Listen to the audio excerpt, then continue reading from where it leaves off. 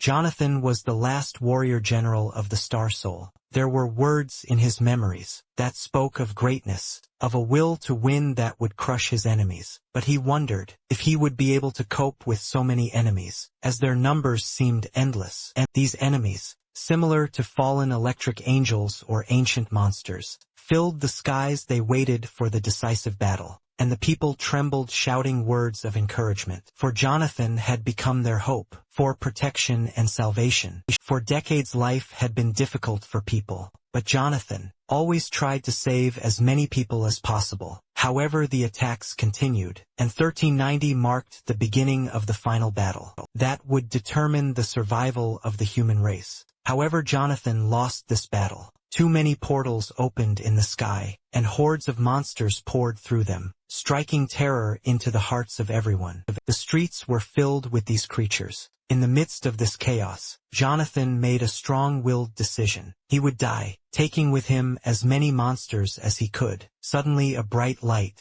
suddenly broke through the pitch darkness. Someone was calling for a hero, but Jonathan had a hard time seeing anything. His eyes had just come out of total darkness. Confused, he realized that he was still alive. Sitting on the edge of the bed, he looked at the mirror, and couldn't understand why he was so young again. He was wearing the student uniform of the Academy of Military Technology in Undang City, Nanzhou Kingdom, and he doubted whether this was really his past, and wondered if it was possible to go back 60 years. The academy was full of life, especially around the stadiums and arenas, which were filled with people. The stands roared with delight as the battles of the majestic titans unfolded before them. The threatening cries of the warriors and the tense atmosphere filled Jonathan's mind with memories. He remembered that the academy would soon be destroyed by a wave of monsters. The memory of the monsters attacking the academy shocked him. All these people would die. His classmates and instructors fought to the death, embodying the will to win and the thirst for freedom. Many warriors died in battle, leaving heavy losses and scars. However, their courage became a testament to their indomitable spirit in confronting monsters. Jonathan reflected on how difficult those years had been for him. Lacking the necessary experience or strength, he had witnessed the deaths of those who deserved long, happy lives back then. He was a loser. He could do nothing but watch everything fall apart around him. But now everything could be different. Fate gave him a chance to change the course of history. With the knowledge and experience he had gained, he vowed that monsters would not have a chance to harm humans. Jonathan, the Star Soul General, has returned confident of defeating his enemies and changing the course of history. In the city of Swanu, the last stronghold of humanity, monsters have launched another attack. Cries for help echoed throughout the city as the monsters grabbed, tormented, and devoured people, sowing fear and chaos in the streets. One of the most vile creatures, known as the glutton, swallowed people whole. In an attempt to satisfy its insatiable hunger, people fled the city in terror, trying to save themselves. However, new monsters kept arriving in the city. When the monster was rampaging through the city, a little boy ran in terror but tripped and fell nearby. The boy's mother turned to look at him in horror, realizing that this was most likely the end. She rushed to protect her child, knowing full well that this meant certain death. The glutton, not caring who he devoured,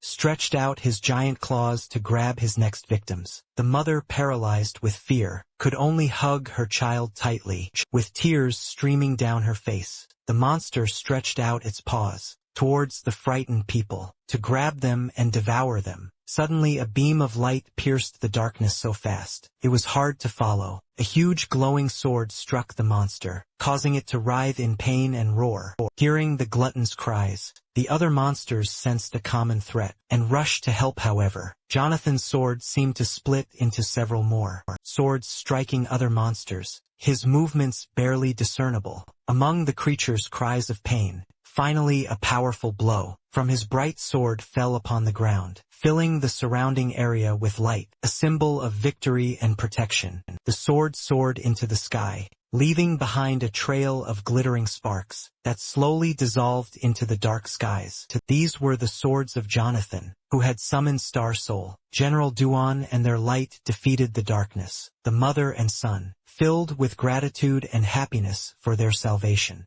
began to thank the warrior, tears streaming down their faces. People gathered around them, their eyes full of awe, as they whispered about their savior. Jonathan soared into the sky, leaving the battlefield, his sword slowly dissolving into the sky, the warrior becoming an ordinary man again. Jonathan's shining armor slowly evaporated, taking with it the burden of the battle, and soon a noble, strong man appeared before the inhabitants, saving the city. Feeling his strength waning, the warrior took out a star soul pill from his pocket. Exhausted from the battle, he wasted no time in swallowing the pill. The star energy quickly filled his body, restoring his vitality, determination, and will to win. For decades Jonathan has single-handedly protected people from terrifying monsters, and this time was no different. The monsters returned, and Jonathan once again stood guard over the city, destroying hordes of enemies. Although the people were scared, they felt reassured, confident that their steadfast star warrior, Jonathan, would always come to their aid. Jonathan rushed to the center of the city, where a large crowd of monsters had gathered to attack the townspeople. To protect the civilians, the warrior set up a protective barrier. The monsters, realizing the power of Jonathan's barrier,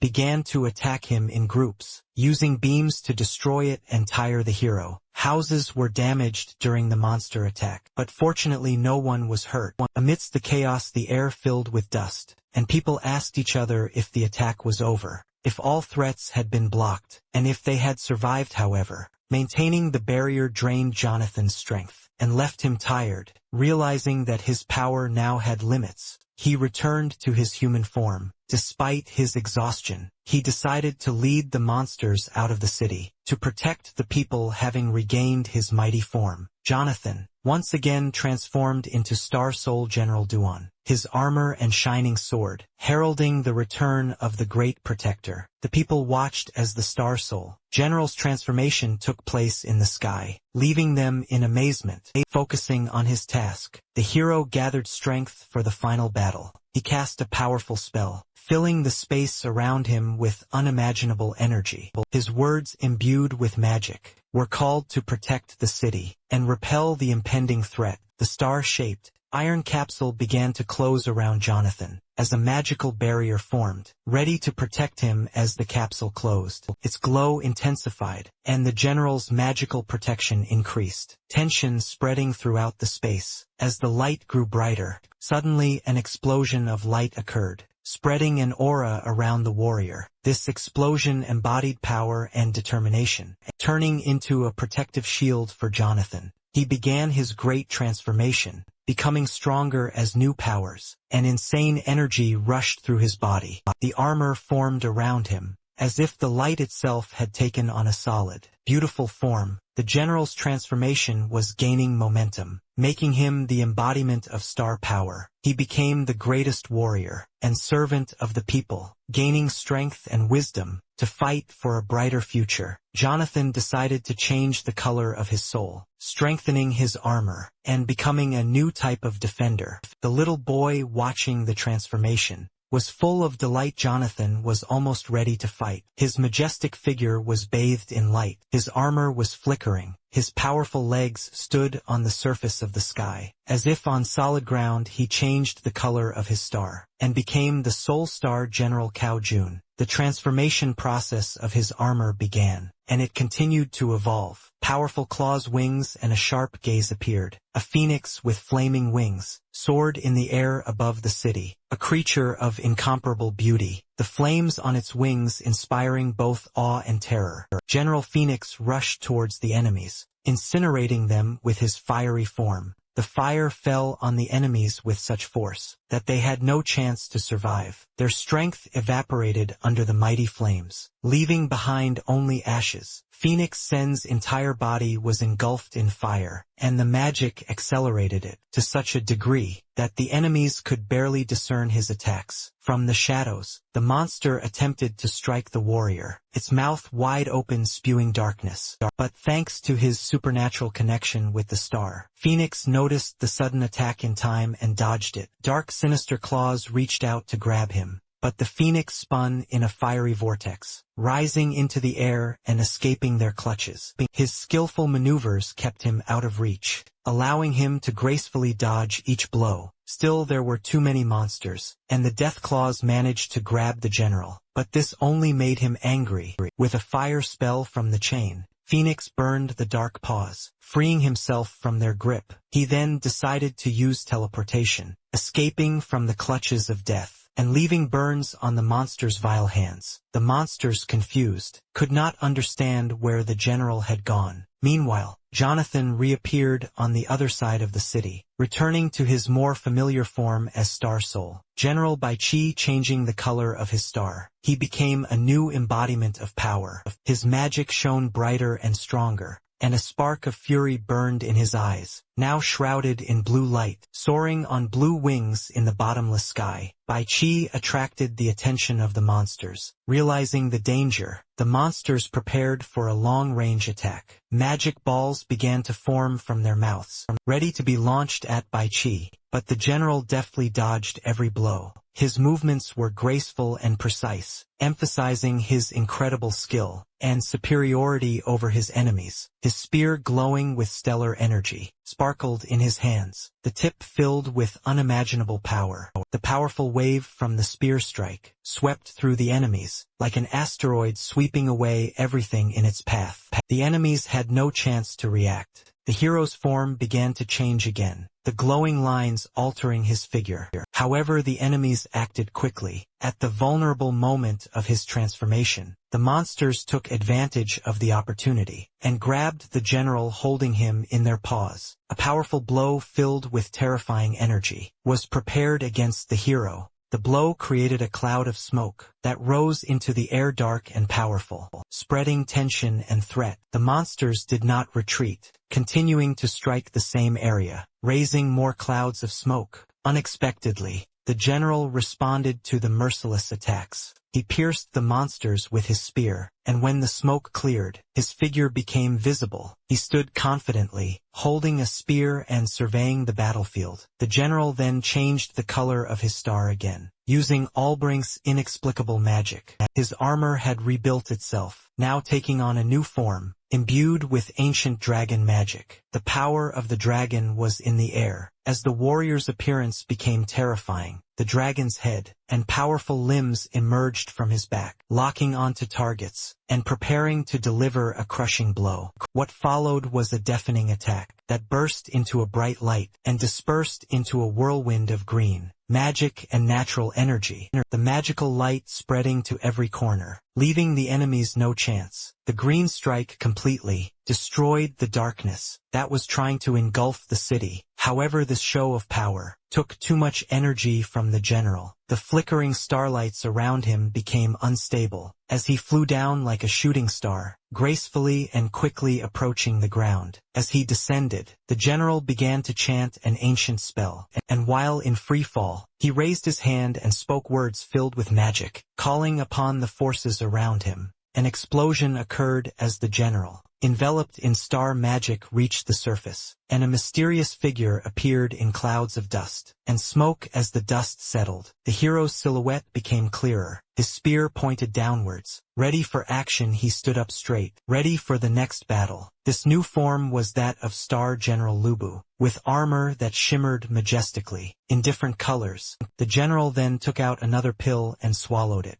knowing that he would need much more strength and magic for the upcoming battle. As he changed the color of his soul, his eyes began to glow with stunning energy. In his new form, Lubu, the general rushed back into battle with great speed. The monsters, already waiting for him, believed that they could withstand his attack. However, when they gathered into a crowd, the warriors' unprecedented strength caused their bodies to rise up. Scattering in flight, the general continued to rush through the city, cutting down his enemies without stopping for a moment. His eyes filled with relentless energy as the monsters continued to swarm the city, filling the alleys and drawing closer together, ready to meet him face to face. Gathering their forces, the monsters prepared a massive attack, forming a ball of cosmic energy. When the warrior saw the spell being prepared, he realized that it had to be interrupted at any cost. Without hesitation, he rushed towards the center of the death energy ball. The power of the enemy spell was so great that it destroyed his armor scattering energy everywhere. It seemed that no one could survive such an explosion. The outline of the hero was barely visible. In the light of the explosion, considering him defeated, the enemies turned away, ready to continue devastating the city. But behind them the warrior appeared again, taking on a new form in his emerald gold armor. Star Soul General Guan Yu stood ready to strike. This time he needed a different form, one that would perfectly combine magic and skill. With one powerful swing of his spear, he sent out a wave of air that exploded, knocking down many of the opponents at once. Suddenly, he heard powerful sounds from behind, signaling the appearance of another dangerous enemy. A terrible, black figure rushed towards the ground at great speed, crashing with such force that it swept away everything in its path, leaving no trace of the surrounding buildings. The general knew he had to prepare and change uniform again, but the effort was taking its toll. Sweat was pouring down his helmeted face, and he knew he would have to take another pill. But it turned out he had run out of star-restoring pills. The battle had lasted so long that the general hadn't noticed. He had run out of his supply. Another powerful spell from the enemies was already heading towards him. The general spun his spear so fast, it became a blur, and threw it towards the approaching spell. When the spear collided with the spell, a powerful explosion reverberated across the area. But it turned out that it was just a distraction. Too late, the general noticed the dark shackles. Flying towards him, the shackles pierced his armor, causing damage, and he swayed in confusion. Clutching his shoulder, pain and exhaustion overcame him, and his vision began to darken. The 5 monsters held the weakened general, like a puppet bound by their bonds. Calling upon the last of his reserves of strength, the general dispelled his current form, everything around him filling with crimson light as he transformed into Star Soul. King Dan Yuan, the general's new form, released countless scarlet blades that flew towards the enemies, tearing them apart with precise strikes. The blades destroyed the enemies and freed the general from their tenacious embrace. Landing on the ground, he fell to his knees, leaning on his sword. His breathing was heavy and almost exhausted. He no longer had enough energy to maintain his armor, and soon it would disappear. The general realized that his remaining energy would only last for a few seconds. The general was in a panic when he saw that the sky on the horizon was covered with new faults. The city braced itself for a new wave of attacks when the monsters burst into the world, their razor-sharp claws already widening the cracks, their terrifying bodies and powerful jaws visible in the sky. It seemed like there would be no end to the monsters. The ugly creatures flying through the sky inspired fear with their very appearance. They were once again preparing spells to bring destruction upon the city, its innocent inhabitants, and the now tired and wounded general. The army of darkness began its advance. There were so many figures in the sky that they blocked the view. People were panicking, trying to escape the city, and rushing to the evacuation ships. Among them, a worried child looked up at the sky, worried about the general. He wondered if one warrior could defeat such a crowd of monsters. The situation seemed dire, but the warrior did not retreat. The star armor system offered escape routes, and the general thought feverishly about what to do. The evacuation ships came into view through the armor systems, which were supposed to direct enemies towards these slow, powerful ships, making them easy targets for the monsters. The system showed a close-up of a mother and son, recently rescued from the glutton, who were aboard one of the ships. The hero was shocked by what he was shown, and the offer made by his armor. To save his own life, the general immediately refused. He declared his refusal to the system, stating that, as a man and a hero, he could not do such a thing. There would be no salvation, only a battle for the future of humanity, and for the people who still believed in the rebuilding of the world. The general remembered all those who trusted him with their lives and the future of humanity. Instead of using the tablet to recharge his armor, he decided to use his own soul. Once again, his body was covered in armor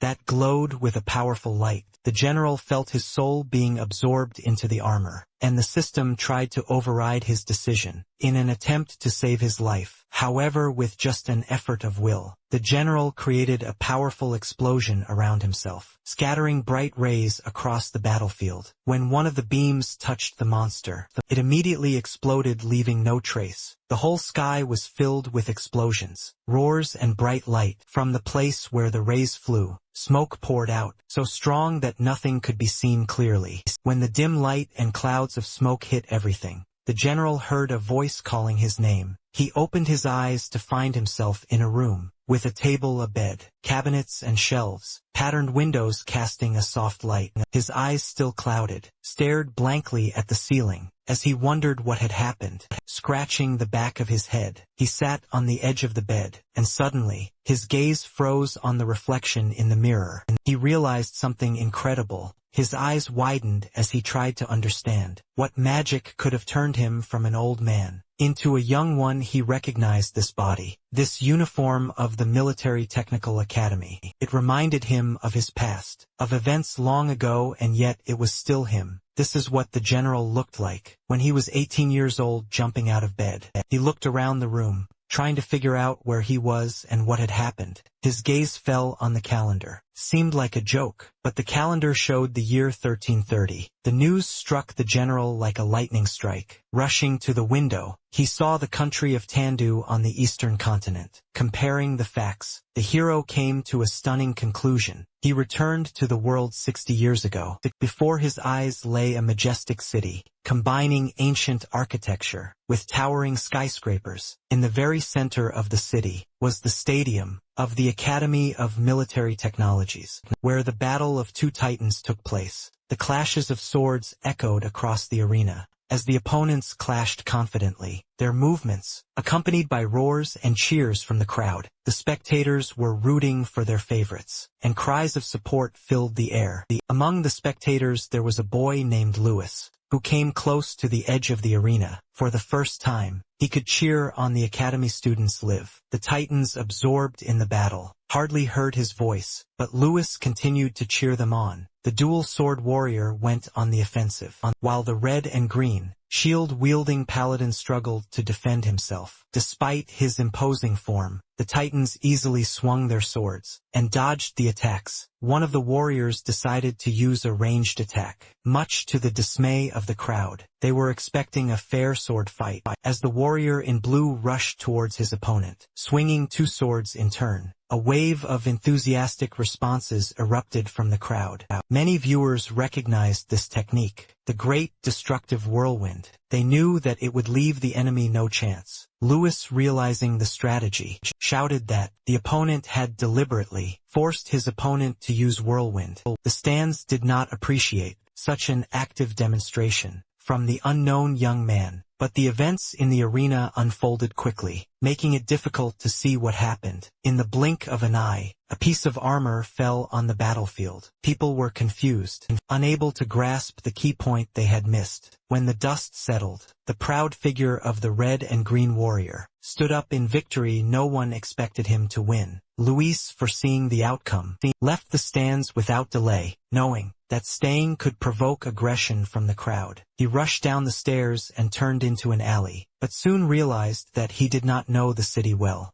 Frustrated, he wandered through the maze of streets, angry at how easy it was to get lost in such a place. Soon he found himself back at a dead end, muttering under his breath about the city's poor design. Having no clear idea of how to find his way, an idea came to him. He decided that he could use the force to jump over the obstacle in front of him and go straight to his goal. Gathering his strength, he filled his legs with stellar energy and flew over the wall, landing on the other side. Louis looked pleased with himself, but an unexpected sight awaited him behind the wall. Beautiful young women were visible through the open window of the women's locker room. Hearing the noise, one of the girls turned to the window. Helena, the class monitor of the 10th grade, noticed the young man faced with such a sight. Louis was stunned and his nose began to bleed. Helena, shocked and indignant, turned purple with anger and embarrassment. The other girls, noticing Louis, also screamed in horror. In a fit of rage, they grabbed their swords and rushed at him. Lewis ran away as fast as he could, knowing that no one would hear his excuses. Desperate to escape from the angry girls, he found himself cornered. The girls, furious that he had unwittingly spied on them, were determined to punish him.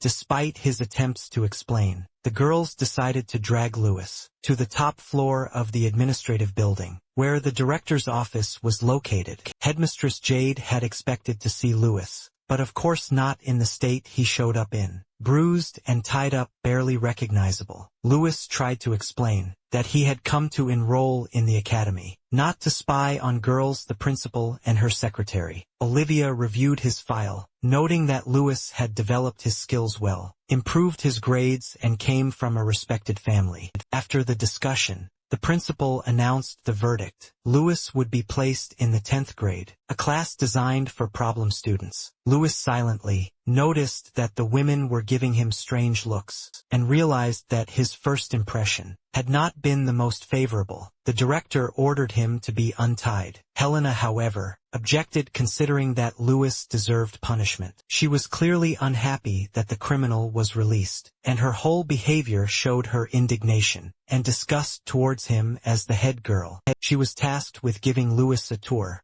and supervising his studies. Despite her irritation, Helena showed respect for her elders and obeyed the director's order. On the instructions of the director, Helena received Lewis' personal file, which she was to hand over to the senior teacher. Olivia used magic to transfer the data from the file onto a small card, which now contained all of Lewis' information, and then she handed it to Helena. Helena, her eyes burning with anger, ordered Lewis to follow her. Sensing her displeasure, Lewis realized that the excursion would be awkward and difficult. As she said goodbye, Helena gave a signature bow, showing respect to those present. Lewis copied her bowing as well. Puffing with anger, Helena quickly headed for the exit, and Lewis had to run to keep up. As soon as the couple left the office, the director and Olivia fell into a brief, awkward silence. Olivia then broke the silence by reporting that a student had gone missing. She took out a folder with a letter from the teacher. The letter explained that one of the students had not attended classes for 3 days and had not been in touch. She was asked whether to report the incident to the Department of Public Safety, as she feared that something might have happened to the student. He remembered the student mentioned in the letter. She described him as a worthless man with a damaged soul, a man who got into the academy through connections. The report stated that after learning the current date, the student stated that there were 3 days left, and then disappeared without a trace. As Olivia continued reading the report, clouds of smoke from Jade's pipe reached her nose, causing her to cough in irritation. Jade continued smoking, smiling sweetly as if nothing had happened. Olivia, irritated, indicated that the student's family should be contacted regarding his disappearance. Meanwhile, Helena and Lewis continued their tour of the academy. Now they were heading towards the arena, where the practical training for the Star Soul battles was being held. Helena informed Lewis that he would need to change into the academy uniform, but Lewis was distracted looking into the distance. Helena, noticing his inattention, stopped and angrily asked why he was lagging behind and not listening to her. She wanted to know what had attracted his attention. Lewis stood rooted to the spot, his gaze looking upward in awe and joy. Before them stood a majestic statue, so huge that everything around seemed like dust in comparison. Although everyone at the academy had become accustomed to it, the statue still inspired awe, with its detailed beauty and commanding presence. Erected in honor of a legendary hero who lived 400 years ago, the statue was both a tribute and a reminder of the Academy's legacy. According to legend, thousands of years ago, terrible monsters attacked the Earth, killing and destroying everything in their path. Humanity was defenseless. But then the immortals descended from the heavens, endowed with unique abilities, and dressed in armor woven from stars and souls. These immortals, now known as Star Soul Generals, possessed incredible strength. They crushed the monsters, saving the planet and its people. The immortals also gave people jades that could grant power to worthy Star Soul Generals. Since then, a battle has raged between the Masters, the chosen protectors, and the monsters for the right to live on Earth. the founder and first director of the academy, was one of these Star Soul generals. A monument to him standing in the center of the academy depicted him in armor clutching the hilt of a sword. Helena explained that the statue contained a jade, sealed within it waiting to select a new general. When someone worthy emerged, Louis's eyes lit up as he listened to this story. Inspired, he silently vowed to become as strong and worthy as the academy's founder. Noticeable vibrations ran through the statue that were impossible to ignore. Helena stared at the statue in shock, not understanding what had just happened. Louis looked at her questioningly, hoping she could explain what had just happened. Helena could hardly believe her own suspicions, that Louis might be destined to become the general successor. The young man touched the statue and stared at it, while Helena tried to convince herself that what she saw was just an optical illusion. An illusion, she believed, that a man like him was unworthy of great power. Meanwhile, Louis, in a futile attempt to awaken the statue again, thought of smearing some of it with his saliva. As an experiment for this stupid idea, he received a slap from Helena, who indignantly scolded him. A large bump appeared on his head as she forcefully dragged him to the teacher. A man stood nearby, watching everything that was happening. He overheard their conversation about the legend and the statue's reaction, and he thought with a chuckle that people still believed in such tales. Leaning against a column, he looked around the academy, and it became clear that this man Jonathan, summoned from the future, had come here with the intention of avoiding the mistakes of the past. Meanwhile, a battle of titans was unfolding in the academy arena. Swords cutting through the air with incredible speed, each fighter trying to hit the other. One of the participants fell, and his sword sank into the ground in front of him, and victory was declared for the fighter in blue. The assistant teacher Theo, who was recording the results of the battle, praised the winning student Amelia. The 10th grade class teacher thought about his words. At this point, Helena and Louis interrupted her, bowing respectfully and introducing themselves. The teacher, interested, said that she was interested in meeting a student who had passed a special entrance test. Louis, filled with excitement, began to chatter further, sharing everything that came to his mind about himself. The teacher, however, interrupted him, noting that she did not need his report. She wanted him to demonstrate his skills in the arena. Amelia announced that his next opponent would be Helena. Louis was taken aback and tried to refuse, pointing out that it was his first day of school. Helena, however, was ready to fight, eager for the chance to punish him once more. Several students warned Louis that Helena was an excellent warrior. Meanwhile, Theo expressed concern, knowing that Louis did not yet have the amulet to summon the armor. Then they decided to give him one amulet, so that he would have a chance to fight on equal terms. However, Louis beamed with happiness when he received a student charm, borrowed from someone who didn't show up for class. Although it was a simple student's amulet, it seemed like a masterpiece to him. The secretary, confused by Louis's reaction, couldn't help but grin. Meanwhile, Helena was already preparing for battle, calling on the power of her amulet. Sparks of magical energy surrounded her. Louis, coming to his senses, activated his own power, bright blue sparks flying around him. As magic filled the air in the arena, two ordinary people turned into titans, ready to fight. Helena was determined to avenge the incident. In the locker room, the stands roared in support of Helena. Everyone wished her victory over the newcomer. She stomped her foot on the ground, causing cracks to form in it, as lightning bolts erupted from her armor, and at lightning speed, she closed the distance between herself and Louis. By swinging one of her swords, Louis reacted just in time.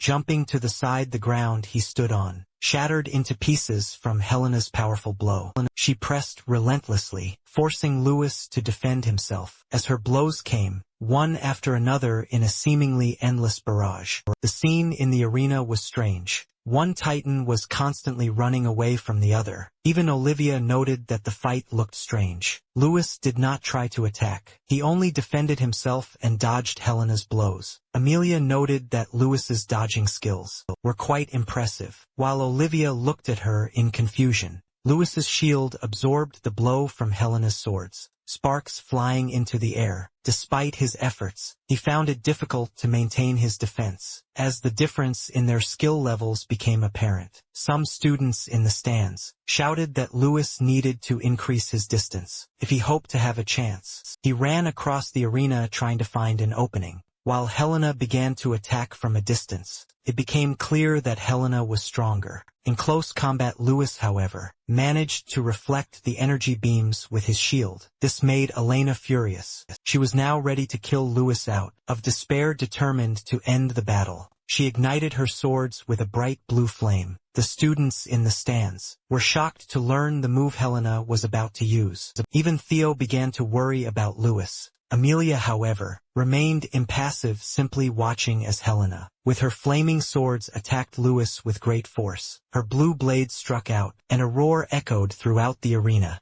Some of the students turned away, unable to watch what seemed like an overly brutal attack on a newcomer. To everyone's surprise, Amelia declared Lewis the winner, looked more closely at the battlefield, and realized that Lewis had his sword pointed at Helena's throat. According to the rules, Lewis had won by hitting his opponent's weak spot. Exhausted but smiling, Lewis celebrated his victory. Helena, on the other hand, was in shock, unable to comprehend her defeat. The students in the stands were stunned. No one expected such an outcome. When the battle was over, Amelia asked Lewis to share his impressions of the battle and his thoughts on its progress. A crowd gathered around, eager to hear his answer. Lewis enthusiastically began to praise Helena for her powerful attacks and well-developed armor. However, he also noted that she rarely used long-range attacks, leading him to believe that she was primarily a defensive fighter. The teacher listened to him attentively, noting that Lewis was an interesting and observant student. Helena, meanwhile, lowered her face in indignation, growing increasingly irritated. She finally exploded, shouting that Lewis had only won due to luck. Lewis, panicking, suddenly became worried that he had broken the amulet. During the battle, however, Helena reassured him by explaining that items created from soul energy were impossible to break. Theo mentioned that the amulet he borrowed belonged to a student named Jonathan, nicknamed 3 Minutes Lewis. Intrigued by the nickname, asked what it meant, causing everyone around him to laugh. The students whispered and laughed at the fact that the student could not maintain his armor for more than 3 minutes. Trying to stop the teasing, Amelia shouted and sent everyone to the dining room. Suddenly, a bloody stone appeared in the sky, plunging everything into darkness. In an instant, the sky turned pitch black, and goosebumps ran across the headman's skin. It got dark too quickly, and the street took on an ominous atmosphere. Suddenly, the sky began to crack like glass, and monsters began to appear in the cracks. A siren blared over the stadium, and people looked around in confusion, not understanding what had happened. Some of the students began to come to their senses. Looking up at the sky, they shouted about rifts and monsters appearing. The students panicked in horror, not knowing what to do. One of them fell backwards, and they realized that they urgently needed to find shelter. The monsters floated in the air, releasing magical lightning attacks that flew in all directions. The situation looked dire. Some of the creatures fired powerful energy beams from their mouths, terrifying the students as they tried to escape. These rays killed with the speed of lightning, decomposing their victims on the spot, leaving no trace. One such beam flew towards the arena. However, the teachers were already ready to intercept him. They used star soul formation to block the beam with a shield. The gust of wind from the collision of the beam and the shield knocked the students off their feet. The students could only watch, shielding their eyes from the clouds of dust. Assistant teacher Theo, who bore the brunt of the attack, was shocked by the monster's strength. Armor strength dropped to 22.6 in just one hit. Meanwhile, the ever-hungry monsters, the gluttons, were approaching the arena. A whole crowd of them appeared, and Amelia began to assess their chances. The 10 gluttons were too strong even for them, and the students didn't stand a chance. Helena and Lewis were determined to stay and help, despite their lack of experience in real combat. However, the teacher ordered the students to retreat. Without slowing down, the teacher donned her armor, revealing the majestic platinum titanium. Helena was amazed by the teacher's appearance, realizing that it was the teacher's special armor. The students watched the attack with wide eyes, but more and more monsters were approaching, already stretching out their sharp claws towards the teacher and assistant. The teacher and assistant stood together against the growing number of enemies. More and more monsters appeared from all sides. Theo, not knowing what to do, said that fighting such a huge number of enemies was nothing short of suicide. However, Amelia was not ready to obey the order to retreat, knowing that every minute counted, and they needed to hold off the monsters until reinforcements arrived. However, Louis did not understand what they needed to do. Then Helena said that they needed to run, because they would only get in the way here. Louis' gaze moved to the source of the strange, buzzing sound. He saw flashes of light, like shooting stars, approaching the arena from the main building. Meanwhile, they were trying to establish contact with Amelia. From the center, Principal Secretary Olivia contacted Teacher Amelia to inform her that reinforcements had been sent from the Academy Command Center. It was the director's order to hold the arena territory and stop the spread of monsters. Amelia followed the order, holding back the other monster, Theo's assistant covering her. All the teachers who could protect the academy gathered in the arena, unleashing their power against the monsters. Amelia was glad that they managed to hold out until reinforcements arrived. She then ordered the warriors to form 12 squads to hold back the monsters and protect the students in the city. Led by Amelia, the warriors formed a wedge, ready to defend the academy at any cost. As a wave of monsters descended upon them, at the command center, the director and secretary noted that the formation had been well chosen, knowing that this was to be expected from the famous White Fox Amelia. All teams have received reinforcements, awaiting further instructions. The director's orders were clear: hold your positions, and don't let the enemy inside the perimeter. Amelia stated that none of the Academy's warriors would retreat, and they would carry out the order at any cost. They would not move from their place until the influx of monsters ended. Everyone was in solidarity, ready to do their duty, fighting for as long as it took. The sounds of explosions, the clanging of weapons, and the screeching of monsters echoed across the battlefield. Meanwhile, Helena and Louis tried to escape,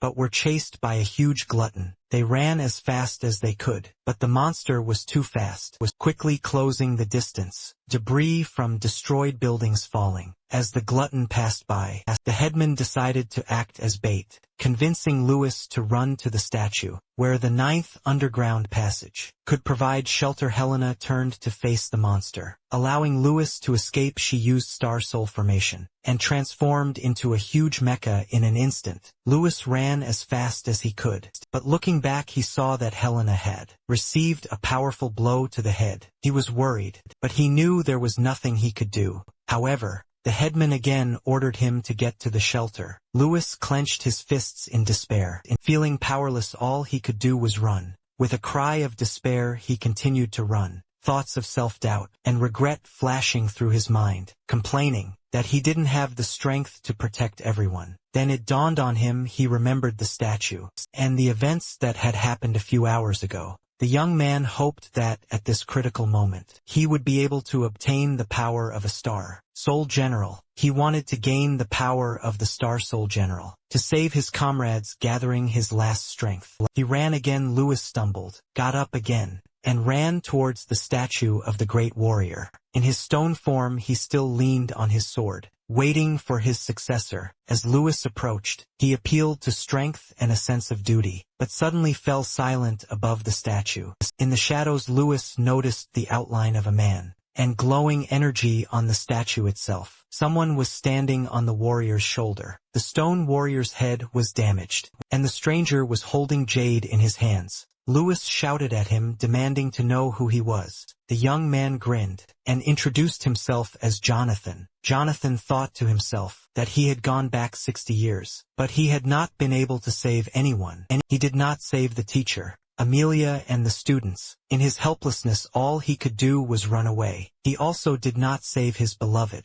Although they were not allowed to be together, he felt deep sorrow for all those who died. Jonathan's family fought during the attack on the city, but he was weak and was forbidden to fight. Jonathan remembered how his fellow academy students bravely covered the retreat of their fellow students. He deeply regretted the loss of them all. Their bodies were broken and their lives were cut short. They had all fought bravely, but everyone who was important to him was gone. Those who loved Jonathan and tried to protect him also died despite their efforts. He tried to stop blaming himself for their deaths, but the memories of even his enemies, the ones who mocked and humiliated him every day, came flooding back. Jonathan wasn't entirely sure when or how he first activated the Star-Lord system. Inner demons and shadows of the dead haunted him for decades, lurking in the depths of his mind, reminding him of his weaknesses. The weight of this burden was like a pair of hands on his shoulders, but it was this very burden that helped him awaken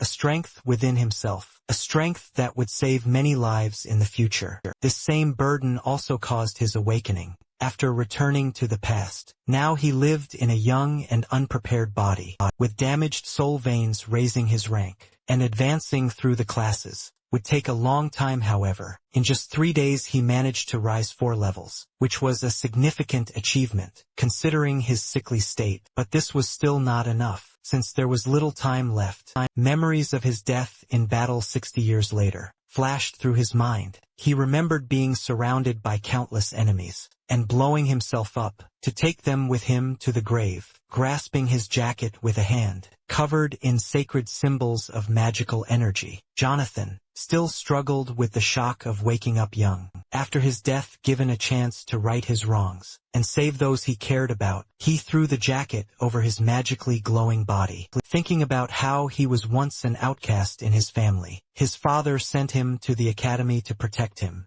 Jonathan saw the reflection of an elderly man, driven by memories, but in his youth, he did not understand the fate that awaited him. An LED, a shameful lifestyle. After everything was destroyed, in the ruins of the ancient civilization, he discovered the Star-Lord system. It traveled with him into the past, like a magical computer that appeared at the request of its owner. Jonathan was glad to see the system there, remembering that it contained the power of Jade, and could copy the Star Soul generals of others. Jonathan requested data from the system. The results were bleak. The system was rebooted. His rank was low and there were no generals. What's worse, his soul veins were damaged. The task ahead was difficult. Although the system was reborn with him now, it was like a clean slate. He would have to start all over again. And yet Jonathan did not despair. He decided to do everything to save humanity. 3 days had passed since he woke up, and today was the decisive night. The monsters would attack. Soon Jonathan began to prepare. Through alchemy he had made some progress, but his soul veins were still in poor condition. Although he had partially restored them, it was not enough. He needed to create another pill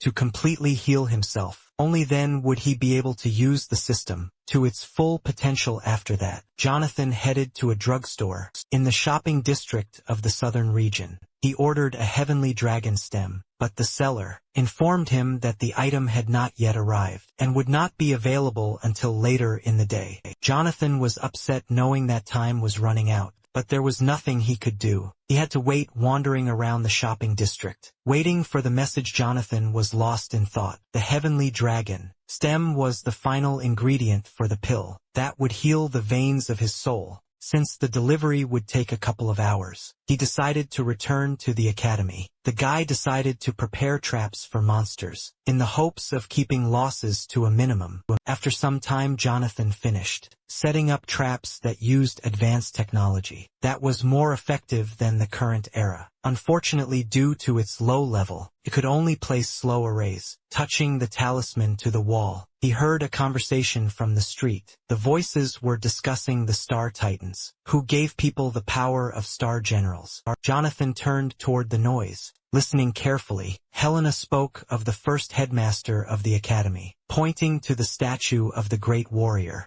next to the arena. Jonathan smirked as he looked at the statue. In the past, the statue had not responded to his prayers. Leaning casually against the column, Jonathan looked at the stone warrior, knowing that it was not Zoe, who had given him the strength to fight. With a satisfied grin, he activated the star system and ordered it to scan the statue. The system showed that the statue did indeed contain jade, but in the absence of its owner, the system could not use it. The vibrations from the scan were felt by Louis and Helena, who looked at the stone figure in confusion. A slightly frightened Louis asked the girl what was going on, but Helena herself did not know the answer to this question. Jonathan, who was watching from above, learned that jade was useless to him without its owner. So he hid the system and decided to return for jade at night. Just then a message came in, informing the pharmacy that the heavenly dragon stem had been received, and it was time for Jonathan to leave the roof. Having prepared well,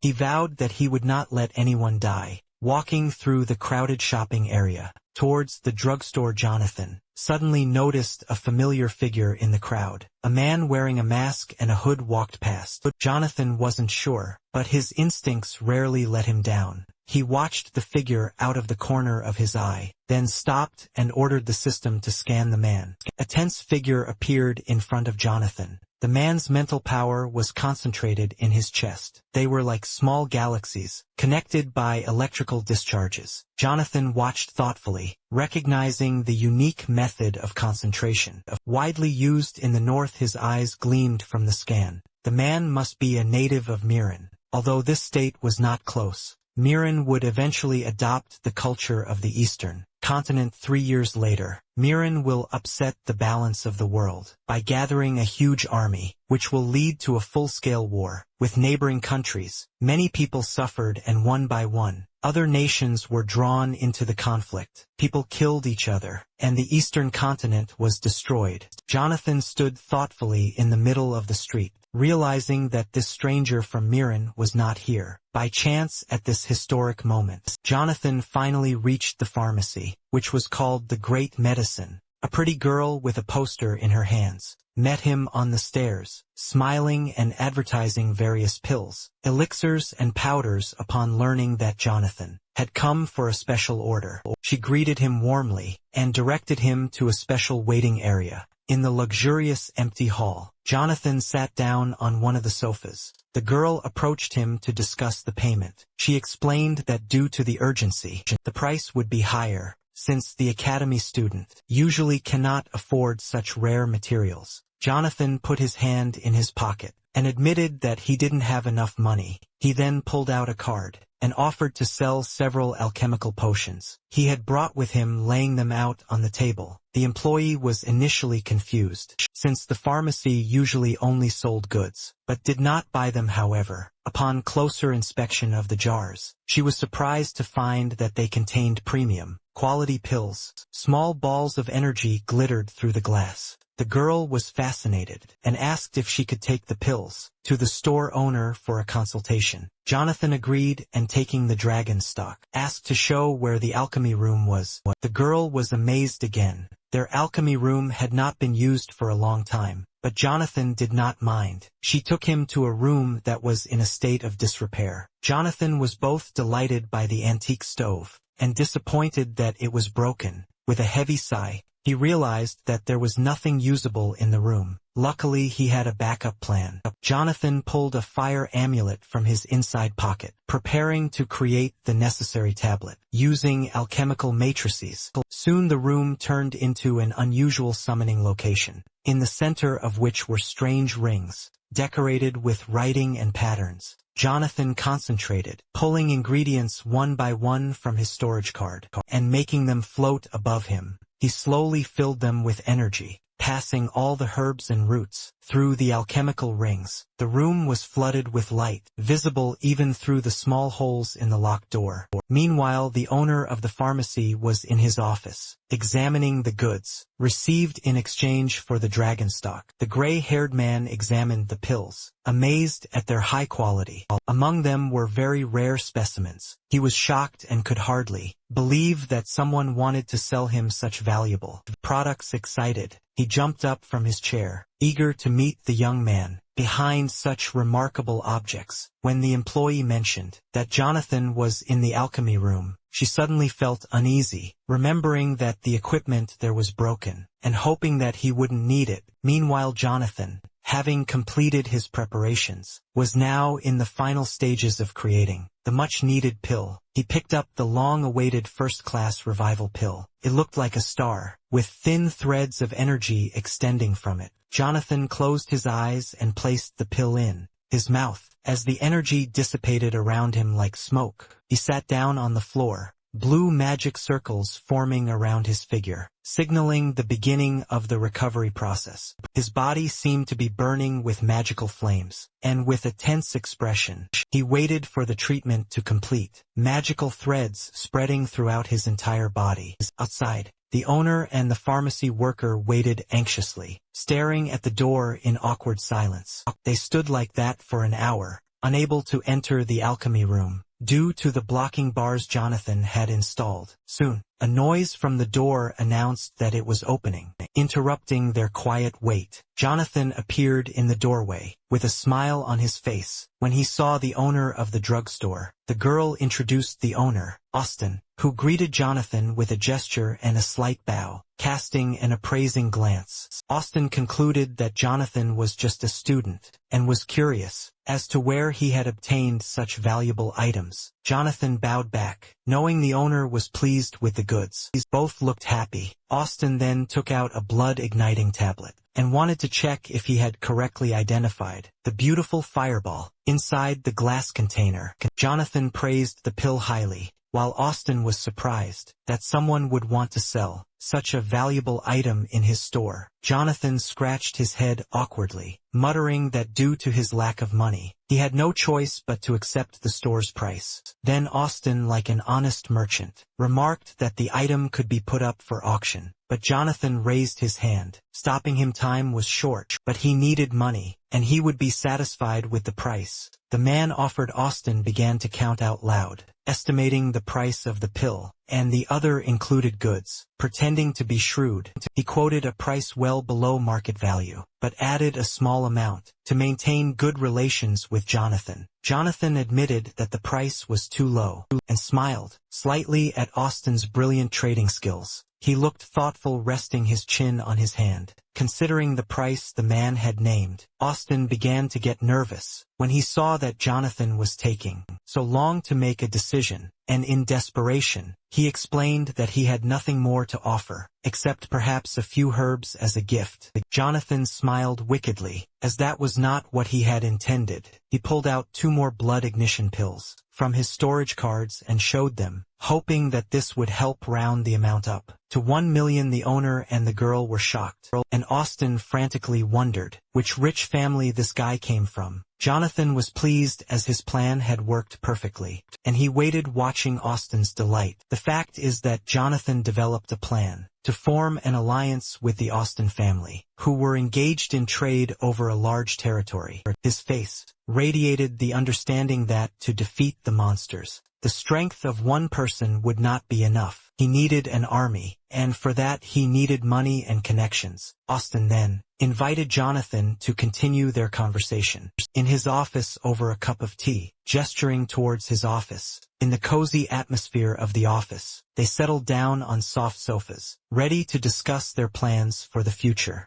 Now it was Jonathan's turn to pay for the dragon stock. Since the owner of the pharmacy was in a very good mood, he smiled and offered Jonathan a discount on the product. The atmosphere was pleasant, and the young man was pleased with the way the conversation was going. The tea was also wonderful. Austin turned to the employee and asked her to bring him the gold card from his desk drawer soon. The girl brought a box with a card inside and opened it in front of Jonathan. He looked at the box with puzzlement. Austin then informed Jonathan that this was a special jade talisman of the Austin family's trading alliance. He gave it to Jonathan as a token of gratitude, explaining that it would give him trading privileges. Jonathan accepted the card with a good-natured smile. When it began to get dark outside, he left the pharmacy and headed towards the academy. Austin, while talking to a female employee, mentioned that Jonathan might come from a very influential family. He believed that this alliance would be beneficial to both parties, as one person like Jonathan was more important than several saint-ranked masters. However, the girl doubted that there really was a fifth-rank alchemist behind him, since there were very few of them in the entire Eastern continent. Austin told her that he had checked the pills, and they were of the highest quality, and had been made recently, and then asked the girl to go and inform the fourth miss about it. Meanwhile, walking along a busy street and studying the map that Jonathan received from the owner of the pharmacy, he suddenly saw someone familiar pass by him. It was only when he turned around that he realized it was someone dear to him, a girl with red hair. She didn't notice him and walked past. However, memories of their tender nights together, filled with love and passion, flashed through his mind. Jonathan shouted her name and, without thinking, turned around and grabbed the girl by the hand. The girl, Sarah, turned around confused and unsure of what was happening, or who had grabbed her, her emerald eyes looking at Jonathan in bewilderment. Then Jonathan realized it was really her. The system also informed him about the end of the analysis, confirming the guy's guess. He remembered her strength, the way she fought, and her beautiful, majestic armor, and her attempts to avoid battle. Jonathan met Sarah on the battlefield, and they shared a bed on more than one occasion. One morning, while lighting a cigarette, he woke her up and wanted to know if his beloved had a real name. With a slight smile sitting on the bed, Sarah told him that she was nicknamed Umbrella because she was destined to be a protector from the gathering clouds. Then he realized that this was her real name. After this, the young people merged into a tender kiss, as Jonathan held Sarah's hand, and the crowd rushed past them. The system copied her Star Soul General, and Sarah, noticing this, began to look angrily at Jonathan. At that time they had not yet met, so the meeting seemed strange. She pulled her hand back, jumping to the side a little, and a spiritual sword began to form between the clothes. In her other hand she lunged towards Jonathan, the blade flying forward at incredible speed. However, Jonathan dodged and with a sharp movement intercepted her hand with the blade, pulling her hand back and depriving her of the ability to move. He told her not to worry,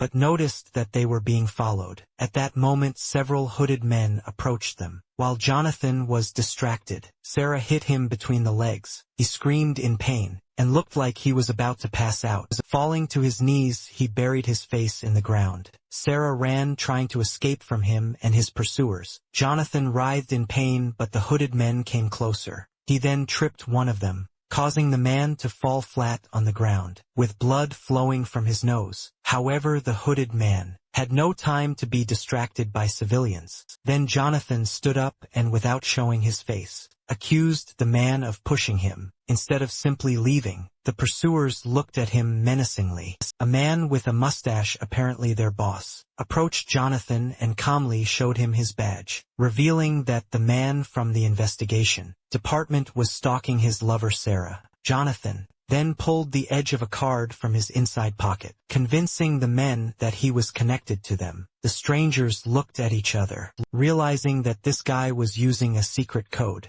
Then the man in the center continued his sentence and made a welcoming gesture, but it was just a trick. Jonathan introduced himself as an employee of the investigation department. The man in the center, standing in front of Jonathan, signaled to his companions that they would hold Jonathan back and should move on. At the same time, he continued the conversation. They were both bluffing. Jonathan made a disappointed face, lamenting the fact that he had not managed to catch the criminal he had been hunting for so long. The stranger realized that, since this guy knew so much about Sarah, he really was from the investigation department. The stalker, with a serious expression on his face, told them about the secret operation and the trap, and offered to catch the girl together. Jonathan said he needed to contact his superiors first, but the man asked him not to do so that it would not affect their encirclement operation. Then, the hero realized that they had decided to ambush the girl. However, he decided to play along, and they both ran down the street in the direction Sarah had run. They needed to catch up with the others to take part in catching the so-called criminal. Staying behind the man, Jonathan took the opportunity to examine him. The man from Miran seemed very suspicious. Jonathan suddenly realized that the presence of such spies from a hostile country could be connected to the disappearance of the jade from the statue in the near future. As he ran between the people in the sweet stalls, he heard tempting offers. One stall was selling strawberry popsicles, and Jonathan remembered that Sarah loved them. He paused for a moment, buying all the strawberry sticks and putting them in a special box to keep them fresh for Sarah. As he continued to run, he chewed on the strawberry stick to make sure it wasn't sour and that Sarah would like it. Soon the men left the city and entered the grove. Then Jonathan thought about the name of the person he was on the same team with. They introduced themselves with fictitious names. Meanwhile, a loud sneeze echoed throughout the academy, coming from the assistant teacher Theo. The thing is, Jonathan introduced himself as Theo. The sneeze was so strong that Theo's eyes began to water, and snot began to flow, and he wiped his face with his finger. In the grove outside the city, the sounds of the chase echoed from tree to tree. Sarah tried to hide from her pursuers among the trees, but they approached and tried to surround her. With a powerful leap, she landed in the center of a forest clearing,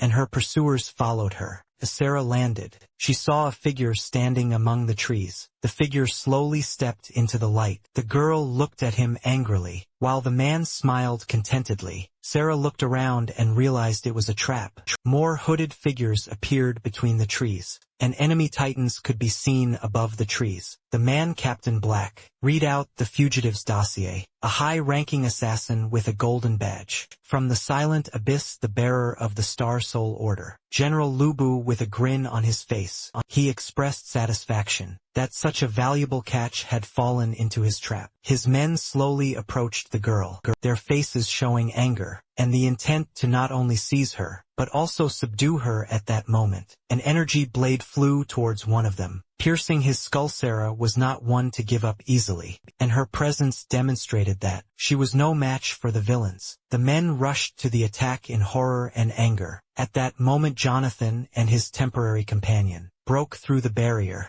Jonathan was still chewing the candy. There was still a piece left on the stick. He quickly assessed the situation, noting that the spatial system was suspended above the trees, creating a barrier. Its fine mesh was visible in the sky, and he could see the titans fighting in the center of the clearing. The dust so thick that only the patterns of blades cutting through the air were visible. They soon arrived at Captain Black's place and greeted him. Meanwhile, Jonathan continued to watch and chew his candy. Despite the large number of opponents, Sarah noticed the new arrivals and recognized the young man. Jonathan waved hello to her and smiled, happy to finally see her again. Suddenly, he saw a blade flying towards him at high speed. The hero realized that the weapon was literally a couple of millimeters away from him. He grabbed one of the robbers by the jacket and used it to defend himself. The blade entered the chest of the man, who was confused by what had happened. Sarah glared at Jonathan, not trusting the young man she had seen for the first time as she fought off the robbers. She wondered who he could be. The leader of the evil gang turned around at the noise behind him and saw Jonathan holding one of his subordinates, who was bleeding. The pursuer who was accompanying Jonathan whispered to the leader about everything that had happened. The men then came to the conclusion that they needed to get rid of the young man. After they dealt with Sarah, Black gave orders to the 4 titans that surrounded the clearing. One of them went on the offensive, his blade cutting through the air and aiming straight at Sarah. She noticed him in time, effortlessly jumping to the side. The warrior was too slow to keep up with her quick movements. She quickly rose into the air. The energy from her armor began to flow around Sarah, and she activated her Star Soul General. Her stern gaze pierced through her, as her body was enveloped in a capsule of pure energy, rising into the sky like a column with blue, glowing rings around it. Armor began to appear around Sarah's body. Her helmet was adorned with spikes, resembling a crown on her head. Once her armor's formation was complete, she took a stance. The scales of her armor shimmering and shining with spiritual energy. Sarah quickly lunged at one of the titans, piercing its armor with one blow of her sword, causing it to fall. The titans were initially confused by the strength of the seemingly fragile girl. One of them made a desperate dash towards Sarah, but she cut him in half with one powerful blow, leaving a bright trace of her sword in the air. The enemy's armor began to crumble, and the two remaining warriors decided to attack together, drawing their swords. Sarah prepared to strike, jumping into the air with a powerful blow. She sent the enemies flying and they quickly retreated. The men who fought Sarah before she donned the armor grouped together, realizing that they could only defeat the Star Soul General by taking on the general's form. New titans appeared between the trees surrounding Sarah. Despite being surrounded, Sarah remained unfazed. Her attention was drawn to the situation below, between Jonathan and the leader of the bandits. Jonathan, with a confident demeanor, tried to extract information from the bandits. He asked about the barrier, finding that everything happening inside the magical dome was completely sealed off. Even sounds continuing the conversation. The bandit prepared to attack. A weapon materialized in his hand, and he lunged at Jonathan. However, Jonathan easily dodged and counterattacked with a lollipop stick, hitting his opponent in the back at high speed. The man fell, his eyes rolled back, and he was no longer a threat. Jonathan stood there, with a satisfied expression on his face. Holding the bloody wand, he had learned everything he needed to know about the bandits. The gang leader, seeing what was happening, panicked, cursed, and began calling for reinforcements. 3 fighters were already rushing towards them. However, Jonathan was ready to attack and took out a weapon card, summoning a sword into his hand. With barely noticeable movements, he rushed between the enemies, delivering fatal blows. With a satisfied expression on his face, he stopped for a moment when the bandits fell dead. Soon more enemies were approaching. To help the leader, Jonathan took off running, pursued by the bandits. At this time, he called the system to hack the array. The system began to work, and soon the analysis was completed, and the countdown to the capture of the territory began. At this time, Sarah fought off the attacks of the titans. Surrounded by enemies on all sides, she remained strong but very tired. The endless waves of enemies were taking their toll, and it was clear from the expression on her face that she would not last long. Noting that the titans' movements were becoming less and less agile, he decided that it was time to use the Star Soul shackle set and gave the order. Complex magical portals appeared around Sarah's armor, forcing the enemies to retreat, and now, the girl was trapped in the erase area of effect. Huge chains emerged from the energy circles and flew towards their target. With a roar, they wrapped around the girl's wrists and neck, restricting her movements. Sarah's entire body was shackled. The chains tightened around her head, shoulders, and waist despite her attempts to move.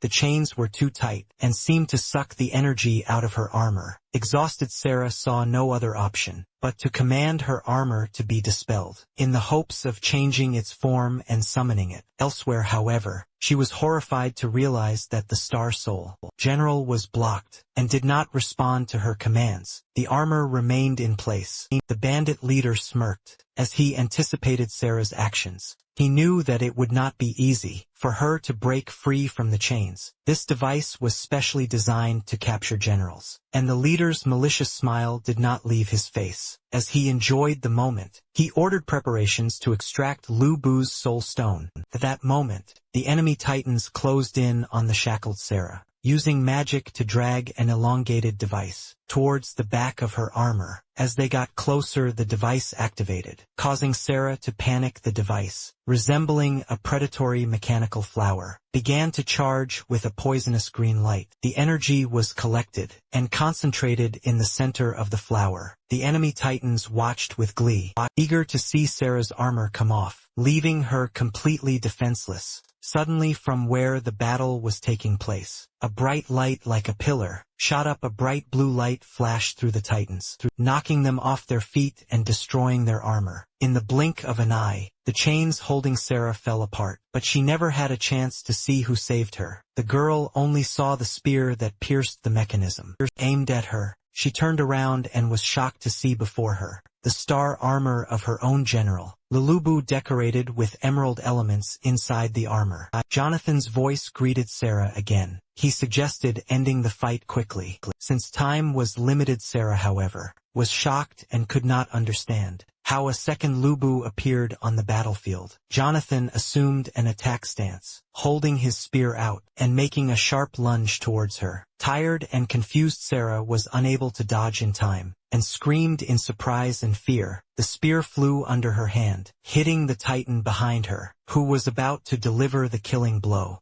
The spear glowed with energy as Jonathan struck the center of the enemy's armor, shattering it. The tip of the halberd pierced the man controlling the Titan, who could only marvel. As blood began to drip from the sharp blade, Jonathan realized that he had miscalculated the blow, trying to kill the enemy quickly and painlessly. Sarah, having come to her senses, pointed her weapon at the self-proclaimed Lubu, demanding to know the name of the general, similar to her own. Jonathan noticed that the enemies were still alive, and that the battle continued, so he decided it was better to put off the questions until later. Sarah sighed in displeasure, but realized that now was not the time for small talk. They needed to deal with their enemies. The generals back-to-back, simultaneously, lunged and struck their enemies with spears. Sarah couldn't take her eyes off Jonathan. Even during the battle, his attacks and techniques amazed her. The red emerald halberd turned and flew straight into the center of the Titan's armor, piercing it and causing the armor to instantly crumble, leaving the enemy's body hanging on the tip of the weapon. Jonathan looked pleased, knowing that the force of the blow was just what was needed. The bandits fell to the ground, impaled and without armor. Suddenly one of the enemies snuck up behind him and decided to attack him from the air. Turning sharply, Jonathan pierced the Titan's armor with his halberd, bringing instant death to his enemy. At this moment, the hero realized that he was continuing to be attacked from different angles, with enemies attacking from several sides. Jonathan decided to perform another professional fighter's trick. He made a sharp circular lunge, cutting his opponent in half. Sarah was growing increasingly tired from the long battle and the effects of the mechanical flower, breathing heavily after each blow. Soon, another enemy was attacked by the emerald red weapon. As usual, the blow was accurate and killed the enemy in a flash. While trying to catch her breath, Sarah watched Lubu's movements. This general's cultivation was clearly at the yellow rank level. The two generals towered over the trees, and the remnants of energy from the crumbling armor of their fallen enemies flew around, reflecting beautifully in Jonathan's armor. The immobilized bodies of the enemies fell among the trees. Sarah watched as Jonathan remained motionless throughout the battle, looking at the last enemy with a cold, indifferent gaze, waiting for the Titan to attack. The warrior with two swords stood in front of Jonathan, confused and realizing that he had no chance. Inside the armor of the last enemy was the bandit leader, who was in a panic, trying to understand how there could be two Lubu.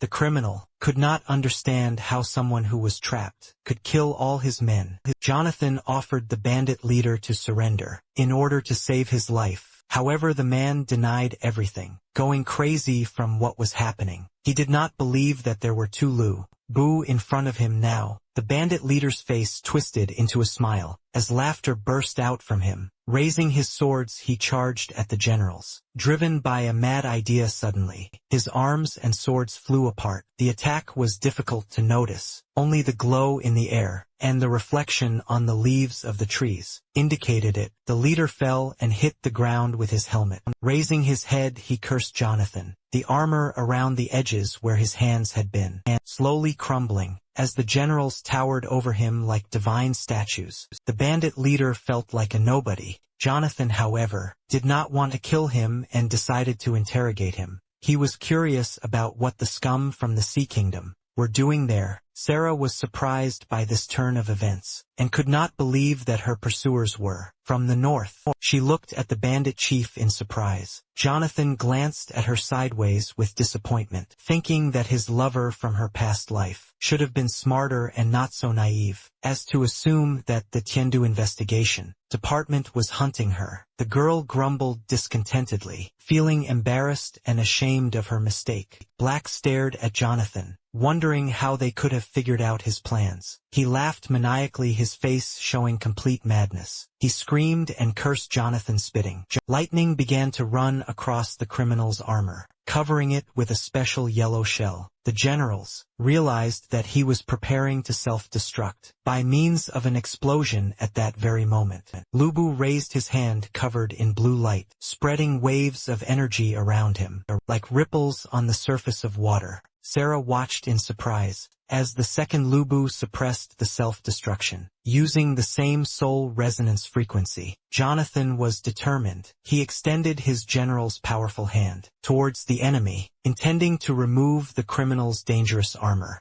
With his hand spreading waves of energy, he struck with all his might, sending the enemy flying. The enemy's armor was enveloped in the general's energy, and the titan exploded, scattering soul energy around. The man's body fell like a twinkling star from the sky, losing consciousness as he slowly fell into the forest. Energy and drops of blood scattering around him. Jonathan took off his armor with a stern face, and watched as the man approached the ground. The impact caused the ground beneath him to cave in, and his face was covered in cuts and bruises, with a trickle of blood running from his nose. Jonathan walked up to him, grabbed him by the jaw and pried his mouth open, drops of blood dripping from the battered face. As Jonathan lifted the man's head, he examined the bandit's teeth, and found a highly toxic poison hidden on his left cheek near the second tooth. Jonathan knew from experience that Kai's subordinates used this method. Black's eyes were full of horror as he looked at Jonathan,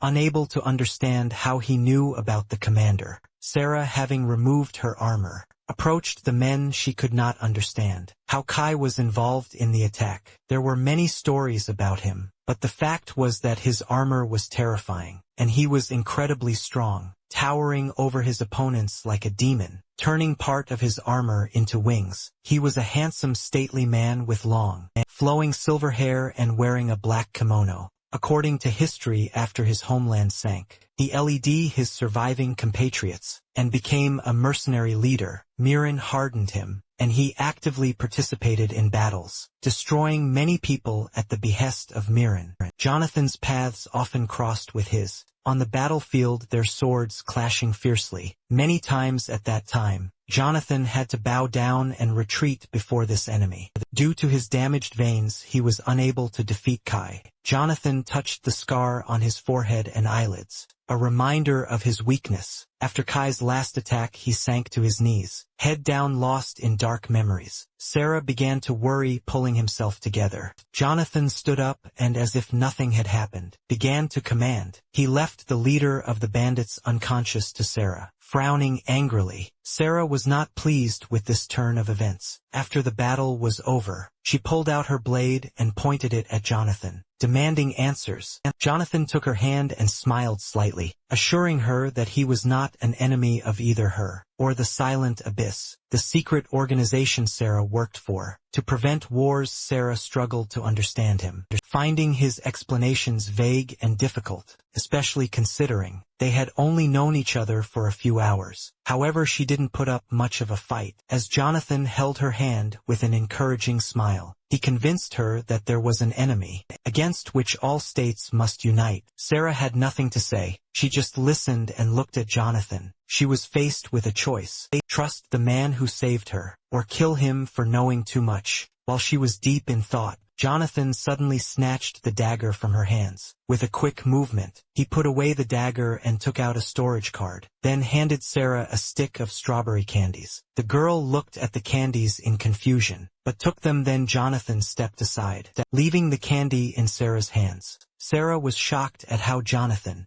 found out about her love for strawberry candies. As a blush of embarrassment appeared on her cheeks, she turned to look at Jonathan, who was approaching the bodies of his fallen enemies. Sarah then quickly hid the candies in a storage card. To enjoy later, Jonathan later studied the data, storage cards of the dead mercenaries, and expressed his outrage at their poverty. Sarah was outraged by his behavior, expecting him to bury his enemies, but instead he seemed intent on profiting from them. This revelation shook her perception of him, and she hung her head in disappointment at his actions. Jonathan turned to her suspiciously, worried about what Sarah thought of him. Sarah, clearly displeased, demonstrated her disapproval with her entire behavior, demonstratively turning away, while Jonathan searched for money among the corpses. Jonathan sighed heavily, covering his eyes with his left hand, and put the cards in his inside pocket. Living was expensive, and plans for the future involved significant expenses. Then he decided to ask the girl a question about, what is the most important thing in governing the world? Sarah looked at him in surprise, not having answers to such questions, but wanting to understand. Jonathan turned to her with a radiant smile, and explained that having money makes everything easier. Sarah, however, did not understand anything. Then Jonathan, his eyes shining, began to explain in detail how useful it was to have money. He had never looked so animated before, emphasizing that money could resolve any dispute. It was just a question of price. With a significant amount of money, you can remove any piece from the chessboard, even an important one. Sarah stroked her chin thoughtfully. She didn't quite understand, but she acknowledged that in certain situations, money mattered. Their conversation was interrupted by a clap of thunder, and the sky turned black from the ominous lightning that flashed over the city. Despite the evening, it was still too early for such darkness. Jonathan realized what was happening, and was shocked to see that time had shifted, and the monster invasion had begun. Suddenly Sarah noticed cracks in the sky, and looked towards the leader of the bandits, who was already sitting under a tree. She seemed to know whose hands had caused the cracks to appear over the peaceful city. Jonathan, hearing Sarah's suggestion that Miriam was involved, turned and glared at the leader. A mad laugh came from the bandit leader, who, despite having his head bowed in pain, was still grinning at his victors. It turned out that several teams were involved, and one of them managed to fix the malfunction. Jonathan approached Sarah, trying to find out what she might know, as it was important information. Jonathan excitedly begged her to tell him what she knew. Although Sarah was full of doubts, she decided to reveal the secret information. Under the guise of gratitude, Jonathan then learned that the Milanese government was indeed behind the monster invasion, using them for military purposes. Sarah found out what the Marinis were doing, and how they were carrying out their plans. She was clearly upset that she had fallen into their trap.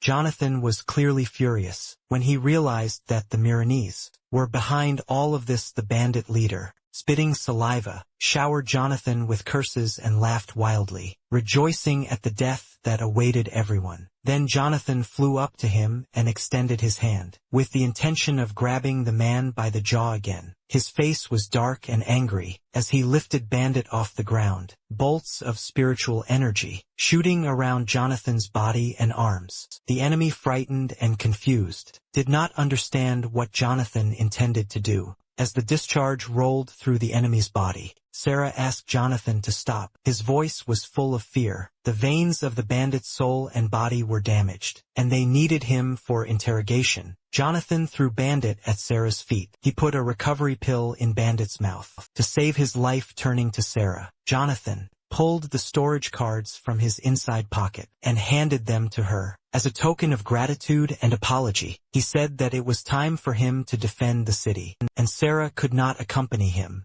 However, the girl said her mission was crucial, and many lives depended on its quick completion. Jonathan smiled, gently waving his hand, as a sign that no further explanation was required. He understood everything perfectly. Jonathan then logged in to use the Star Soul General. He realized that he would need a lot of energy, and took out a pill to replenish his soul's strength. Knowing that he would need 3 times more, Jonathan swallowed 3 pills at once to restore. Sarah looked at this extravagance with surprise, noting that the pills were expensive. Jonathan then began to summon his armor, which emitted waves of energy, raising dust under his feet. A pillar of light broke through the storm clouds. Sarah guessed what Jonathan was up to, As the light began to take shape, clad in Lu Bu's armor, Jonathan appeared on a massive, black mechanical stallion of red flames, composed entirely of soul energy, and burning like the flames of a bonfire. Admiration filled Sarah's eyes as she watched the Star General's beast. In awe, few could summon such a creature, which led her to speculate that Jonathan might be the host of Zoki, the giant from the Military Technical Academy. Jonathan pulled on the reins, causing the horse to rear up and slash at the air with its front legs. Compared to Lubu, Sarah seemed tiny. She screamed warnings at Jonathan with all her might.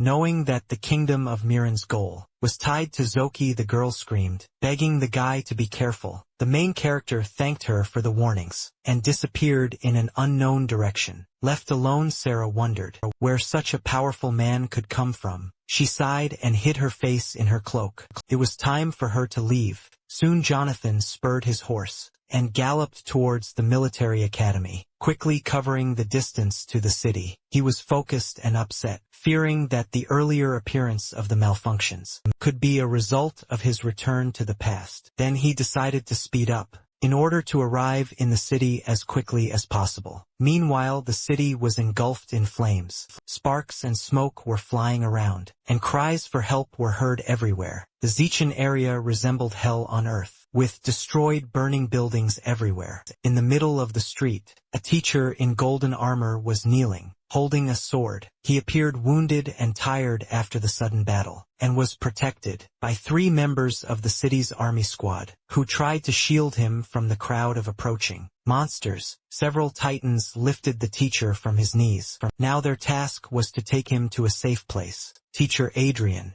a young man with golden hair to match his armor, and light brown eyes, could barely stand on his feet and thanked his saviors. And Commander, a stately warrior in almost classical armor, thanked Jonathan for bringing the students to help. The warrior looked sadly at the dead bodies, noting that not all of the students had survived the battle. Many died, and it was the fault of the alien creatures that invaded their planet. He looked at the monsters with hatred. Screaming in despair, the huge gluttons approached, and the warriors spread out to hold the line. But despite their efforts, the enemy continued to advance. One of the students noticed that 2 more monsters had appeared on the left and were approaching. Another warrior from the senior ranks looked to the right side in horror. He saw the approaching figures of monsters. Sweat was pouring down his face as he assessed the situation. A crowd of about 40 monsters was approaching. From the right, his voice trembled with panic,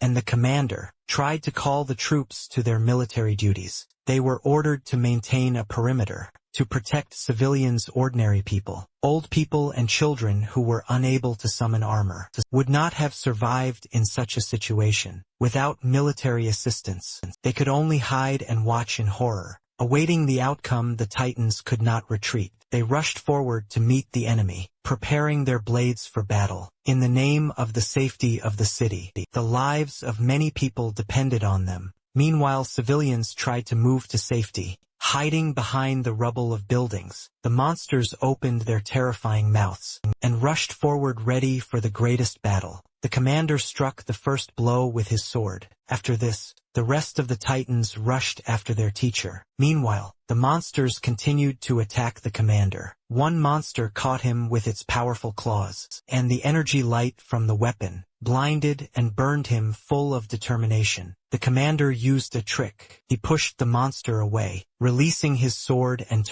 pulled out another blade, and cut the vile creature in half. A student supporting teacher Adrian asked if a retreat was possible. He clung weakly to the student's hand, but had no intention of leaving, saying that reinforcements would arrive soon. Meanwhile, the battle with the monsters continued. As more and more monsters appeared, they pushed the students back at high speed, who were unable to withstand such powerful opponents. The monsters attacked swiftly. One of the students was grabbed in a tight grip, his helmet cracking under the pressure of the claws. The monster effortlessly opened its mouth and tore off the young man's arm. The student felt excruciating pain, since the armor was part of his being. The monster prepared to swallow him whole. Its sharp teeth could easily tear through the armor. The young man had no chance to save himself, but help arrived. A friend supported him by the head, and from the place where the hand was, the energy of the soul oozed. Another student called for help from the commander, who was being dragged through the rubble by several monsters. The commander responded to the call, but was also busy holding back the enemy, pushing the monster's huge mouth away with his sword. The monster swung its paw and threw the man aside. There were too many monsters for the squad to handle. The cries of the wounded could be heard, and the students could not understand where reinforcements were. None of the fighters wanted to die in this battle. The rest of the squad gathered together. Even the wounded teacher Adrian held his sword and fought off the attacks, but his strength was running out. Suddenly the monster hit him in the chest, causing him to fall. After this, the glutton prepared to hit him with all his might. The students who witnessed this screamed in horror. Teacher Adrian kept their morale up, even in such a dire situation. Only a miracle could save him and the entire squad. His eyes filled with tears as he silently prayed for salvation. The civilians hiding in shelters trembled, and the city's defenders and the academy students could not resist the onslaught of the monster. The squad leader was pinned to the ground, unable to help, and he too was screaming and praying for help. As the monster's hands clenched into a fist, aiming at teacher Adrian, he closed his eyes and tried to protect his head with his hand. Feeling hopeless at that moment, a light like a spear fell from the sky and pierced the monster's heart. Silence fell, as both warriors and monsters were stunned by the soudaine intervention. Civilians peering out from their hiding places to see who had protected Master Adrian. Soon the smoke and dust from the battle began to clear. The familiar red, emerald halberd was stuck into the ground, among sparks, smoke, and the rubble of destroyed buildings. Soon a figure appeared sitting on a horse. After this the warrior rode up to his halberd and took it back into his hands. The warrior spun the halberd in his palm, scattering dust and attracting the attention of the enemies. Dressed in red emerald armor, the warrior looked majestic and menacing. His horse, glowing with the energy of the soul, intensified the feeling of awe. The monsters, sensing the strength of the new enemy, growled and rushed to attack. Their mouths were open and ready to tear their victim apart. The warrior spurred his horse and rushed at the enemy. As he galloped, he swung his halberd upward, releasing an energy ball that flew in an arc towards the advancing monsters. The impact sent them flying, the energy setting them ablaze. The monsters that were once feared, quickly turning to ash. The city's defenders were speechless, their eyes wide in surprise as they watched the carnage. The civilians looked on in amazement, stunned by the unexpected help. The students asked teacher Adrian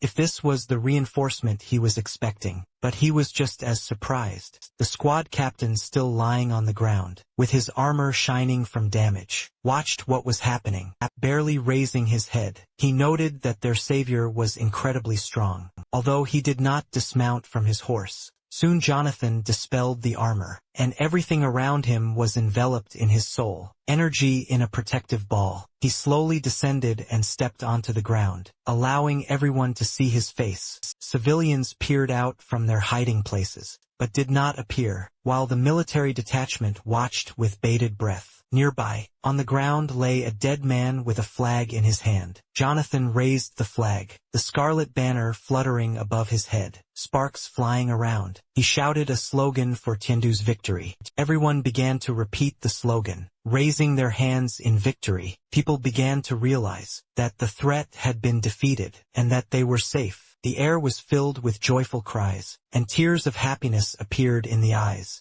Teacher Adrian looked at his student through his armor, rejoicing along with the others. However, he was still surprised by the existence of such a powerful warrior in the military technical academy. Meanwhile, Jonathan noticed a girl in an academy uniform, lying on the ground seemingly lifeless. He walked up to her and saw that she was still alive, taking the soul amulet that lay next to her hand. Jonathan, decided that this would be the price for saving her. He put a healing pill in her mouth to make sure she would be okay. Taking the girl in his arms, he carried her to the rest of the squad. Squad leader, George, stepped forward and introduced himself. With a welcoming gesture, he bowed slightly, thanking Jonathan for his help. One of the squad members whispered to the commander whether it was appropriate to address an academy student with such respect. George glared at him, insisting that it was the only right decision. Jonathan had no time for pleasantries, and asked George to take care of the girl. Teacher Adrian came to pick her up.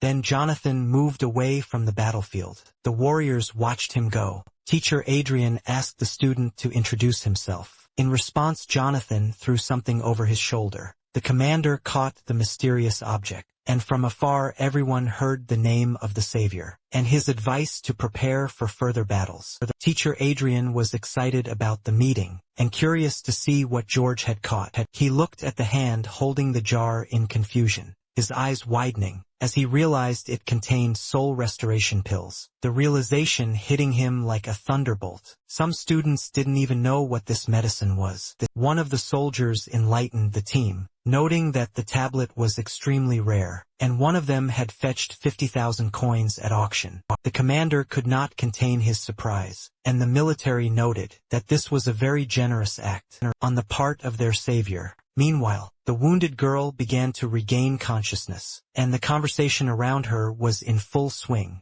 Everyone was discussing Jonathan. Hearing his name, she repeated it thoughtfully. Meanwhile, the story moves to the city of Undine, hidden in the smoke of battle, with sparks flying around. The rider raced towards the Academy of Military Technology as fast as he could, cutting down the monsters in his path. With each precise swing of the halberd, the monsters fell dead, their massive carcasses collapsing to the ground. The warrior did not look back, knowing that his blows were fatal, leaving behind only the dead bodies of his enemies. And he didn't notice the civilian, who had climbed up part of the building, and was watching him with interest. The man looked down at the carcasses of the monsters, and smiled, intrigued by the strength of this man. Meanwhile, the story moves to the Academy of Military Technology. The work at the command post never stopped for a second. Director Jade, Secretary Olivia, and the others watched the battles, assessing the losses. The screen showed that many fighters had fallen ill. Several units had lost more than half of their soldiers, and were in need of reinforcements. The director adjusted his glasses excitedly, wondering what was going on inside the academy. The secretary reported that conditions inside were better thanks to the slowing systems, and there were no casualties. At this moment, the secretary received Teacher Adrian's report. The perimeter in the 3 o'clock direction was completely cleared by the unknown. Star Soul General Olivia watched the screens, closely noting that the 4 and 5 o'clock teams had also detected the unknown, and sent an image. A picture appeared on the screen, depicting a horseman in the armor of a general, riding a black horse, racing through the city past several troops. Jade, moving closer to get a better look, was surprised to see that the rider was holding a halberd, a rare weapon for a man in armor. She guessed that it might be Soul Star General Lulu. The girl was shocked, because it was an incredibly rare Star Soul General. Olivia, reacting to this, turned around and began to wait for an explanation. The director explained that Lulu was once a brave commander, renowned for his strength and skill, and his signature weapon was a halberd. It was assumed that a machine like this could have similar power. Meanwhile, Olivia, having made calculations on the computer, announced that the general was heading towards the military technical academy. Jade, deep in thought, repeated the secretary's last words. Jonathan was already approaching the academy. Outside, the wind carried sparks from the battle, but the nearby houses remained untouched. This indicated that the academy's defense held. The academy teachers did not release the enemy. Jonathan climbed the hill on his horse, and observed the situation in the courtyards and arena of the academy. He was glad to see that there were no casualties. Apparently, the prearranged formations had improved the defenders' positions and helped them to hold their ground. This meant that he still had time to complete his tasks. He spurred his horse, turned left, and jumped over the academy fence. As he jumped, he pushed off the horse to jump even further.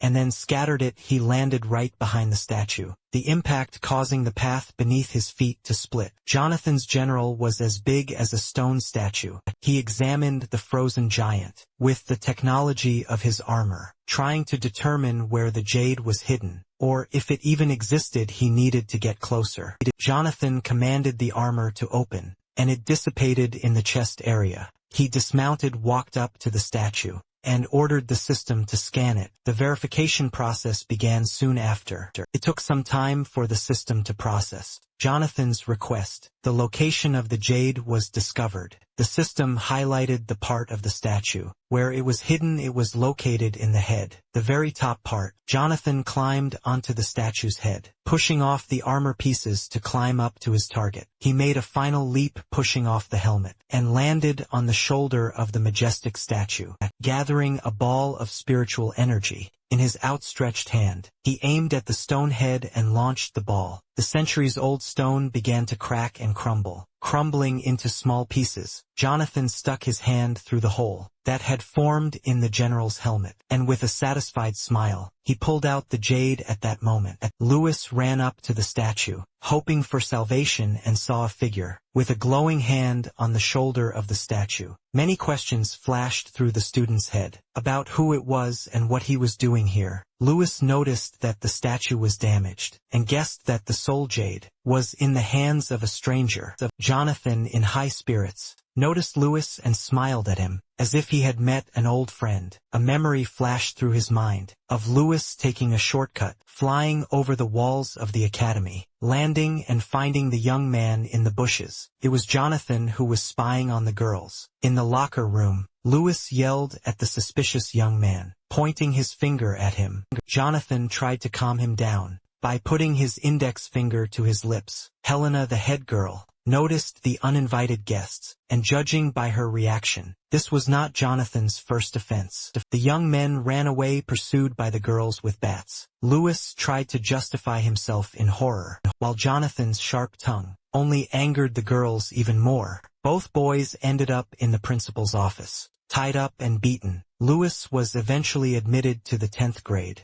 Jonathan recalls giving the newcomer a tour and telling him about the statue. Lewis was put into the arena as Jonathan's opponent in an exhibition fight, giving Jonathan a chance to get even for being caught as a spy. At that moment, Jonathan thought that Lewis' first sentence was exactly the same as when they first met. Lewis, lost in his thoughts, remembered where he had heard this name. He pointed his finger at Jonathan, calling him 3 minutes. This was the same nickname that the students used. But while Lewis was remembering how he knew the stranger's name, Jonathan disappeared from the statue. Instinct told him that Jonathan was already behind him. The boy didn't have time to react before Jonathan struck, and Lewis fell face down on the ground unconscious. Jonathan didn't want to hurt him, so the blow was as gentle as possible. Mentally apologizing, Jonathan knew that Lewis would disappear that day, becoming an experimental host in Mirren. Lewis will go gray, and will always wear a mask under the codename Zero.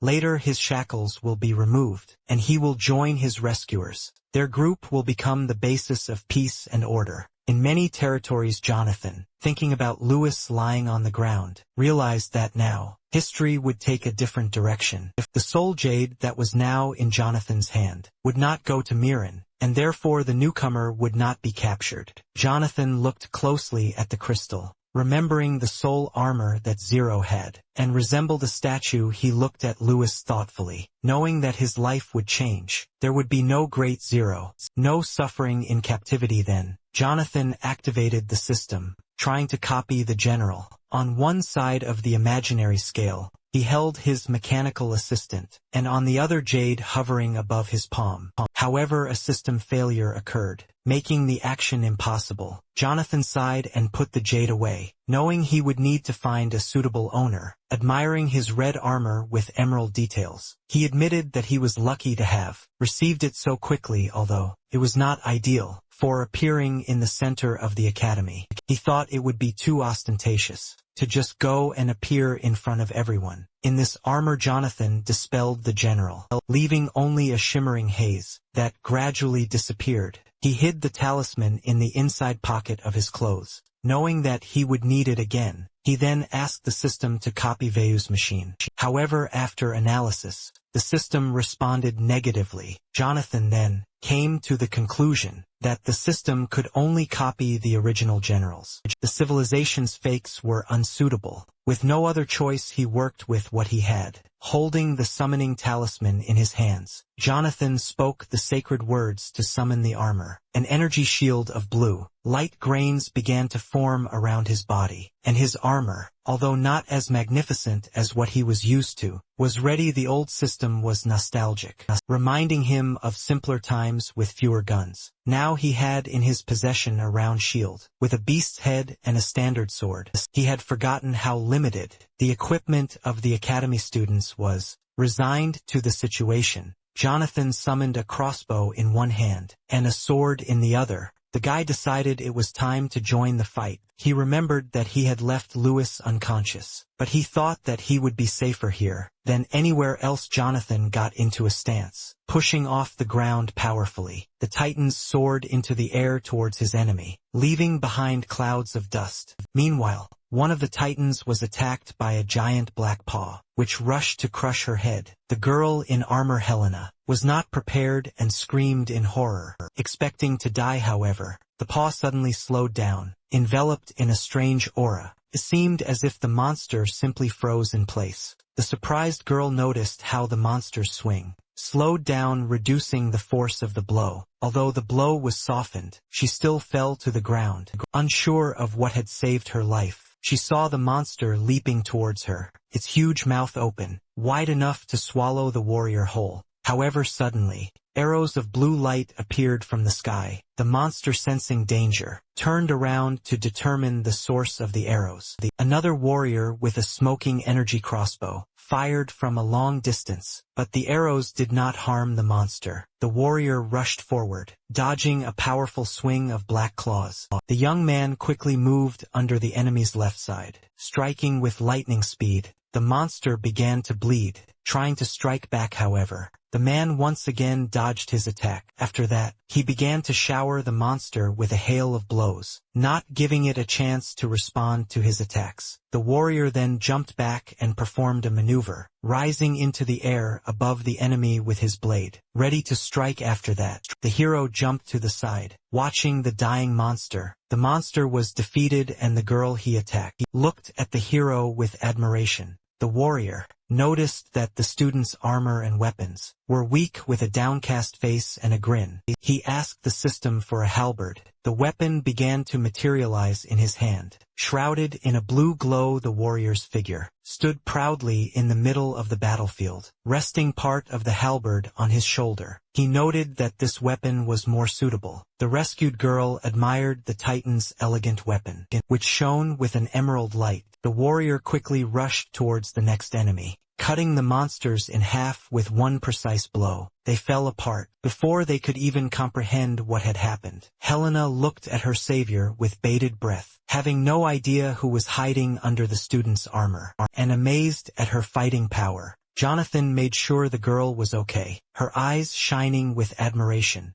Helena thanked her savior, but the guy said it was nothing. After that, the young man pushed off and disappeared into the sky, heading towards the epicenter of the battle. The girl realized that she was confused, and did not even recognize who was hiding in the armor. Helena noted to herself that she knew this young man. His voice was familiar. Meanwhile, in the area next to the hostel, the battle was in full swing. Students and teachers had to occupy a defensive zone to hold off the monsters as long as possible. The student Melanie, eager to fight, was not stopped by any arguments. Her armor, decorated with the desire to kill monsters, made her look like a messenger from the stars. She jumped towards the monster, and screams of hatred towards monsters were heard. The defending students told the teacher that it was useless to try to calm the class monitor down. This girl was crazy but strong. Her green eyes sparkled as she charged into battle. Her hair pulled back into a ponytail to keep it out of the way, and she charged with a smile. Everyone was worried about her, someone shouted at her to turn around, because the monster was rushing towards her, stretching out its black paws. She could dodge a few, but she couldn't handle the crowd alone. A powerful blow landed on her back, but she was not so easily broken. Melanie was thrown back by the powerful blow, and looked menacingly at the monster that had hit her. The girl spat out blood and cursed. She then wiped the blood from her nose, preparing for the next attack. One of the monsters jumped on her armor from above, and the crowd approached the brave warrior. The student defenders began to worry. The monster's mouth opened, and even if one of the rank and file had rushed to save her, they would not have reached her before the powerful jaws closed. The girl stared in horror with her mouth open, when suddenly, an unknown warrior appeared in the sky above them, with a halberd much larger than his own. He swooped down, plunging his weapon into the enemy's back. Then he struck the next monster, who flew apart, from his blows dropping to one knee. He made a circular slashing attack, so fast that the halberd was practically invisible. As it moved, the girl, still kneeling, watched what was happening with awe. It seemed as if an unknown warrior had captured her heart. She couldn't look away. Her eyes were shining with love, her cheeks were burning, and her heart was pounding wildly. The students looked at the newcomer in confusion, but were happy that their senior comrade was saved. Everyone admired the strength and skill of the unknown fighter, but they were still trapped, surrounded by monsters at this point. The system warned Jonathan that his remaining soul power was 5. He sighed uncomfortably, noting that the halberd was too heavy for such armor. Student Melanie, in the midst of all this chaos, tried to at least get to her feet. It seemed inappropriate to her to lie down in the presence of such a strong warrior. Then Jonathan came up to her and, like a true knight, extended his hand to help her up, and the girl's heart began to beat faster again. Despite the chaos around her, he wanted to find out if she, as a warrior, could participate in the battle. Through the armor, it was visible that the girl had blushed again. She hesitantly and softly answered that everything was fine. The students were shocked at how the usually rude girl could be so polite. The teacher called out to Jonathan, suggesting that they might need the help of such a strong ally. Hearing this, the young man rushed to help. As he approached, he sighed, concentrated, and repeated his spinning attack to destroy as many enemies as possible. With each strike, the halberd danced in the air, cutting through the bodies of the monsters. Finally, the academy team was able to break through their defensive line. Teacher Theo thanked Jonathan, and now everyone could return to the fight. The order was given to change formation for a counter-attack, with orders to follow the student with the halberd. No one objected. The students ran to quickly take their places. In the line, they formed a beak shape with 5 columns on each side, a formation that was effective in resisting monsters, their swords raised and ready to attack. One of the students, unable to squeeze through the ranks, began to count the fighters, discovering one extra. However, no one listened to him, and everyone rushed into battle. Surprisingly, it was this late student who turned out to be the odd one out. Another straggler, Melanie, came up behind him, calling on him to fight her and cover her rear. Eager to join the battle, she finally cheered up the upset student. He was at a loss, touched by her caring words. Despite her unusual behavior, Melanie, looking scary and out of it, made the student worried. Meanwhile, Jonathan destroyed another group of monsters. With a powerful blow, his halberd hovered in the air, like a pen on paper, in the hands of an experienced writer. Teacher Adrian ordered the right flank to get ready. The students were ready to wait for the signal to attack. Their task was to surround and kill the separated monster that was not hit by the swing of the halberd. The teacher and students surrounded the prey and, swinging their swords, cut the enemy's body, loudly chanting about the destruction of their opponents. Jonathan, who fought the horde of monsters alone, still managed to keep an eye on the teacher and the students. He noted that their strength was equal to that of one glutton. The system distracted him from his thoughts, reminding him that the armor would soon dissipate. Only 16 breaths left, but on the contrary, this situation made him happy. Having restored his spiritual veins, he was able to use the armor of his current rank for more than twice as long as before. He smiled contentedly as he assessed his cool armor and soul-replenishing pills, but he didn't see the point in wasting money on weak monsters. One thought saddened him, that the weapons in this era were very poor. The warriors of the academy would have a better chance of winning without outside help if they had better attack options. It dawned on him that once the battle was over, he would need to think about how to improve the academy's weapons. He had many ideas in his head and closed his eyes for a moment, imagining what he could borrow from the generals for the classic armor. The system brought him back to reality, with a reminder that he had 1 and 8 breaths left. Jonathan opened his eyes, deciding to think about improvements later. Meanwhile, the squad's slogan could be heard throughout the battlefield, inspiring them to fight. As they charged towards the next monster, there were still 3 enemies left, approaching and ready to attack. The warriors could not relax and stayed close to each other. The halberd flew over the battlefield again. The system once again informed the hero that he had only 6 breaths left. After that, his halberd flew towards the next enemy. Jonathan was running out of mental energy. Only 4 breaths left. He estimated the distance to his target, filled the halberd with energy and swung it, sending it flying at high speed. The weapon crashed into the monster, knocking it onto its back. The warrior himself jumped onto the protruding part of the body, driving it deeper into the enemy, and balanced in the air on the tip of the spear. At the same time, the system announced that there was only 1 breath left before dissipation, but Jonathan remained calm, happy that he had managed to help everyone. The teachers and students could finally breathe easy, without worrying about themselves and their friends, and they looked with admiration at the warrior, standing on the halberd. Jonathan's armor structure began to dissipate. Everyone watched in surprise.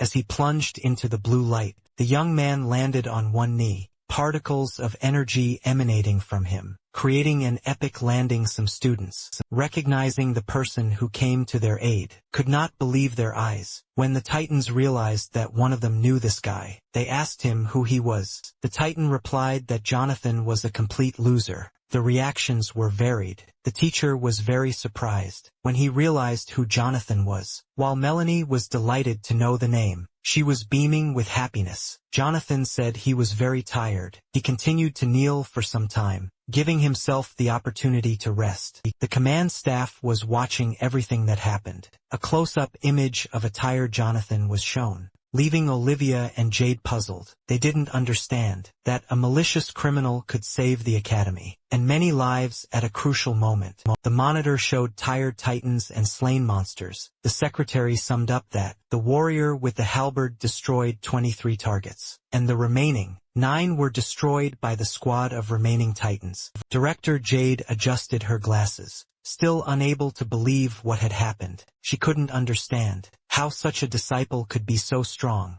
and wondered if he was hiding his talent. She thought that perhaps Lubu was also under his control. Suddenly, her face tensed up as a guest related to Star Soul, General Zoki, appeared in her mind. She remembered the powerful Titan, whose statue stood on the school grounds, who according to legend, could change his appearance at will, and create illusions to confuse his enemies. She bit the tip of her finger, thoughtfully pondering Jonathan's strength, which resulted in her deciding to call the young man in for questioning. Meanwhile, Olivia checked the security situation, and Jade gave the order to search the area. Meanwhile, the warriors of the academy remained on standby, and the teacher reported to them everything that had happened. Everyone was ordered to take off their armor. The battlefield filled with sparks of blue light. As the armor slowly disappeared, the students landed in the arena, exhausted and in need of rest. One of the girls was running somewhere.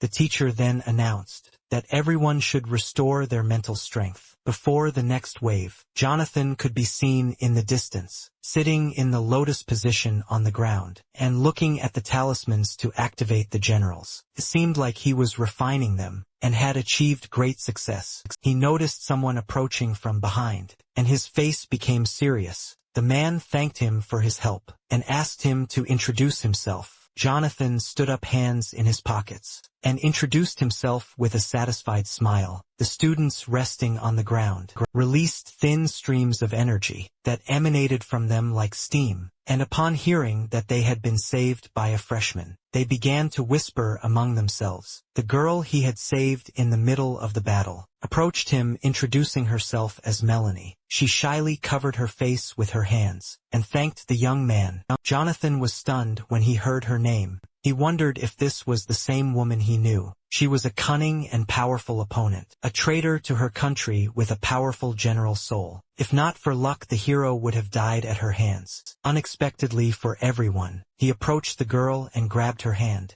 The young man stood next to him looking gloomy. The girl sighed loudly in surprise. When he pulled her closer, he looked at her carefully. While the students began to worry and get indignant, one of them even adjusted his glasses in surprise, thinking that Jonathan wanted to appropriate such a strong, spirited general for himself. Meanwhile, Jonathan looked at the girl, who looked away in embarrassment and blushed. It seemed very romantic to her, but she could not even imagine that in his eyes there burned the light of a crazy idea, to get rid of a future enemy in advance. The girl was in the clouds, already imagining marriage. She trembled and looked tenderly at Jonathan, thoughtfully touching her lips. All this time Jonathan held her hand, and the system copied the Star Soul general. But his plan failed. There was no general in this body. Jonathan glanced at his hand in surprise, realizing that the system must have made a mistake. He pulled the girl closer to him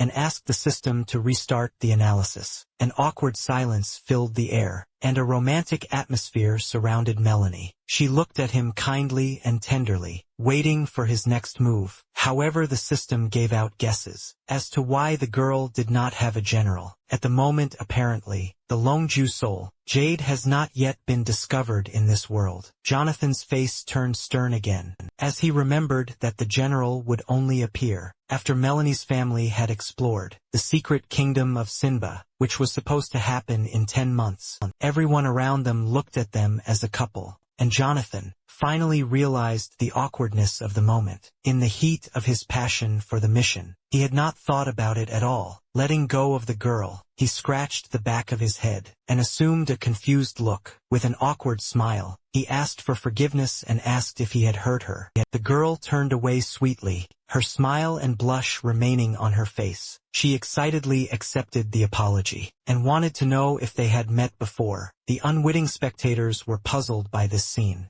The appearance and voice of the usually rude high school girl were unusual for them. Jonathan, trying to get out of the situation, spoke about his confusion after the fight, actively waving his right hand and continuing to scratch the back of his head. The students around him didn't believe what he said and puffed in displeasure. It was obvious to them that he wanted to get closer to Melanie. Then, Jonathan reached into the inside pocket of his jacket and pulled out a bottle of blue pills. He asked Melanie to extend her hand, gesturing that he was waiting for her. He smiled slightly. Melanie, feeling herself blushing even more, slowly and gracefully extended her hand. She stood with her eyes closed, a sweet smile and a blush on her face. Jonathan looked puzzled, not understanding her muttering, and had to explain. So Melanie turned her hand palm up. After that, Jonathan finally placed a sky-color pill from the jar on her palm. The small ball was beautifully shiny, shimmering like a pearl. Melanie looked disappointed when she realized that it was a soul restoration pill.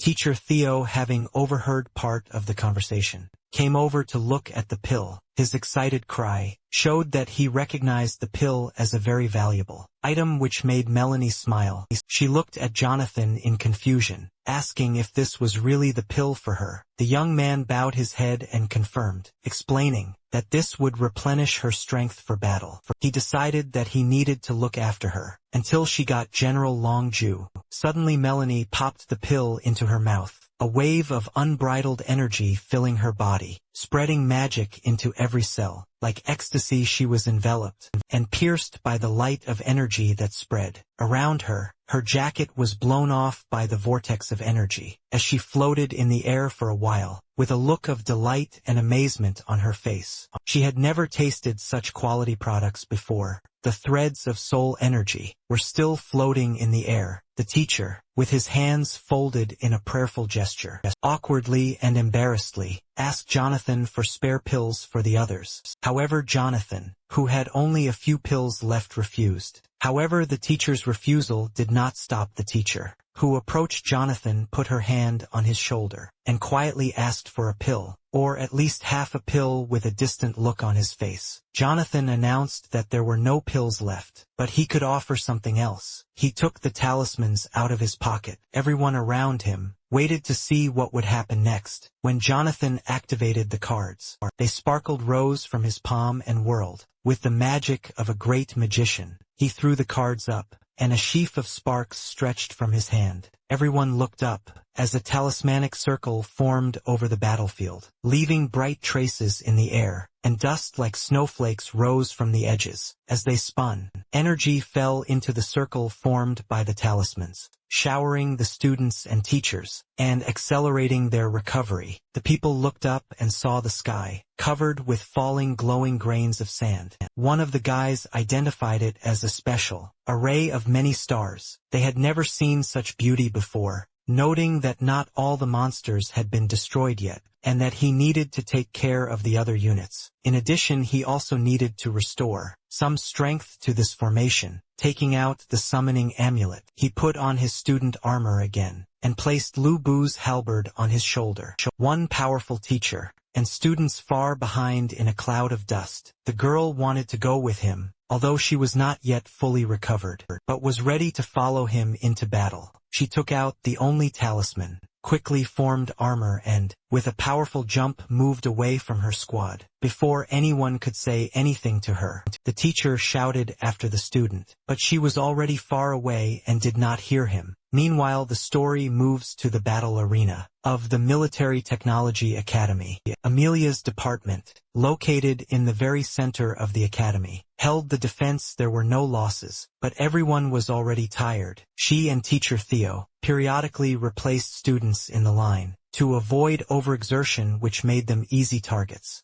Thanks to their coordinated work, the squad coped well with the waves in their area. There was still one monster left. The teacher distributed the tasks among the squad. 4 students were on defense, and 4 were helping her in the attack. Surrounding the monster, everyone rushed at it at once, their swords piercing the hostile creature. Amelia sped up, and jumped to increase the power of her strike. Hovering above the monster, she raised her sword in free fall, enveloping her armor in energy, her blade seeming to be engulfed in flames. After giving the students a break, she herself was very tired, and tried to catch her breath. She ordered a change of formation. The Titans stood in 2 rows at the rear, ready to strike again. Suddenly, the sky was filled with falling stars. Amelia determined that it was an artillery salvo, and announced that they urgently needed to disperse. The entire area was filled with light and explosions, throwing the warriors in different directions. Amelia shouted for the situation to be reported, as she was in charge of all the students, and started checking if everything was okay. It was difficult to see anything,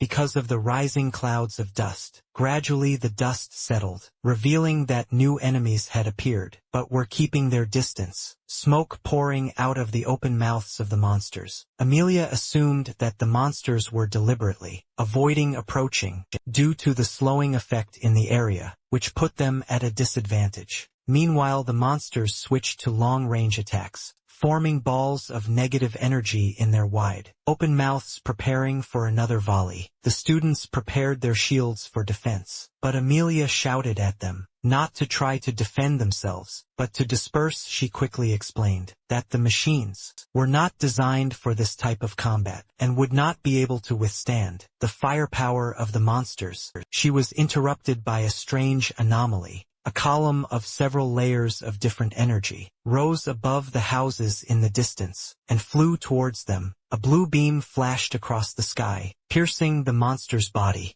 and crashing into the building, splitting the wall in half. The beam, shaped like a halberd, immediately crumbled. The enemies became more ferocious, growling and showing their terrifying, huge mouths and sharp teeth. They again formed energy balls to attack. Amelia and the students spread out around, trying to figure out what kind of attack it was, and who was capable of destroying the building. With one blow, Jonathan was already there and ready to fight. He felt relieved that he had arrived on time, and that everyone was alive. He extended his hand to the right, and materialized Lubu's halberd. The weapon slowly collected particles of energy from the air. Many of the monsters were firing beams of energy from their mouths, and it was clear that fighting Jonathan was their main goal. Amelia noticed the student who had distracted the monster and screamed at him to get out of there. Jonathan lunged forward, dodging the deadly beams, but continuing to advance towards the enemies, lunging and cutting through the monsters. The teacher noticed that the warrior's legs were filled with energy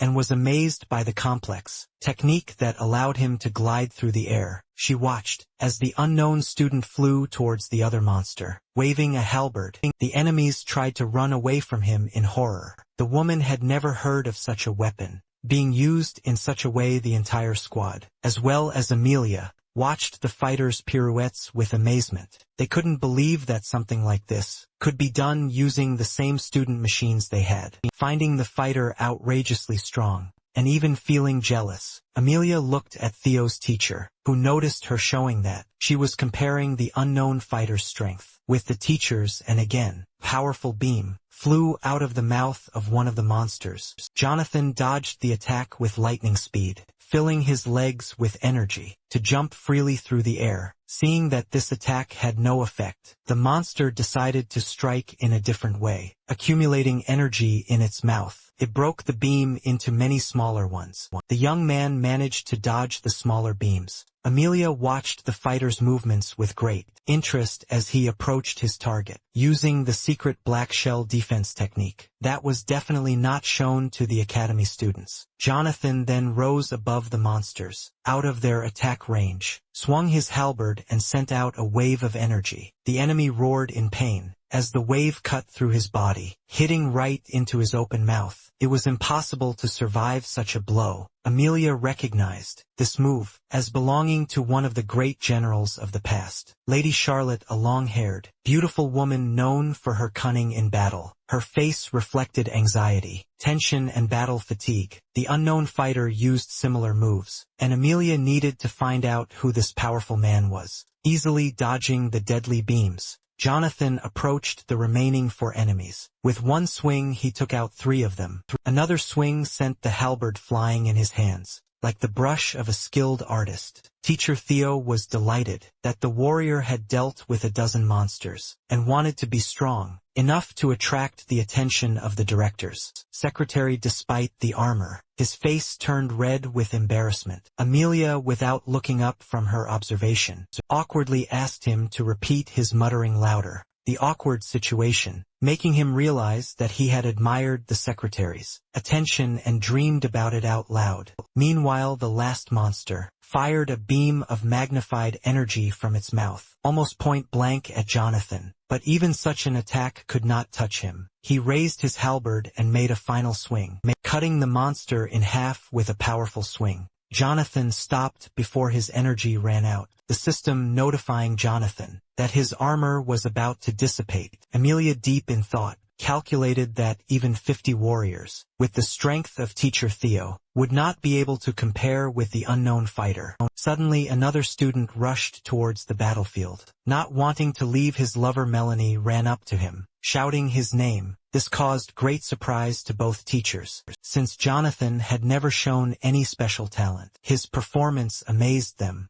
Their eyes were wide as they repeated his name. Questioningly, the students did not understand who they were talking about and what he was famous for. They could only assume that this was the name of the strong guy who dealt with everyone here. Then, Amelia angrily and decisively approached the savior. Drawing her swords, Jonathan looked in her direction in confusion. Coming closer, the woman pointed her blade at the fighter's head, demanding to know who he was. At that moment his armor evaporated like a soap bubble, leaving behind the outline of a male figure. After a few moments, everyone present saw a guy in an academy uniform. Finally, he slowly descended and touched the ground. The students began to whisper among themselves when they saw the uniform, amazed that a student could be so strong. Teacher Theo was shocked as if struck by lightning. He stood there, unable to understand how this was possible. Amelia was silent, trying to comprehend what she saw. She wrinkled her forehead, and her face began to turn red from the tension.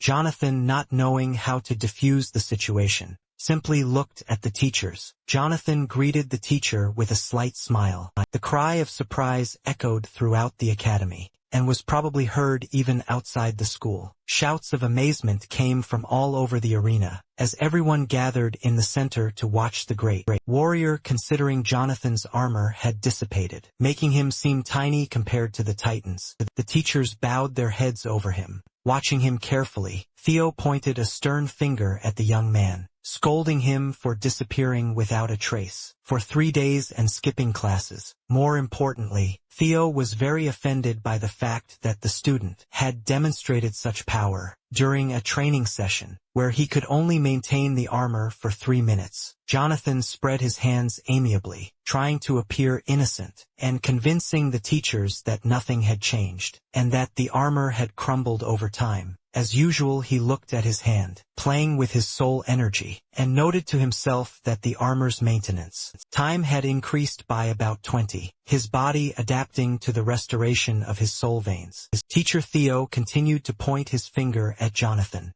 clearly unconvinced by the explanation. He exchanged glances with Amelia, seeking help from someone more experienced in combat. Amelia called the student to account, and Theo's teacher echoed her displeasure. He was not satisfied with Jonathan's answer, and wanted to hear a more plausible answer. Amelia guessed that the disciple had previously deceived everyone by pretending that the soul veins were damaged, and hiding his strength, and she was outraged by this attitude, because teacher Theo was distracted by repeating Amelia's phrases. He didn't notice that the demands and questions had changed, and his angry expression turned into surprise again. He asked what exactly Amelia meant, but she didn't pay attention, and continued to address Jonathan. The young man was confused by the pressure, and scratched the back of his head, trying to think of how to respond to the accusations. Suddenly his expression changed dramatically, as he looked up and fell silent. Something was approaching, and it could be felt in the air.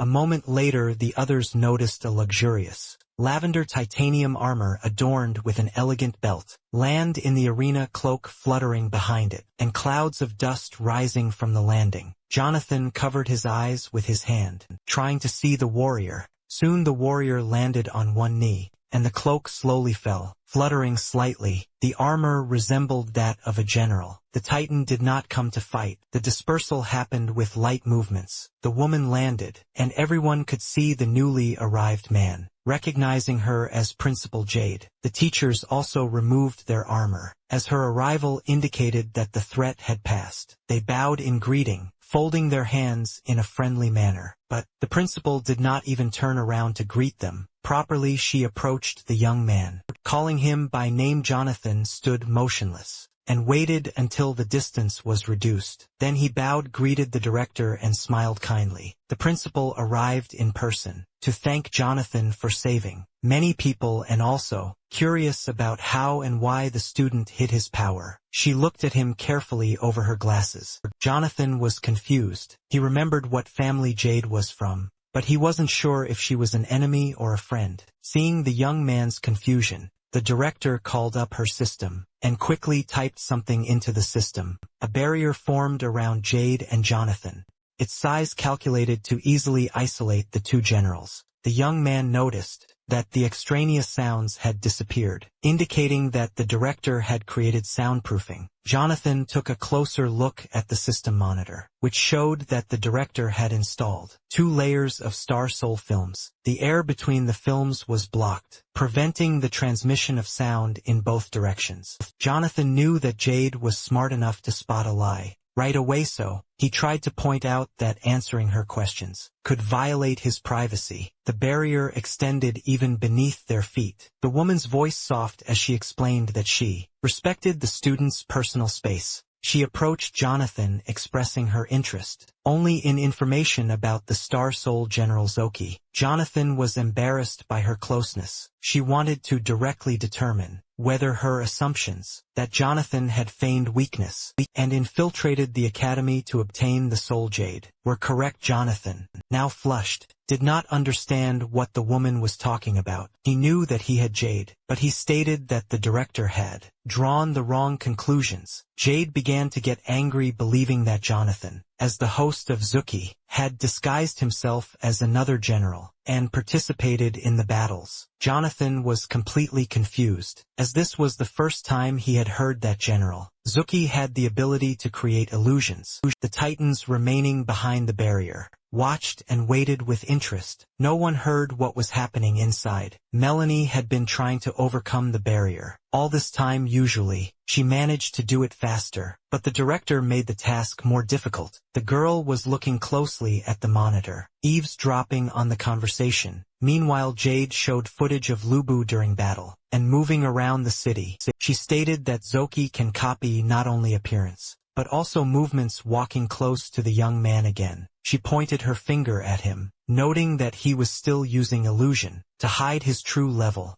Teacher Theo and Amelia were also inside, but they did not participate in the conversation. They only listened with surprise to the reasoning of the head of the academy. Even Jonathan almost believed the director's story. Suddenly a plan began to form in the young man's head, and a sly smile appeared on his face. He had no intention of hiding his skills, but since the director had come up with a story for him, it would be easier for him to go along with it. He pretended to admire the woman and raised his hand, loudly praising the director's insight. He admitted that he had obtained the soul jade of Zoki. Jade smiled contentedly, crossing her arms over her chest. She had figured out the Song family's plan, but there was no reproach in her words. Even when it came to the theft of Jade, she thoughtfully discussed the possible scenarios, and smiled at the young man. Jonathan, in turn, was worried about how this conversation would end. In the background, Teacher Theo was visibly moved and shed a tear. Jonathan became a very kind and righteous man, who put the lives of others above his own goals.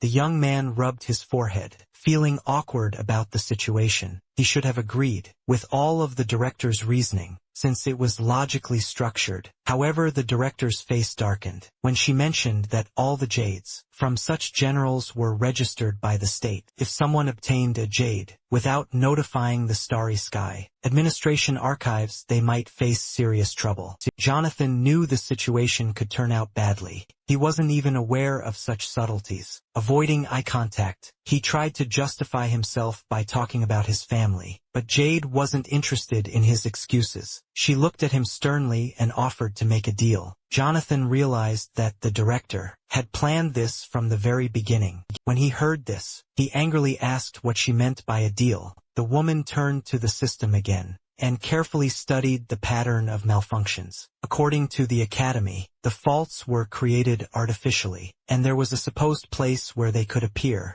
The screen showed dots on the map, showing the locations of the battles. The director planned to personally lead a research team to take control of these dangerous areas. Jonathan, looking at the monitor, asked what was required of him. The woman sternly told him that his assignment would be a rescue mission. He would need to protect a specific person. Jonathan became more serious as he looked into the director's eyes. The person she wanted to save was probably very valuable. The woman then spoke of the need to protect a member of the royal family, Prince Tanda Ethan. It was clear from her face that she was not joking. Jonathan did not personally know Prince Tandu. According to history, the prince demanded a military special operation against Miran. In his past life, the prince died and his son was persecuted. He was considered a murderer. Jonathan thought about the situation. Considering the various possible outcomes, it was unlikely that Sarah would be involved in royal life. He realized that these were all people from Miran.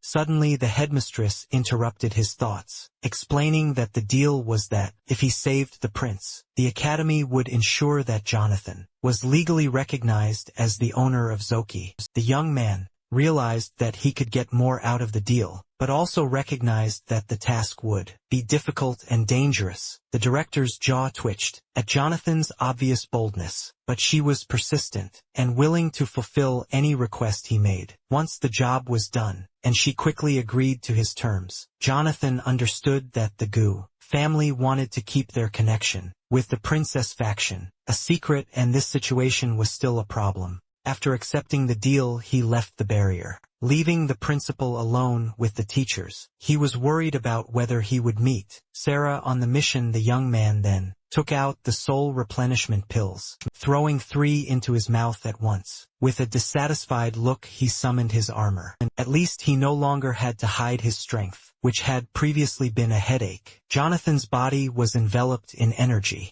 and the outlines of his armor appeared, shimmering with all the colors of the rainbow. The teachers were shocked. Lubu broke through the barrier on a horse, made of soul energy, looking handsome and powerful, and the students' eyes widened in surprise. Even though they had not taken off their armor, they seemed small compared to Lulablu. All the fighters expressed their admiration. Master Theo admitted that Jonathan looked very impressive in his armor, and he wondered why it didn't look like the Zoki statue. Jade had no explanation, other than to attribute it to her illusion abilities. She shouted out the coordinates of the area Jonathan needed to go to. Jonathan saluted like a military man accepting a mission. Meanwhile, Melanie was going crazy downstairs, wanting to start a relationship with him and make him her husband at any cost. She did not take off her armor, and quickly jumped on the horse next to her lover and hugged him from behind. Jonathan was unhappy with her as a traveling companion, remembering that Melanie's family had supported the prince. In the past, however, he resigned himself to her presence, knowing that it would be acceptable to chase her away. The girl was glad that she was not chased away. Blushing, she pressed herself closer to Lubu. Soon Jonathan spurred his horse, which soared into the sky, leaving everyone below in a cloud of rising dust, leaving the academy far behind in one leap. The director, shielding herself from the wind and dust with her hand, watched the couple with a serious expression. Teacher Theo didn't have time to realize that one of the students had joined the warrior on a mission. Worry showed on his face and in his voice, but there was no time for that. Then Jade turned around abruptly and ordered the troops to be assembled within half an hour to move forward, to eliminate the instigators of the malfunctions. Teacher Theo and Amelia obeyed, bowed and went to gather their troops. The director looked at the horizon, where the couple had disappeared, thoughtfully adjusting her glasses. She hoped that the legend would play out favorably, and that she would have time to uncover Jonathan's secret. Meanwhile, Melanie and Jonathan rode through a deserted city, surrounded by fire, smoke, and monsters. Melanie shouting curses at her enemies and shooting at them with a pistol. Jonathan remained focused, as the bulk of the monsters had already been destroyed. The guards would deal with the rest. The monsters reacted to Melanie's screams and shots, roaring and trying to attack her. Melanie's shots hit some of the monsters in the heads, but did little damage. Jonathan called for his weapon and, without dismounting, made one swing of the halberd. The monster fell dead. Melanie continued to scream and shoot, but her presence was ineffective. It was Jonathan who defeated all the monsters in their path. The young man, who was already tired of waving his halberd in all directions, asked her to calm down. Her behavior only added to his troubles and slowed him down. The girl apologized, admitting that, in the heat of battle, she had not thought about those around her. Jonathan glanced over his shoulder at Melanie, with satisfaction, admiring her resilience and determination to survive in any situation. Despite this, he decided to keep a close eye on her. Although he valued her spirit, he remained committed to his plan to copy her general, and if necessary, kill her. He hoped it would not come to that, but he was prepared. Melanie, inspired by the opportunity to help Jonathan, was eager to fulfill his every wish, but her thoughts were leaning towards more vulgar directions. Jonathan told her to behave herself. As they left the destroyed part of the city, he explained his plan to save the prince. Meanwhile, the story moves to the location of the Rift Core. In the Beijing region, the Titans grouped near the center of the rift and guarded several members of the royal family. Among them were a girl and a boy. They were standing on the palm of one of the Titans. The young man was kneeling and supporting the wounded man's head. The man, despite his serious appearance, looked handsome with his green eyes and chiseled chin. It was 22-year-old Prince Ethan. He noticed that Commander Lincoln, who was in poor shape, was asking for forgiveness for his carelessness. Ethan expressed his anger and disappointment by cursing his enemies from Miran. Lincoln hoped to find evidence of their conspiracy, but instead he fell into a trap. He slapped his knee in despair, lamenting The fact that he had not discovered the plot in time, and the fact that someone dear to him was dying in his arms trying to calm the prince. Lincoln said it was his duty, but began coughing up blood. Ethan, worried and unsure of what to do, asked his companion Iris for reinforcements. Iris, who was both his maid and part of his security, reported that Jade had sent help. The prince extended his hand, asking her to give him the last healing pill. The girl reluctantly reached into her pocket for the medicine that was kept, especially for the prince. Commander Lincoln tried to refuse, saying that the pill would not help his wounds, and that the prince would need the precious potion more. But Ethan, unwilling to listen, snatched the jar from Iris, who had no choice but to submit to his will. Suddenly, the noise of approaching monsters filled the air. Unable to command the squad on his own, Ethan ordered Iris to take command. She immediately complied, jumping into the air and summoning her armor, which emitted a golden glow. Taking her Titan form, she ordered the Titans to take up a moon formation, standing in a semicircle to block the prince, and prepare to attack, their armor gleaming gold. A roar was heard from the roof of the building, as many two-headed monsters jumped down in front of the warriors. The monsters growled, revealing many teeth, and huge hands with teeth on their palms reached out to their victims. Another enemy appeared in the haze, his figure looking terrifying against the smoke. A black crack with neon lightning split the sky all the way to the ground, creating swirls of ominous clouds over the city. Director Jade, dressed in her purple armor, stood on one of the buildings watching the rift, her cloak fluttering in the wind. She ordered her forces, hundreds of city guard vehicles, teachers and students, to line up. She assigned roles: guards lined up to protect, teachers to attack suddenly, and students to cover the rear. The Titan army, ready to defend their homeland under Jade's command, focused on the crack from which the gnashing of teeth began to come. A dark figure flew out towards the Titans, prompting the director to order everyone to prepare for battle. The soldiers in the rear loaded their crossbows and took aim, awaiting orders. Meanwhile, in another area under the third fault, a small detachment was waiting. In the center stood an elderly man without armor, slightly illuminated by a white aura. A monster appeared before him, roaring with two mouths, and spreading out monstrous arms. The wind and dust raged around them, but the old man remained motionless and smiled slightly. Seeing the enemy, the monster opened its mouth and roared loudly. All the Titans shielded themselves from the dust and stones that flew at them, but the man stood motionless. He pulled out a battered amulet with a broken edge. From his pocket he looked at it tenderly, addressing it as a friend, and urging it to fight the Titans. The other Titans discussed the futility of intervention.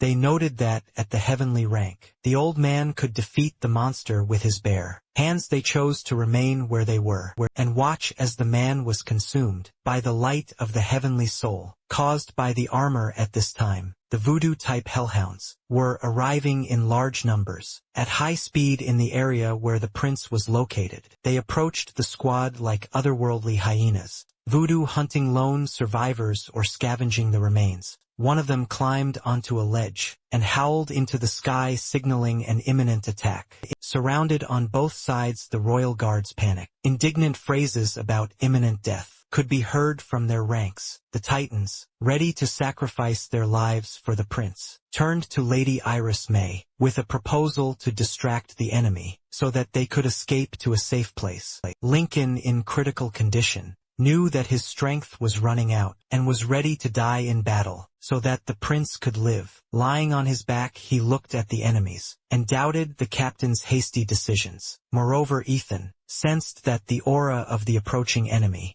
was not that of a monster, hoping that perhaps an ally was approaching towards the opening from which the figure was approaching, her beautiful lilac eyes full of hope and despair. Meanwhile, the monsters prepared to attack, with one of them developing a massive blade-like growth. Instead of an arm, the attack began. As the monster disappeared from its previous location, creating gusts of wind that obscured the enemy's vision. The Titans and the prince tried to protect themselves from the wind and dust. The force of the wind caused small stones to fly around, leaving the warriors confused. But the monster ignored them and ran past. He moved towards the figure on the opposite side, sending out a wave of spiritual energy from the haze. The figure did not wait for the enemy to get closer. Knowing that it was easier to hit enemies from a distance, the voodoo monsters growled at the smoke, but stopped when they saw the beam approaching. The beam crashed into the monsters in front, sending them flying in all directions. After that, the remaining monsters boldly entered the fog and approached the owner of the halberd, Jonathan, who arrived on horseback. He galloped forward towards the monster's energy, lightning flashing around him.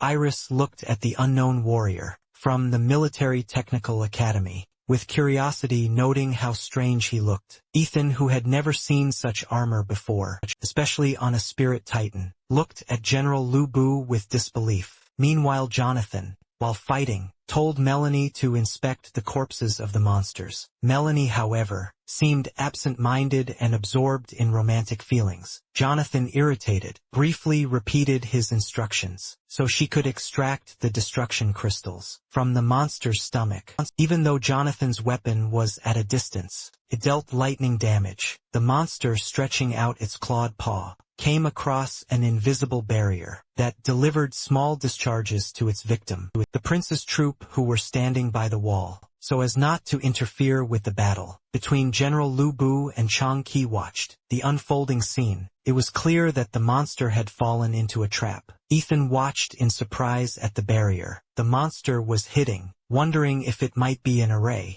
Iris, unable to believe it, remembered that, at one time, arrays were not so developed, and were not widely used in battles. You suspected that the blocking system was linked to the weapon, planted in the ground in front of the enemies. The Titans discussed their options, with some suggesting retreating, while others chose to remain by Lu Bu's side. Ethan, more observant than his guards, assessed that the barrier would not hold for long, and suggested that it was simply a ploy to buy time. He noted that the creator of the barrier may soon retreat. Meanwhile, Iris watched as Melanie tore apart the monster's shell. No one understood what was happening until Iris saw Melanie pull a purple stone out of the enemy's corpse. The prince, shocked by what was happening, determined that it was a broken stone. It remained unclear why Melanie was spending time on this. The fact is that the stones were used to create storage talismans, as well as talismans for Star Soul generals, which made them quite valuable. Iris felt a surge of irritation and disgust, suspecting that the warrior was trying to profit from their misfortune. Jonathan, meanwhile, was channeling his soul energy into maintaining the array, his bright hand burning from the monster's attempts to break through the barrier. However, his strength was running out. He understood that the spiritual prison array would not be able to stand for long. An exhausted Jonathan downed another dose of pills to replenish his mental strength, and called out to Melanie, inquiring about her progress. Covered from head to toe in monstrous blood, Melanie ran up to Jonathan to show him the 3 huge crystals she had managed to pull out. Jonathan, who needed more crystals for his plan, but had to make do with what he had, sent energy from his hand through the air to Melanie. The crystals rose into the air and flew towards him. Melanie was once again amazed by Jonathan's knowledge and abilities, with monsters and rift crystals flying behind him, prepared to go on the offensive. As he rushed past the prince's guards, they parted, leaving gouges in the ground. Ethan watched the majestic sweep of the armor. From close-up, Jonathan turned to look at the prince, and met Ethan's gaze. Recognizing the armor of the Star Soul general, Ethan saw a knight of a different color. Jonathan soon dismounted, unharnessing his horse and pulling back his halberd. The weapon appeared in his hand again, and the monster, now free of the barrier, gathered energy in its massive mouth. He fired a beam into the sky towards Jonathan. However, the guy deftly dodged the beam, which flew just centimeters from his armor. The monster then decided to close the distance by jumping towards Jonathan with powerful leaps. But General Lu Bu was not afraid. He swung his halberd, calculating the moment when the monster would be within reach. the silhouettes of their weapons crossed in the sky, with the monster using the sharp appendage on its paw as a makeshift sword and shield. Streams of air and energy spread around them, indicating that the battle would be difficult.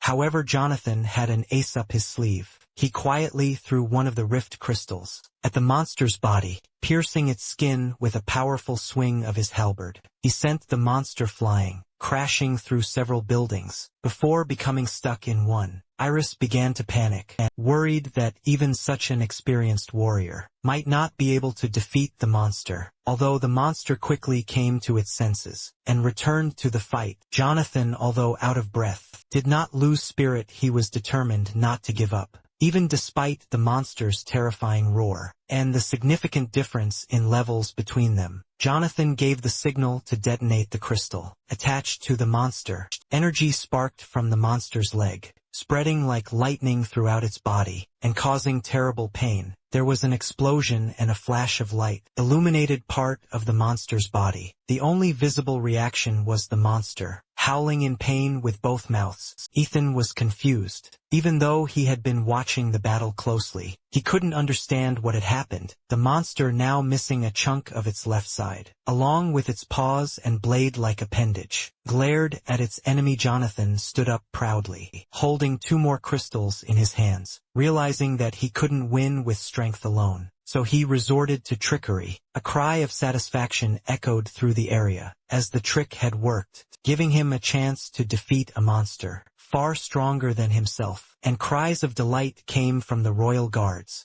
The prince, recognizing the strategy, admired Jonathan for his clever use of the energy in the crystal to cause the explosion. Ethan straightened up and applauded, his face reflecting satisfaction and happiness. Such a performance was not seen every day. Iris turned to the prince, asking if it was true that Jonathan had used such a valuable rift crystal. The prince confirmed this, noting that defeating a sky rank monster, while at yellow rank, justified the destruction of the crystals, as there were no previous records of these crystals being used for explosions. Iris, shocked and panicked by the news that their reinforcements consisted of several yellow-ranked warriors, turned around again. Ethan confirmed this by gauging General Lubu's strength level. Meanwhile, Lubu stood in front of Commander Lincoln, who was also watching the progress of the battle. The maid struggled to understand how the difference between the 3 kingdoms could be leveled out during a battle. It seemed incredible to her.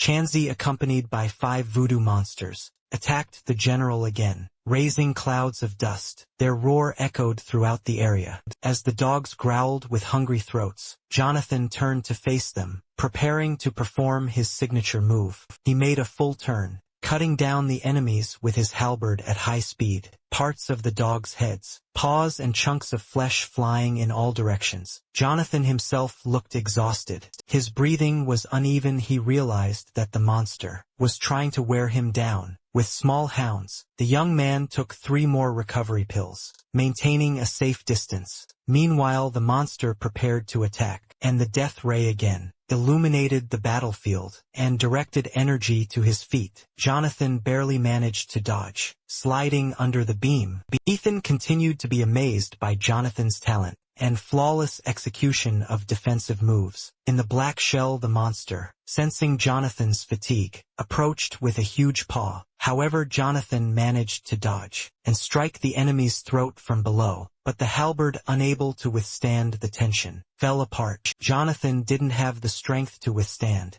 Lu Bu's armor and powerful weapon, especially against a heaven-rank opponent, sweat streaming down his face as the halberd disintegrated. However, before it completely fell apart, he managed to attach another rift crystal to the monster and activate it. Thus, he caused another explosion that damaged the right side of the monster. However, this was not enough. Taking the last crystal, Jonathan prepared for the final clash. The monster, enraged and in pain, rushed at Jonathan with its mouth open. A moment later, Jonathan was thrown aside as the monster managed to tear off Lu's arm. Inside the armor, Jonathan could barely hold on, his right arm hanging limply. Gathering his last strength, he activated the last charge. The monster was enveloped in discharges of energy, and its body was shaking incredibly violently. The explosion was so powerful that it destroyed the monster, leaving no trace behind. There was no blood or any remains, only dust blown away by the blast wave. Jonathan, the remains of his armor scattered, landed on the ground, barely able to stay on his feet. He leaned on his knees and hands, gathering his strength before straightening up and brushing the dust off his clothes. He regretted that he couldn't return the Chang'e crystal because there was nothing left of the monster. Meanwhile, the warriors who had taken up a defensive position were waiting for instructions. They saw that Jonathan was wearing the uniform of the military technical academy which supported Prince Ethan. Apparently they were given the order to step aside. The warriors formed a passage. As 3 men stepped down from the majestic armor, the prince greeted Jonathan and thanked him for his help. Jonathan repeated the greeting and, smiling awkwardly, asked how the second prince was feeling. Meeting a member of the royal family was a rare occasion. Ethan and Iris, wary and suspicious, asked Jonathan how he knew it was the prince. He had saved Jonathan, laughing good-naturedly, explained that the director had sent him on a rescue mission. The prince, softening, apologized for his caution and asked Jonathan to introduce himself. Jonathan introduced himself as a student, which shocked the prince. But Ethan was more interested in Jonathan's last name, remembering the report about a student with damaged soul veins. The prince found it strange that Jonathan was so strong, noting that not every teacher could match his strength. Jonathan sweated, forced to justify himself by citing his rank. A cough was heard behind the prince. In the midst of their conversation, Ethan forgot about Commander Lincoln. Turning away from everyone, he coughed up blood and asked about the doctor. Iris checked the reports and found that a rescue team was already on the way and would arrive in 3 minutes. The prince, concerned about the commander's critical condition,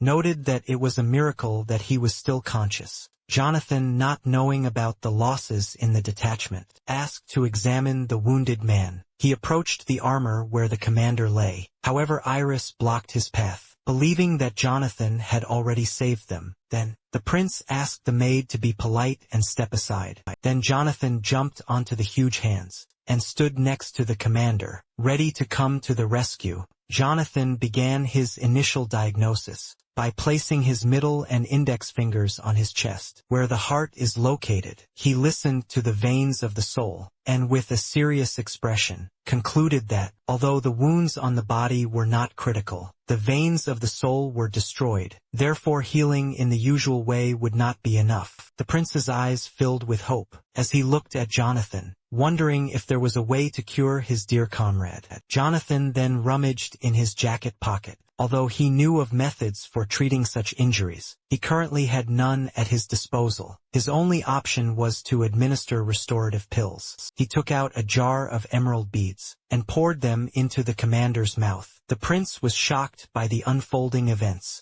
Jonathan then threw the can to Iris, who caught it while Ethan watched in amazement. In order for the commander to hold out until help arrived, Jonathan needed to give him the pills one by one. Meanwhile, in the Dongchen area, the old man's battle with the monsters continued, and Changchi, with his mouth wide open, rushed at his opponent despite his age. The old man, now dressed in armor, no longer looked defenseless. The yellow-gray appearance and straight sword had been dormant for a long time, until today the old man, serious and focused, changed his fighting style. His sword began to glow, striking the space around him with lightning. A huge amount of energy burst out from the sword, filling the street like a raging river, crushing everything in its path. The energy gushed along the main street for many blocks ahead. The monster, stunned by the energy, merged with it, becoming part of the raging flow. An explosion followed, and the explosive crystal burst like a balloon. The river of energy gushed out, leaving only its remnants swirling around the street. The warrior watched as the drops of energy dissolved into the air. The other warriors, watching from above, were amazed by the old man's strength, and they whispered among themselves about the great heaven-rank warrior, noting that even at his old age, he could easily defeat such powerful monsters. One of the fighters, recognizing the old man, informed the others that old man Joseph was not only a heavenly rank master, but was also on the verge of saint rank, and the warriors trembled at his strength. When they looked down again, The old man had disappeared. They were too busy chatting. Instead of doing their duties, they turned their heads in all directions, trying to find the warrior, but he was nowhere to be seen. Meanwhile, strange-looking equipment was shining brightly on one of the buildings, and bright, red discharges were bursting out of the core, similar to the flames of a fire, lit by travelers at night. The hooded and kitted-out people crowded around the strange object. One of the participants suggested that it was time to retreat, noting the high cost of the devices they had been working on for a long time. However, another man, pulling his scarf higher over his nose, told him not to worry, and insisted that it was time for them to move out and join the rest of the troops. Suddenly a ghost-like figure appeared on the visor of the building in front of them, and he was outraged that they had not asked permission to leave his territory. One of the club members recognized the man, and a look of horror appeared on his face. It was the same old man who had defeated Chang-Chi with one blow of his sword. They urgently needed to call the armor and kill the old man. However, before they could utter the calling phrase, one of them received a slap in the face. The force of the throw knocked him onto his back. He didn't even have time to finish his words before he fell and lost consciousness. Almost immediately, he wouldn't wake up anytime soon. The people of Mirin were shocked that their captain had been taken out so easily, without even having time to summon his armor. They looked at their comrade pinned against the wall, as the old man knocked out the Mirin members. With a kick in an instant, the entire enemy squad was lying on the floor, standing no chance against the elder. After knocking the talkative young man over with his foot, old Joseph began a didactic tirade, but there was no one to listen then. Old man Joseph slowly approached the captain of the gang, picking up his shoes along the way. The captain leaned unconscious against the wall. Old man Joseph grabbed the intruder by the collar, jumped higher, and dragged him by the cheek to the edge of the roof. He looked around the city, which was ablaze with fires. From his vantage point, old Joseph could feel that the monsters were almost finished. Only one remained, which he expected would also fall soon. Old man Joseph turned to a member of the Miriam group, who was beginning to regain consciousness. He indicated that this person would have to accompany him, and whether this experience would be pleasant or painful would depend only on him after this. The old man, holding the boy by the cheek, quickly walked from one building to another. Meanwhile, in the Nanchang area, the last monster was surrounded by an entire army,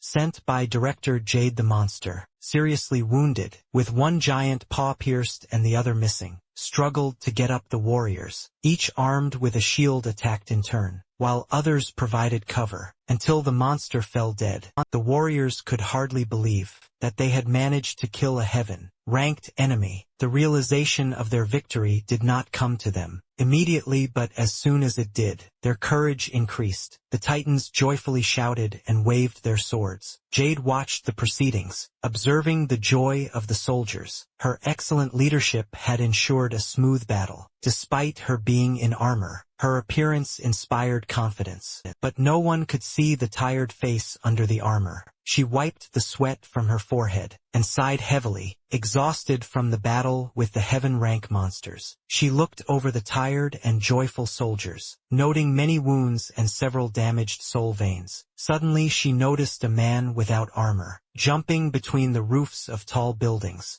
Joseph approached and landed a few meters away from the purple warrior. Greeting her, he also brought a Milanese with him. The director recognized old man Joseph and took off her armor to speak to him calmly, sparks filling the space, as she immediately bowed and greeted the old man. Old Joseph thanked her for her work and casually tossed the villain between them, explaining that he had caught the intruder in the area. He was watching Jade. Crossing her arms, argued that spies should be handed over to the city guard or the investigative department. The old man interrupted her, pointing out that such bodies could also contain spies, which was why he had brought the Knight of Marine to her at this point. Their enemies, watching through binoculars, noticed two important targets in one place and decided that they needed to be eliminated. Immediately one enemy aimed his gun at old Joseph, but he turned around with a displeased expression on his face, as if the distance between them was insignificant. Yusef, dressed in armor designed for long sieges and heavy lifting,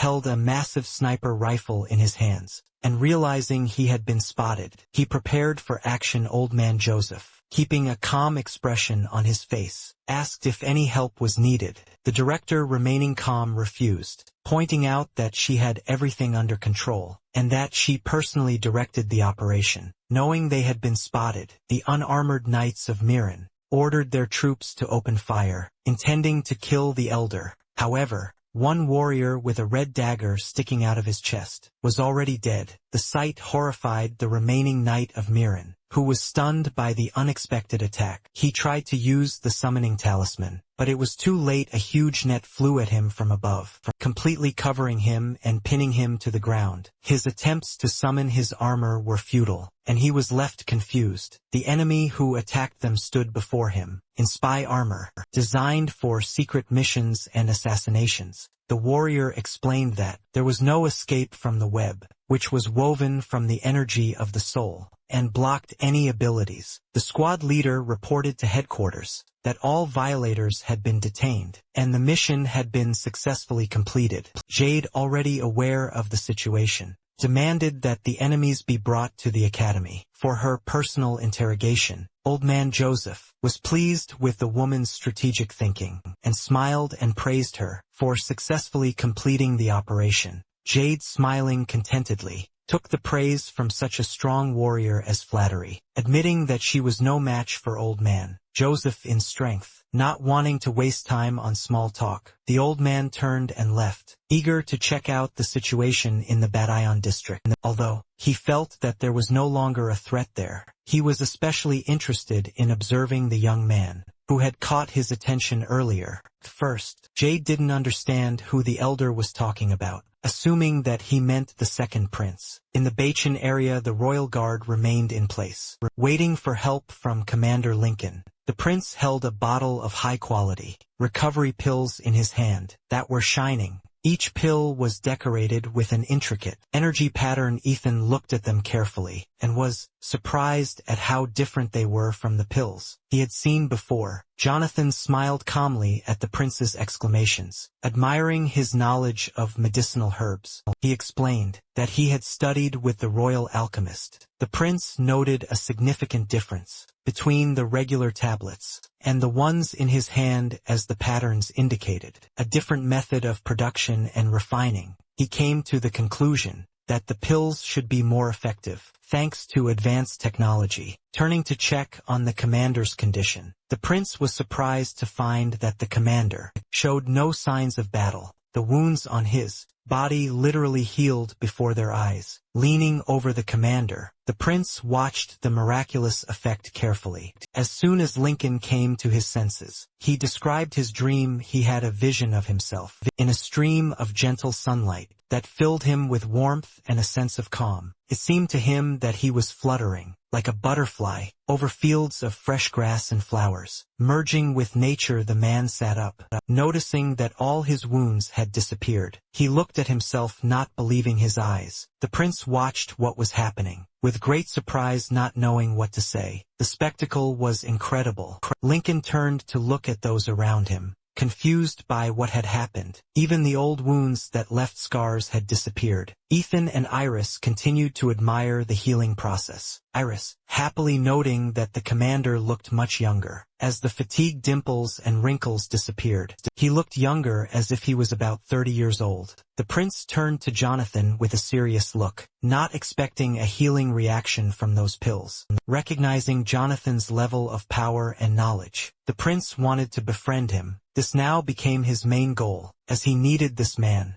Ethan's face was full of confidence. Suddenly someone on the street gently called out to the young man, and Jonathan, distracted from his thoughts, turned around. Melanie ran towards the squad, still wearing her armor that was covered in monster blood, happily carrying a bundle of rift crystals. The prince and his entourage were shocked by the amount of crystals she had collected. Suddenly Ethan swayed slightly, causing the bottle of pills to fall out of his shaking hand. However, someone quickly reacted, and before the jar could fall to the ground and break, Lincoln managed to catch it. The prince tried to eavesdrop on what Jonathan and Melanie were discussing when Jonathan jumped down onto a pile of crystals. Melanie stood proudly next to her collection, counting how many she had collected. She boasted that she had managed to bring back 9 exhibits, hands on her hips, smiling brightly and expecting praise. She was clearly seeking Jonathan's attention. Jonathan, standing near the huge sparkling stones, smiled tensely at the girl, acknowledging that she had done an excellent job of extracting the crystals. Melanie was in high spirits, grateful that Jonathan couldn't read her mind, as she had often dissected cadavers in the past, and still enjoyed it very much. Meanwhile, Ethan jumped off his armor and walked up to the pair, now feeling less concerned for his safety, and trusting both fighters. He got their attention by bowing, to express his gratitude for the miraculous rescue,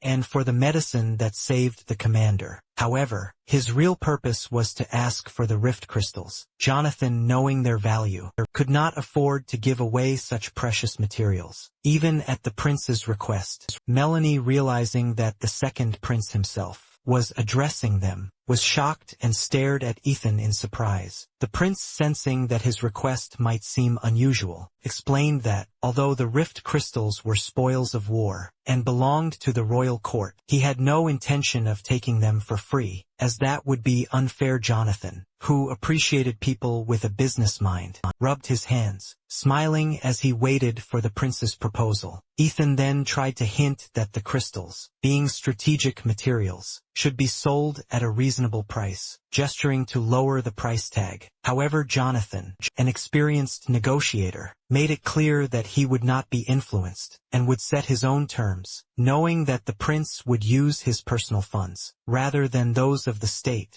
While the two men were enthusiastically discussing the deal, Melanie, wanting to introduce herself to the prince, took off her armor, still feeling confused about the situation. She couldn't believe that they saved the prince. The energy in her armor slowly dissipated as she landed, kneeling down and bowing her head, respectfully greeting the royal family. Given her family's position, familiarity was out of place. She introduced herself and waited for permission to rise. Jonathan chuckled awkwardly at her sudden formality. As it turned out, the prince learned her last name, mentioning that he knew her father, and that her family had good relations with the royal family. Melanie confirmed this as she stood up slowly, explaining that both her father and brother had served under His Highness. The prince smiled softly, recognizing her as someone he could trust, and feeling more comfortable discussing the terms of the deal in her presence. Given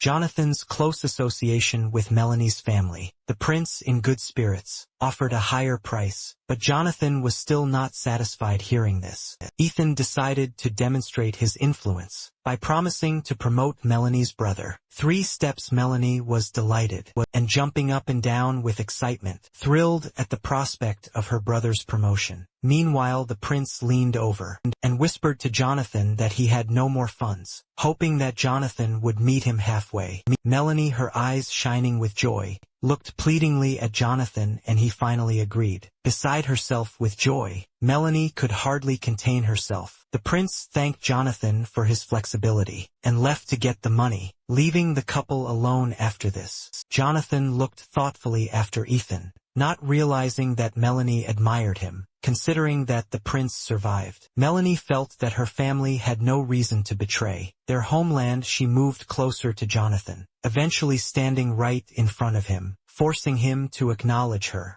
She grabbed his clothes and hugged his chest, creating an awkward moment. Melanie then asked for a rift crystal, but Jonathan was puzzled, not understanding why she would ask for it, when she could easily extract them from corpses. Making a cute face, Melanie shyly folded her index fingers together, her eyes sparkling and her lips pouting like a child's. She explained that these were all the crystals she could collect. Lowering her head and fidgeting, she searched all the monsters, and brought him the undamaged crystals, hoping that he would give her at least one. Meanwhile, the prince, surrounded by guards, tried to get money from Iris. The maid, clutching the card to her chest with tears in her eyes, hesitated, not wanting to part with the funds they had saved for so long. She looked at Melanie and noted that, since her family had served the prince faithfully, Melanie could have personally killed several monsters to get the crystals for him. Commander Lincoln attempted to calm the maid down, by patting her on the shoulder, and explaining that, while it was possible to obtain the crystal, it was difficult and it was not easy to kill the monsters without damaging the stone inside. The prince, glad for his commander's support,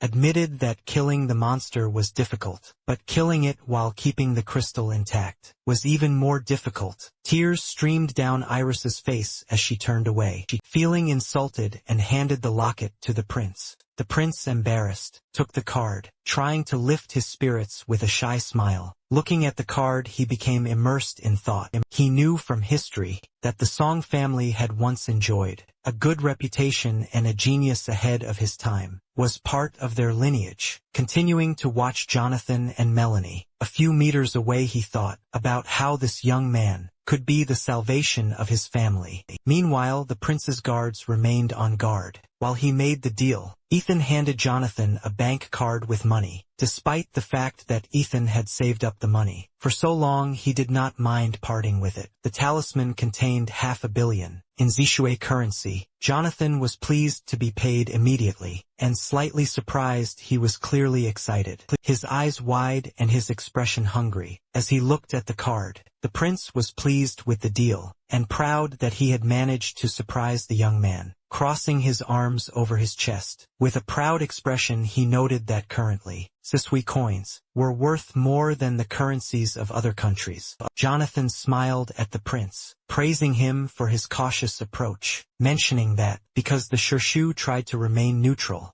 their currency remained more stable. Then, he placed the card in the inside pocket of his jacket. Ethan, enjoying the praise, thought that caution had become his constant companion. When he noticed several pairs of eyes watching him, he asked if Jonathan would like to count the money, but Jonathan, trusting the prince, politely declined. He admitted that counting the amount would take too much time, and decided to take the prince at his word. Ethan expressed gratitude for the trust, and urged the soldiers to retrieve the rift crystals. Jonathan then reached into his pocket, and pulled out some strange colored cards. They were purple with fancy patterns on the outside. He made them float in his hand, catching the eye with a bright pink lightning bolt. With a pleased look on his face, he told the prince that it was a free delivery service, just like in the store. Ethan, confused by what was happening, watched with his mouth slightly open. As Jonathan tossed the cards into the air, the cards began to circle over the rift crystals, forming bright patterns. Commander Lincoln watched the spectacle, amazed at what Jonathan was doing. He recognized the formation as a spatial array, realizing that Jonathan was using the array to compress the crystals along with the space around them, making them easier to transport. The rift crystals emitted spatial energy, so it would not have been possible to place them in a normal storage talisman. Jonathan skillfully sealed the crystals into cards, which glowed in his hand as the lightning died down. Jonathan then handed the cards to the prince, who stood there dumbfounded, staring at the young man's hand. Jonathan explained that transporting the crystals this way would attract less attention than dragging larger crystals. With the generals, he assured the prince that the cards were disposable, and gave him the code reminding him to find a spacious place to store the crystals. Ethan carefully took the precious cards, sweat running down his face from the unexpected solution to his transportation problem. Jonathan, feeling that his task was accomplished, and the prince was safe, waved goodbye. The prince, incredibly pleased with such a resourceful acquaintance, respectfully folded his hands together, and said goodbye to Jonathan and his companion. He promised that no matter what happened, he would always come to the aid of the young man.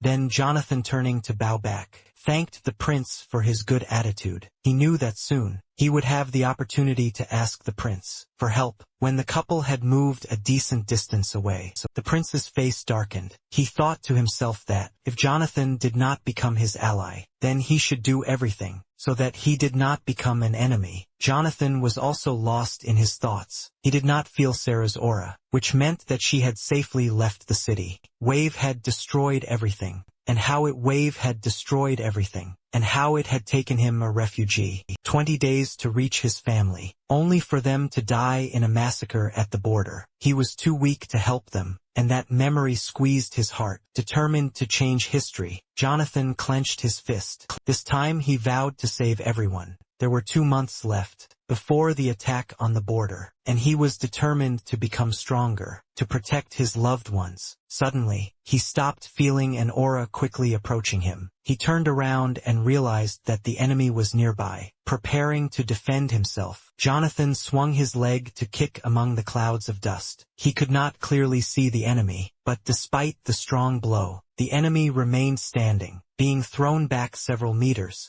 A male figure became visible in the dust, grabbing Jonathan by the leg. The unknown man seemed glad to meet the young man. The prince's party struggled to see what was happening in the distance, watching anxiously to see who had attacked Jonathan, and what would happen next. The frightened prince realized that the enemy was strong, emitting a terrifying aura, perhaps of heavenly rank or even higher. Commander Lincoln, no less tense, sensed the aura, and realized that it was close to the holy rank. He knew that such an opponent would be too tough for them. When the dust settled, Jonathan saw an older man standing in front of him, clearing his throat. The man commented on how impressed he was, that Jonathan had managed to hide his abilities throughout his entire year at the academy. Jonathan suddenly remembered that he had seen this man before. He was a guard at the gates of the academy. This revelation surprised Jonathan, as he realized that the guard was actually a heaven-ranked warrior. Melanie,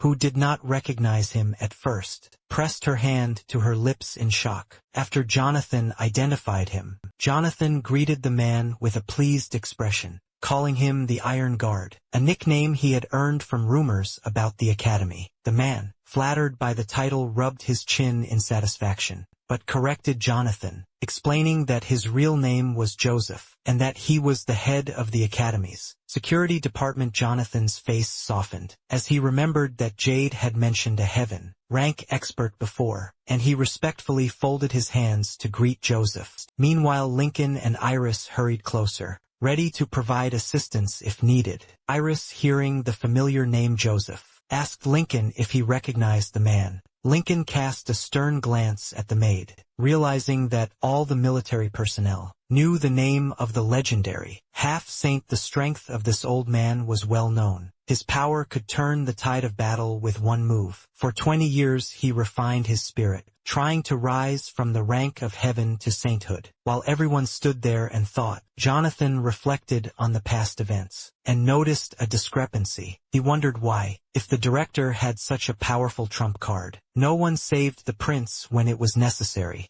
It was said that in the past, 108 divine carriers were born, ideal warriors in powerful armor. These people with talent and perseverance rose above the rest, and could easily reach the heavenly rank. Ordinary people, however, were less fortunate. They had to rely on blood and sweat to advance in rank, and moving from one rank to another was dangerous to the soul. The commander concluded his explanation by saying that the heavenly rank was generally the limit of a person's capabilities, and even reaching that level was a serious challenge. Yet Master Joseph was close to becoming a saint. At that moment, Jonathan, the prince, the commander, and the maid all stood before the old man, realizing that they were in the presence of a great figure. The commander was the first to bow his head, introducing himself and paying his respects to the half-Saint Joseph. Everyone followed his example, except for Jonathan, who looked around in surprise. The old man laughed, admitting that he usually didn't like such moments. Jonathan, still looking at him, reflected that, in the past, there had been no preparation that would enable a man to break through to holiness. He saw this as a fantastic opportunity for himself, and a crazy smile appeared on his face. As a wild idea struck him, he thought that Master Joseph would be the perfect candidate for an experiment in training people to achieve holiness. Joseph felt Jonathan's worried gaze, comparing his expression to that of a chef who had found the perfect ingredients, making the situation even more alarming. Jonathan quickly looked away, recognizing how impressive the old man was. The hero quickly realized that ruining his relationship with this test subject would be unwise. Joseph's face became stern as he frowned, asking Jonathan not to pretend. Jonathan remained silent, waiting for Joseph to continue, as the old man was clearly intimidating him. Master Joseph then asked if Jonathan was indeed the carrier of Zoki. Though everyone was shocked to hear this, and the prince and his subordinates looked at Jonathan, expectantly waiting for his answer. The prince, thoughtfully propping his chin, remembered what he had heard about Zuki's ability to copy the powers of other generals. He suggested that Jonathan could have used this to mislead the public. For security reasons, Jonathan, feeling frustrated that even the prince could not grasp the real situation, decided that it was easier to go along with their assumptions than to explain the Star-Lord's complex system. Everyone continued to wait for his answer, while Jonathan, looking embarrassed, laughed nervously and scratched his head. He asked them to keep everything a secret. Then Ethan, both happy and confused by Jonathan's request, called him brother and promised to keep the secret. Jonathan thanked the prince, admitting that, after saving him and the royal guard, he expected nothing else. However, Master Joseph was not so easy to deceive. He looked at Jonathan suspiciously and hesitated, leaving it unclear what he was thinking. Then Joseph asked if it was true that the local, heavenly-ranked monster was killed by Jonathan. There was a silence between the people, and Jonathan awkwardly confirmed the information, since Joseph had not witnessed the battle. He was curious as to how an academy student, who only had a yellow rank, managed to defeat an enemy 3 ranks higher. The silence was palpable, and the weight of Joseph's question weighed on Jonathan. Master Joseph suggested that Jonathan might be hiding his true power, or perhaps his family had special secrets. Iris, wanting to protect Jonathan, began to mention the use of crystals, but the prince interrupted her, suggesting that it was best not to disturb the young man, in case there was something he preferred to hide. Iris quickly realized that she had almost said too much, covering her mouth with her hand, and putting on an innocent expression. However, Jonathan brushed off the prince and his subordinates, seeing no reason to hide the details of the battle. From the master, he told the story of the monster, and how he used the rift crystals to defeat it. Old Joseph was surprised that Jonathan included the rift crystals in his war strategy. Although Joseph had a lot of experience in various fields, this was the first time he heard about crystals being used for more than just making talismans. Jonathan explained with a confident expression that it was not as easy as it seemed, noting that using crystals required a special technique that only a few could understand. Intrigued, everyone moved closer, not wanting to miss out on any of the secret knowledge. However, Jonathan was not about to share his knowledge, but since it was not a big secret, he explained that, in order to make the crystal explode, it was first necessary to apply a matrix to it, and catalyze it using alchemy. It was a complex process that required considerable experience. The prince, once again amazed, admitted that it would be difficult for an ordinary person to repeat such a feat. Jonathan smirked smugly, crossing his arms over his chest, and explained that, while learning how to explode rift crystals was possible, it would not be an easy task. Suddenly Jonathan stopped, squinted and looked around. He sensed danger approaching, and although no one else noticed, he felt the need to warn everyone. Old Joseph tensed, and began to sense the aura of the stranger, despite the fact that the strangers had managed to sneak up on them unnoticed. Joseph was more worried that Jonathan had discovered it faster than he had. The royal guard quickly ran up, forming a semicircle around the prince and the others. Finally, figures appeared on the roofs of the nearby buildings. Even from afar, it was clear that the figures were dressed in armor, and there were many of them. They surrounded the group. In the middle of them stood the enemy commander Euphilo, in heavy armor, with small horns protruding from his helmet. It remained unclear how long they had been watching the group from above, previously hidden by a cloaking system that collapsed during the update. The enemies did not care about the guards or other people. Their target was Prince Ethan, and they had orders to kill him at any cost. However, no one was going to run from the battlefield. Everyone was ready to fight, side by side with the prince. Jonathan was counting the enemies while the rest, including Master Joseph, formed a defensive circle. They were surrounded by 8 groups, 3 machines in each. Jonathan also reported that they were about to encounter 24 enemies, and he also sensed a command vehicle among them. Old Joseph was amazed at Jonathan's insight. The young man smiled and looked at the prince, noting that the kingdom of Marine was determined to destroy the royal family. The prince, displeased with Jonathan's remark, suspected that his elder brother, the heir to the throne, might be involved. Jonathan then became more serious, explaining that while the ordinary opponents and their commander did not pose much of a threat, he sensed another presence, the aura of a heaven-ranked star soul master. Master Joseph, though he did not say it out loud, began to envy Jonathan, realizing that the young man's perception was far superior to his own, since he himself could not sense the hidden aura. Meanwhile, the enemy commander raised his hand, giving the order to target the second prince. The shooters prepared to shoot, looking into their sniper rifles. They were waiting for the right moment to shoot. The enemies were located, not only on the roofs of houses, but also hiding in the destroyed corners of the city. Intending to strike from the rear, one of the gilded warriors of the royal guard ordered everyone to put on protective gear, as their main mission was to protect the prince. All the defenders took a special position, and summoned round shields, decorated with the coat of arms of the royal family. Then Jonathan took the blue cards out of his pocket, and threw them into the air. The cards began to glow, and emblems with inscriptions appeared above the heads of Ethan and Melanie. The light spread from these emblems to the ground, forming a protective dome around them, a mobile defense system. With a serious expression on his face, Jonathan took out another card, signed it with his spiritual power, and sent it up. This created another large dome above him, covering all the allies. Old man Joseph, who had been carefully observing the erases, was once again impressed by Jonathan's skill. As the young man deployed 3 high-level arrays in such a short time, Jonathan then tossed the jar to Master Joseph, asking him to protect those under the dome.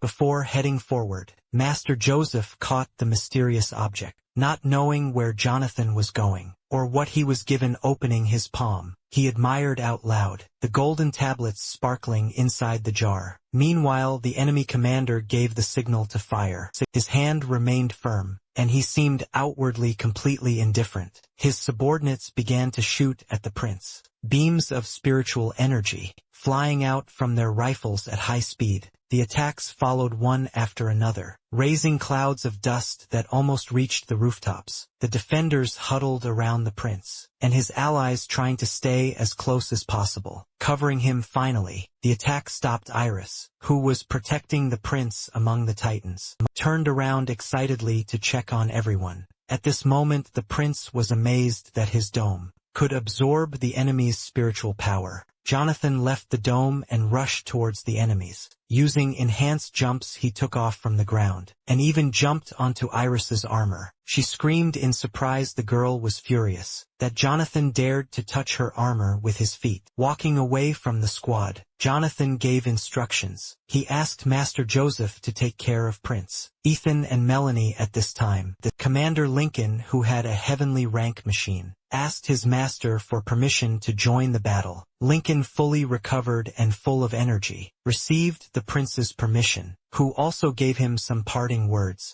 An excited Lincoln immediately charged towards the enemy, using his enhanced jumps, needing to distance himself from the Titans, to summon his armor inspired by the upcoming fight. Lincoln used Iris's helmet for one of his jumps. Furious Iris cursed loudly, insulted that her armor had been used in such a way. Lincoln, however, ignored her as he flew higher, and summoned his golden armor that matched the royal guards. At this moment, the enemy commander sensed Lincoln's presence, and noticed his heaven rank machine. However, he did not realize that Lincoln was currently in excellent shape and expected to defeat him. Within 10 turns, Buffalo swung a round shield with teeth on the edges, reminiscent of a chainsaw, and threw it forward. He spun in the air, cutting through it with his sharp blades. However, Lincoln easily dodged the attack, slowing down just before the shield could strike, and moving slightly to the left. However, the shield flew a few more meters, before turning around and returning like a boomerang. Iris, who had been watching the battle with concern,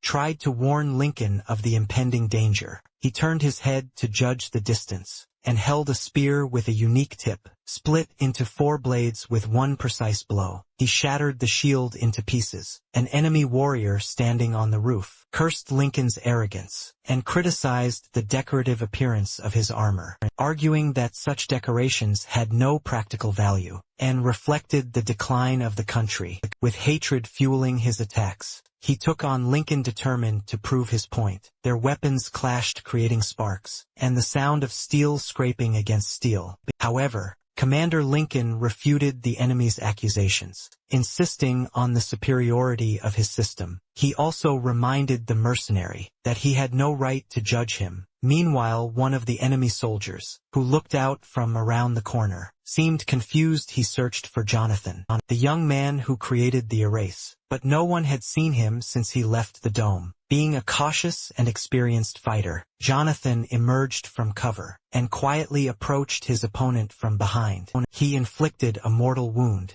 instantly killing his enemy. The enemy fell to the ground, not having time to resist. For Jonathan, it was an easy victory. He grinned evilly, pulling his weapon out of the enemy's body, which began to disintegrate. The noise alerted the other enemies, who turned to see their fallen comrade, warning each other. Realizing that the battle would no longer be easy, all the soldiers pointed their pistols at Jonathan, deciding that they needed to eliminate him quickly. However, Jonathan was fast enough to dodge their beams, causing the soldiers, who were standing parallel to each other, to accidentally hit their own comrades. As the enemy approached, one of the fighters urged the others to engage in close combat, believing that this would increase their chances of defeating Jonathan. But before they could materialize their weapons, Jonathan struck again with one swing. He cut through the armor of his opponents, his blade cutting through the spiritual armor as easily as a knife through butter. Jonathan didn't need to put in much effort.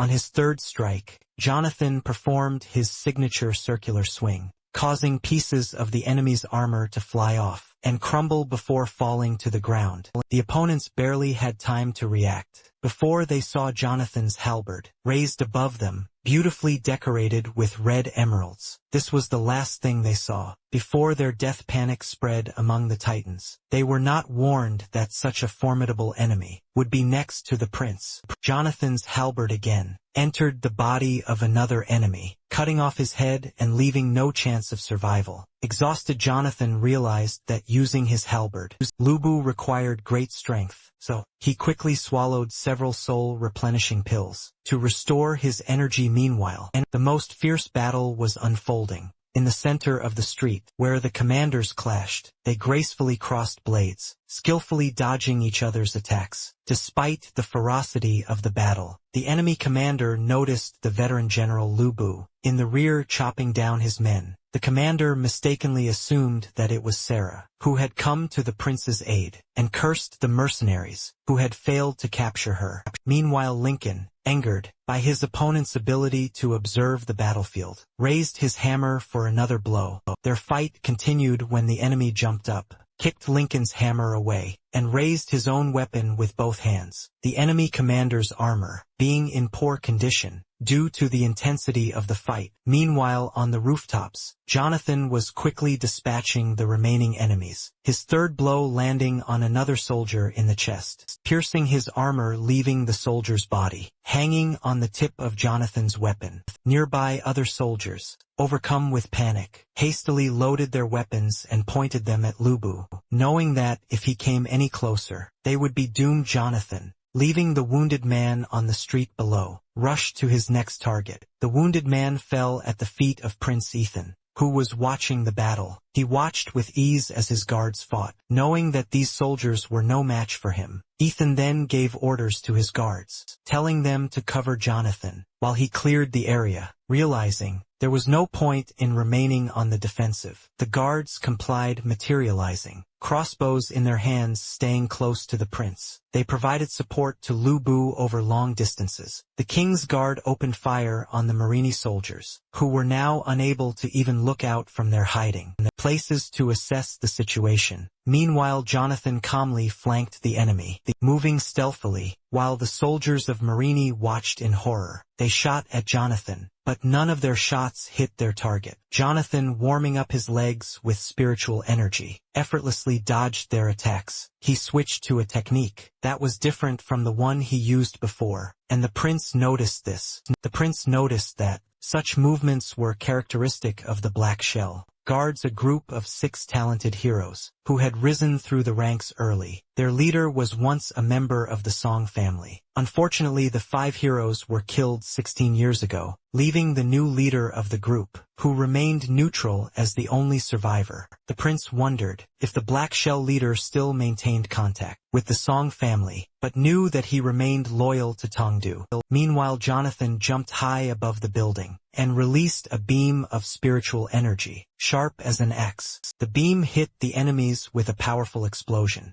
destroying part of the roof and destroying their armor, body parts flying in all directions. One of the wounded soldiers crawled along the roof, shocked by the overwhelming force of the defenders. Then Lubu landed on top of the soldier, finishing him off with a blow to the chest. From his halberd, the prince noted that Jonathan had used the Black Shell technique again and wondered if his friendship with the young man would be able to sway the Black Shell group to their side. While the prince was deep in thought, Jonathan approached another rooftop. An enemy soldier, seeing him approaching, froze with his weapon in his hand, too stunned to react. However, Jonathan, not intending to spare his enemy, cut him with his halberd from shoulder to stomach. However, this time, Jonathan got tired faster. Due to the numerous dodges he had to make, he drank more pills to replenish his supplies, and while continuing to attack. At the same time, he noticed that the enemy expert who was hiding had not revealed himself yet. This made him suspicious, as he wondered if there was some kind of trap set here. At this time, the battle raged around the defensive structures, with defenders on the rooftops firing in all directions, preventing Lu Bu from attacking effectively. Master Joseph tested the operation of the grids,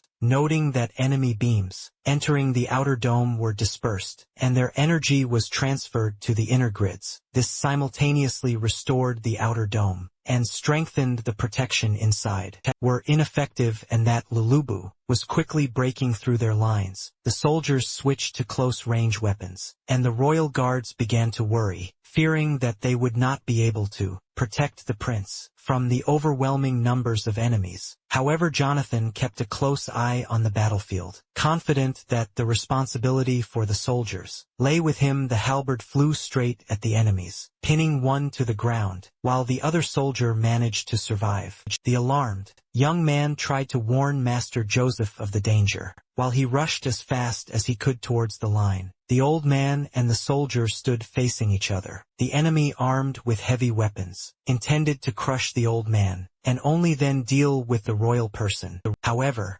Master Joseph seemed unusually calm and contented. He laughed as he looked at his opponent, as if he was tired of standing aside. Suddenly a pillar of light pierced the air, stretching from the ground to the sky, raising dust, steam and spiritual energy particles around them. Commander Lincoln was busy repelling the enemy attacks, but he glanced sideways at the mysterious pillar. He could not see anything clearly, and what was happening to the erase remained unclear. Iris, worried about the prince, frowned, trying to figure out the situation. As the clouds slowly cleared, it became clear that the prince's protective dome was intact. The enemy was on one knee, his blade touching the ground. Sweating in horror, what he witnessed left him in shock. Master Joseph caught the blade with his bare hand, holding on to the tip of the blade, his clothes fluttering, as if caught by an invisible wind. But the old man remained calm and relaxed. Smiling, he made a caustic remark about how the Soul General had the audacity to attack a defenseless old man who was contemplating moral decline. The soldier, unable to respond, froze and opposed to deliver a perfect strike. He still couldn't comprehend that Master Joseph was so strong that he could stop a soul weapon with his bare hand. However, Master Joseph, seeing no point in explaining himself to someone who was soon to die, allowed the bolts of spiritual energy to spread around him, his eyes blazing with anger and overwhelming power, as he continued to hold the enemy blade, with just a few fingers of his right hand. Finally, the soldier began to sense the old man's true aura. Without knowing it, the soldier had attacked a half-saint ranked expert, and now deeply regretted it. Master Joseph then rose into the air, stopping in front of his opponent's helmet, a lightning-fast trail, stretching from where he had just stood, pushing off the enemy's armor, causing it to crack. Joseph rose higher. Surrounded by sparks and lightning, he concentrated a powerful stream of spiritual energy in his right hand. The lightning that circled around him concentrated on his right side. Like a martial artist, Joseph cut through the enemy's armor with his palm. Joseph then prepared his hand for the next strike, concentrating the power of his spirit into the bottom of his palm. Channeling the accumulated energy, he struck through the hole that had formed in the torn armor, shattering the soldier's shoulder, sending pieces of armor flying, and the soldier crashed to the ground, rolling for several meters before coming to a stop, his armor beginning to shimmer, signaling that it was about to disappear. The royal guards turned around, amazed at how the old man had taken apart the war machine with his bare hands. Even the guard commander, momentarily distracted from his battle, enthusiastically noted the terrifying strength of the half-saint expert. Jonathan, watching from the edge of the roof, remained silent but thought to himself that the old man might have overdone it. However, he smiled, believing that Master Joseph's plan was to provoke the hidden expert to reveal himself. Meanwhile, Lincoln's fight continued. Knowing that the prince was safe, he could now fully focus on his enemy. He pushed back his opponent, who was still shocked by Master Joseph's display of skill. The commander, ready to strike, rushed at his opponent. Raising his axe, the enemy did the same, and they rushed towards each other screaming, knowing that only one of them would survive.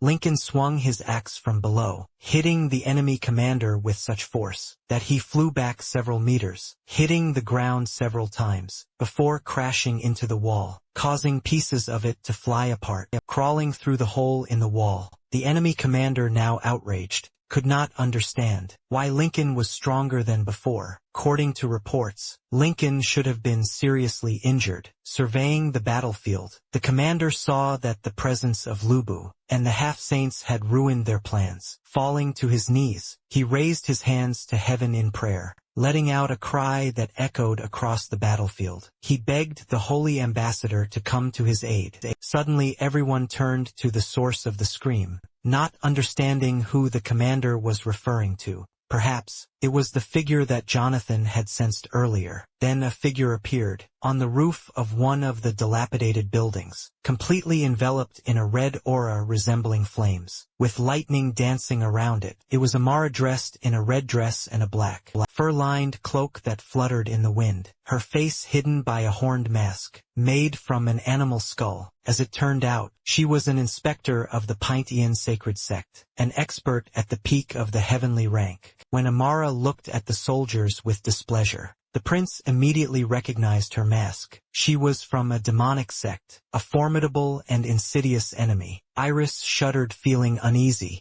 as she recalled the demonic sect's ruthless reputation. Old man Joseph, whose plan had worked, looked sternly at Amara, knowing that her presence meant a serious disaster. Jonathan was also stunned by the woman's appearance. He recognized her clothes as those of the Pintian sacred sect, which was called demonic due to its dark history. According to historical records, the Eastern continent was once ruled by emperors of divine rank. The king of Miran turned the emperor's illegitimate son into his puppet, while the emperor's daughter escaped and founded the kingdom of Sisui. When the emperor's son grew up and escaped the king's control, he waged war against Miran and eventually founded the kingdom of Tanda. After the death of the king of Miran, a figure of divine rank came to his defense, which led to the creation of a new dynasty in the northern regions. Thus, the continent was split into 3 states that have been in conflict ever since. Pinchin, who founded the demon clan for the glory of the new state, was the one who saved the king's life. The warrior's appearance, with huge horns and spikes on his armor, inspired fear in everyone who saw him. making him look like a fiend from hell. There were rumors that this monstrous figure was still alive, sitting on a throne in a dark dungeon, surrounded by the skulls of his enemies.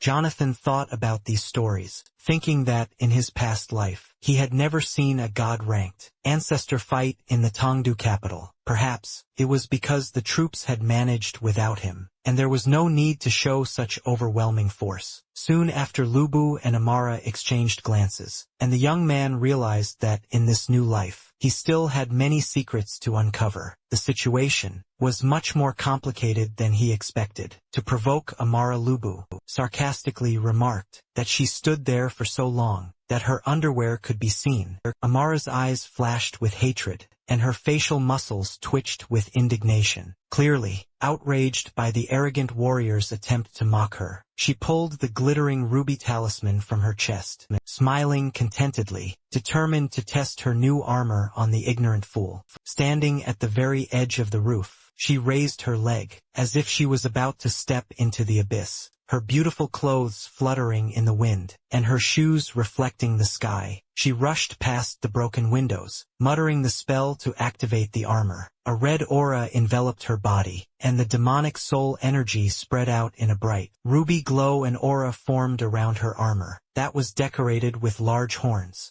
Her majestic and massive armor captivated with its beauty. Suddenly, with a furious cry, Amara began her attack. Commander Lincoln, who was watching the sky with concern, saw her disappear from sight, only to be struck by her furious attack. The ground around them was engulfed in ruby flames. His hammer was sent flying, and Amara pinned him to the ground with her foot. In her armor, she resembled a colossal mechanical cyclops, with a ruby eye shining on her helmet, and a long train of feathers hanging down between her horns. Pleased with herself, Amara believed that it would not take much effort to defeat the enemies of her country, and the first of them was already lying at her feet. The prince narrowed his eyes in concern, realizing that the commander, a strong fighter, had been incapacitated with just one blow. Jonathan was also worried. He did not expect to see the new generation machine of Miran so soon. The surprise took him by surprise. Meanwhile, the royal guard took up position behind Amara's titan. As the prince's protectors, they had no choice but to stand their ground. Amara turned her head, giving them an angry, burning look, her fierce determination obvious, as she pulled out the swords attached to her armor, hiding them behind her back, and then rushed towards the prince. In a panic, Jonathan shouted to Master Joseph to cover everyone, knowing that he would not be able to take off in time to protect the people. However, Master Joseph was already prepared. He had his old talisman ready and intended to use it. Meanwhile, Amara approached, raising both swords behind her back, ready to deliver a powerful blow. Infuriated by the old man's calm, she put all her fury into her blow, bringing her swords down on him with a scream. Meanwhile, Master Joseph had already donned his armor and parried her blow with his signature short broadsword. Their collision sent a powerful shockwave across the battlefield, knocking the royal guards off their feet. Ethan and Melanie managed to stay on their feet, thanks to the protection of the bars, but even they had to shield their eyes from the gusts of air and dust. The prince, amazed that someone could match the power of a half-saint,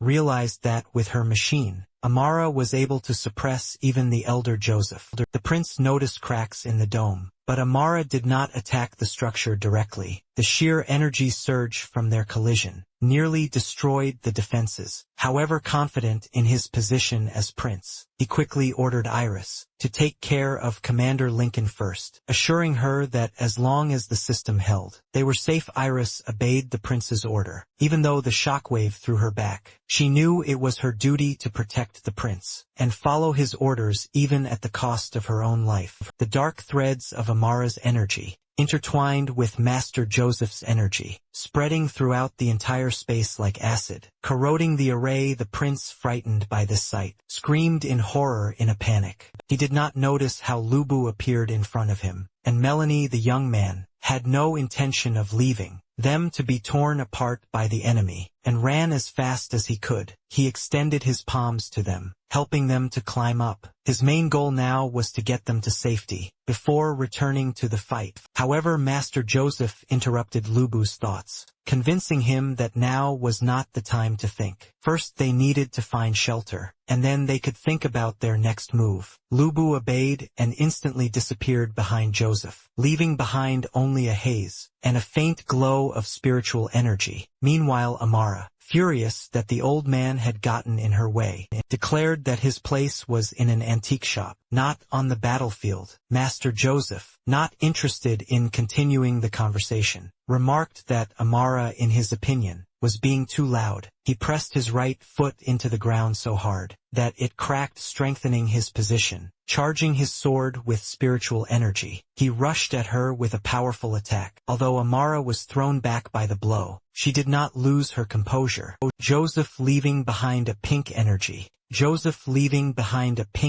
trail. For a moment he didn't understand what had happened. When he turned his head, it became clear that the attack wasn't aimed at him. He screamed to warn Lubu. Hearing the warning, Lubu quickly changed course, zigzagging to the right, before returning to his original path, the enemy blades smashing into the building behind them. While Joseph was momentarily distracted, Amara took advantage of the opportunity. She flew straight at him from close range. The old man did not have time to react. The force of her blow sent him flying far down the street. Joseph then thrust his sword into the ground to slow down. Stopped, cutting through the ground for several meters. Ruby blades followed him, but he easily deflected them. She only managed to hit him because she caught him off guard. The woman summoned her main blades that were stuck in the building. They began to glow as energy returned to her minotaur armor, and clouds of dust and smoke rose from the collapsed structures. Master Joseph lost sight of his enemy, realizing that Amara had decided to take advantage of the element of surprise.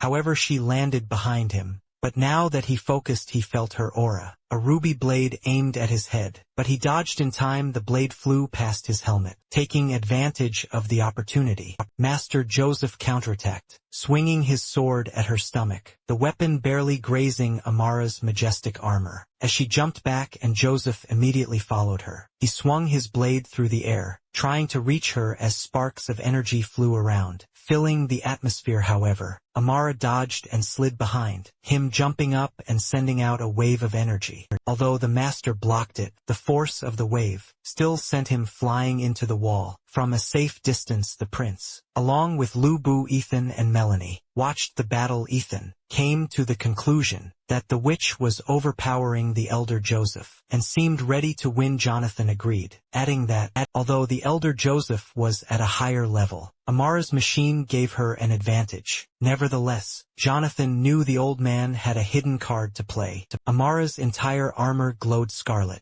emitting sparks of her soul energy. She rushed at Master Joseph like a fiery meteor. However, the old man was not taken by surprise. He prepared himself by taking a special stance, enveloped in lightning discharges. His determination and aura scared Amara, although she didn't quite understand why it happened. Jonathan, who had been watching the proceedings closely, realized what the old fighter was up to. With complete confidence, Master Joseph stood ready, knowing that she would not be able to avoid his next blow. He raised his blade high, and a pillar of bright, golden light shot up into the sky, illuminating the battlefield. Amara, floating in the air, suddenly saw a huge lightning bolt approaching her. Although fear flashed in her eyes, it was quickly replaced by a mocking smile. The prince noted that, if the most powerful blow missed the target, there would be no hope of victory. Melanie, in disbelief, exclaimed that a half-saint could not have made such a serious mistake. The prince also began to panic, unable to believe that someone of Joseph's rank could waver. Only Jonathan seemed to remain calm,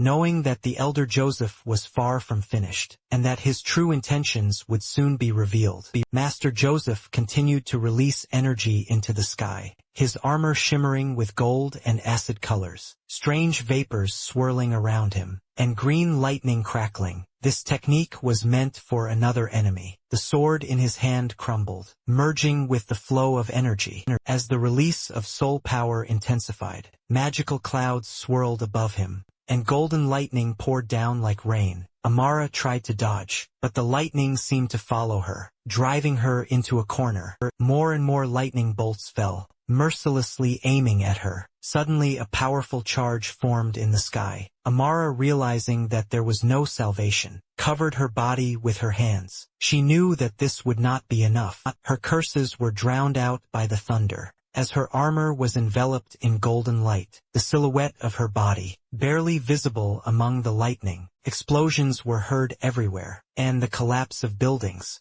left the royal guard in awe. They had never seen such devastation in their lives. Their eyes widened in shock. As the lightning storm finally stopped, nothing was left untouched. The entire area was destroyed. Buildings were either toppled or completely destroyed. In the center of the battlefield, a figure stood in the dust. It was clear from the silhouette that she could barely stand. Amara's armor was torn to shreds, as if it had been devoured by wild animals. Her arms hung motionless at her sides, but it was amazing that she remained conscious. Those watching were amazed by her resilience.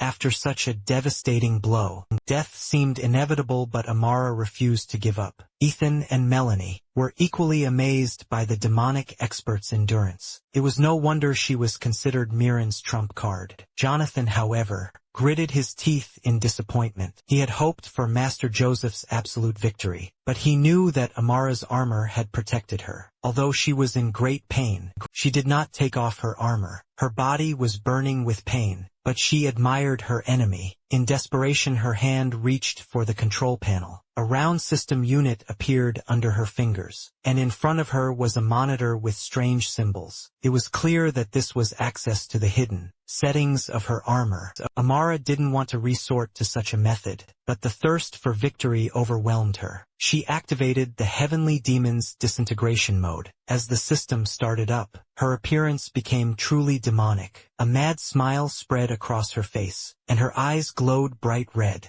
Flames engulfed her armor, seething with soul energy, filling the gaps left by the damage. Beams of energy shooting out from her head. The prince, watching in horror, realized how terrifying an opponent she was. Beads of sweat running down his face, as Amara's aura completely overpowered the elder Joseph's. She laughed wildly as the swords appeared in her hands. Again, her entire posture, expressing her superiority over her master, claiming that in this state, she was much closer to the rank of saint than he was. Jonathan, upon hearing her explanation, could not believe his ears. The experimental technology allowed her to increase her combat power by an entire level, posing a serious threat to all surrounding states. Despite the significant damage that Master Joseph had inflicted on her, he was now struggling, exhausted, out of breath. He still wanted to show that he could continue to fight. In the blink of an eye, Amara disappeared from the sight of those around her, leaving behind only a bright trace of energy.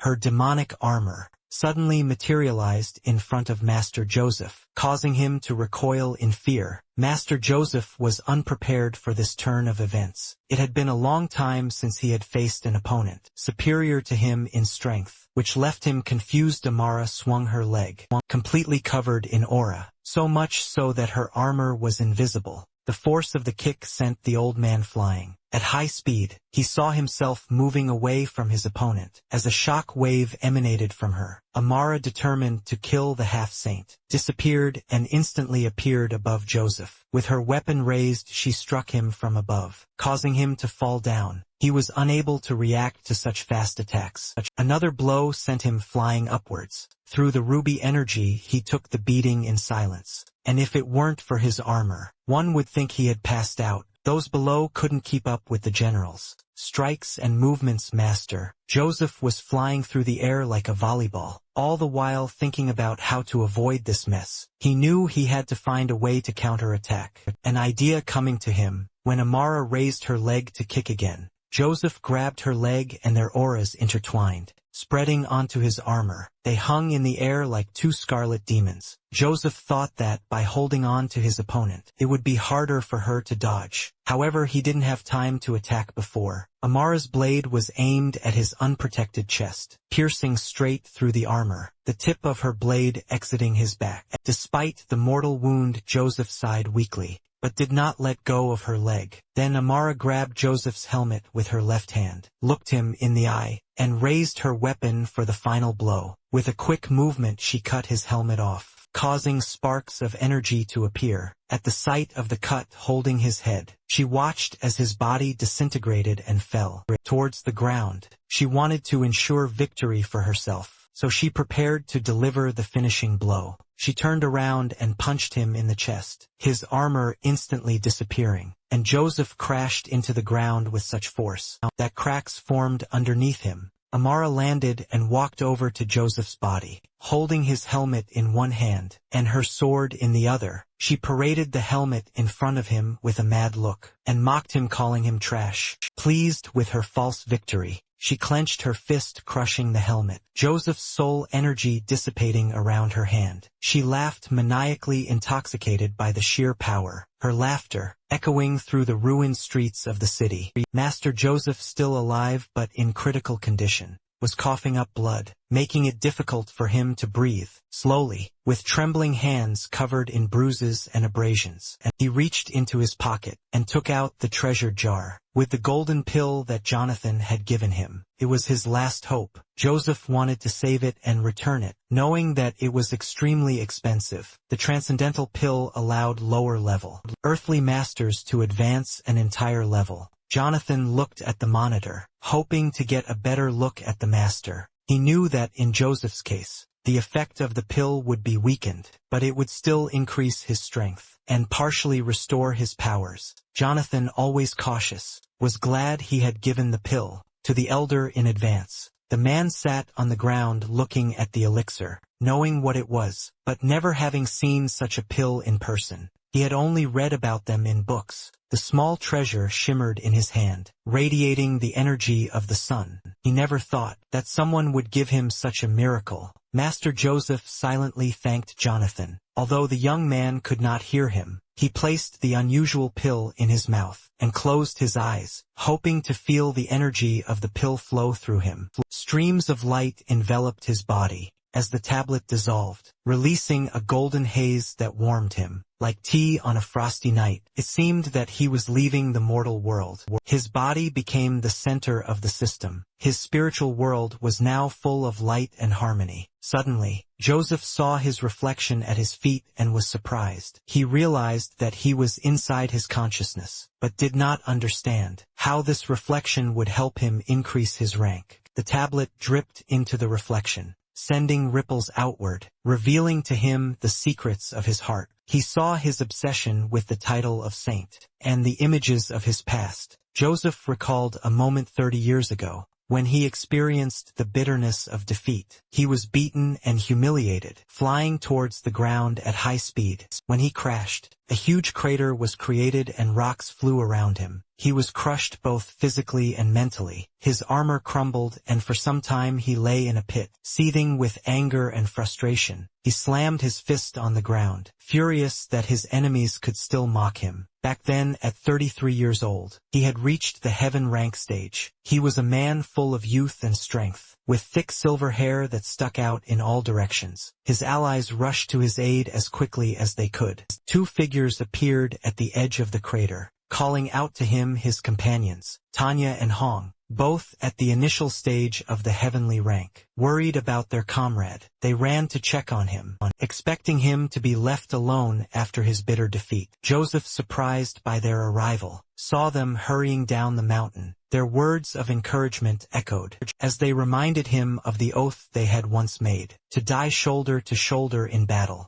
Although Joseph felt a little out of place recalling it, he smiled tightly and thanked them. Above the defensive wall in the air, the enemy general who had put Joseph to flight, he looked down arrogantly at the warriors, who stood without armor. The three of them, Joseph, Tanya and Hong, stood side by side, watching the enemy and waiting for his actions. However, the intruder seemed to be in no hurry to attack. In his hand, the general held a cage of soul energy, inside of which a beautiful, blonde woman leaned against the bars, her eyes downcast. Tanya pulled out the summoning talisman and shouted at Hong to follow her example. In the center of the crater, two titans formed from the glow, one holding a rapier, while the other wielded a massive blade. Joseph panicked and tried to warn his comrades, and dissuade them from attacking, telling them that the Star Soul General Vanessa was too strong for them to handle. As the enemy flew into the air, her aura spread out in purple waves,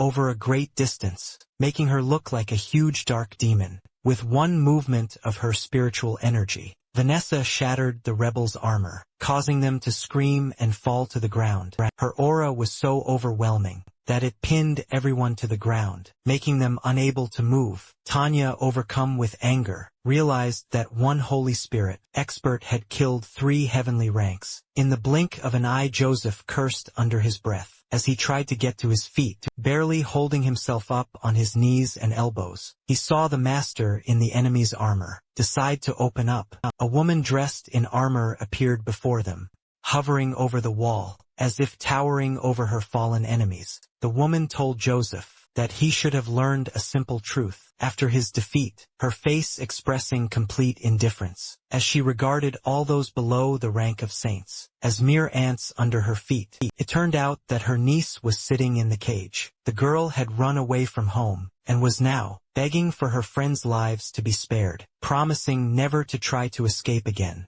Joseph cried out her name, his face showing such deep pain, as if losing her was worse than death itself. They exchanged glances from afar, perhaps for the last time, the girl's eyes full of bitterness. Her aunt, predicting a great future for her niece, told her that as a talent of the Huang family, she was destined to achieve the same rank and protect their country, ensuring the prosperity of the family for 100 years. She looked down on the 3 warriors, comparing them to insects, stating that in time, not even ashes would remain of them. However, she explained that Joseph's talents were different. They lived for centuries, retaining their youth. The girl, realizing that mere mortals meant nothing to the saints, fell to her knees with tears in her eyes, begging her aunt not to kill Joseph. However, her aunt ignored her pleas, judging the situation to be that Joseph had stolen the daughter of Huang's house and was trying to escape. But out of concern for her niece's mental state, the aunt decided not to kill Joseph, that she would only spare the lives of his comrades, on the condition that his foot never touched the ground of Sisui again. Bending down, Joseph gritted his teeth in indignation. His hand reached for the knife, hidden in the hem of his clothes. Slowly and with great determination, he took hold of the handle and pulled out the weapon. The girls looked at him with worried expressions, knowing that their lives depended on his next move. Any rash action would ruin all their efforts. Then Joseph raised the knife over his head, with a stern face. Then with his left hand, he gathered his hair into a bun and in one swift motion,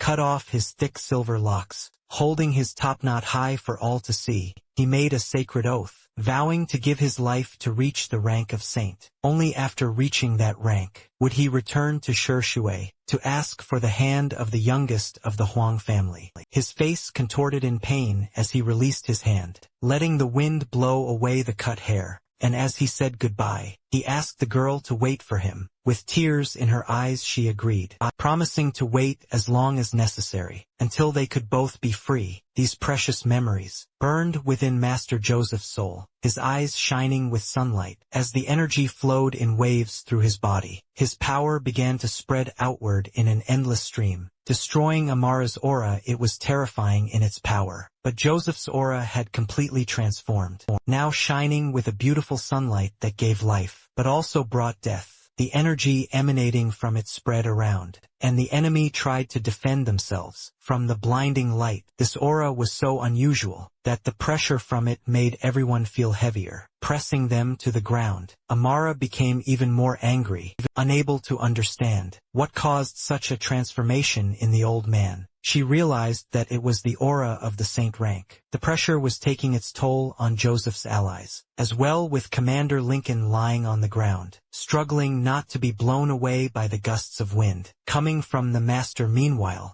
Lubu protected the prince and Melanie from the rocks and wind that flew in all directions. The prince, recognizing this aura, no doubt realized that this was the presence of a saint. Melanie looked at her lover's helmet, realizing that it was because of the pill that Joseph was able to break through to the rank of saint, she still found it hard to believe. Jonathan, meanwhile, was glad that Joseph was able to temporarily break through to the saint rank, although the effect was temporary. It would be enough to neutralize the enemy. He smiled softly, confident that this inequality between carriers and mortals on the battlefield would be eradicated through his efforts. However, he also believed that one tablet would not help Joseph reach the saint rank forever, so he would need to talk to the master and share some tricks with him. Master Joseph, now overflowing with energy, flowing through his veins, had long dreamed of feeling such power. Now he understood Vanessa's point of view, who saw others as nothing but ants.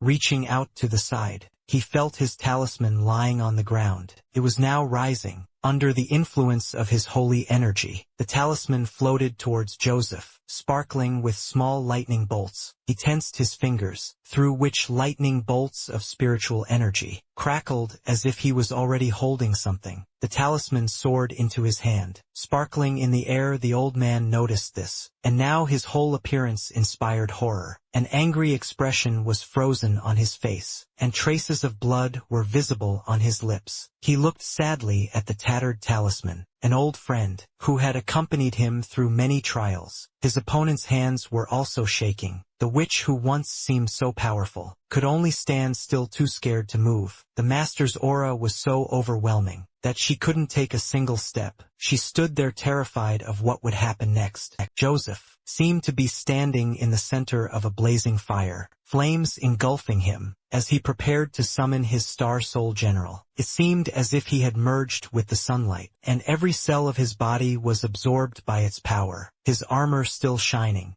seemed majestic due to his shining aura. Amara, feeling the sun warrior's gaze on her, wished she could sink into the ground to avoid the humiliation of being defeated by her once defeated enemy. Master Joseph enjoyed the moment, looking at his armored hands, through which energy was oozing. The power of a saint was truly enormous. As memories of Vanessa came back to him, he now understood why she had seemed so formidable. Amara tried to move away in horror, frightened by the majestic appearance of the saint. She began to beg him not to come closer, looked at her without compassion, his stern demeanor suggesting an imminent attack. His hand pressed to his chest, as he thought about his only previous encounter with the saint in combat, when Vanessa had floated over him, shattering his dreams with a simple wave of her hand. Then Joseph swung his weapon, sending out shock waves that made the enemy tremble in fear, waves of shock spreading from every movement the general made. And Amara froze, her breath caught in her throat, as she watched in horror the humiliation and anger from his previous encounter with Vanessa,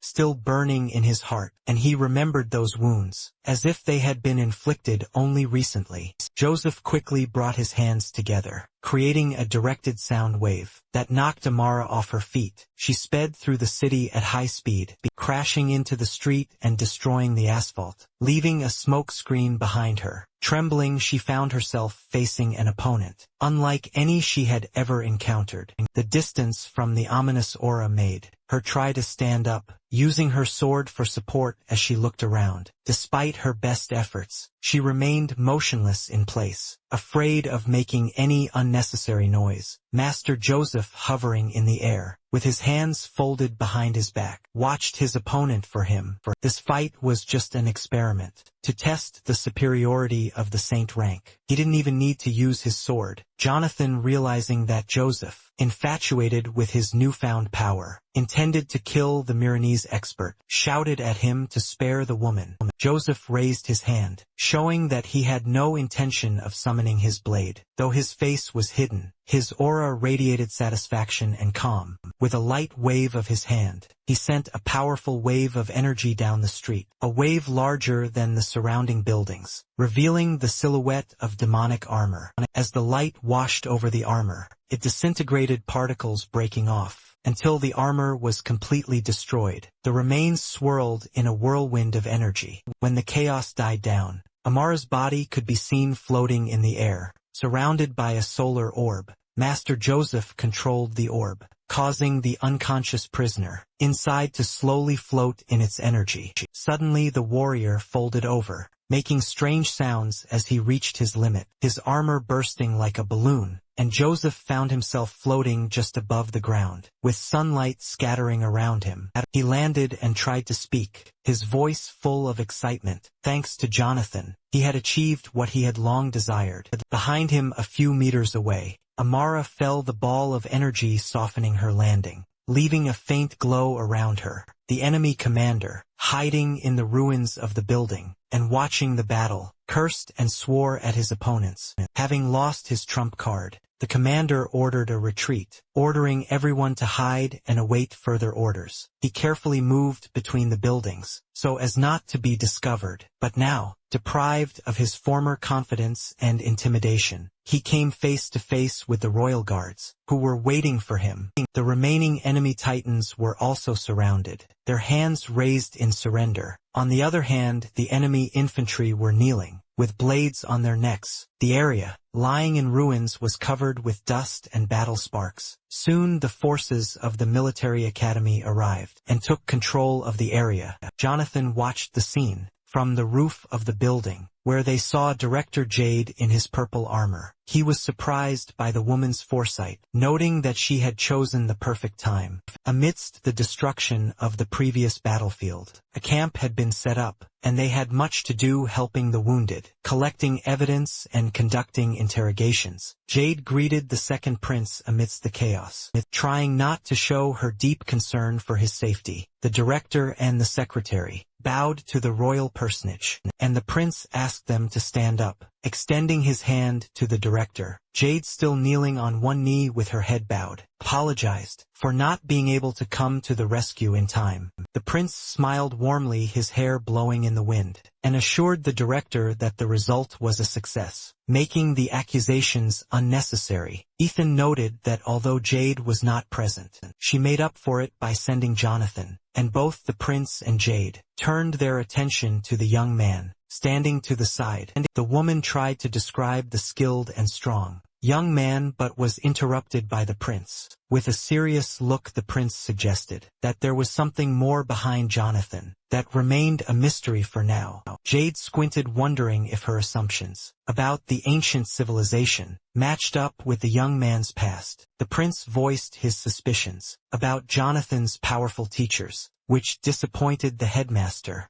Meanwhile, Jonathan discovered a cracked ruby card that belonged to Amara. He discreetly hid it in his inside pocket, and then approached Master Joseph. Seeing that the old man was apparently in critical condition, Jonathan inquired about his well-being. Master Joseph waved his hand to indicate that everything was fine, indicating that there was nothing to worry about, while at the same time he was shaking slightly, a side effect of the pill he had taken. The young man explained that Joseph would be better in an hour, still holding his hand. Then Master Joseph bowed his head, mourning the missing pill. He thought that, if he had used it at the beginning of the battle, when he was still strong, he might have been able to overcome the wall. The young man whispered in Joseph's ear, and offered to give him another pill, so that he could finish what he had started. Joseph's eyes widened in surprise, and he let out a worried cry. Realizing he had spoken too loudly, he looked around, anxiously to see if anyone had overheard them. Joseph leaned closer to the young man and whispered, to confirm if he had heard correctly, about another unique drug. The young man answered evasively, looking away, and mentioned that although the pill was not there, he had considerable experience, and could prepare it himself. Having calmed down, Joseph asked how he could repay the young man. At this point, Jonathan noticed several military personnel watching them, perhaps attracted by Joseph's outburst of anger. He motioned for the soldiers to come over, and ordered them to grab Amara, who was lying unconscious on the ground, and take her to Director Jade. The soldiers, initially hesitant, stood up and accepted the order. Then one of them began to doubt, wondering if an academy student had the right to command them. The second soldier, with a confused expression on his face, remarked that it didn't matter where the order came from, as long as they were helping the director. The soldiers approached Amara, who was lying on her back in a beautiful red dress, her breathing ragged, as they lifted her up and carried her towards the tents. Jonathan was curious about what information she could provide, but was interrupted by the old man's elbow to the stomach. Smiling Joseph said that he had long known that the young man was not a carrier of Zoki. Jonathan walked away, rubbing the sore spot, and pretending not to understand the old man's remark. Master Joseph cleared his throat, and with a serious expression, mentioned that during his travels, he had dealt with secret civilizations. Leaning closer again, Joseph smiled strangely and narrowed his eyes, suggesting that he wanted to know if helping the student and keeping his secret would count toward covering half of his debt. The young man scratched the back of his head, smiled, and turned away, realizing that the old man was not as straightforward as he thought. Then Joseph continued with a gentle expression, guessing that there was something of the secret kingdom in the young man. This lack of concern reassured Jonathan. When the men noticed someone approaching, they realized that the conversation would have to be continued later. Olivia slowly approached them. Greeting with a bow, the men looked at her carefully. The old man, worried that she came alone, tried to ask about Jade's whereabouts. However, Olivia ignored the question and got straight to the point, telling the master that they now had a device that caused cracks in the sky. She also mentioned that the second prince and the director went to check the device. The girl asked if they would like to continue the examination despite the damaged roads. She was still able to call the airship. Master Joseph, inspired by his previous conversation with the young man, declined, stating that he was tired and wanted to return to the academy. Jonathan, following Joseph's example, straightened his shoulders and complained about his assignments. Olivia smiled and said that she would still organize an airship that would take them to the academy. She emphasized that Jonathan had to stay at the academy because the director was organizing a celebration to announce that Jonathan had become a carrier of Zoki.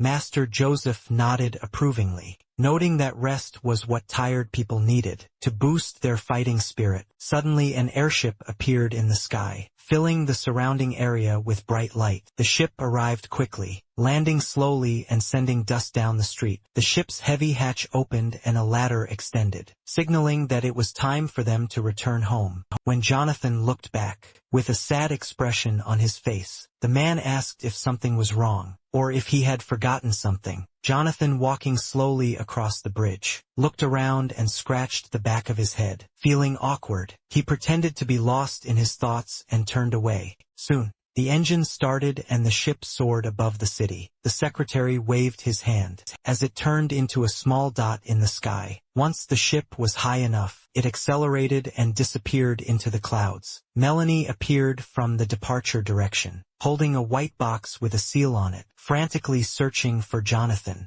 causing a commotion in the tents. As people waited for bandages and help, frustrated Melanie ran to the tents, remembering her duties. Meanwhile, restoration work was underway at the academy. Dressed in special technical construction armor, the students were busy moving materials, patching up damaged walls and restoring the statue, which stood covered in patches and dirt. The academy's residential buildings were not damaged in the attack. Jonathan's dorm room was filled with endless system alerts. Jonathan, sitting in the lotus position above his bed, was enveloped in an energetic flame. The talisman was flying around him as the system messages rang out. He was deep in concentration, his body tense, beads of sweat running down his face. He clenched his hands impatiently, glancing out of one eye every now and then to check the time remaining, the veins on his face trembling with tension. On the floor in front of the bed was a pile of empty cans and bottles, with various labels and descriptions. Jonathan had to put up with all this in order to achieve his goal. He finally completed the exhausting task. For the first time that day, his feet touched the floor. Despite the fatigue, Jonathan was very pleased with the result. In just 3 days, he rose to the initial stage of the Earth rank. The price of this progress was the constant draining of his soul's energy, leaving him completely exhausted. Jonathan realized he would need to order additional supplies. He took the system watch from the table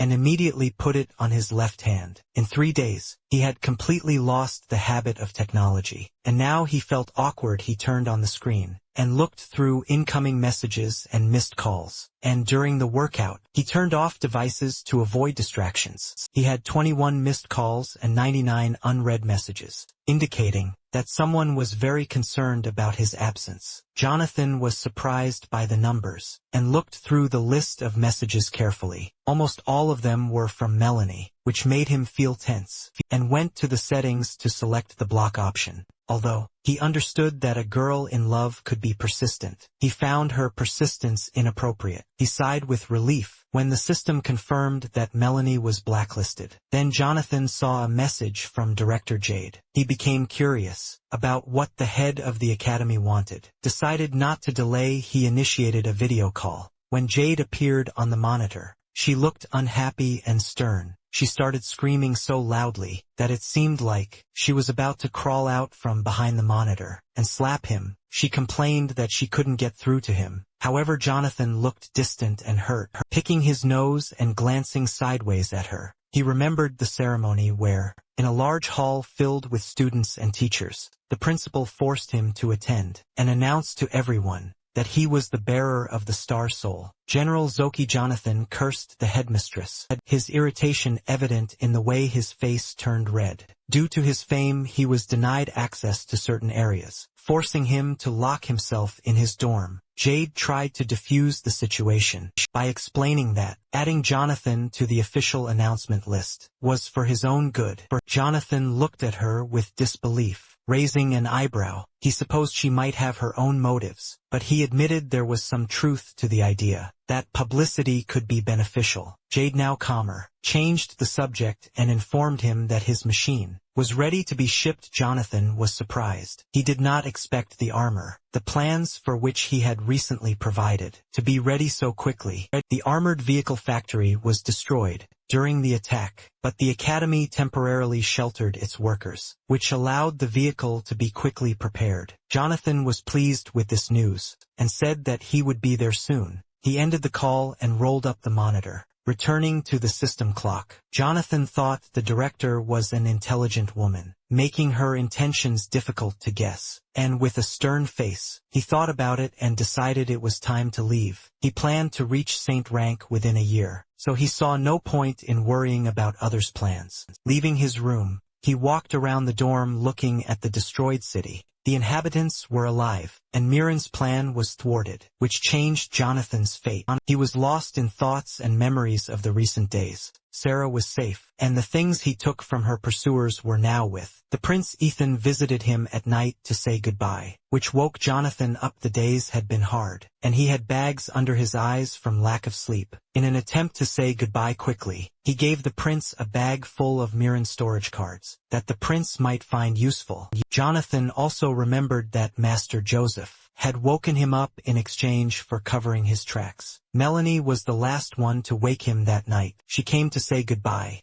but he only handed her the frame with the breaking crystal and announced the price. Meanwhile, Jonathan was walking along the main road of the academy, and his gaze fell on two titans building a monument. He paused to watch the workers trying to precisely position the stone, with names inscribed from top to bottom. Feeling small in comparison, it was a monument to the dead. Jonathan looked at the names with sadness, thinking about the losses. Despite having witnessed many deaths, he could not get used to this loss. He was so absorbed in his thoughts that he did not notice someone approaching from behind. Teacher Theo, saving him from his heavy thoughts, put a friendly hand on his shoulder. Theo looked at the monument with understanding. Understanding why Jonathan was so sad, he encouraged the young man, reminding him that no matter how strong he was, he could not save everyone. After talking about the yellow rank of the student, they fell into an awkward silence. Jonathan glanced sideways at Theo, sensing that something was wrong. Then Theo's teacher realized what was going on. with a displeased expression on his face, and jumped back indignantly. Jonathan was already at the mid-stage black rank, even surpassing Theo, who was at the initial stage. Theo seemed heartbroken. He had worked for years to reach his rank, only for Jonathan to overtake him in a matter of days. Theo loudly expressed his disappointment, trying to reveal the secret of Jonathan's rapid progress. But Jonathan, not wanting to waste time on this, tried to calm down and got ready to leave. Theo called after him, accusing him of hiding his true level. Jonathan sighed, continuing to walk away, without any intention of convincing anyone to join him in visiting the workshop, hinting that the principal's secretary, who he liked, might be there. The teacher was outraged by such impudence. He sharply told the student that he did not like Jade, and besides, he did not have time for such things. Jonathan was then taken to the back of the academy, where there was a workshop that occupied several storage rooms. Behind these hangars was a training area, with huge targets built to simulate monsters. It was here that Jonathan met the director, and as he suspected, the secretary was with her, along with one of the masters, who had decided to observe the test. Jade handed the prototype to Jonathan, placing 3 classic green cards, with gold edges, into his hand. Jonathan was surprised, expecting to receive 5 talisman models. He was confused when Jade, closing her eyes, explained that the last 2 copies had experienced technical problems, changing the subject. She introduced the plant's chief engineer, Benjamin, a man who looked to be about 60 years old, almost bald, short in stature with a thick mustache. The director pointed to Jonathan, saying that the young man had saved the city during the battle and provided valuable blueprints. Jonathan bowed, expressing his respect and joy at meeting an experienced master of his craft. Benjamin, covered in goosebumps, introduced himself and bowed, stumbling with excitement as sweat ran down his face. Suddenly the man fell to his knees in front of Jonathan,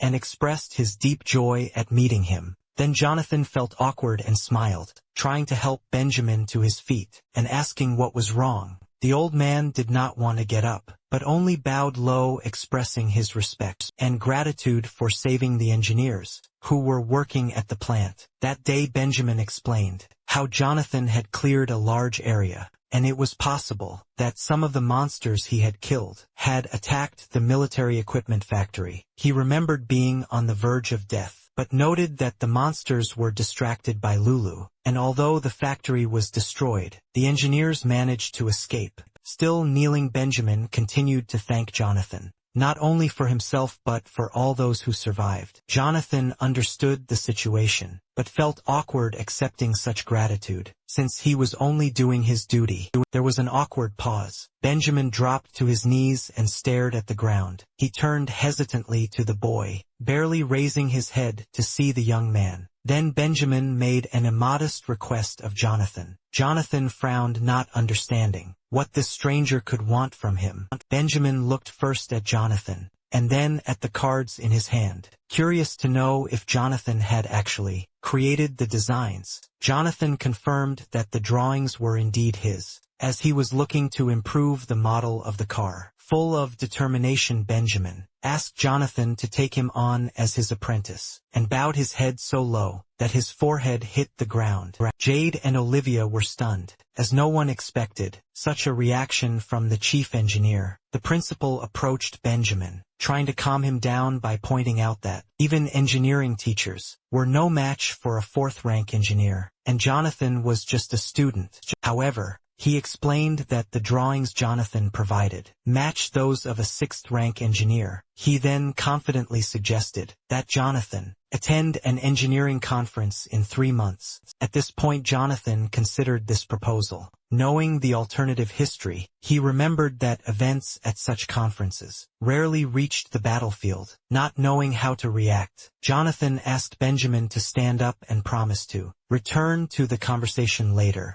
Benjamin, however, was persistent, asking again to be accepted as a student, and looking at Jonathan with hope in his eyes. Jonathan scratched his head, noting that, at his age, Benjamin should have been of a higher rank. He refused to take on an apprentice, but promised to share ideas and communicate. The director sided with Jonathan, and again called the engineer to stand up. To distract him, she suggested testing the prototypes. Realizing he had been turned down, but acknowledging Jonathan's kindness, Benjamin allowed the headmaster to help him up, his speech making it clear he still planned to become Jonathan's apprentice, learning much from his designs. Jonathan, not knowing what else to say to dissuade the old man, decided to continue testing, to put an end to the dialogue. He moved to the center of the training ground. To begin the tests, the hero took out the first talisman, brought it to his face and activated it. A thin haze of soul energy covered his body as he rose into the air, and an upgraded model of student armor appeared, around him sparkling with energy. The armor, now equipped with several guns on the back and shoulders,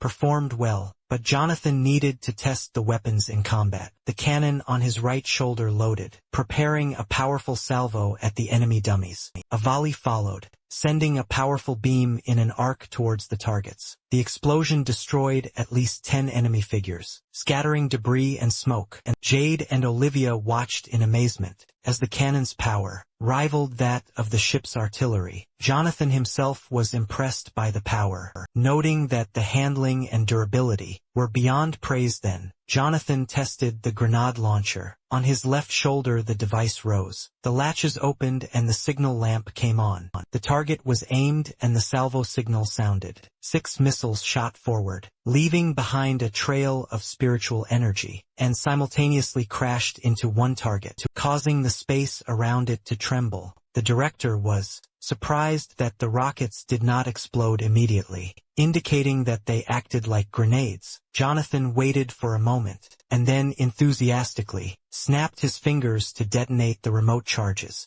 Explosions followed, each blow so powerful that fire and smoke hit everything. Jade froze at the sight, realizing that such a weapon could easily destroy monsters and pose a significant threat to enemy armored vehicles. After observing the targets, Jonathan came to the conclusion that the machine consumed a lot of soul energy and was only suitable for those who could quickly restore energy. With a satisfied expression on his face, Jonathan pulled out the second card. It was time to test the next model. He dispelled the first armor, still floating in the air among the sparks of energy, and summoned the second student armor. This model had 4 blades on each arm, designed for flying swords. However, Jonathan was disappointed to find only 8 swords. Deciding to test them, he disconnected the swords from the manual controls, guided by the blue light of the soul energy. When the warrior identified his targets, the swords flew away from him at great speed. Jade watched the scene with wide eyes and mouth.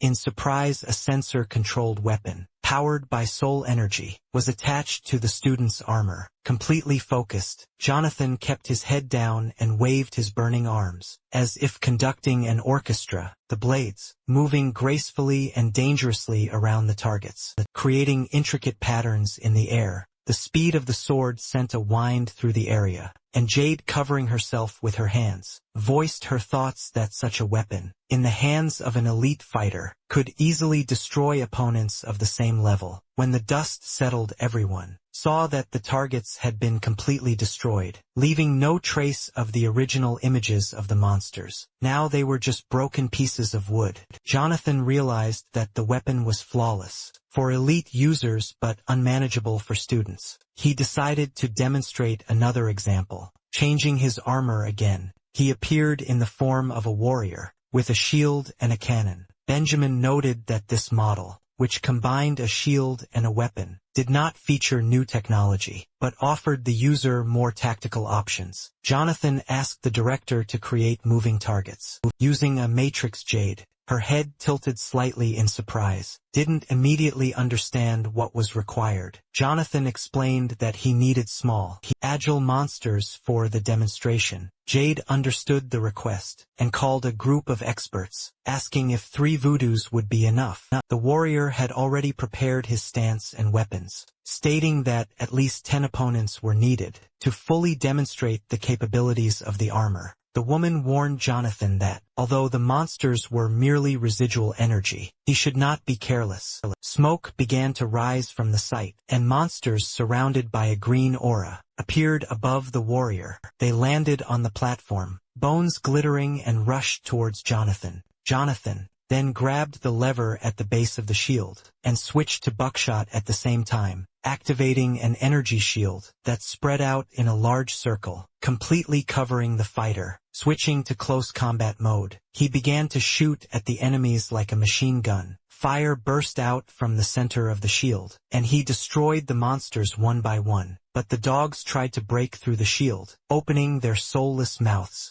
Jonathan then directed fire along the edges of the shield, sending enemies flying into the distance, where he could easily blow them to pieces. The flames engulfing the enemies, destroying them all. Jade felt a thrill of excitement, impressed as she thought about how such models could replace the usual frontline defenders, perfect for use on the battlefield. At this point Jonathan thought about it, noting that while the armor had little mobility, it was enough for attack and defense. But one such machine was not enough. His thoughts were interrupted by an urgent call. Austin, the owner of the drugstore and a valuable acquaintance, contacted him. The cheerful face of an old man appeared on the monitor, informing that the tracks had been restored, and the tickets Jonathan had requested were ready for immediate use. Jonathan thanked Austin with a smile, and made another request for additional 100 million worth of the elixirs he had already purchased earlier.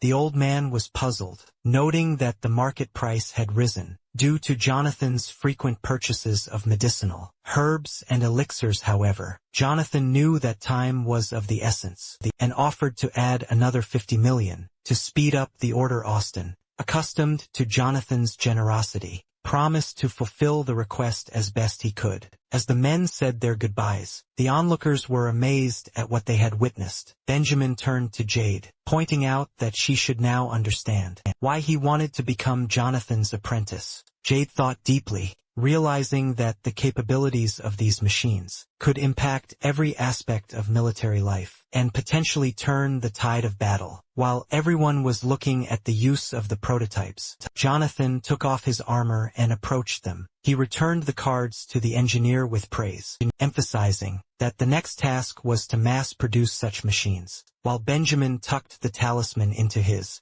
inside pocket, Jonathan went to see the director to discuss finding suitable users for the new armor. In the near future, Jade frowned, puzzled by Jonathan's insistence on working with production and military personnel. Jonathan, with his hands folded in a pleading gesture, wanted to take advantage of the favor the director had promised. He explained that the line of defense in the wasteland would soon need support, and that it would require assistance. Jade then gave an angry look, noting that such information about the defensive line was not publicly available, and the attack was confidential. However, Jonathan chose not to go into further details, saying that the academy would be under renovation for 2 months, and he would like to return home. He said goodbye and left the arena waving his hand. Benjamin also said goodbye to him and bowed. The women remained silent as Jonathan walked away. The director's brow furrowed angrily, clearly disappointed with the young man's actions. Olivia, not knowing what to say, remained silent throughout the meeting, simply watching. Meanwhile, Jonathan arrived at the airport, where a huge plane was already hovering over the building, and loading operations were underway. There was noise and chaos everywhere, reflecting the bustle of airport life. As he walked through the lobby, he noticed the commotion below, with some flights being delayed and luggage being lost. His attention was drawn to a girl in a red dress, with red hair pulled back into 2 ponytails. Jonathan was captivated by her face, with soft, deep, emerald eyes that seemed familiar to him from a past life. He remembered with horror that last moment, when he held part of her fragile body, when the city was on fire, and there were monsters everywhere. The destruction was colossal. Only exhausted and wounded people remained in the city, who had lost everything. In the midst of the chaos, the girl was a ray of kindness. Jonathan remembered fleeing a devastated area, where people were tired and desperate, having walked a long way through the desert, hoping to avoid further attacks. At some point, they found a place with clean water and shade. allowing the tired to rest. Jonathan walked away from the group to rest, feeling the relentless heat of the sun and his own fatigue. The little girl found him in the crowd and stood over him, happy that she had found the Star Soul Master. She came up to him with energetic leaps and kindly offered him a packet of steamed buns. Despite her dry mouth, she beamed with joy, hoping that by feeding him, he would be able to summon the Star Soul General and protect all the refugees. Jonathan, noticeably hungry and thinner, was tempted by the bun, but felt that he did not deserve such kindness. He forced himself to turn away, trying to refuse the treat, but a loud rumbling in his stomach gave him away, either from prolonged hunger or from the proximity of food. The girl's stomach rumbled quietly in response, and they both laughed awkwardly, and the tension of the moment eased. Despite Jonathan's refusal, the girl decided to share with him. She broke the bun in two and handed one to Jonathan,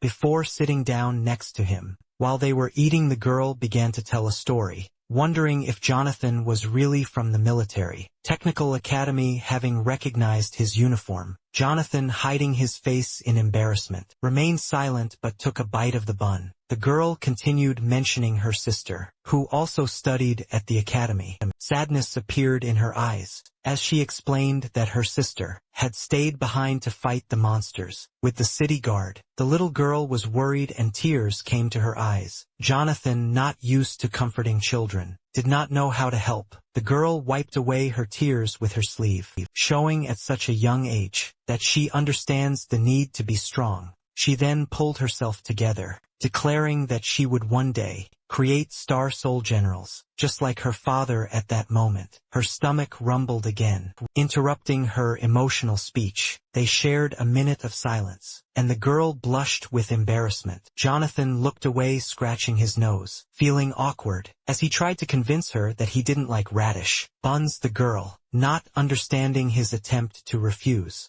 put her hands on her hips and scolded him. She said she wouldn't leave until she was sure he had finished his bun. Unable to resist her persistence, Jonathan demonstratively stuffed the entire remaining bun into his mouth, his cheeks puffing out and crumbs adorning his face. The girl smiled, pleased with her success, and patted him on the back, calling him Brother Jonathan. Although exhausted, found a reason to hold out for a few more days. The girl, who had big plans for her future, invited him to be a tester of her inventions. As soon as she grew up, then Jonathan looked away again, scratching the back of his head, unable to refuse such a pure and innocent request. The happy girl extended her little finger to seal their agreement. She stated that it was very important and asked Jonathan to extend his hand. They sealed their promise with their little fingers. While their hands remained clasped, the girl introduced herself as Lily, and Jonathan, a smile appearing on his face, introduced himself back, allowing himself to smile genuinely. For the first time in days, they spent some time together on a sandy outcrop, away from prying eyes, until Lily's mother began looking for her. Screams echoed across the desert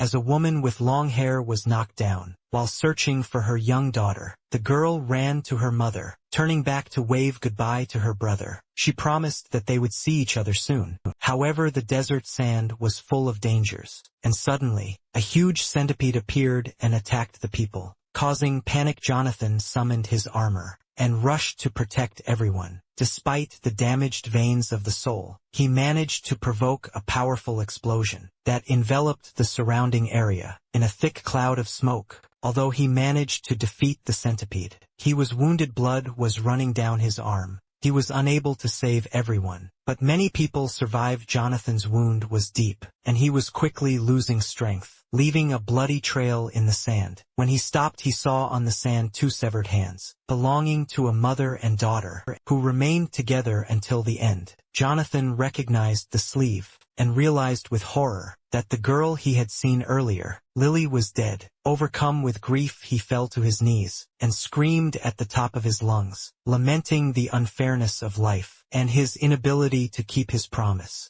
Meanwhile, above and inside the airport building, Numerous ships were departing and arriving. The sky was clear, the movement was smooth. The Tan family stood at the terminal. A man named Ryan, the head of the family, arguing with the conductors at the checkpoint. Despite having tickets, they were denied boarding, because the head of the family had purchased them a week before departure, making them invalid. His wife, a sweet young woman named Roxy, tried to reassure him by suggesting that they might have to leave later. A young teenage girl, Elia, intervened in the conversation, asking if she, as a Star Soul master from the Military Technical Academy, had the right to board. Hearing this, the airport workers smiled and let her onto the landing pad. The head of the family grabbed his suitcases, preparing to follow his daughter, but the servicemen were not allowed to take anyone with them. An awkward pause hung between them. The girl could fly, but the rest of the family would have to wait a week for the next flight. Their silence was broken by Jonathan,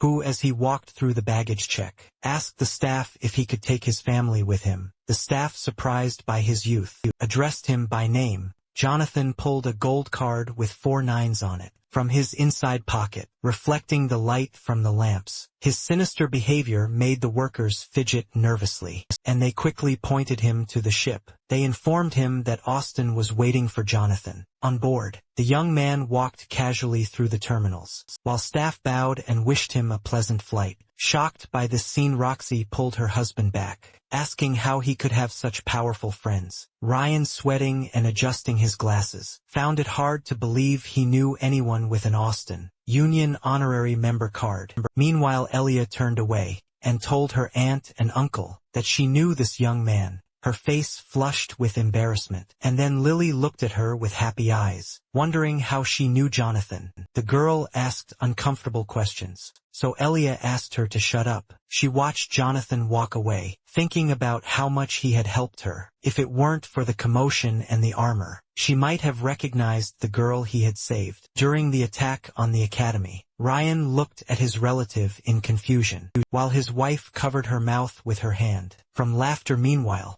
called the family to the VIP passage. They hurried down the beautiful ramp, worried about being late, but relieved that they had hit the jackpot. From above, the ship resembled an imperial palace, with luxurious buildings, classical roofs, and a central garden. Jonathan's cabin was on the upper level, accessible by a spacious and comfortable elevator. A few moments later, he arrived at the right floor, where he was greeted by a pretty employee. In a red dress, the Tang family tried to keep up, and the employee walked up to one of the doors, opened it and bowed, indicating that her work was finished. Manager Austin was waiting for Jonathan inside. The room was decorated with crystal chandeliers that cast a beautiful light on the luxurious furniture. Seeing the long-awaited guest, Austin stood up and bowed to Jonathan, greeting him as if they had not seen each other for many years. Jonathan returned the greeting, smiled and thanked for the good cabin. The Tang family, except for Lily, followed his example and also bowed.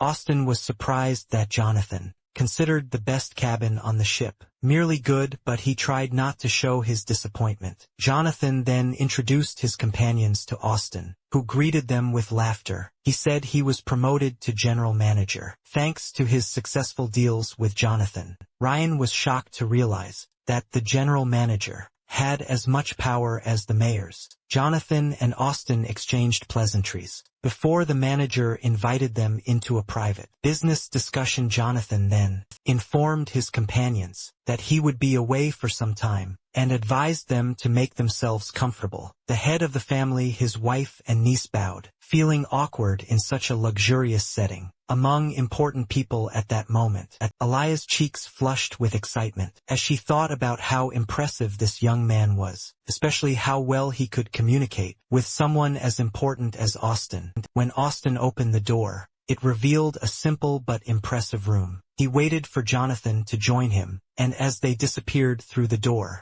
Lily peered out from behind her mother, surprised at the lack of audibility. As it turned out, the room they entered was sealed off by a magical field, and was not as ornately decorated as the others on the floor, but it was a great place to discuss business matters. Jonathan complimented the manager on the space, explaining that it was the perfect place for him to spend time. making pills without disturbing others. Austin then handed Jonathan a memory card with the elixir he needed. Jonathan examined the card and its contents, then thanked the manager, mentioning that payment would be made later, as they had established a trusting, trading relationship. Austin, not caring about immediate payment, smiled and bowed, also saying goodbye to Jonathan's companions, and promising to visit them during the flight. Meanwhile, the Tang family was at a loss again. The attention from such an important person had confused them. When their meeting came to an end, they bowed and said goodbye in the elevator.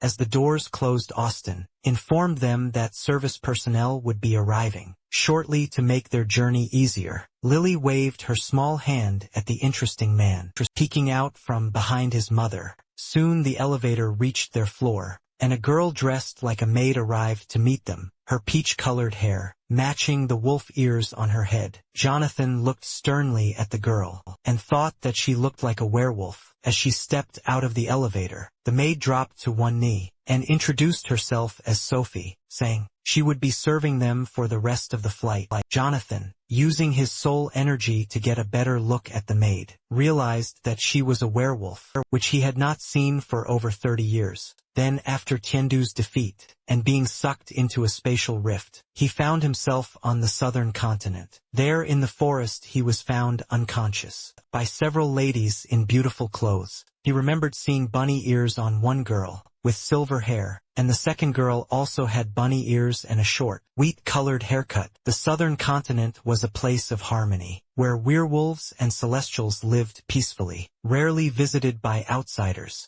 Jonathan was taken to the main palace gate, and was met by a girl who was supposed to take him to the ancestor of the Dozen clan. There he gained much knowledge and power, and eventually became the clan's fifth disciple, although his soul general was sealed by the 5 elements array, preventing him from copying generals. However, he still made a significant contribution to the clan. While visiting a tavern, he heard a legend about a reborn man who was destined to save worlds and protect his home, and one elf told him the story in quite some detail. Jonathan spent quite a lot of time with the girl, listening to her story. Meanwhile, the maid, worried by Jonathan's absent-minded expression, reminded him of a wonderful period in his life. He apologized, feeling nostalgic for the southern continent, and unsure if he would ever return. Sophie tilted her head to the side in confusion, her ears twitching slightly, in order not to attract unnecessary attention.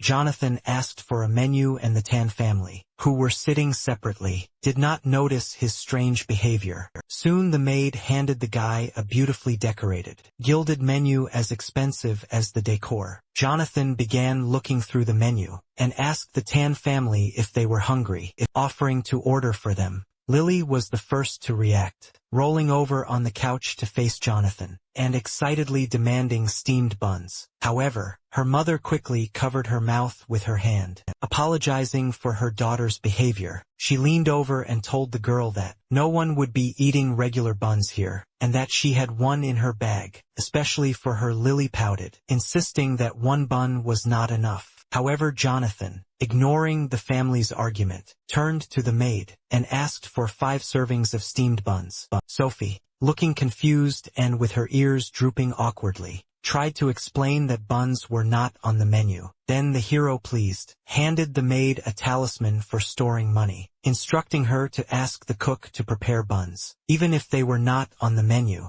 The maid looked in surprise at the talisman that would now belong to her. Jonathan explained that 2 portions had to be with radishes, and if they were not available, they should be bought elsewhere. Sophie accepted the talisman, bowed, and promised to do everything in her power. Jonathan smiled and told her she could go, after which the maid hurried into the kitchen, clutching the talisman, finally able to rest. Jonathan leaned back on the sofa, putting his hands behind his head at this moment. Lily sat down next to him, tugging at his clothes to get his attention. She wanted to know if he liked radish buns. Jonathan, who had never liked the taste of them, admitted that although he had not liked them before, he now found them not so bad. The girl enthusiastically rummaged through her cute, duck-shaped handbag, repeating that radishes were nutritious and healthy. Her family did not share her enthusiasm, loudly declaring that only she liked this dish. However, having found her treasure, the little girl settled herself more comfortably on the sofa, looking sincerely at the young man, and holding out a bun to him, offering to share the meal with him. As a token of gratitude, Jonathan took the soft bun, feeling the warmth filling his heart. He remembered how once upon a time, it was this girl, and this bun that saved him from loneliness, despair and the desire to give up. He removed the wrapper, smiled, and leaned toward Lily, offering to split the bun in half. The girl was delighted with the offer, her eyes closed as she smiled, during which time she managed to get hungry. Jonathan then used a thread of spiritual energy to cut the bun in half. Finding that the dough was soft and easy to separate, he handed part of the bun to the little girl, and kept the other part for himself. He could only dream of sitting next to her, and eating a steamed radish bun. Meanwhile, Roxy watched him with wide eyes, amazed by his precise control of spiritual power, a skill that even Earth-ranked masters couldn't achieve. As she watched her daughter, enjoying a meal with the young man, the woman remembered hearing about young master Jonathan from John Hu Palace. She nudged her husband and shared her observation, suggesting that they thank Jonathan for all he had done. Ryan adjusted his glasses, feeling awkward. He had never been good at communicating with people, especially those from noble families. While Jonathan was gathering his courage, he finished the bun. He watched as the little girl licked her fingers. With pleasure turning to Jonathan, Lily announced with a sincere expression that Jonathan was now her friend, and formally stated his name. Jonathan, beaming with happiness, introduced himself in response. He remembered how he once hurt a little girl badly, but now he had enough strength to protect her. At this point, Ryan awkwardly walked up to the table, scratching the back of his head, and trying to introduce himself hesitantly. His wife pinched him on the back, apologizing for his lack of social skills. Over the years, the woman bowed elegantly, and thanked Jonathan for his assistance in boarding, and for providing comfortable conditions and a cabin. Jonathan urged her not to stand on ceremony. While the adults were talking, the little girl noticed a beautiful sunset, and rushed to the window. She stood by the glass with burning eyes. Having not seen such beauty for a long time, she turned to the others, and shouted that the garden was incomparably beautiful, with majestic trees and miniature gazebos visible through the window. Jonathan got up from the sofa, and offered to take Lily into the garden, to show her everything. Her parents seemed to approve of the idea, and the girl clapped her hands with delight. She invited her sister Elia to join them for a walk in the garden, but she declined. Meanwhile, in another part of the airship, a girl with short, silver hair admired the beautiful scenery. She turned to the young man behind her, and asked him to walk with her in the garden. A young man also with silver hair sat on a chair twirling a summoning talisman, decorated with patterns in his hands. He was not delighted with the walk. Several hours passed since then, and the landing was complete. The plane undocked from the airport, its engines roaring, in the beautiful garden high above the cities. Life was in full swing at sunset. In a clearing near a huge tree, Sophie's maid thanked a beautiful woman in a long dress. She held in her hands a fresh crop of radishes, just dug up. The mistress of the kitchen advised her to find them in the central garden. Vivian, the ship's singer, was well versed in the ship, despite her frail appearance and light clothing. Holding her fan, she raised her lilac eyes to the sky, amazed that someone who could afford luxury would order simple radish buns. Inspired, Sophie rushed into the kitchen with a radish in her hands. The light coming through the tree canopy illuminated her dress. A moment later, she disappeared from sight, leaving Vivian alone in the shadow of a tree, from which yellow leaves were falling. At that moment, two more people with silver hair entered the garden, and the girl managed to persuade her companion to take a walk among the trees. They were stopped by a ship's employee, who informed them that for safety reasons, all passengers must remain in their cabins until the ship had reached optimum speed, and the entrance to the garden was closed. The girl named Nora made a displeased face, trying her best to convince the young man to visit the garden. She began to scream and wave her arms, acting like a child her companion, Faye, and the employee watched the events without emotion. The young man approached Nora and gently placed his hand on her head, stroking her hair. He promised that they would return later and would definitely take a walk in the garden. Nora, still screaming and waving her arms, now turned her irritation on the young man, who had to press his forehead to hers and keep a safe distance. Meanwhile, Sophie, approaching the door, looked over the list of ingredients for steamed buns that the local chef had given her. The combination seemed strange to her, since it would not have been successful in her home country. As she approached the doors, they opened automatically, and she was surprised by the scene unfolding before her. Nora and Faye collided, sending radishes flying in all directions. The maid lay motionless on the floor, only lamenting about the spoiled radishes. Several radishes burst from the collision. Meanwhile, Nora was sitting on the floor, holding her head and crying. The girls hit their foreheads hard. Faye lifted the young lady by her clothes, looking at her tear-stained face to check her condition. Nora screamed in pain, not only from the physical injuries she had sustained, but also from embarrassment that her dress was dirty and unladylike. Then Sophie knelt down in front of the young lady, shaking off her clothes and apologizing repeatedly. She was in such a hurry that she did not look where she was running. However, at that moment, Faye hit her in the sternum, closer to the collarbones. The maid didn't even have time to react before she was thrown back, breaking through the door and landing face down on the stone path in the garden. The setting sun illuminated her stained dress,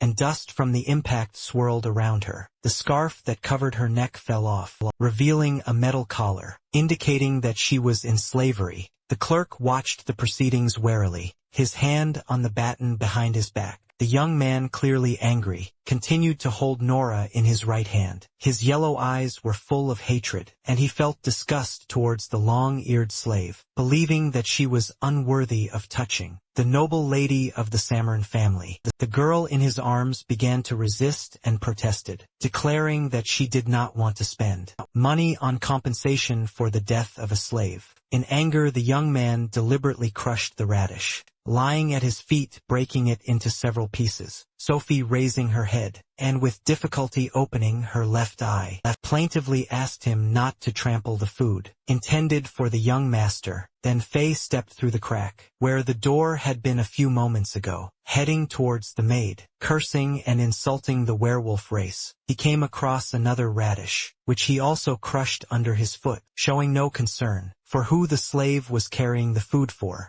Rolling over onto her stomach, Sophie crawled towards the young man, trying to beg for forgiveness and save at least some of the food. She grabbed him by the leg of his trousers and asked for forgiveness again, tears streaming down her face, traces of blood visible at the corners of her mouth. Veins appeared on Faye's face, twisted in a grimace of disgust. He was outraged by the audacity of the werewolf, who grabbed him by the clothes. Without hesitation, he kicked her again with the leg she was holding onto, blood spurting upward as he kicked her in the head. The servant and Nora stepped aside, making no attempt to stop the madman. The servant wanted to intervene, but was stopped by the girl, who grabbed him by the shoulder and smiled kindly, showing a card with a large sum of money. From the girl's explanation, it was clear that the young man's family had been killed by werewolf slaves, and now he was overcome with rage whenever he encountered them. Since the girl didn't mind if Faye killed the maid, they would compensate the owner for the damages, if necessary. Meanwhile,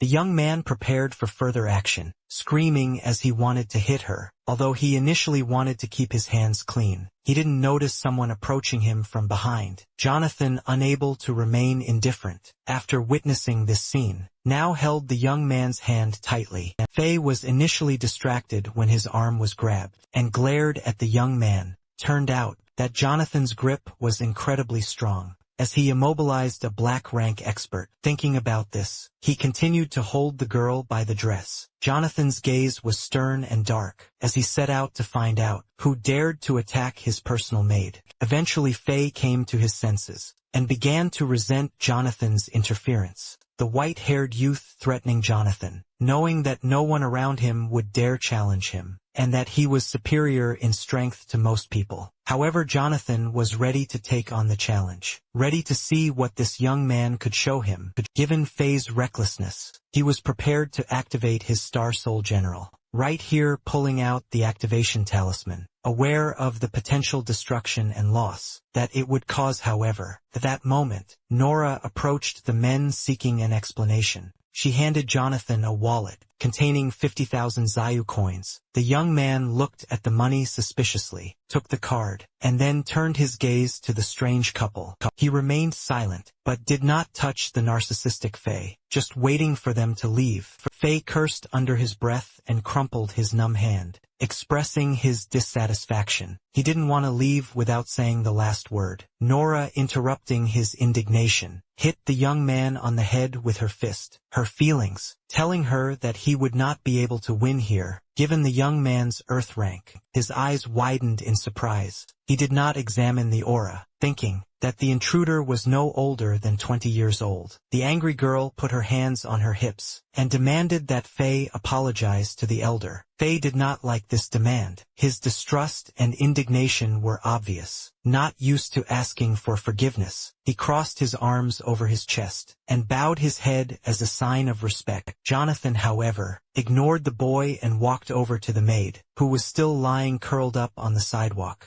Hearing his voice, Sophie relaxed a little, but was unable to get up due to her injuries. Despite her attempts to reassure Jonathan that she was okay, he looked at her sternly. The odd couple bowed behind Jonathan, Nora asking permission to leave, knowing that, if Jonathan hadn't had to take care of the maid, at that moment he might not have let them go so easily. However, having no time to deal with them further, Jonathan let them go with a grim look. Nora and Faye hurried out of the garden and ran across the hall to their cabins. The Tang family, watching from afar, noticed that Jonathan was looking at the retreating figures, noting that their appearance and skin color resembled those of the Xiaoyu kingdom in the southwest. Over time, the Xiaoyu kingdom developed various relationships with Tando, and was often at odds with its neighbors. Long ago, a kingdom under the influence of Miran attacked Tando, who had allied with the Merman kingdom and the other monster kingdom Longhai. The abode of monsters often clashed with the Hun clan. The generals from the Zhuhai kingdom and the Hun clan were complete opposites, like fire and water, and they fought with intense hostility. The kingdom of Shay was notorious for capturing slaves, often werewolves who were auctioned off like livestock.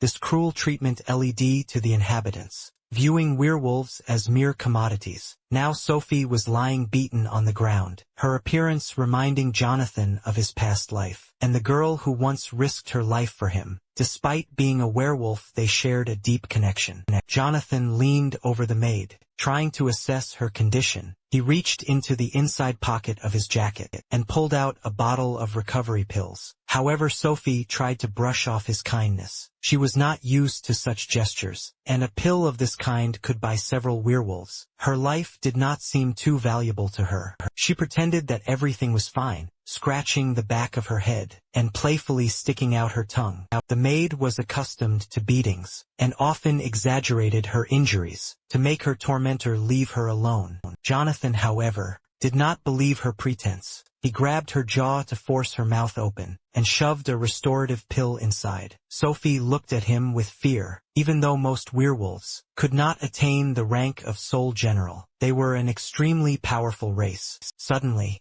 Sophie began to get indignant and waved her hands, not understanding why he was wasting such a valuable pill on her. While she was in pain, then Jonathan, who was sitting on the garden path, got up and left, telling her not to worry about such trifles, as the pills were no problem for him. Walking away from the girl, Jonathan noticed that there were only a few pills left in the bottle and decided that he needed to return to the hut. To make more, he approached the Tang family, where a little girl pointed at an employee and complained that she could not enter the garden Because of the flight, Jonathan stroked her head and promised that they would return to the garden. For a walk, however, Lily still looked miserable, turning away from Jonathan, with her cheeks puffed out and her arms crossed. Suddenly she looked up, puzzled and serious, as her gaze fell on Sophie, who was crawling on her knees, picking up the remains of the radishes from the floor, and Lily ran to help the maid.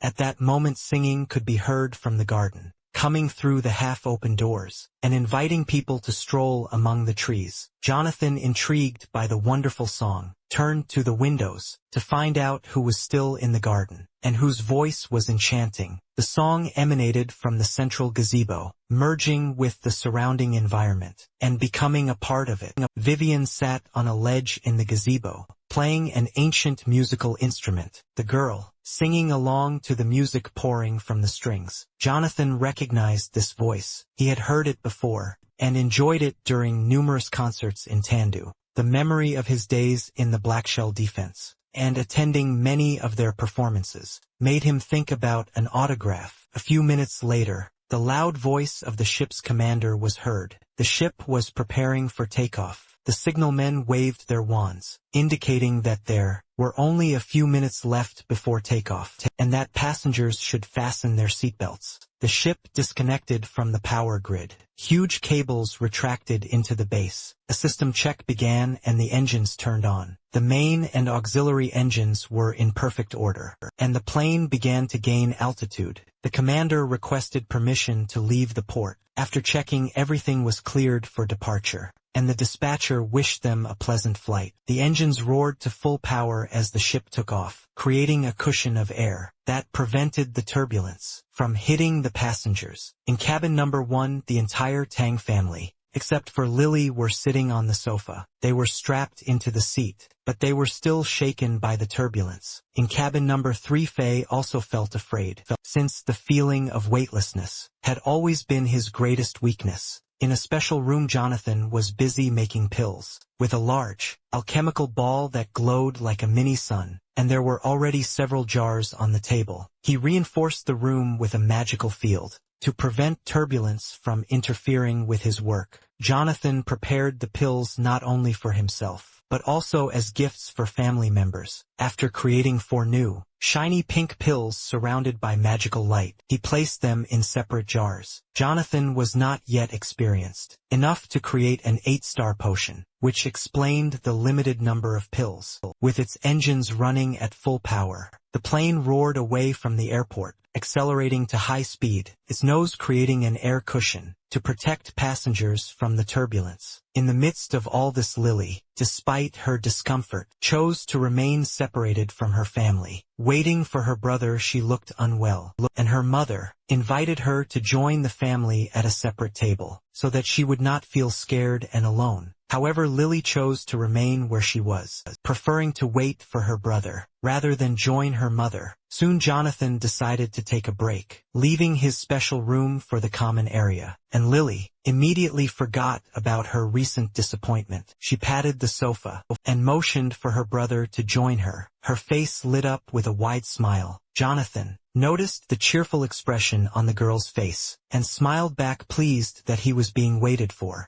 He headed towards the table, while Roxy looked at the young man in surprise. Jonathan calmly walked through the ship, not paying attention to the shaking around him. Alia, a student at the academy, watched Jonathan with no less surprise. She realized that he had adapted his muscles to the movements of the ship, a sign of great experience and self-control. Ryan, oblivious to the young man, was in such a bad state that he could barely hold his head up. Almost semi-conscious Jonathan, meanwhile, sat down on the couch next to the girl and opened the monitor to send a message. The little girl, worried about her brother, pointed to his seat belt and urged him to buckle up for safety. She asked what he was doing. Jonathan, smiling calmly, explained that he was writing a message to his family to let them know he was returning home. The ship had already moved far from the city, gliding over the calm water, cutting through the clouds, and heading towards the setting sun. Meanwhile, a message arrived in Yunnan City and in the Song Manor, a huge sensor built into the main building, recorded all incoming messages. The general manager David, a middle-aged man in a gray suit, informed the head of the family that the airship, with his grandson on board, had taken off and would arrive the next day at noon. Santiago, the head of the family, an elderly gray-haired man in a gray robe, ordered that his sons and grandchildren also come to the estate to gather around the table. He looked at the monitor, reading the message from his youngest son, and ordered the warships to escort the ship. Carrying his grandson, the manager hesitated, asking cautiously if the warships could be used for personal purposes. The old man, angered by this question, scolded his subordinate, insisting that protecting his grandson was no longer just a family matter. The manager bowed apologetically and asked permission to leave, as he had an urgent task to complete. Senior Song was left alone in the spacious office, staring at the photo of his grandson above the message. Among the expensive items on the table was an old, black and white photograph depicting a man and woman tenderly holding a child. Santiago picked up the framed photograph and studied it carefully, thinking about how this little boy had grown up, healed his damaged veins and gained great strength. Meanwhile, the ship Jonathan was on board, stabilized and flew smoothly across the sky, and the captain announced that the passengers were free to move around. Sophie finally delivered the order to the first cabin, bringing 2 trays on a trolley. She placed one tray in front of Jonathan and Lily. The girl impatiently grabbed the steaming bun and popped it into her mouth. With her mouth full, she asked the maid how she felt. The girl playfully raised her fists, smiled and happily declared that she needed to thank the young gentleman for the pill, as she felt even better than usual. Elia held the bun demurely, a blush appearing on her cheeks. She wondered if Jonathan had given her the same pill he had used when he saved her from the monsters. Lily, chewing thoughtfully, said sternly that if she were in her brother's place, she would definitely beat up the person who harmed Sophie. However, before he could finish, the girl fell silent, looking suspiciously at the filling of the bun. Jonathan noticed her sudden silence and asked worriedly if she was choking. The girl, however, was glowing with happiness. The bun was so delicious that she could hardly contain her delight. Jonathan, who had not yet tried a bun, picked one up and took a bite, expressing doubt as to whether the girl was exaggerating. He chewed the piece carefully and examined the filling, catching familiar notes of soy sauce and honey. The maid, genuinely pleased that the guests liked the buns, explained that they were prepared according to Lady Vivian's special recipe. The girl suddenly fell silent, realizing that she had forgotten to mention Lady Vivian. As she was about to take the card away, she informed the visitors that a performance, with songs and dances, would soon begin in the central garden, and offered to accompany them there. Meanwhile, in the garden, 2 armored warriors held special projectors, creating a large stage with dancers. A little further on a wooden podium, an observation deck was installed, with chairs in 3 rows. The beautiful voice was heard even outside the ship, filling the space. The dancers, dressed in oriental outfits, with light skirts and gold rings, performed a song about a beautiful woman in expensive clothes. Lady Vivian, sitting in the gazebo, played the pipa and sang a tender song about love. The hall, already half full of people, was occupied by guests, who were listening attentively to the performance. Sophie led Jonathan and the Tan family across the bridge to the stand. She found a place for them, where the passengers in the first cabin were given the best seats. In the middle of the first row, a plump young man, Jack, from a wealthy family, noticed them and looked at them suspiciously. It seemed strange to him that such simply dressed people occupied the first cabin. Nora also noticed the arriving guests. As Lily tried to climb onto the chair, she recognized Jonathan and tugged on Faye's sleeve. Faye, distracted from singing, looked angrily in her direction. He was trying to enjoy the dancers and the beautiful song. Nora assumed that there were important guests from the Austin Trade Union sitting in the Diamond Zone. It seemed that the young man was someone important, so the Samaritan family should befriend him. Her companion, however, did not understand the conversation and directed his stern gaze in another direction. Sophie noticed the intense gaze directed at her and turned to look at Faye. She was surprised to realize who was watching her so intently, and her hair stood on end like a cat's. Jonathan noticed the suspicious couple, and judging by their seats in the front row, he assumed that they were not ordinary citizens of the kingdom of Q. He turned to the maid, inviting her to sit in the chair next to him, and the maid gratefully accepted the offer. At this point, the dancer's performance had just ended, and the host announced the beginning of a new show, based on a true story, the play. The Battle of Undine was about to begin, when the curtain rose, and the burning buildings appeared. Jonathan sank into his chair confused. Suddenly an actor dressed in simple clothes burst onto the stage and began calling for help. He screamed that the city was being attacked by monsters, begging for help and calling on everyone to run. 3 more actors appeared on stage dressed as monsters, eager to devour as many people as possible. Lily watched the scene with wide eyes, exclaiming at how scary the monsters were. On the opposite side of the stage, 3 actors in fake student armor raised fake swords and engaged in a brutal battle with the monsters. The battle was chaotic. Screams were heard from all sides. Suddenly the monsters threw back the defenders. They lost their swords and fell backwards. The enemies stood over the immobilized bodies, with monstrous grins wielding huge claws. Lily screamed in fear, covering her eyes with her hands, as she had never seen such a performance before. Suddenly an unusually dressed man appeared on the stage. His gray armor was different from that of the students, and looked larger. He assumed the pose of a heron, introducing himself as the Star Soul General Zhuoqi, and shouted for the monsters to hear. The guests in the hall began to whisper and discuss the hero's appearance. The lead actor struck a provocative pose. At that moment a sheet fell on him, causing him to disappear and spin. Some guests stood up from their seats to get a better view of the performance. Lily's face showed surprise and delight, in anticipation of a miracle. When the actor removed the canvas, his outfit turned into a warrior costume, in red emerald armor and a long, red cloak. It was Lubu. A young man in the back row stood up and shouted that he recognized Lubu. When he saw the general in the city, the actor extended his hand, and the extras blending into the background slowly brought him the halberd. Lubu then summoned a horse, and 2 other extras attached a fake horse to his lower torso. In this form, the main character chased monsters around the stage, tried to run away from him in horror. Jack clapped his hands with shining eyes, believing that this was a true example for their generation of Star Soul Masters. Lily's eyes also sparkled as she greeted the majestic hero. Jonathan, feeling uneasy, tried to distract himself with hot tea.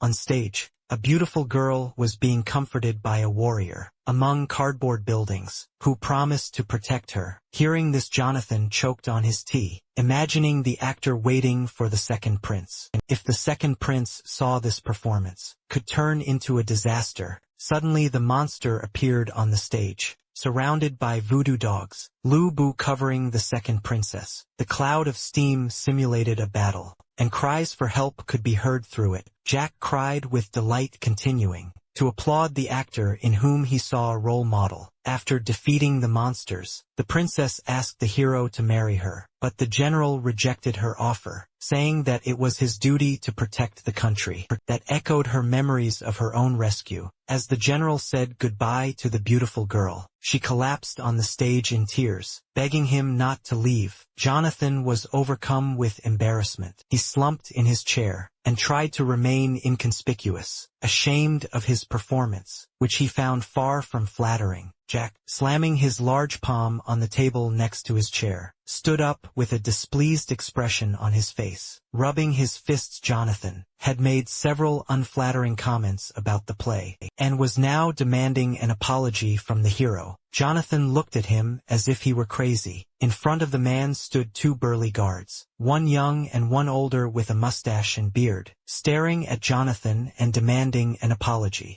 Jonathan didn't want to start a confrontation on the Allied ship, so he had to apologize. Nora turned to her companion with a sly smile, seeing this as an opportunity to make friends with the passenger from the first cabin. Faye looked at her with displeasure. wondering if she was trying to start a fight. The girl stuck her tongue out at him, thinking that a fight was unlikely, since she could rely on the guy from the first cabin. Meanwhile, Jack continued to be indignant, considering the apology insincere, and wanting to hear more sincere words. Then little Lily took Jonathan's side. She didn't like that someone was bothering her brother. She pointed at the fat man, and indignantly shouted that they had already apologized. Jack, deeply offended by being called fat, shouted back and insulted Lily. Meanwhile, Nora teased the rich man by sticking out her tongue. Then Jack, with a serious expression on his face, warned that if they wanted to fight, they would get it displeased. Faye pointed out that the fat man had ruined their enjoyment of the show, and was ready to punish him. He pulled out his beautiful summoning talisman from under his clothes. One of the older guards,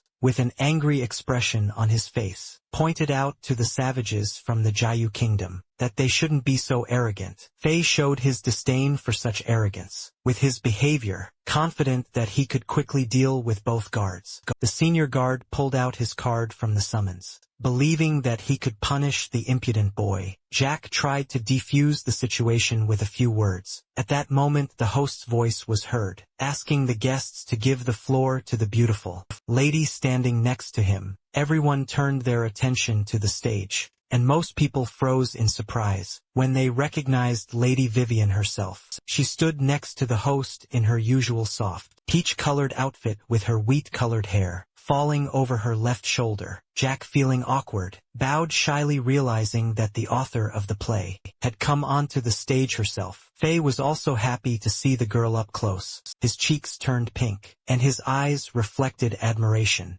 Jonathan looked at the beautiful lady with a nostalgic smile and tenderness, knowing that in 3 years, she would become famous throughout the kingdom. Lady Vivian began her speech by explaining that she had heard the quarrel from her gazebo, and had come out to make peace with her guests. Jack scratched the back of his head, awkwardly closing his eyes, and asking the lady to continue her speech. The girl first thanked everyone for their love for her work, but noted that the story, based on a legend, was a literary work and not a reflection of the truth. Turning to Jonathan, she acknowledged that he might have been involved in the real battle depicted on stage, and she could only humbly accept his corrections. She also mentioned that some changes were made for commercial reasons, and apologized for this, bowing from the stage as she spoke, a blush of embarrassment appearing on her face. Jonathan felt awkward, and scratched the back of his head, trying to diffuse the situation. He noted that the play was not so bad. Lady Vivian smiled back, and asked the audience to enjoy her singing as well. Jack, now realizing that he had become too excited, asked forgiveness from the lady and everyone around him. Meanwhile, Lily continued to tease the fat man by sticking her tongue out at him. Then Faye finally threatened the guard by holding his finger to his throat, indicating that next time could be fatal for him. The old man frowned and walked away, with the rest of the guards casting an angry glance at the impudent young man. Meanwhile, the host, smiling, announced that the audience would be treated to a wonderful composition performed by Lady Vivian, called Statue of the General of the Star Soul. The girl sat in front of the audience on a small chair, holding a musical instrument in her hands. Her hands began to slide softly over the strings, creating beautiful music. As she closed her eyes and began to sing, the air around her seemed to fill with flickering lights, and the wind died down. The audience remained silent, enjoying the beautiful voice. It seemed that even nature had frozen, and only the leaves were slowly falling to the ground. Jonathan closed his eyes, feeling that the world had ceased to exist. It had been a long time since he had last heard the voice of his singer, and he felt nostalgic. Behind Lady Vivian, the curtain parted, revealing clouds of steam, and beautiful girls in red and green dresses appeared, gracefully dancing, the girl playing and singing exquisitely. The singer and dancers took a bow, and the audience responded with applause. Demandine encore. Everyone really enjoyed the performance, and Lady Vivian was pleased with their reaction. She agreed to perform another song, but was not sure which one to choose. Jack happily shouted from his chair that he had heard rumors about a new song, Burning Star, that the singer was working on, and he expressed a desire to be one of the first to hear it. Vivian tried to explain that the song was not ready yet, but the audience began chanting the title of the new song. Then Lady Vivian, agreeing to fulfill the wishes of the public, was pleased that her work was so well received. She hoped that even without the ending, the song would be a success. Jonathan watched the scene with satisfaction, remembering that Burning Star had brought fame to the prima donna, although he had no idea that the song had been written so long ago. The singer sat down on a chair and touched the strings, with a gentle expression on her face. Her beautiful, lilac eyes looked somewhere over the hall, as she began to sing to the unknown hero. Jonathan, absorbed by the beautiful voice, closed his eyes and began to sing along. And knowing many of the girls' songs by heart, the song resonated with him, reminding him of times in his life and the battles he had gone through. Although sometimes he forgot the words due to time, he continued to hum with his eyes closed. As he sang one line, he began to think that his new life had begun, and that he could correct his past mistakes. When he opened his eyes to applaud, he was struck by the deathly silence around him. Even Lady Vivian was silent, and Jonathan was confused by the unexpected silence. He looked around searching for an explanation. All the spectators in the hall stared at him, and the girls covered their lips with their fingers. Lady Vivian stood on the stage with her head down, her hands still holding the instrument shaking. At that moment Sophie leaned over to the young master and whispered that the singer had not finished the song, and the last lines were missing, but Jonathan sang them himself. Jonathan was horrified to realize that this could negatively affect the singer's career, since it was this song that made her popular. Lady Vivian, with a peaceful expression on her face, thanked the young man, explaining that the words of the song resonated with her feelings. She felt like she had met a soulmate. She looked at him tenderly, admitting that her heart skipped a beat when she heard those words, feeling a deep connection. Jonathan felt awkward and looked away, feeling like he had cheated on an exam. He had never imagined that his attempt to enjoy the evening could end like this. Huge gray clouds began to gather around the ship, which moved through them as if riding the waves. Her body and clothes were covered in emerald flames that reached towards the sky, seeming to evaporate suddenly. She realized that she had broken through to the next rank. Gentle whirlwinds lifted her clothes and hair, and a blush appeared on the singer's face, along with a gentle smile. Although she had been at the top of the yellow rank for a long time, the young man's words caused her soul to break through. Suddenly she screamed as if in ecstasy. The emerald flames trembled along with her body, and spread around her like an aura. Surrounded by the rushing, murmuring streams, she looked up at the sky, as an emerald aura shot up in a bright column, dissipating high above the ship, and scattering delicate sparks across the dark sky. Jack jumped up from his chair, not believing his eyes. His favorite singer turned out to be a star, master of the soul, and rose to the next step before him. Jonathan watched calmly as it happened, knowing that relaxing the mind and finding harmony often solved problems that prevented breakthroughs. Suddenly a purple lightning flashed in the sky, between the gathering clouds, foreshadowing trouble. Jonathan could not ignore it. He felt an aura of evil and looked at the sky, suspecting that perhaps some mistake had occurred. The clouds continued to gather, seeming to pursue the ship, and lightning flashed periodically. Meanwhile, Lady Vivian, after the procedure of elevation, lay sweating on the stage in a semi-conscious state. At that moment Jack stood up, bowed respectfully, and congratulated her on breaking into the black ranks. The audience behind him remained seated, applauding and shouting words of congratulations to the singer, still the center of attention. Lady Vivian rose slightly and thanked everyone present, her face flushing softly. As she began to come to her senses, she stood up and turned to Jonathan, thanking him for his guidance, and asking to speak with him after the show. However, the young man did not have time for this. He raised his hand signaling everyone to be silent, and listened to what was happening around the ship. Lady Vivian's lilac eyes widened, as she questioned the young man. As the storm around the ship intensified, clouds began to envelop the building, and lightning struck closer and closer.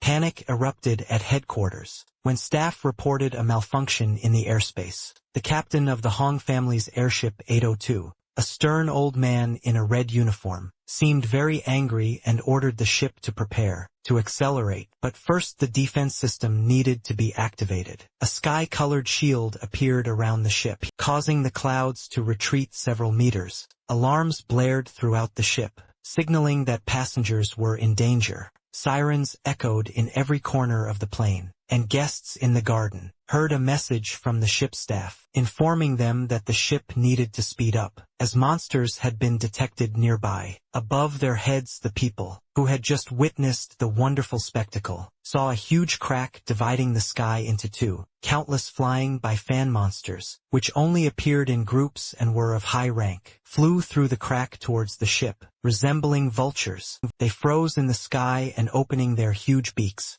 began to collect energy balls for an attack. They simultaneously shot bright beams towards the ship. Even one such monster could cause irreparable damage and kill many people. The deadly rays were hitting the special, high-level system installed by the ship staff, and with so many monsters, it was unclear what kind of defense would be enough. Panic broke out in the garden. All the guests jumped up from their seats. The whole ship shook, but Jonathan remained calm and stood firmly on his feet. Lady Vivian struggled to stay on her feet due to the constant blows, and the ground seemed to be slipping out from under her feet. She found herself on the edge of the stage. Jonathan noticed that the singer was in danger, and rushed to her. She fell from the stage into his arms. He then carefully placed her on the ground, and they exchanged pleasantries. He checked to see if she was okay, and the girl thanked him for saving her. After that, Jonathan looked at the formation with a stern face, expressing concern that the defense would not last long. Lady Vivian pressed her hand to her chest, looking at the sky with excitement. Meanwhile, at headquarters, one of the employees, with a look of horror on his face, reported that the ship was completely surrounded by monsters.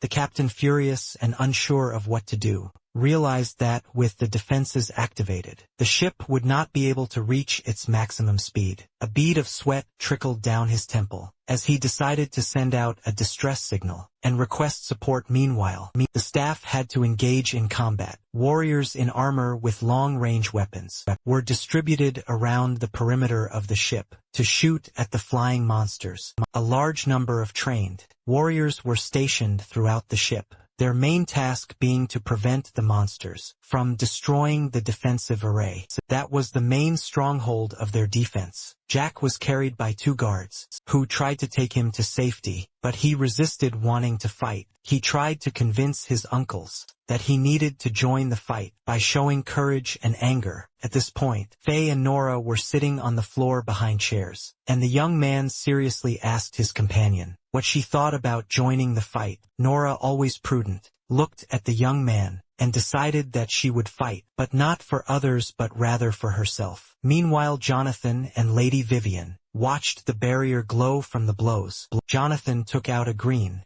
summoning talisman with patterns. Alia, who was watching the couple from the side, noticed the talisman in Jonathan's hand, and was surprised. Her eyes widened as she recognized it. She thought she had lost the talisman in the battle. She blushed sharply and covered her mouth with her fingers, finding it very cute that her savior had used her talisman. It was an exciting discovery. The monsters attacking the ship showed no signs of retreating. The vibrations spread throughout the entire defensive grid, and in some places the defense became especially thin. The enemy sensed vulnerability and gathered to attack small areas. At the same time, the command post received this unpleasant news from the personnel responsible for system maintenance, who reported that monsters were trying to penetrate a weakly protected area. The captain, with a stern face but panic in his eyes, reacted excitedly. He sent another squad to provide security, and the threat to the guards was displayed on the screens. Meanwhile, one employee reported that No one could leave their current posts, as fierce fighting raged everywhere. The captain realized that the situation was hopeless, and broke out in a cold sweat. Now all hope was placed on the passengers, who came to the aid of the ship's defenders. Most of the people on board were ordinary people, barely capable of killing even the weakest monsters. Meanwhile, the spectators hastily left the garden. Lady Vivian was busy evacuating people, trying to organize their movement and direct them to safety. The monsters gathered in the sky above the garden, preparing to strike at the same place at the same time. The ominous energy gathering in their beaks once more, as the enemies launched a combined attack, releasing beams that intertwined into a single stream. The stream fell and spread across the protective massif. As it turned out, not everyone managed to escape from the garden. 3 beautiful dancers ran along the path near the western wall but fell due to constant shaking. At that moment the protective dome cracked. Under the combined blow of the monsters, the beam hit the western wall, as a result of which part of it collapsed. Debris fell on the defenseless women. Lady Vivian saw this but was powerless to intervene. She shouted at the dancers to get out of the danger zone as soon as possible, but the girls did not make it in time. As they sat on the path, they saw huge boulders flying towards them. Suddenly a blue sparkling card flashed past Lady Vivian, heading towards the defenseless dancers, as they tried to cover themselves with their hands. In fear, a transparent dome appeared around them. Boulders fell but bounced off the energy field. The girls looked up in confusion, not understanding where the protective grill above them came from. Lady Vivian turned around to see where the map had come from. As it unfolded into a row, she was surprised to see Jonathan behind her. Few people were able to instantly create such things. He stood behind completing the spell. After this, Jonathan looked up at the crack in the sky, realizing that a battle awaited him. The monsters burst into the garden, and the first enemy entered inside. The rest of the monsters growled angrily, waiting for their turn. Jack, the guard, and his comrades turned around in response to the roar. It became clear to everyone that running was useless. Then the man from the guard pushed off the ground, determined to prevent the enemies from reaching the defenseless guests. In turn, he threw his summoning talisman to the master, asking him to save himself while they all had to fight. Jack caught the card with both hands and asked his uncle to take care of himself. His words were sincere. These people practically became his family. The old man activated his talisman, and the transformation began. He continued running, putting on his armor, which was quite simple and unadorned. Steel flashed brightly as he raised his battle axe, his classic simple weapon, striking the monster's hard carapace, sparking brightly like steel striking steel.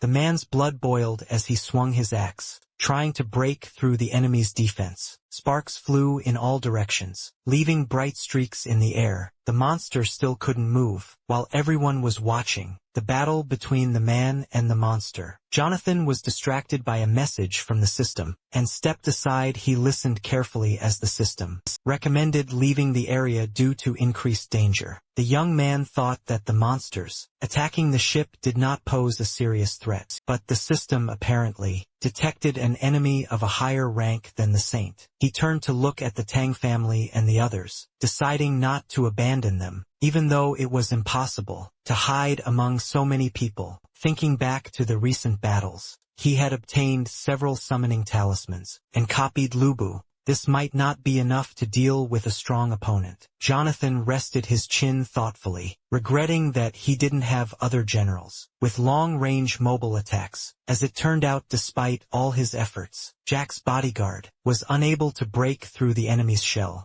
The monster struck with its hind leg, throwing the warrior aside. He fell, and the monster immediately directed a beam at him. The man disappeared in a cloud of energy and dust. The people recoiled from the rising wind. Nora and Faye watched the fight. The girl assessed the situation and came to the conclusion that the old man's current abilities were too weak. She sent the young man to fight the monster. Faye glanced sideways at his companion and took out his talisman. Seeing this as his chance to demonstrate his superiority, he summoned armor that was completely different from Jai's machines, the more angular shape, making it look more like a cyborg than a warrior. As it turned out, the bodyguard was still alive. Cursing and trying to get to his feet, the monster hovered over him in the air, preparing another beam from its open beak. At that moment, a beam of yellow energy flew at the enemy, crashing into his head, and preventing him from shooting at the fallen guard.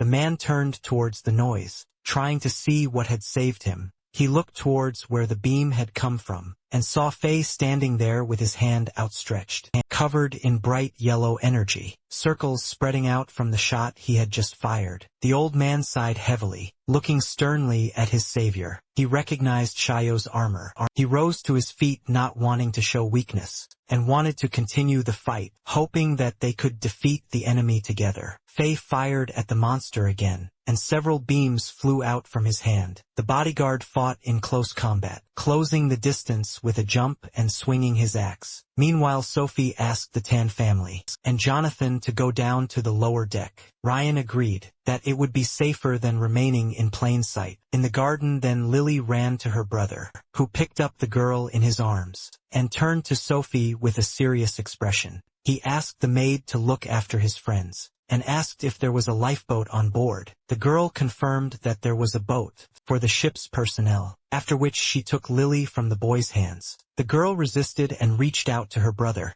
confident that only he could protect them. Sophie then handed her over to her mother, urging them to move out while they could still move about normally. Roxy turned to call out to Elia, who looked back at the fight. However, the girl asked her aunt to hide on the lower deck. Without her, with a smile, she pressed the newly minted talisman to her chest and closed her eyes, preparing to protect not only herself, but also the passengers. Meanwhile, Faye and the old man pushed the monster out of the garden and continued to attack from different sides. Despite their previous skirmishes, they fought valiantly, the young man volunteering to act as a distraction, while the old man looked for an opportunity to wound the enemy. The old man attacked the monster from all sides, and now his judgment was more lenient towards the impudent young man. Their combined strength and speed made a good team. The monsters succumbed to their tactics, chasing Faye and forgetting about the second enemy, trying to catch the agile fighter.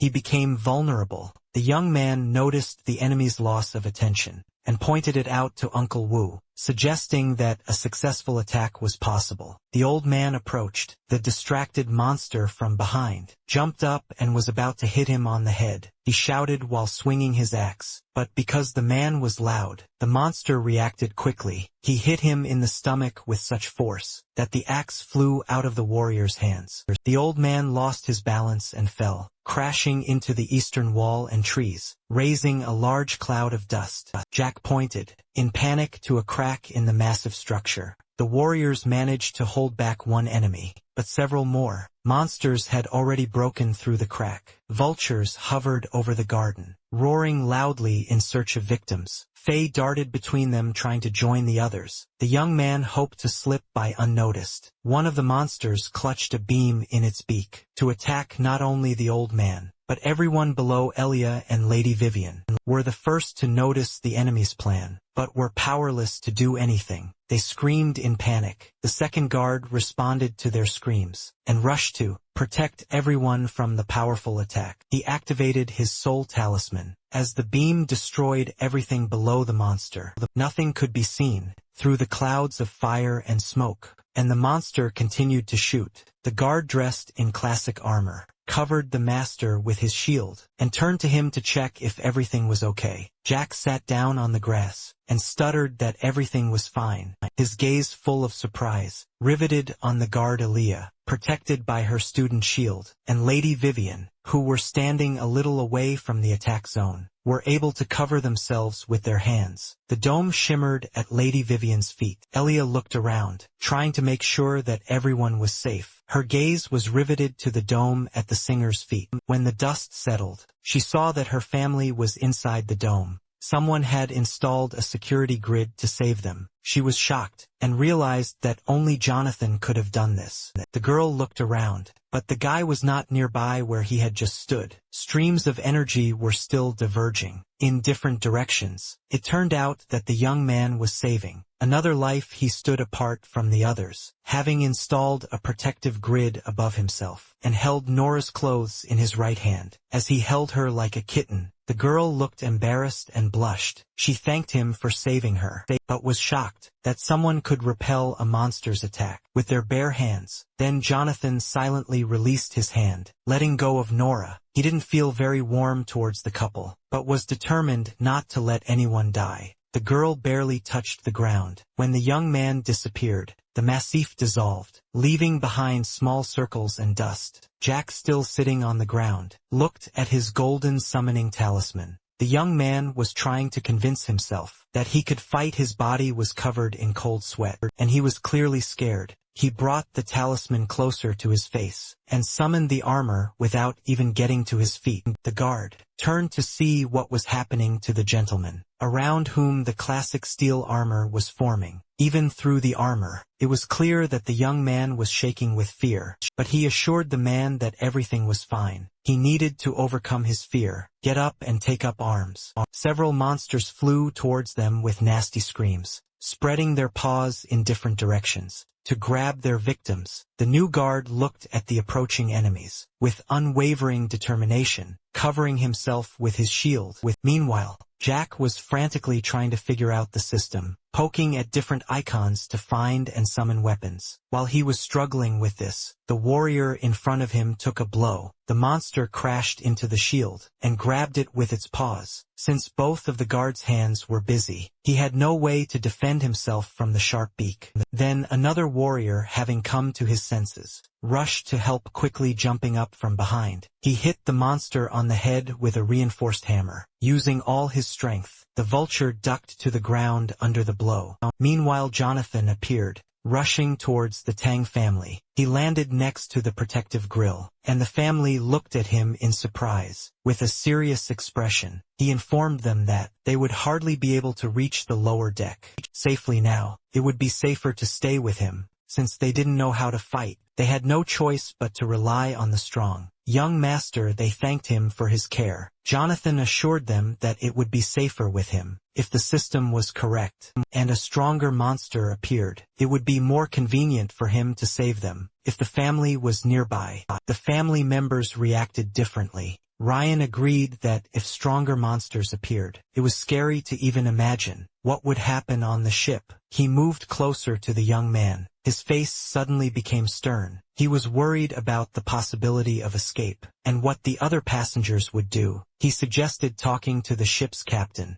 The man barely had time to fully express his opinion. When his wife hit him, his glasses fell off, and a huge bump instantly formed on the back of his head. Meanwhile, Alia and Vivian were fighting one of the monsters. The monster shot beams at the ground, but the student was fast enough to dodge. She shot back, while the singer attacked from the other side. The monster, unable to catch up with its agile opponent, turned its attention to Lady Vivian. Elia was unsure if the singer had a speed advantage over the monster, which caused her to panic, and she tried to warn the girl of the danger. The death ray struck the spot where Lady Vivian's red and yellow armor had been. Moments ago, the girl performed a quick somersault to dodge the attack, taking a bent-legged half-guard stance. With two swords drawn without warning, it would be difficult for her to avoid the attack. The girls went on the offensive again, with Elia attacking from afar, using the student's crossbow. Lady Vivian, looking for weak spots to strike at close range. Meanwhile, after calming Ryan down, Roxy and her daughter awkwardly apologized for not being able to help, but were willing to do whatever they could. Jonathan tried to calm them down with a serious expression, as he had brought them on board and they were in danger. Their protection was his top priority. Meanwhile, more and more monsters appeared in the garden. Screams and explosions filled the air, and a battle raged on the ground between the trees. One of the enemies pinned the old man to the ground. He tried to defend himself with an axe, pushing away the paws and beak of the monster. Exhausted by the battle, he did not have the strength to push back or attack the monster. He could not get out of the situation on his own. Then Fei came to his aid. The young man appeared above the enemy's back, like a ghost, his blades ready to attack. He intended to jump on the back of the flying monster. To prevent it from fighting him off with its paws or tail,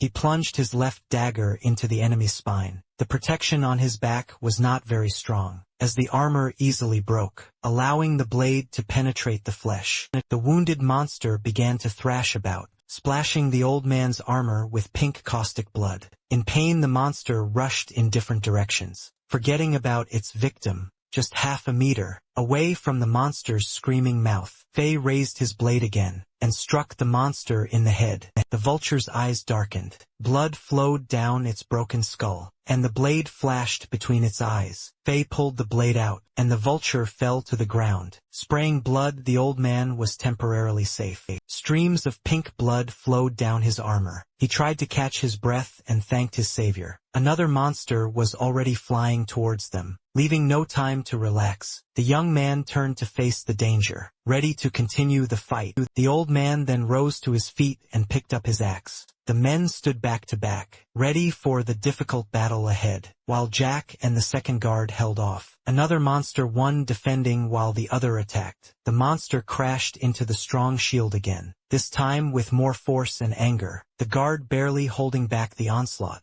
Jack ran to check on the warrior, not noticing that the monster had followed him and was stretching out its huge paws towards him. It grabbed the young man by the back and helmet, knocking him over and pinning him to the ground. On the other hand, Lady Vivian made a mistake, and the monster grabbed her by the shoulders, which lifted her into the air, making it impossible for her to free herself. The dancers, still under the protective ring, watched the proceedings with concern and sighed loudly, worried about the singer. The monster threw the yellow-red warrior towards Elia. Everything happened so fast that Elia didn't have time to dodge. Lady Vivian collided with her ally at full speed, knocking her off her feet and pinning her to the ground with the weight of her armor. Another cloud of smoke rose up in the garden from the constant explosions, making it hard to see. Pushing his two opponents aside, the monster decided to attack them with a beam, again gathering energy into his mouth. The girls lying on the ground looked towards the enemy.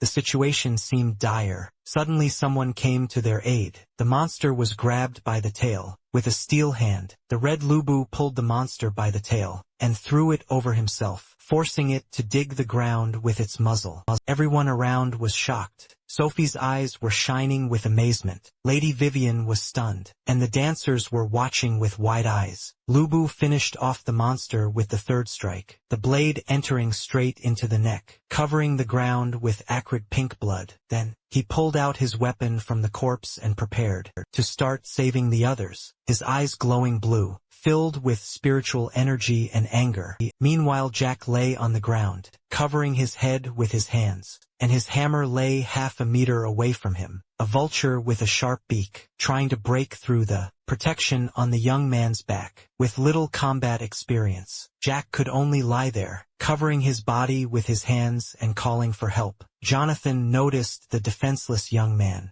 turned to his screams, and looked into the eyes of the monster, distracted from its prey. The monster also looked at Jonathan and opened its beak, letting out a piercing cry. Then, Lubu swung his halberd and sent it towards the enemy. The weapon quickly closed in, with its immense power and speed, throwing the monster towards the wall, and pinning it to it. The young man rubbed his eyes, unable to believe that the hero of the recent performance was standing before him. Meanwhile, Jonathan counted the monsters that had managed to squeeze through the gap in the barrier. There were already 7 monsters in the garden. He scanned the airspace and assessed the situation, realizing that he would have to act sooner than planned. With a sad, serious look, he asked the system to unlock Lubu's Earth rank weapon, the Cloud Dispersing Bow. A loading screen appeared on the monitor, showing that only the halberd and other weapons were available. The young man studied the indicators in the system.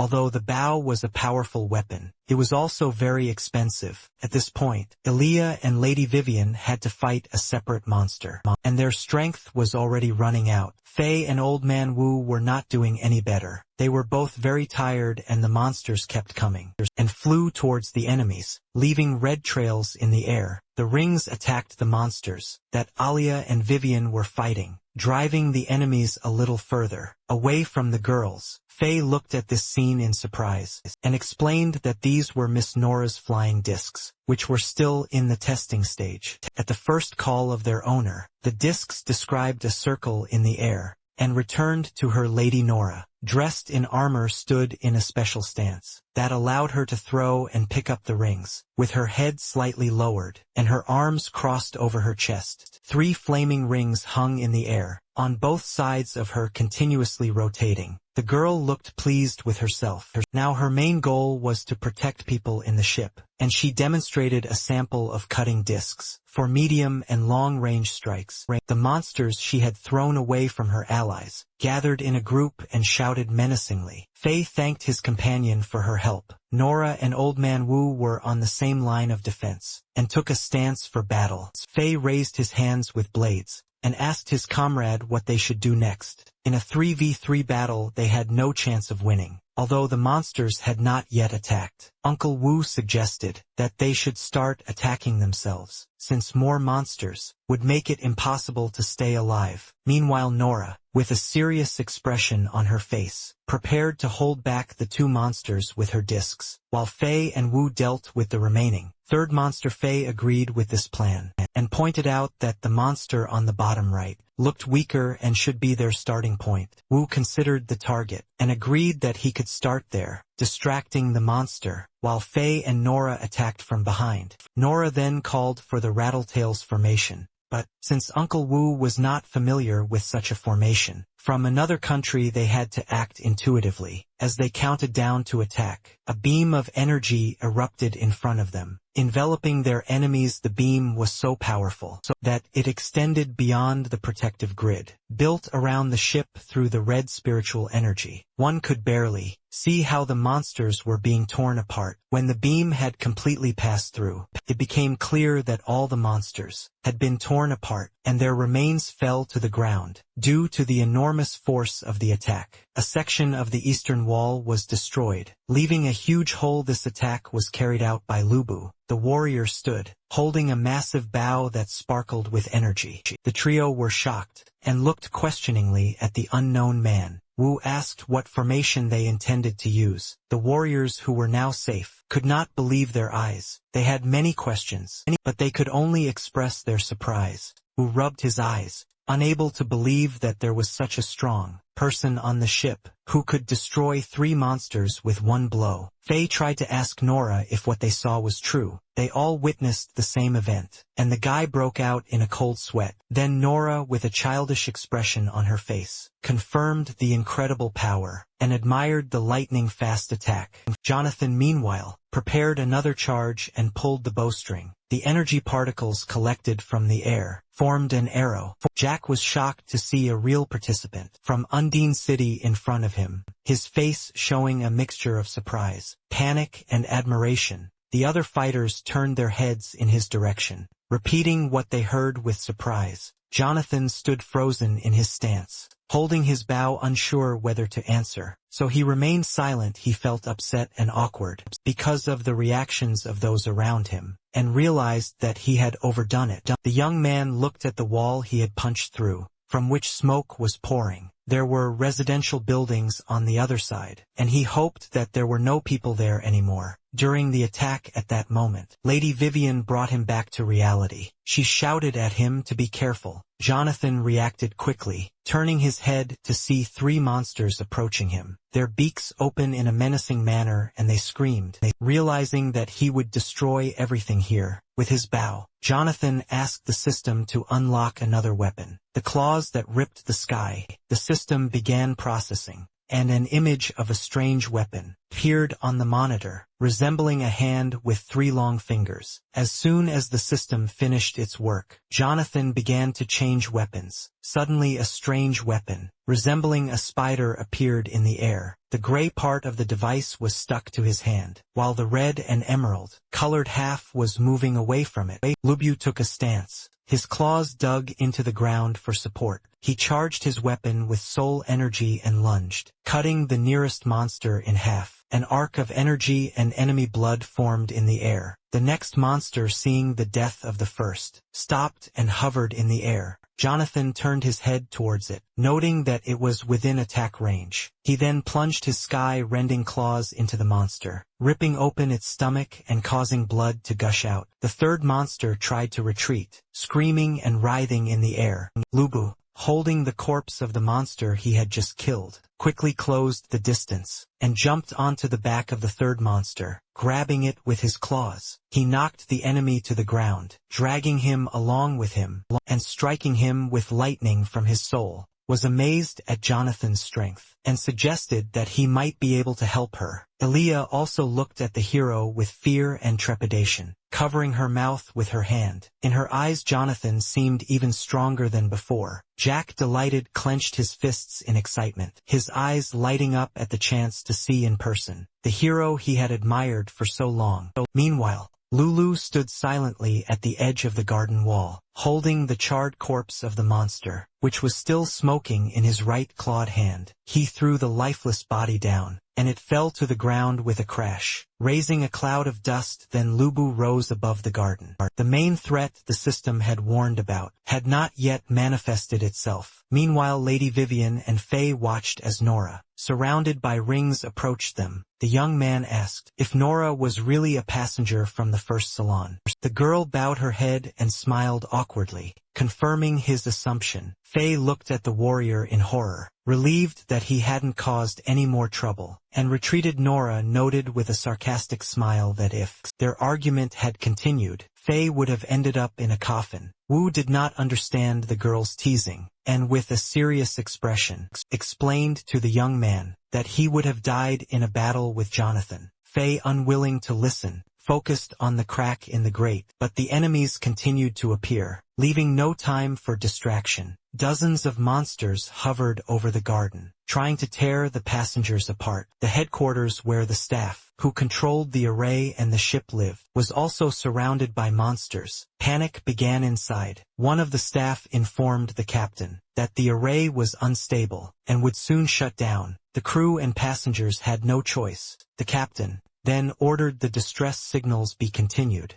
expressing his disappointment at the lack of support. At that moment, the monster looked into the window of the headquarters, frightening the employee closest to it. The monster began to knock on the window with its beak, like a bird trying to get a larva from a tree. Although the window was reinforced, it would not last long. Cracks appeared on the glass, and the employee's LED by the captain left the bridge in panic. Suddenly, a scream was heard from outside the window. The captain turned around and saw that the monster had abandoned its attempts to get inside. Lubu grabbed the monster by the neck and pierced it with his halberd. Blood spurted from the enemy's back. The blow was fatal, and Lubu decided to ensure the death of the monster by tearing its body in half. He threw one piece on the ground and held the other in his hand before throwing it away. The captain and crew watched the fighter through the cracked window. Seeing his back turned, his helmet and back visible, the old man was shocked. The attendant pointed to the window,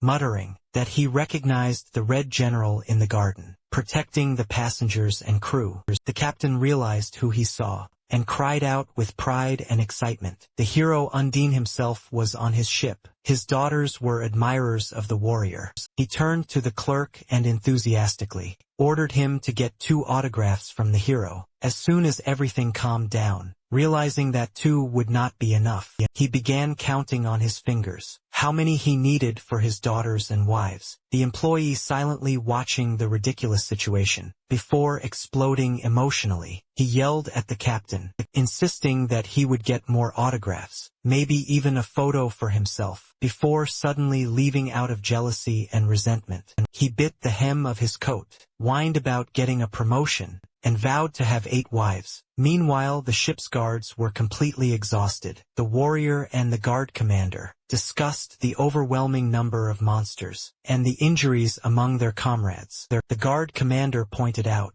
that they could not retreat because the lives of the passengers depended on them. The warrior continued shooting, but doubt appeared on his face, and he hinted that he needed to take care of his 80-year-old mother. Another warrior silenced him by sternly stating that everyone had families, and that they would be provided for after their death. Sweat streaming down his face, his eyes widened in fear. The ship's defenders continued to fight off the monsters, firing crossbows at the enemies, filling the space above them. But despite their efforts, the monsters continued to advance. One of the vultures flew straight at the captain, and the first fighter, the captain pushed the fighter away, so that the monster wouldn't hit him, while remaining in the strike zone himself. Then the monster crashed into him, throwing him off the wall. The captain fell, losing his weapon, and landed on the roof. The young fighter who survived, thanks to the captain, watched with concern what was happening. They found themselves on opposite sides of the roof, surrounded by dozens of monsters circling above. Several monsters approached and began to attack the warrior's armor, hitting him in the chest and trying to break his helmet. His armor cracked, pieces flew in all directions, and small lightning cracks appeared due to the damage. The warrior, having lost hope, thought with a smile that his family would receive an allowance after his death, finally freeing them from debt. Suddenly Jonathan's spear appeared in the air. It was aimed at the vulture. The spear pierced the vulture's head, almost hitting the warrior who had lost all hope. The battered warrior barely realized what had happened before his eyes. Jonathan managed to kill the monster before it could harm the man. However, Jonathan, the main hero of the battle, could not afford to be distracted from helping his allies and focused on the summit. He considered the best course of action. Given his situation, the soldiers fell on their knees and thanked Jonathan for saving them, but he only asked them not to interfere. Looking around, Jonathan counted the monsters surrounding him. Drawing his spear back, he prepared to charge at the monsters. Floating in the air, a powerful whirlwind formed behind the spear, ready to sweep away everything in its path. He headed straight into the thick of the vultures. The wounded soldiers on the roof watched in disappointment as the attack failed to hit a single monster. After the previous attack, Jonathan summoned his bow and prepared to deliver another powerful blow. Straight towards the monsters, the arrow straight towards the monsters. The arrow, cutting through the air, quickly reached the monsters, who were unable to react to the rapid attack. One by one the monsters began to explode, some without even realizing what had happened. The sky lit up with dozens of explosions, briefly as bright as daylight. The warriors standing nearby were shocked by the hero's destructive power. A few moments later, the remains of the exploded monsters began to fall from the sky, and the still living vultures amazed everyone in the area with their cries, trying to call for help. The soldier who had understood the vulture's plan anxiously awaited the result of their actions. A new group of enraged monsters gathered over the battlefield, screaming at the top of their lungs. Seeing this, Jonathan began to think about what the system had told him earlier. Then, all the vultures began to prepare an attack, aimed at the hero. The soldiers who were still conscious fearfully urged Jonathan to attack the vultures again, as he had done a few minutes earlier. Realizing the situation, Jonathan realized that he would not be able to protect the ship on his own, even if he could redirect the beam. As he finished his preparations, the monsters were about to launch an attack that he would be unable to repel. Just at that moment, cannon shots were fired from a ship that appeared on the horizon. Projectiles moving at the speed of light rushed towards the horde of monsters. Some of the attacking beasts were killed in the blink of an eye, preventing them from launching an attack on Jonathan. The confused monsters turned to the attacking ships, which were the very reinforcements the soldiers had been expecting. The vultures, now ready to tear everything in their path to shreds, rushed towards the reinforcements. As they approached, more shots were heard. Almost all of the attacking monsters were killed. With one cannon salvo, the second ship that arrived began to establish contact with the Hong family's ship. A cry came from the captain's cabin. on the Hong family's ship, that the reinforcements they had called for had arrived. The main screen in the captain's cabin turned on, and everyone turned to see it. Two representatives of the Red Phoenix Army appeared on the screen asking for evacuation. Under their cover, all that remained in the sky were the small remains of the monsters, with 3 ships, one of which was badly battered. With tears in his eyes, the assistant commander joyfully exclaimed that help had arrived. However, the commander could not understand why the ships of the Red Phoenix Army came to their aid from such a distance. The agitated assistant claimed they were just passing by. With no time to think, the commander ordered all energy to be directed into the traction furnace to join the Red Phoenix forces. When the energy transfer occurred, the ship's protective grid was removed, creating a beautiful sight. The soldiers on the ship,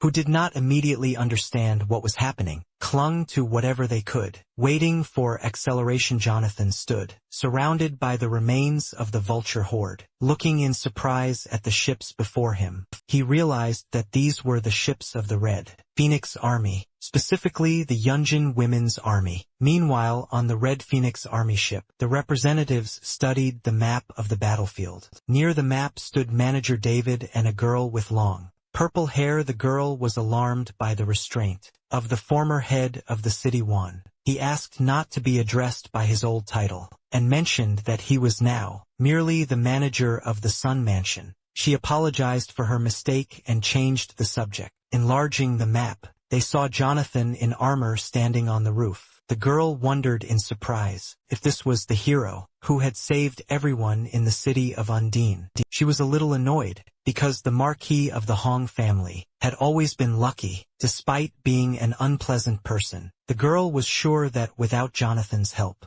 the Hong family's ship would not have received reinforcements. Mansion manager Song thought to herself that when the commander found out that the hero who saved the city and the Marquis's ship was Jonathan, she would be shocked. Meanwhile, the Sun family's ship, accompanied by the Red Phoenix Army's warships, reached the defense zone. At this point, the vultures began to prepare a new attack on the ships. The girl then immediately ordered the guns on both sides of the ship to be ready for battle. More cannon shots were fired, aimed at the fast-flying monsters. The scene was illuminated not by bright yellow beams, but by the explosions of dozens of vultures. Realizing that the Marquise's ship was now safe, Jonathan began preparing to sail, to the gratitude of the soldiers for saving him. Suddenly, the system informed Jonathan that cracks were forming, and ordered him to leave the room within 5 seconds. Jonathan, surprised, could hardly believe what the system had just told him. Inside the ship, amidst the ruins and clouds of dust, a group of people stood next to each other. When the dust began to settle, everyone was able to see each other and assess the situation. Jack, sweating and breathing heavily, was subjected to ridicule from Faye. He proudly declared that all the men in his region were as brave as he was, and began to calculate the insurance compensation for the damage done to the ship. At this moment, Mrs. Nora's eyes were shining with happiness. She was grateful for the help given to her in this battle. Meanwhile, Miss Vivian brought tea to Elia. The girl was surprised to discover that Miss Vivian was talented not only in music, but also in fighting. After that, everyone stood with relief in a free place, in the dusty field, feeling that they were finally safe. Like thunder in broad daylight, Jonathan landed among them in armor, shaking the ground beneath him. In an excited voice, he tried to quickly say something to the people. The hero ordered people to jump on his hand, to escape from the ship. Confused, Ryan asked for an explanation of the situation and what was happening outside. Meanwhile, the vultures hovering in the air began to scream loudly, as if something was wrong. The excited protagonist looked at him in shock, hoping that there was still time to act. Suddenly a crack, the size of 100 ships, appeared among the vultures, and through the growing crack, eyes were visible, their gaze piercing to the bone. When the monster's head became visible, its enormous size and danger became obvious. The young man was overcome with fear. He could not understand how such a monster appeared. It was a monster of the Kuan species. A whale-like monster emerged from the crack, filling the entire sky, its blood-red energy, making it clear that it was a menacing, an evil creature. The eyes of the people in the captain's cabin of the Hong family ship widened in disbelief. The captain was unable to answer his assistant's question about the type of monster. The Red Phoenix Army commander was equally puzzled, unable to comprehend the nature of the giant, and whether it was the one the third madam had mentioned. The monstrous figure almost obscured everything that was visible above the ships. When the system alerted Jonathan, he froze at the sight of the huge creature. Jonathan, noticing Kunya's strange behavior and significant fluctuations in the monster's mental strength, he also noticed how the monster opened its mouth, seemingly ready to scream. Realizing what was about to happen, Jonathan urgently ordered everyone to cover their ears over the radio, but not everyone was able to hear him in time. A stunning scream erupted from the monster's mouth, so powerful that people's blood vessels began to burst, and blood began to flow from their ears and eyes. Even soldiers in armor could not withstand the intensity of the sound. Almost instantly, the people on the ship began to bleed from their eyes, ears and mouths. Jonathan then set up a barrier to protect those around him, but the noise was still unbearable. The hero struggled to stay on his feet, unable to imagine the full force of the divine class monster's roar without the protection of the barrier. The ship's captain, kneeling, was bleeding and trying his best to cover his ears. The captain's assistant also covered his ears to avoid the sound effects. The warrior Jonathan had saved was bleeding as he tried to stand up, his ears and eyes covered in blood. The army commander, protected by the heaven rank barrier set up by the manager, was surprised to discover that the roar was merely the monster's outburst of anger. The girl's face showed emotions of indignation and fear, and a light sweat appeared on her from the tension. The shipyard manager thought that, if the monster roared again, they would be in serious trouble, and would need to prepare for another roar. The commander, having gathered her strength, ordered the guns to be prepared for battle. The ships floated through the air, changing their formation. Only the Hong family's ship remained motionless, its cannons ready to strike the monster if it prepared to attack. But despite its readiness, the monster remained in place. After its initial appearance, Jonathan appeared on one of the screens of the warship, asking them not to attack the monster. The army commander and David were shocked, not expecting such a request. They turned to the screen, where Jonathan asked them, in an excited voice, to listen to him. David reacted faster than the young commander, and the girl was surprised by Jonathan's presence. She did not expect to see him in such a situation. Jonathan was no less surprised to see David on the ship. Turned out that the manager of the Song family shipyard had arrived on this warship on the orders of his master to escort him home. Not immediately understanding the situation, the girl began to ask more questions. Jonathan sighed, realizing how long it had been since he had been home, and how much he missed it. After expressing his gratitude for the Red Phoenix Army's assistance, Jonathan turned his attention to the monster. He was confident that if he didn't provoke the monster, they would be able to remain unnoticed and escape unharmed. He suggested turning off the power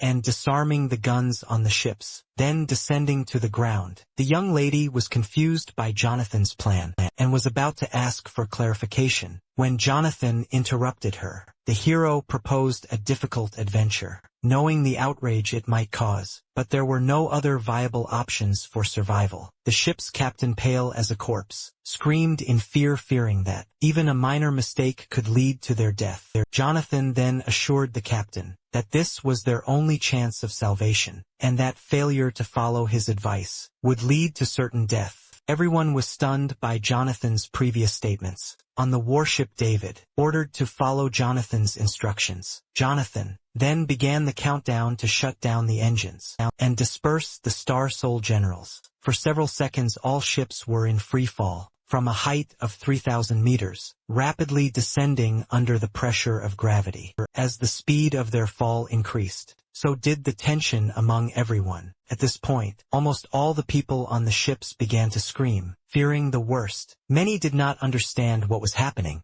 due to the lack of warning. The ship's captain and his assistant, floating in the air, joined in the general cry, surrounding the group of armored men. With a barrier, Jonathan attached himself to the surface of the ship, While it was in free fall, he counted the time until they touched the ground, noting that they were descending quickly, and getting away from the monster as quickly as possible. Hundreds of vultures rushed towards the falling ships, which had already forgotten about the monsters when the impending threat became obvious. Panic began among the people, who did not know what to do. The horde of monsters was approaching the ships, which were falling faster and faster. Jonathan, in a state of extreme tension, counted down the last moments before they reached the ground. A moment later, he ordered the engines to be turned on at full power. Everyone complied, directing energy into the ship's engines. As the vultures approached the ships, all three ships suddenly headed towards the horizon.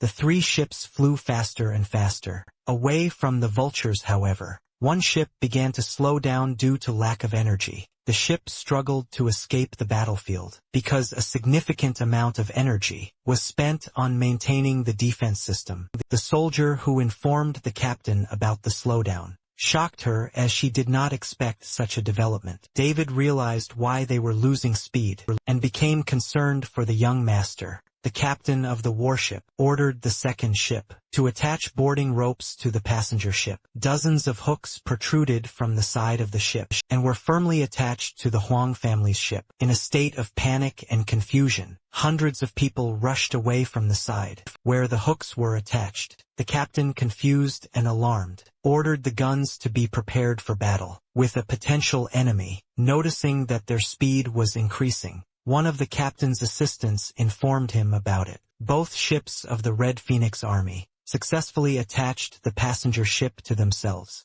and pulled it along. A smile of relief appeared on the captain's face as she realized they were saved. However, the girl sitting next to the captain pointed out that the situation was not entirely safe. Due to the slowdown of all three ships, some of the vultures began to catch up with them. The map showed dozens of monsters approaching the ships from all sides. The worried captain asked if they would be able to provide fire cover. During the retreat, the girl at the control panel said that opening fire would significantly reduce their speed. The captain ordered the combat units to engage in battle with the monsters. Dozens of soldiers, following orders, moved forward to attack the enemy. They lined up on platforms, preparing to confront the vultures. The female soldiers began to activate the formation of the Star Soul. On the deck of the warship, the platforms opened one after another, revealing dozens of Star Soul soldiers. The squad leader instructed the soldiers to fight back against the enemy. All the female soldiers reacted, in unison, ready to carry out the order. The warriors lined up, waiting for the command to open fire on the monsters. As the group of enemies entered the soldiers' range, the warriors began to shoot, showering the sky with arrows. The increased number of shots prevented the monsters from getting any closer. Under a barrage of attacks from soldiers, the ships moved even further, away from the pursuing monsters. The commander skillfully positioned the soldiers so that they covered all flanks, ensuring that the monsters could not break through. However, one of the suicide monsters managed to destroy the second ship's defense system, falling onto its deck and causing the battle to begin. The captain ordered the troops to support the second ship on the deck of the second ship. Hand-to-hand combat broke out. Due to the invasion of the monster, the squad commander ordered to clear the ship of monsters and reorganize the firing line.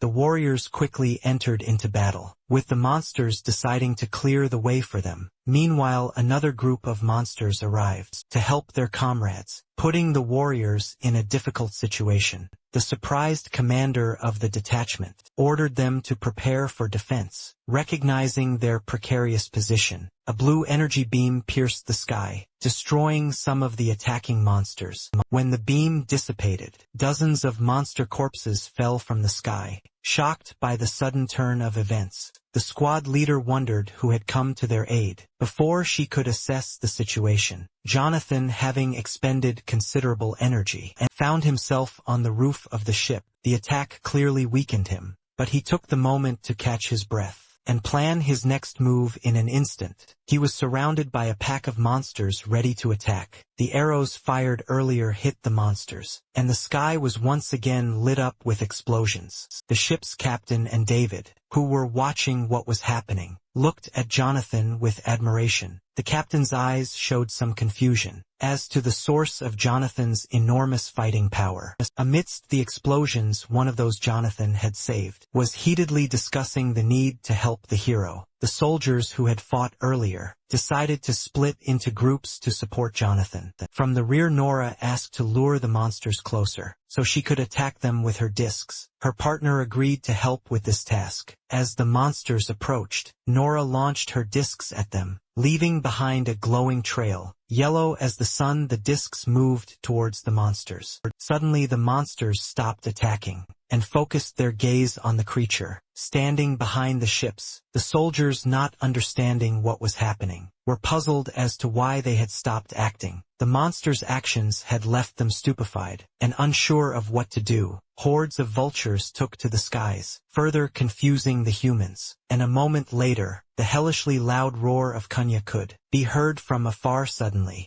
the monsters began to retreat, as if the roar had been a signal. The girl who was monitoring the situation informed the captain of the warship that the monsters were retreating. Feeling relieved, the captain allowed herself to close her eyes and relax for a moment, watching the vultures retreat. Jonathan seemed to be anticipating this moment. When he finally relaxed, he realized that they could still escape from Kunya. Shouts of joy and relief swept through the ships. Many could not believe that they had escaped certain death. More and more people shouted victory and raised their hands in the air in joy. Tired but in high spirits, they continued to celebrate with pride. The warriors, standing on the heavily damaged roof of the ship, also rejoiced at their victory over the monsters. David calmly admitted that they survived thanks to Jonathan. The captain, having calmed down, asked how the hero knew about the monster's habits. Jonathan, who clearly did not want to discuss this, avoided answering under the pretext of fatigue. Before cutting off the connection, he mentioned that they would discuss everything after they had some rest. Soon after, and exhausted, Jonathan came out to the people he was protecting. On the deck of the Marquise's ship, he was carried to the cabin to rest, accompanied by those who were on deck. Because of the loud screams of Nora and Lincoln, the girl carrying Jonathan looked at them with fear and made it clear that they needed to calm down.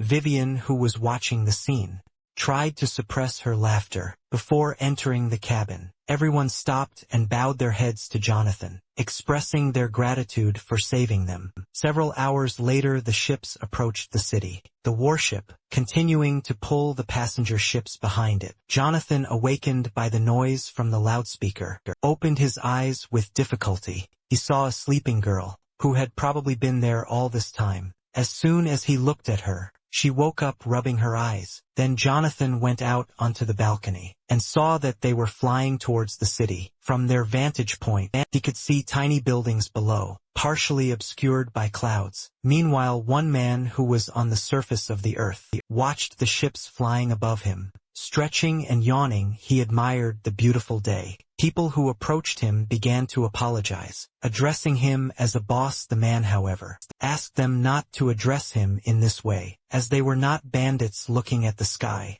He noted its destiny to become the strongest soul master. He then picked up the ring, addressing it as an old man named Du, asking when he could obtain the rank of Star Soul General. The city of Yunnan was surrounded by a wall, and the districts within it were also divided by walls. It marked the border of 3 countries, 2 of which had signed a joint border agreement. Upon arrival at the airport, the warships separated from the Hong family's ship and flew off in their own direction. The delighted captain went off to sign autographs for his daughters and wives, his eyes sparkling. Soon, David approached Jonathan and asked how he was doing. David's face showed some excitement. Turning to David, Jonathan greeted him with a wide smile and rushed into a hug. The hug was so tight that David found it difficult to breathe. Jonathan noted with a smile that, although not much time had passed, enough time had passed for David to miss him. David replied that enough time had passed for him to become bored. Suddenly Jonathan began to notice that David was suppressing his self-improvement. This fact shocked him very much. The fact that David was at the heaven rank level made Jonathan feel ashamed, realizing that he had failed to understand the strength of his guardian. In his past life, his thoughts were interrupted. When David asked about his companions, Jonathan introduced his friend and her family, who were standing next to her. He then introduced them to the manager of the song family's Eastern Court, bowing her head to David. Roxy introduced herself and her niece Alia. At first glance at David, Roxy could tell the strength of the man standing in front of her. The man, after putting together the information, came to the conclusion that Roxy's father was the head of the Chen family. The woman confirmed this in her own words, stating that her father was indeed the head of the family. Then David, the woman with a smile on her face, refused, saying that their driver had already arrived. Turning to Jonathan, Roxy invited him to visit their family if possible, and thanked him again for saving them. Jonathan accepted the thanks, and asked if the woman had written down his contact information. Lily patted her bag with a smile, and assured him that she had written everything down. Jonathan invited the girl in a soft tone to join him for dinner with a happy smile. Lily said that she would be happy to have dinner with him. She also asked if she could take Alia with her. The girl was embarrassed by this request, but Jonathan assured her that she could bring whomever she wanted. Interrupting the conversation about dinner, David mentioned that their flying boat had already arrived, and it was time to leave. After saying goodbye, they went their separate ways to their boats, Jonathan silently waving goodbye to his friends as they left. David then asked Jonathan to use the emergency exit, where a compartment was waiting for them. After this, the main character and David headed towards the platform. However, before Jonathan could enter the inner passage, he was stopped by Mrs. Vivian, a girl who was running as fast as she could, asking him to wait and not enter the corridor. Surprised by Vivian's persistence, Jonathan froze as she approached, handing him a piece of paper. She asked him to meet her during her stay in the city. Blushing and hanging her head, she expressed a desire to get to know Jonathan better, before rushing off, without giving him a chance to respond. Jonathan, puzzled by what had just happened, was interrupted by David, who mentioned the banquet, hosted by the head of the family. David also noted that his fiancée Karen will also be there. Hearing this, Jonathan thought seriously. In his past life, after he miraculously survived in the desert of death, a girl came to him who now interfered with his thoughts. Then David said again that it was time for them to go. At that moment, Jonathan realized that his uncles and brothers, who had treated him badly, would also be at the banquet. When they stepped onto the platform, 3 flying boats were waiting for their passengers. A fair-haired, one-eyed man stood by one of the boats. Bernard looked up and saw the approaching passengers, greeting them with a smile. Jonathan greeted a man he hadn't seen for a long time. The servant opened the door for Jonathan and greeted him formally. Jonathan then turned his gaze to the driver, who bowed his head respectfully. Bernard, the driver, asked Jonathan if he was happy with everything, or if any changes were needed. Jonathan, clearly displeased, walked inside and said he didn't want anything. While driving, Bernard asked about Jonathan's level of development, and whether it was true that he had failed to reach the Earth rank. However, Jonathan remained silent. While David asked the driver to focus on the road, Bernard fell silent, and turned his attention to the road, clearly ashamed of his questions. Jonathan immediately felt that the driver was also a heaven rank. Bernard's comments about the Earth rank suggested that he might know something, and this theory was confirmed by David's prompt intervention. This suggested that David might know more than he was letting on. Meanwhile, Jack continued to sleep soundly, until Uncle Wu called out to him and woke him up. Jack, still sleepy, remembered the time when he fought side by side with heroes and idols. Suddenly realizing something,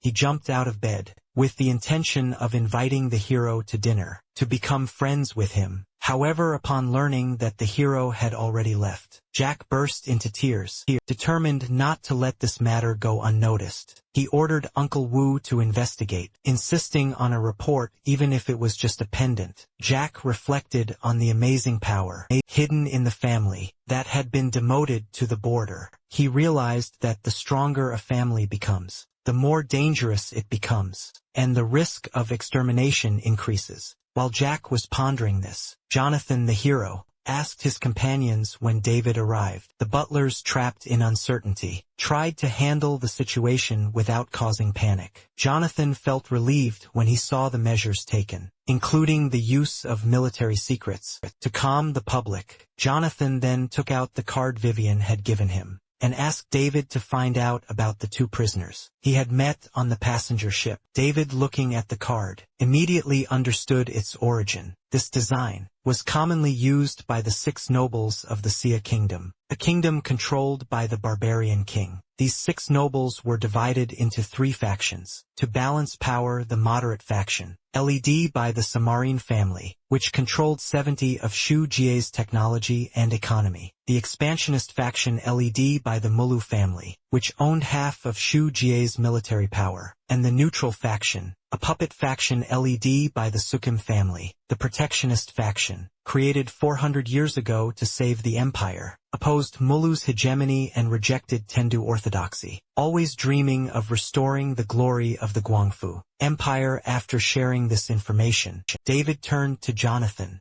noticing that he was distracted by the note Vivian had given him. The note specified a meeting in the restaurant's upper suite, and David, noticing this, cleared his throat and remarked that Jonathan's fiancée, Miss Karen, would probably have something to say about the situation. Jonathan, realizing the implications of his words, interrupted David, saying that he had the matter under control. Despite his composure, Jonathan expressed concern to David about the possibility that the kingdom of Sia was secretly collaborating with the state of Murin to attack them. Dvoretsky dismissed the idea, noting that it did not fit with the core strengths of the moderate and neutral factions, unless the previous leadership was no longer in power. Soon after they returned to the Song Dynasty mansion, their ship landed right on the square, in front of the house. Several men were sitting near the house and playing a board game. Suddenly, they noticed that guests had arrived in the yard.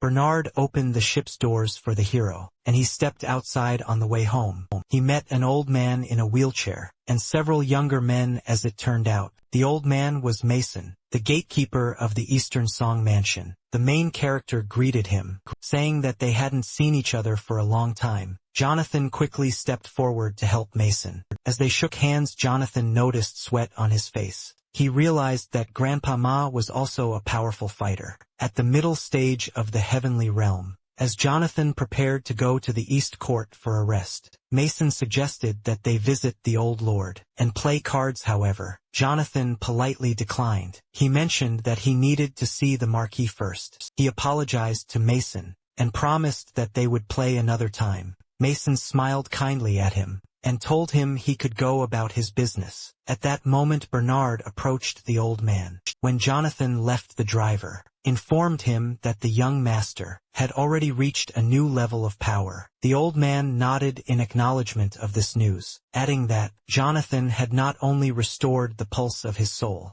but also seemed to have penetrated into the heavenly realm. The sudden change in Jonathan astonished them. Jonathan, deep in thought, wondered why so many people hid their level of development. When he met the old man, he immediately recognized Jonathan's breakthrough to the first level. Mason not only taught him all sorts of chess tricks, but also taught him how to pick locks. Although he appeared to be a black ranker on the outside, he was actually a mid-stage heavenly rank expert. Soon they arrived at the entrance to the house, where the Marquis was already waiting for them. Marquis Sergio, seeing the guests, chuckled mysteriously. Jonathan told him with a smile that he was finally back. The old lord patted Jonathan on the shoulder and invited him into the office to tell him what had recently happened. Jonathan, touched by the old man's wisdom, realized that he had been hiding his own immense power as a semi-holy source of strength. The more Jonathan thought about the hidden power of the Song family,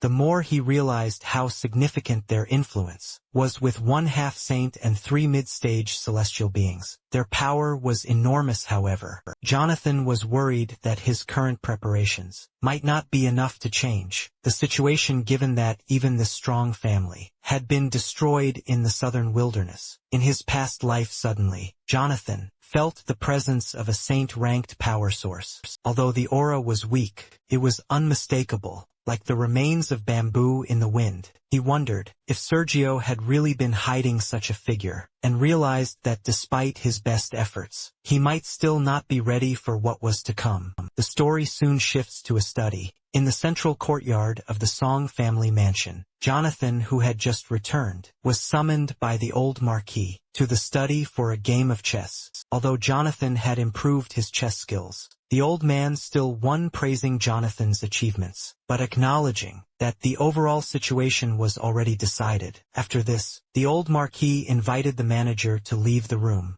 Soon David disappeared behind the door. After he left, the Marquis suggested replaying their match. Jonathan wasn't sure what the old Marquis was trying to get across, so he quickly changed the subject. He mentioned that the old man must have received a message from Undine. Then the old Marquis slowly remarked that he had heard of Jonathan's great achievements, restoring his damaged soul vein, breaking through to the earthly cultivation level, and becoming a layman of Zoki. The Marquis expressed his joy for Jonathan. Although the old Marquis did not press for details, Jonathan was left wondering how to explain his sudden rise to power. He could not tell that he had moved the journey 60 years into the past, as it would be too shocking for everyone. Instead, he decided to falsely claim that he had mistakenly entered a secret realm, where he had spent a year observing the future. When Jonathan began to explain, he hypothetically asked the old Marquis if he would enter an ancient, secret realm and receive great opportunities there. However, before he could finish his speech, the old Marquis interrupted him with a wave of his hand. He noticed that Jonathan had made a mistake in the chess game they were playing,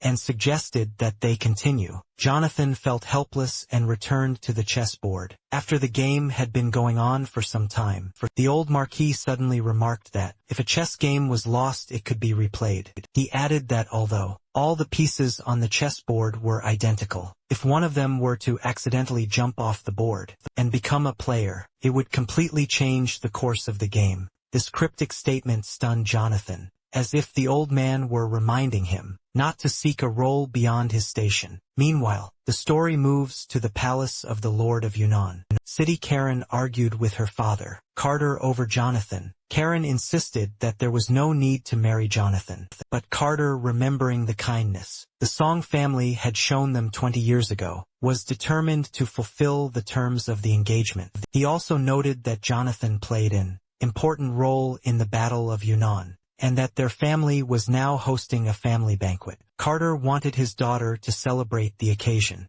no matter what. Karen, however, remained unperturbed, wondering how Jonathan could compare to Sebastian, who had achieved more. Hearing his daughter's doubts, Carter became angry, saying that a man like Sebastian, living on the streets, would never amount to anything. His assessment of Sebastian made Jonathan's fiancée, Karen, regret her previous attitude, saying that Sebastian, now the leader of the White Dragon Gang, would soon become the general of the Star Soul Cow. Even if Jonathan was truly an amateur at Zoki, he still couldn't compare to him. Just when Carter was about to call off the engagement, they were interrupted by someone from outside. Christopher, the head of the Kong family, and Carter's father, was floating in the air. Was very happy to see that her grandfather could fly. Christopher quickly corrected her, explaining that true flight was a technique only achievable in the divine realm. He simply broke through the bottleneck of the heavenly rank, and was able to take a step into the air.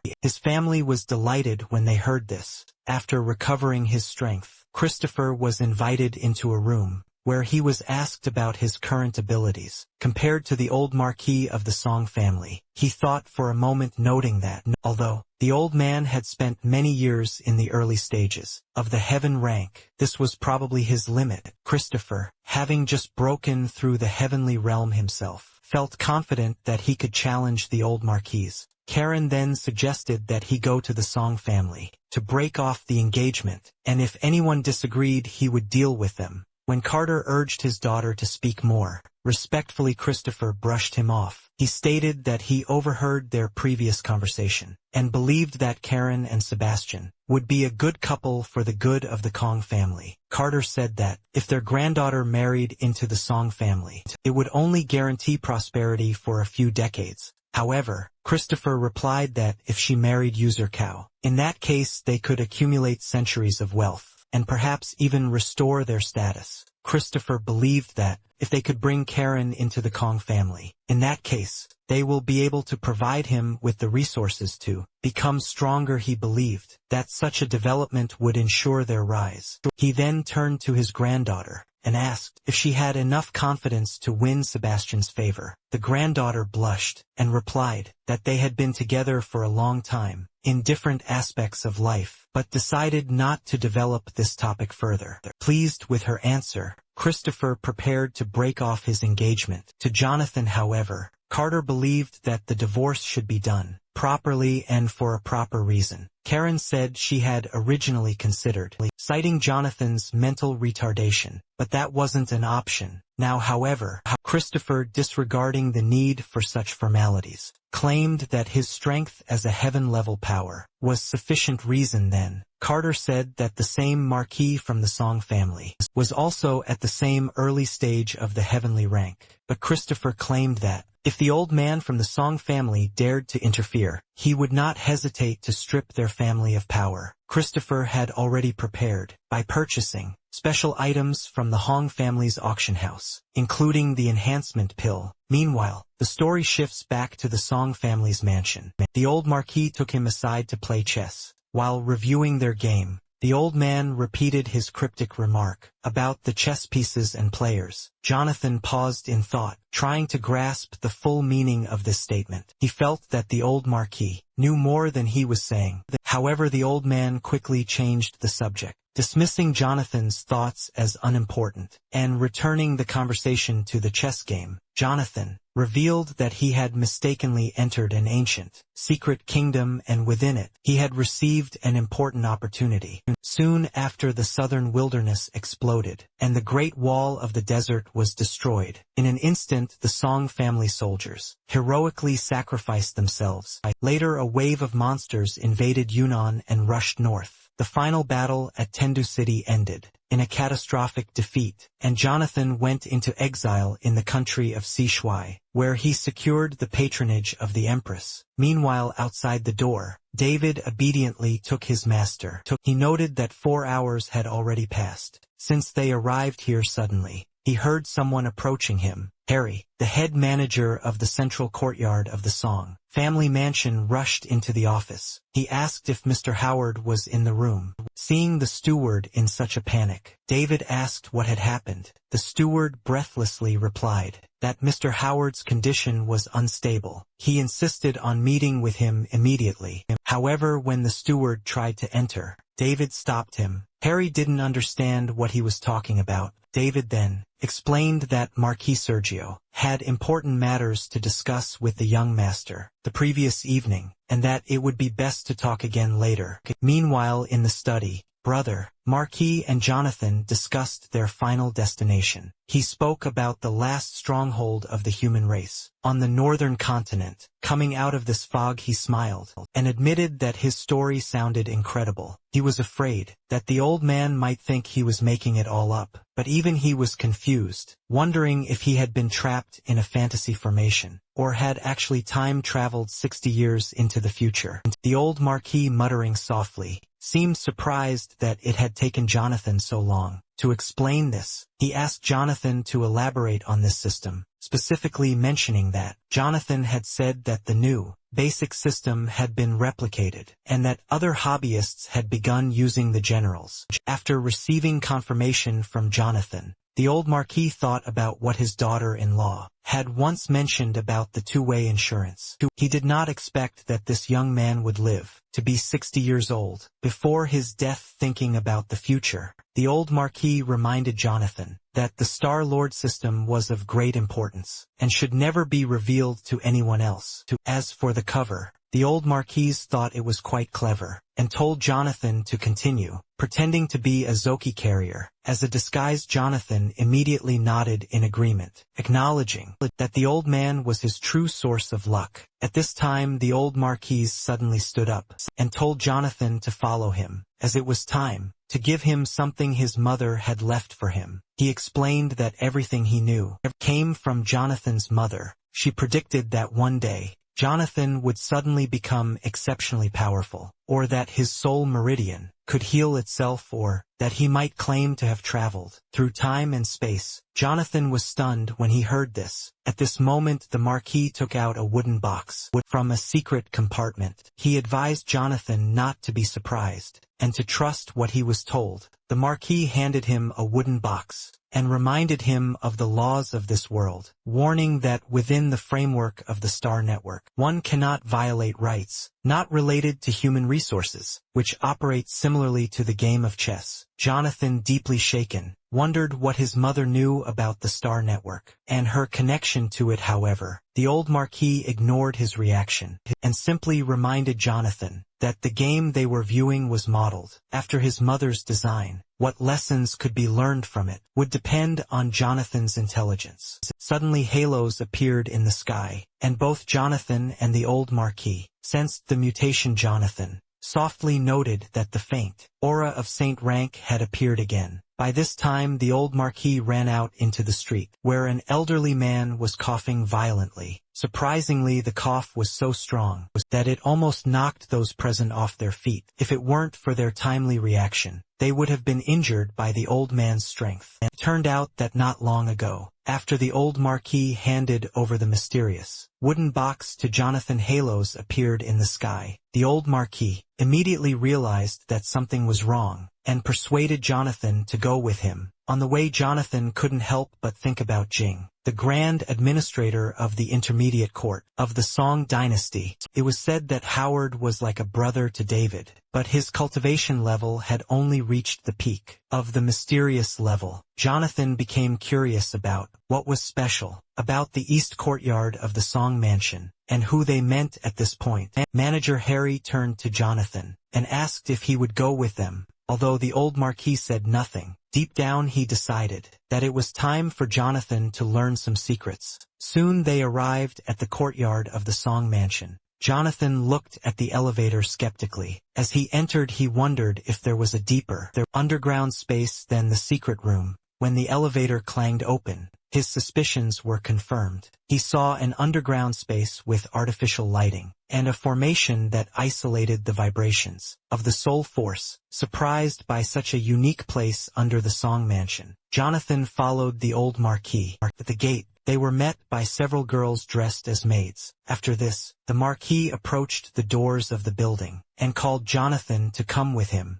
Inside, the old man was in a weakened state. The old Marquis quickly ran up to him, helping him up. Jonathan was shocked to learn that the man was Uncle Howard, the old Marquis' third uncle. He realized that the powerful wave emanating from this man came from the Holy Order. Jonathan had never met such a person in his life. If this man was indeed of the rank of saint, he may have been a layman from the original era. At this point the third prince began to speak, slowly, remarking that he felt that his time was running out, and that he had less than a month left to live. He asked the old Marquis who the young man accompanying him was. The old Marquis quickly replied that the young man was his grandson Jonathan. Hearing this, the third prince looked at Jonathan and asked if he was the son of someone with a damaged soul pulse. Jonathan quickly dropped to his knees and introduced himself, admitting that he had met the third prince before. The third prince gestured for him to rise, saying that such formalities were not necessary. However, upon touching Jonathan, the third prince felt that his cultivation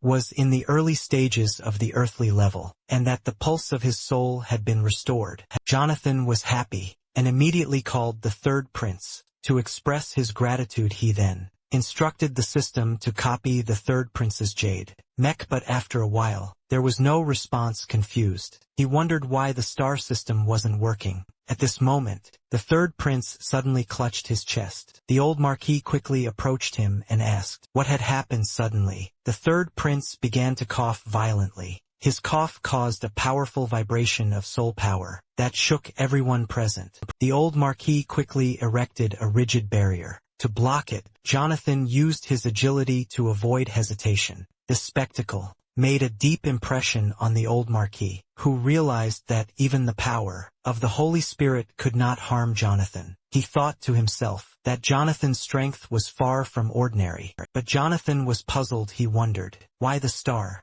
system couldn't reproduce the third prince's jade fur, given that the third prince was a source of saint rank power hidden within their Song family. After the third prince's fluctuations in soul power dissipated, the old Marquis hurriedly approached worried, but the third prince waved him off, assuring him that it was simply a lack of control over his power. The third prince noticed that his body was like a cracked vessel, with saint-level soul power leaking out uncontrollably. He didn't expect Jonathan to be so skilled at dodging, admitting that Jonathan did indeed inherit his abilities from his parents. The old Marquis then explained that Jonathan had been given an opportunity while outside that not only restored his soul's pulse, but also greatly increased his strength. He added that Jonathan had even had a vision of the tragic fate of the world, which in more than a month would be flooded by waves of monsters. Hearing this, the third prince expressed concern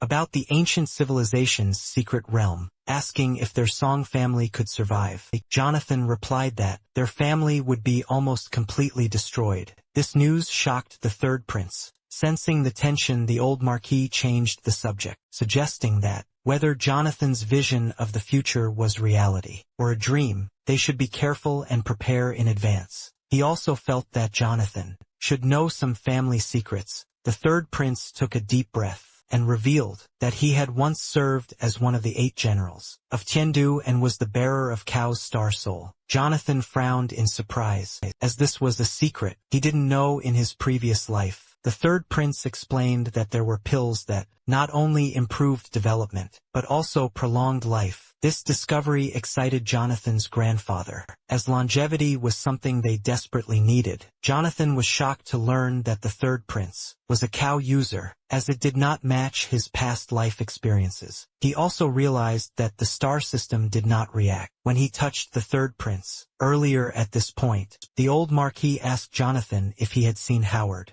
In the future he had mentioned. Jonathan explained that, in the future, the third prince never appeared, and that Tao passed on his legacy to a young man named Sebastian. The third prince, upon hearing this, thought that he had probably passed away by then, and Tao had turned into a new soul, jade, looking for its next user. The young man Jonathan mentioned was likely Tao's next user. The old Marquis, muttering to himself, wondered if there was another way to prolong Howard's life. He remembered reading in the literature that there were pills from the southern continent that could increase life expectancy, and if they could bring such benefit to Howard, he was willing to risk everything. Hearing this, Jonathan suddenly remembered the 7-star survival pill, which could extend one's life by 3 to 5 years. The 8-star life extension pill, whose effects lasted for 5 to 10 years, and the 9-star frivolity pill, whose effects were known to last for over 30 years. The old Marquis looked at Jonathan in confusion,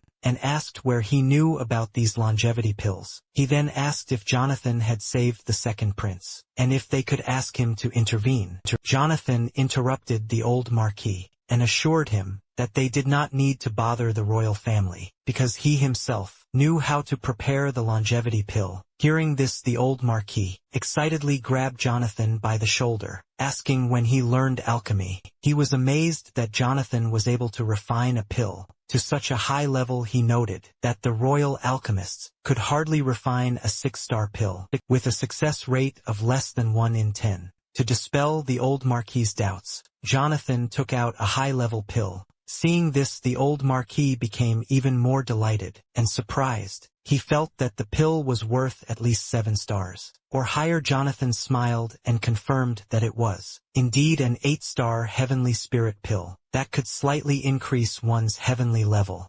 cultivation, although it could only be used once. When Jonathan handed the pill to the old Marquis, the old man made a decision. He decided that Jonathan should be given the same rights as a homeowner. With all the human and material resources at his disposal, he just hoped that Jonathan could improve his skills and help the Song family survive the coming wave and overcome the impending disaster. Jonathan understood what the old Marquis meant, so he stepped forward to examine the third prince's body. Just as he was about to check the prince's pulse, the third prince quickly pulled his hand away and held his left one out in front of him. He explained that his right arm was a biomechanical prosthesis, obtained as a result of a major war. During the course of it, he lost his right arm and almost lost his life. Jonathan finally understood why the star system wasn't responding. The prosthesis was not a product of their era, but rather an artifact found in the ruins of an ancient civilization, using technology far beyond their time. When Jonathan touched the third prince's left hand, the star system began to read the data.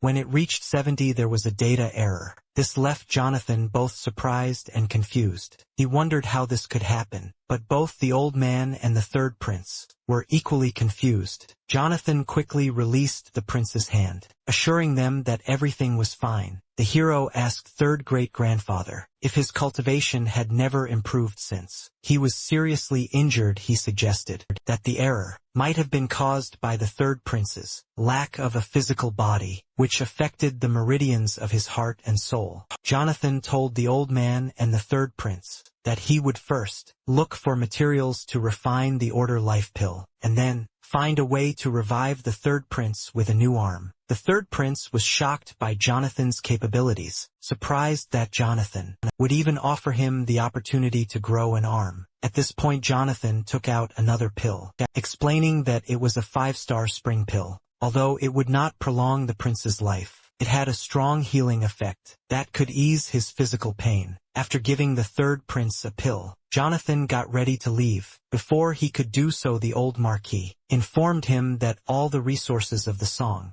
family were at his disposal. After this, he told David to stay there and await further orders. As soon as Jonathan entered the elevator, he asked the system what caused the error in the data. The system responded that the data corruption was caused by unknown reasons, and that it was beginning to recover the missing data. Jonathan instructed the system to calibrate the damaged areas. First, he planned to refine a pill that would increase the third prince's lifespan, then focus on restoring his right arm and copying the data after he recovered the story. Moves to Jonathan's house. Meanwhile, the maids were busily tidying up Jonathan's room, making great efforts to please him. One of the girls, Leona, paid special attention to the young master's bedroom, hoping that he would be pleased. Another maid, Sona, made fun of Leon for working so hard, laughing at her for being bullied by Jonathan. Leona, with a shy and delicate expression on his face, told Sonia not to speak like that about their young master. Sona, however, did not take her seriously,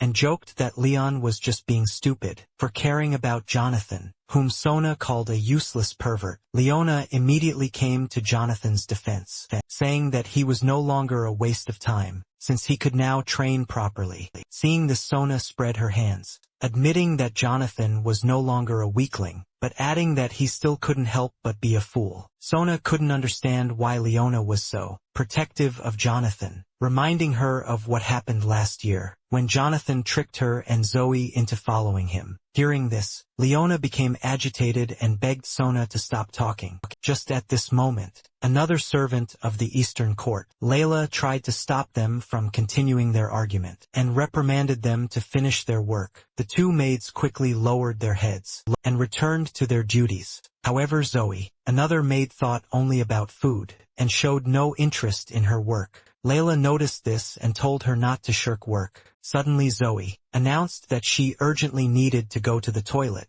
and she couldn't hold it any longer. Sona hissed in displeasure, realizing that this girl would find 1,000 reasons not to work. Hearing this, Layla corrected them, saying that they should not behave vulgarly and use such words then. Zoe screamed again that she wanted to go to the toilet. Layla had no choice but to let her go. The girl immediately smiled broadly and ran out of the building. As soon as Zoe was free, she ran to the kitchen to secretly cook something tasty. hoping that it would help her grow faster. On the way she ran into her maid Sue. Zoe jokingly advised her to work hard. However, Sue's expression was cold and indifferent. She ignored Zoe, turning around and walking away. This angered Zoe, so she told Sue that if she wanted to become a full-time employee and stay on East Campus, she better listen to her seniors. Zoe threatened that otherwise, she would send Sue back to the outer courtyard to continue doing menial tasks. Suddenly someone's large hand touched Zoe's head.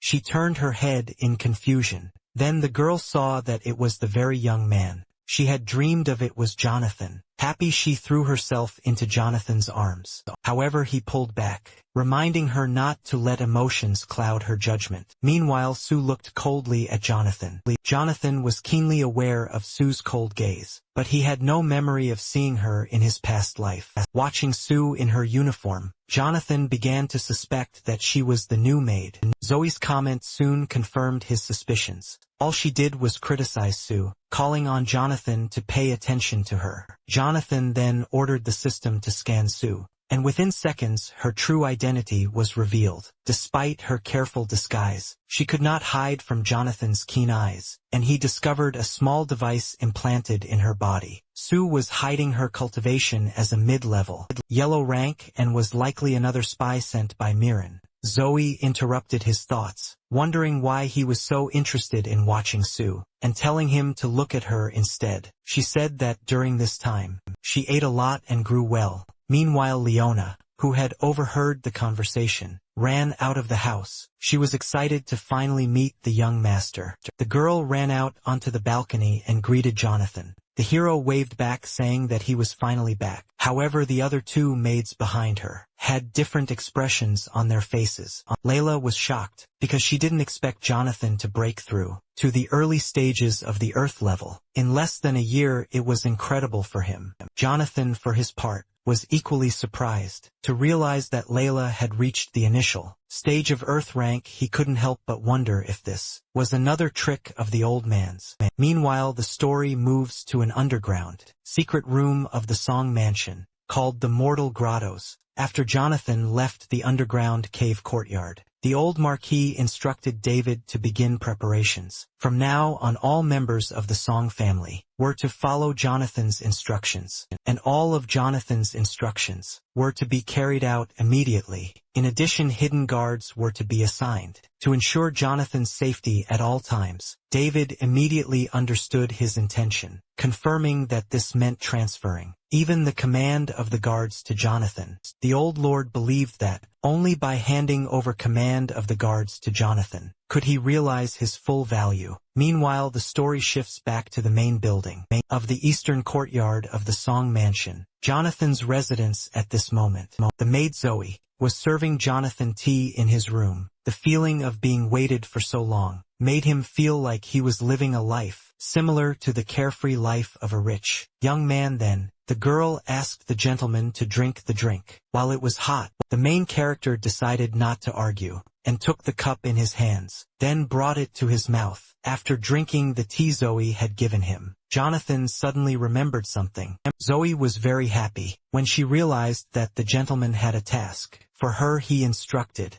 Zoe to keep a close eye on Sue's movements. He stressed that the maid must prioritize her safety and avoid detection. Having given these instructions, Jonathan dismissed the maids. The girls politely left to go about their business. Left alone, Jonathan finally breathed a sigh of relief. Finally, Layla said that she would be downstairs if the gentleman suddenly needed anything. When the hero was finally left alone, he took out the wooden box that his mother had left for him. The box seemed ordinary, but when he was about to open it, a message appeared. It turned out that the box had level 3 encryption and required a password to unlock it. Jonathan wondered why the old man didn't give him the password. He then decided that he could ask the star system to hack him. Soon the system began to crack the code. While waiting, Jonathan remembered something an old man had once told him. His mother had mentioned that, while people could not break the laws of the world, or time they could rearrange the chessboard, he pondered the cryptic message, but still did not fully understand its meaning. While he was lost in thought,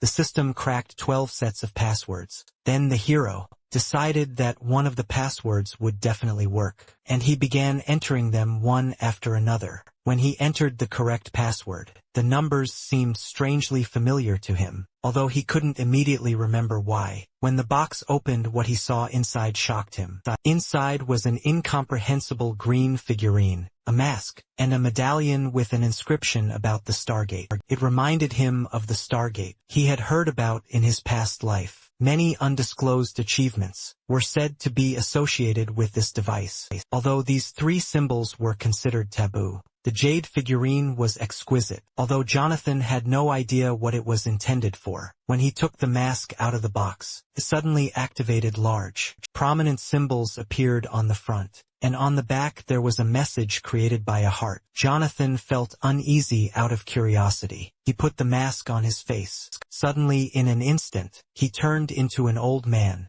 Stunned, Jonathan looked in the mirror. To his great surprise, he saw himself in old age. Speechless, he couldn't understand what was happening. Jonathan wondered if the mask had restored his original appearance. While Jonathan was thinking about this, the maid entered the room. She was shocked to see him looking so old. Servant Layla quickly realized that something was wrong. She immediately pulled a dagger out from under her dress, demanding an explanation from the man about who he was and where the real Jonathan was. She took a defensive position. Meanwhile, the story moves forward. A few minutes before this event, Layla went out into the courtyard to meet the chief manager and the squad captains. As it turned out, David arrived at Jonathan's estate in the company of 2 men. One of them was Gavin, captain of the first squad of the Sunhouse Shadow Guard. The second man was Martin, the captain of the second squad. Having met them, Layla went to Jonathan to inform him about the guests who had arrived. However, in the room,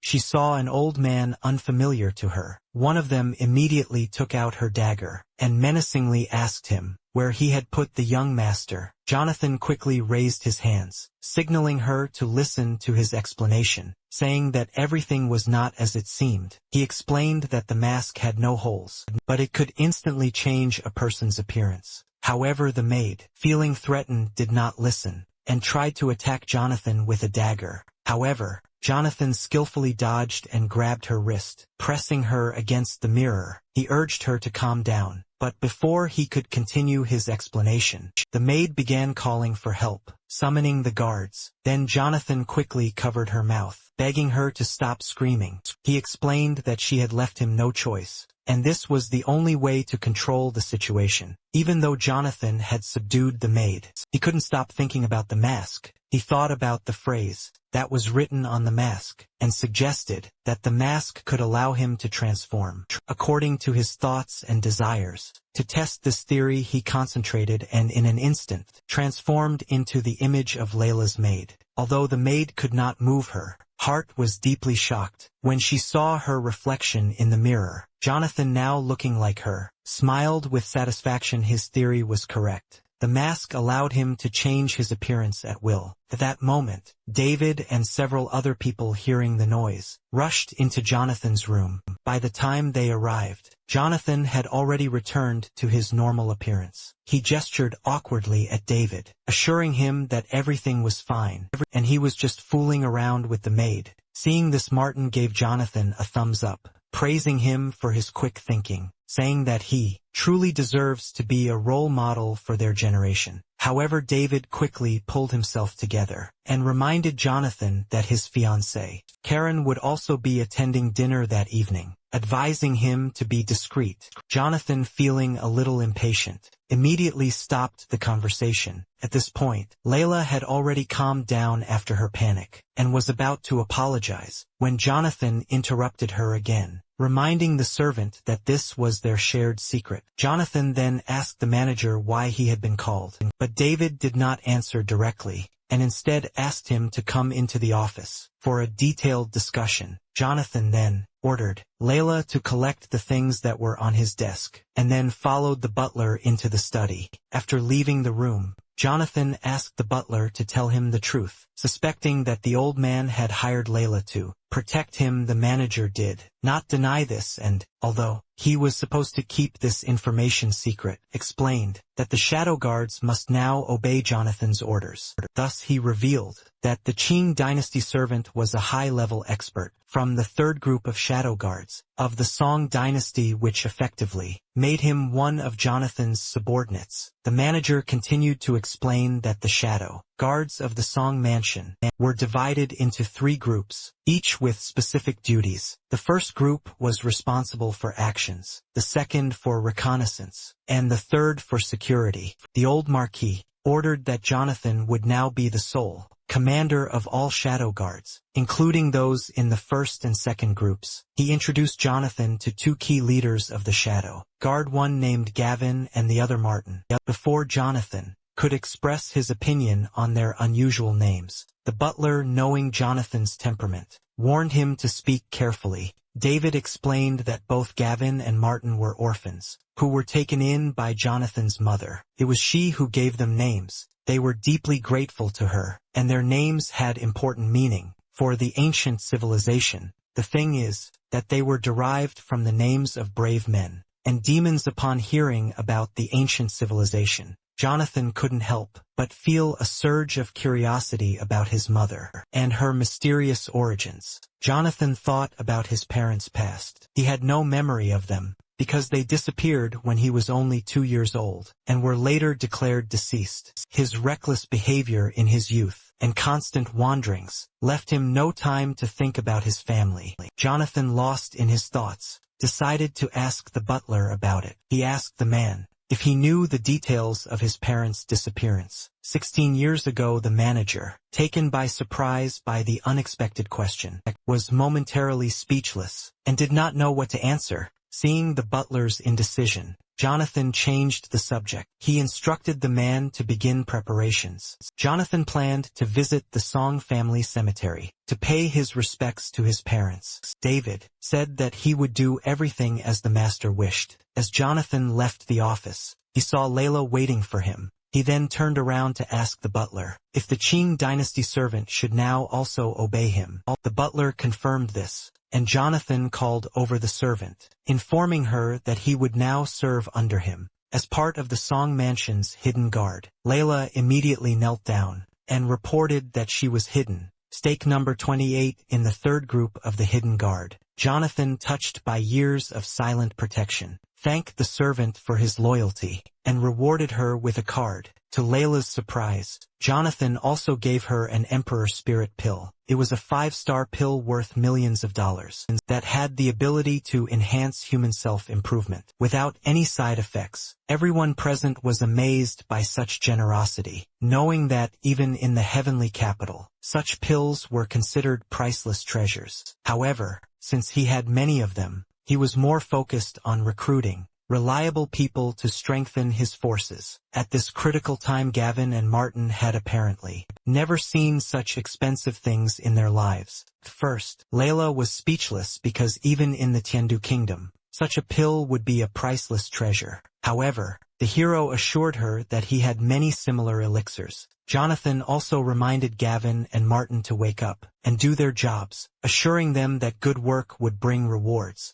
Grateful for his words, they knelt and swore their allegiance to him, promising to serve him until death. Seeing their determination, David felt more confident, knowing that Jonathan was making the right decisions for the future of the house. Later, Jonathan assigned the team to investigate a case involving a certain person, and the group prepared to head to the Song family cemetery soon. They boarded the transport and went to the desired location. On the way, the driver, Bernard, asked Mason what he thought about Jonathan's return. Mason responded with another question, wondering if the young master had changed since his return. They both exchanged glances and looked back at Jonathan, who was handing over a list of medicinal herbs to manager Austin. Jonathan asked him to help him buy herbs. However, after looking through the list, Austin admitted that he had never heard of some of them. He asked Jonathan to wait while he consulted a pill specialist. Jonathan said he would look forward to his response.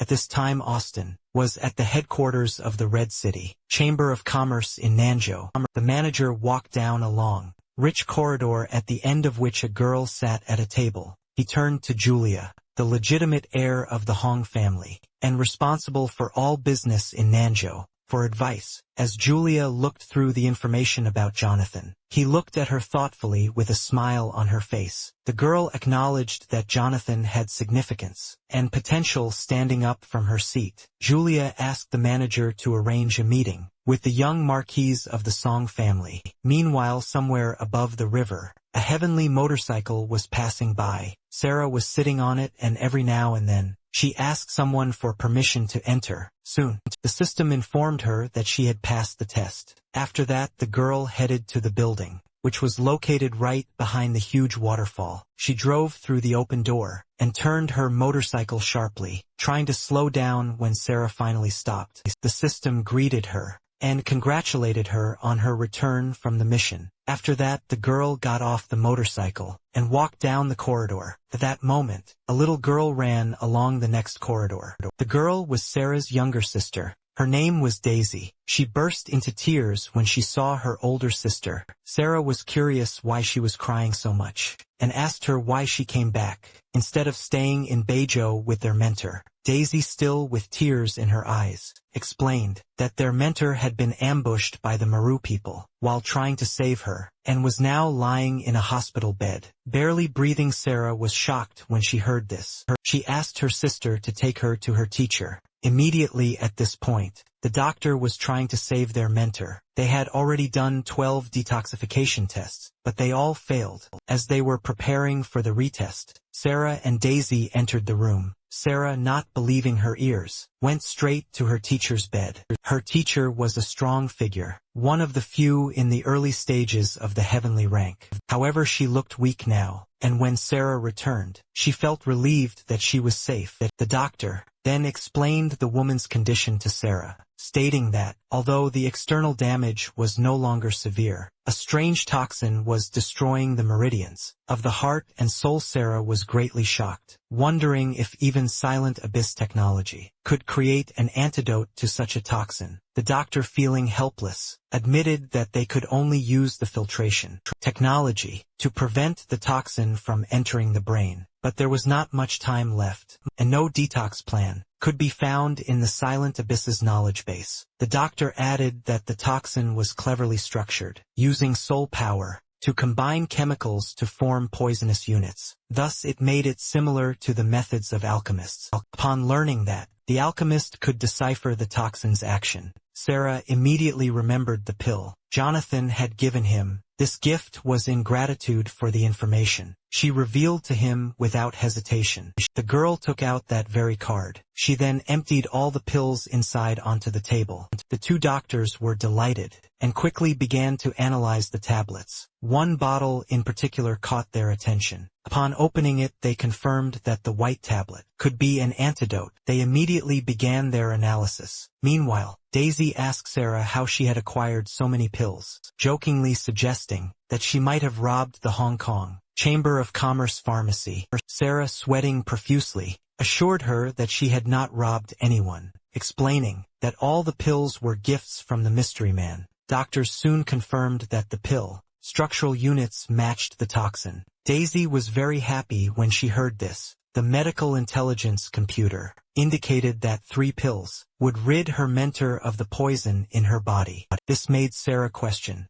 whether it was just a coincidence that Jonathan gave her the pill, or whether he had foreseen the need. She began to wonder who this man really was. Meanwhile, the story moves to the first reception hall of the Silent Abyss headquarters. A stranger wearing a hood that covered his face was heading inside. When he entered, he immediately greeted the High Priestess. The High Priestess immediately inquired about the condition of her mentor. Her subordinate informed her that the poison's effects had been controlled by a pill Jonathan had received from the target character. The mysterious woman immediately collected information about Jonathan, copying it into the database. She noted that Jonathan had become a Star Soul general. The priestess assumed that a responsible adult had already taken control of Jonathan's body. Suddenly, she asked why he didn't use the prepared container. She wondered if their master had really returned to them. Meanwhile, the story moves to the Song family cemetery. While making a fire, Jonathan suddenly sneezed. He seemed to sense that someone might be speaking badly of him.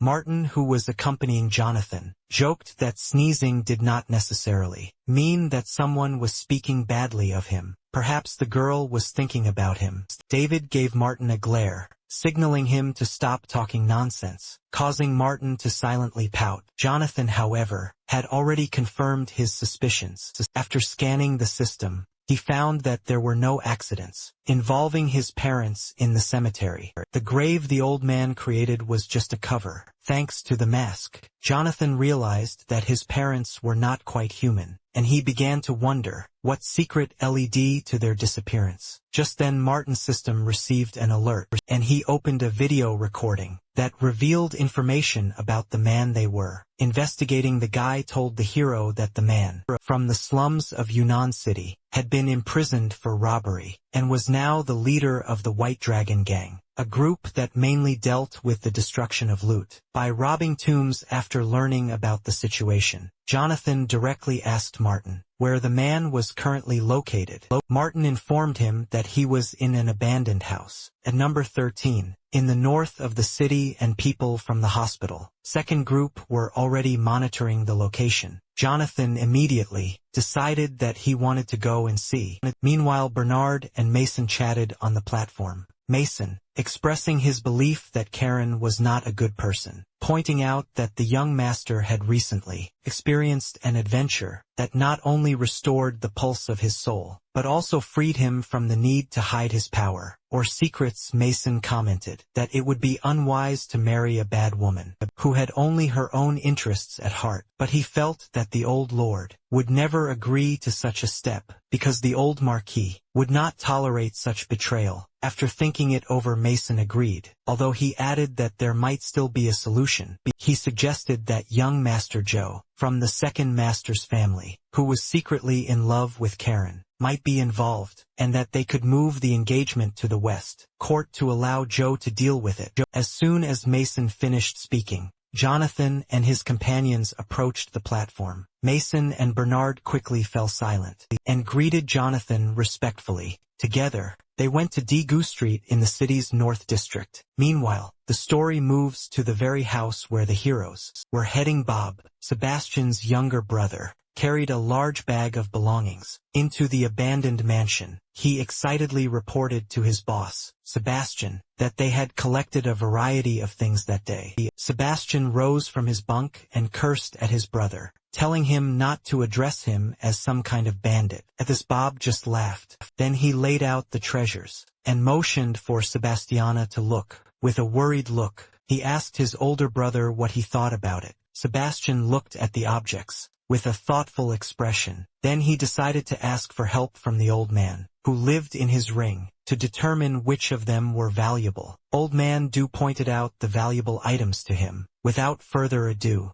Sebastian then instructed Bob to keep the valuable safe. He reminded him that, according to the White Dragon Gang's rules, selling items without permission would result in a 70 deduction from the sale price, with monkeys also having to report shipping costs. Bob was concerned, payments for the goods, but Sebastian dismissed the concern. As Bob left to carry out the assignment, he stated that, since he controlled the distribution channels, his word was law. If his subjects do not comply, he will withhold their payment for another month. At this moment, Jonathan and Martin were lying on the roof, watching what was happening. The curious Martin was impressed by the invisibility formation used by Jonathan, noting that it not only insulated sound, but also blocked soul force fluctuations, making it a powerful tool for infiltration and assassination. Suddenly, Jonathan decided to take a closer look. Martin sweated with anxiety, fearing that getting too close might attract attention.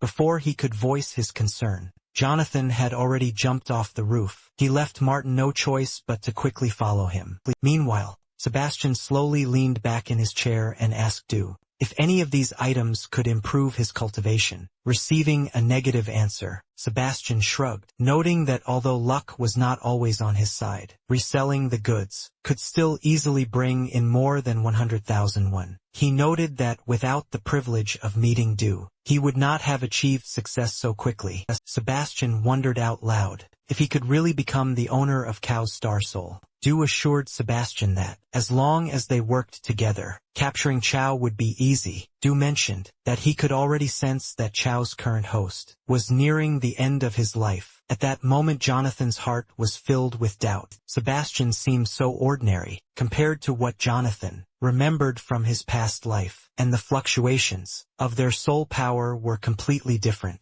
However, Sebastian's ring emitted the same soul power vibrations that Jonathan knew well. Meanwhile, the story moves to the residence of the military. Workshops workers from one of the factories contacted Director Tang and asked him if he and his family had managed to leave Yunnan City. Ryan replied that they had arrived safely at his wife's house, and then asked how they were doing at the academy. The guys said they were incredibly busy, because the master was constantly making them work. Benjamin worked day and night to improve his mechanical designs. Benjamin, who was under pressure to carry out Jade's mission, worked tirelessly to create the robots, and assured Secretary Olivia that the technical problems with the two test machines would be resolved within 3 days. Olivia asked him what he thought about the volume and capacity of production. Benjamin was confident that subsequent production would proceed smoothly, provided the necessary materials were available. Benjamin also had a special surprise prepared for Jonathan.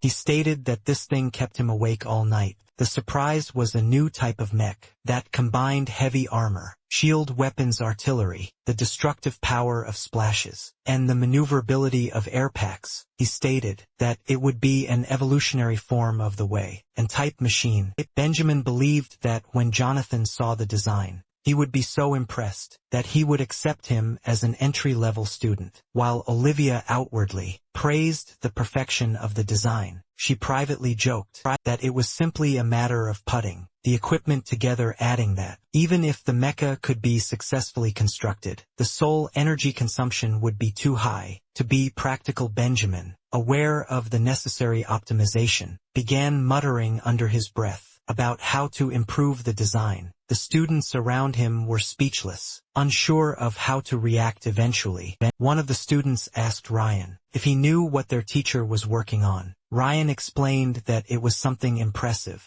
but he couldn't reveal the details to the public. The scientist, understanding the secrecy, offered to help by providing the necessary materials, mentioning that his mother's family had a business in this area. He assured the man that he could prioritize the delivery of materials, if necessary, and that there was no need to worry about cost. After the conversation, the scientists mentioned that they would inform Benjamin about this, and advised Ryan to contact them again if necessary. After that, they quickly ended the conversation, leaving Lily's father and mother confused. This pressure caused him to turn to his former classmates from the Tiandu Forge Academy, deciding to make a business deal to prove his business acumen to his father-in-law. After that, he immediately contacted the right people. Meanwhile, the story moves back to Daegu Street. While on patrol, Martin suddenly received a message in a low voice. He quickly reported to Jonathan that the second group's informant had reported that Miss Kuan was heading their way. Shouldn't worry too much, however. Jonathan's thoughts were already occupied by the waves of soul power emanating from the ring he recognized. Then Martin leaned over to Jonathan and told him about Karen's movements. It was only then that Jonathan realized how close Karen was, just 2 intersections away. He immediately asked Martin why he was so sure that Karen would come. Martin reluctantly explained that he had heard rumors of personal connections between Miss Kuhn and the leader of the summer patrol. Although he urged Jonathan not to be angry, since they had not been confirmed, he also mentioned that the Kuhn family had their own secrets that he was going to investigate. Seeing Jonathan's concern, Martin quickly suggested a retreat. Before leaving, Jonathan glanced at Sebastian, feeling uneasy about the creepy ring he was wearing. After this, the men jumped from the roof of the building. Jonathan then ordered Martin to assign more men to continue monitoring the situation. He handed Martin a memory card containing 200 shadow concealment talismans. In case of emergency,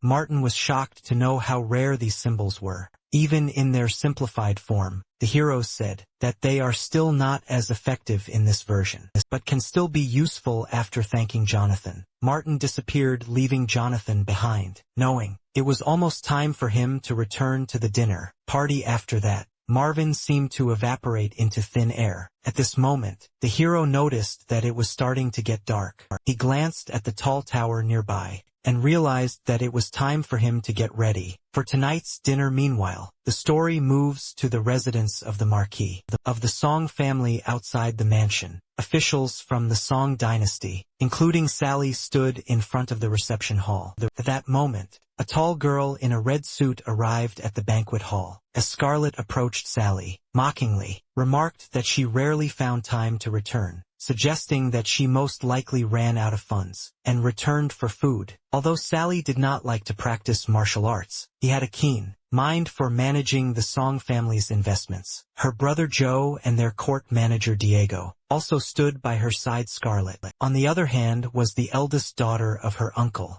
the commander of the Red Phoenix Army, which consisted of women who had reached the early imperial rank. Scarlett looked at Sally with disdain. The story then moves to the eastern courtyard of the Song mansion. Jonathan soon arrived at the banquet hall. The old Marcus and Gavin were waiting for him there. After this, the men went to the banquet hall. The Marquis and several women were already sitting at the table. Noticing the absence of his eldest son, the old Marquis inquired where he was. Aunt Heather responded quickly, explaining that he was busy with military matters and would return at the end of the month. When he had free time, the old Marquis, satisfied, asked about the absence of his second son. Madame Chelsea, the second uncle's wife, truthfully informed him that the man would not be attending the banquet because of a social event. The Marquis looked at her sideways, not understanding what event she was talking about. Chelsea then said she was not given any details.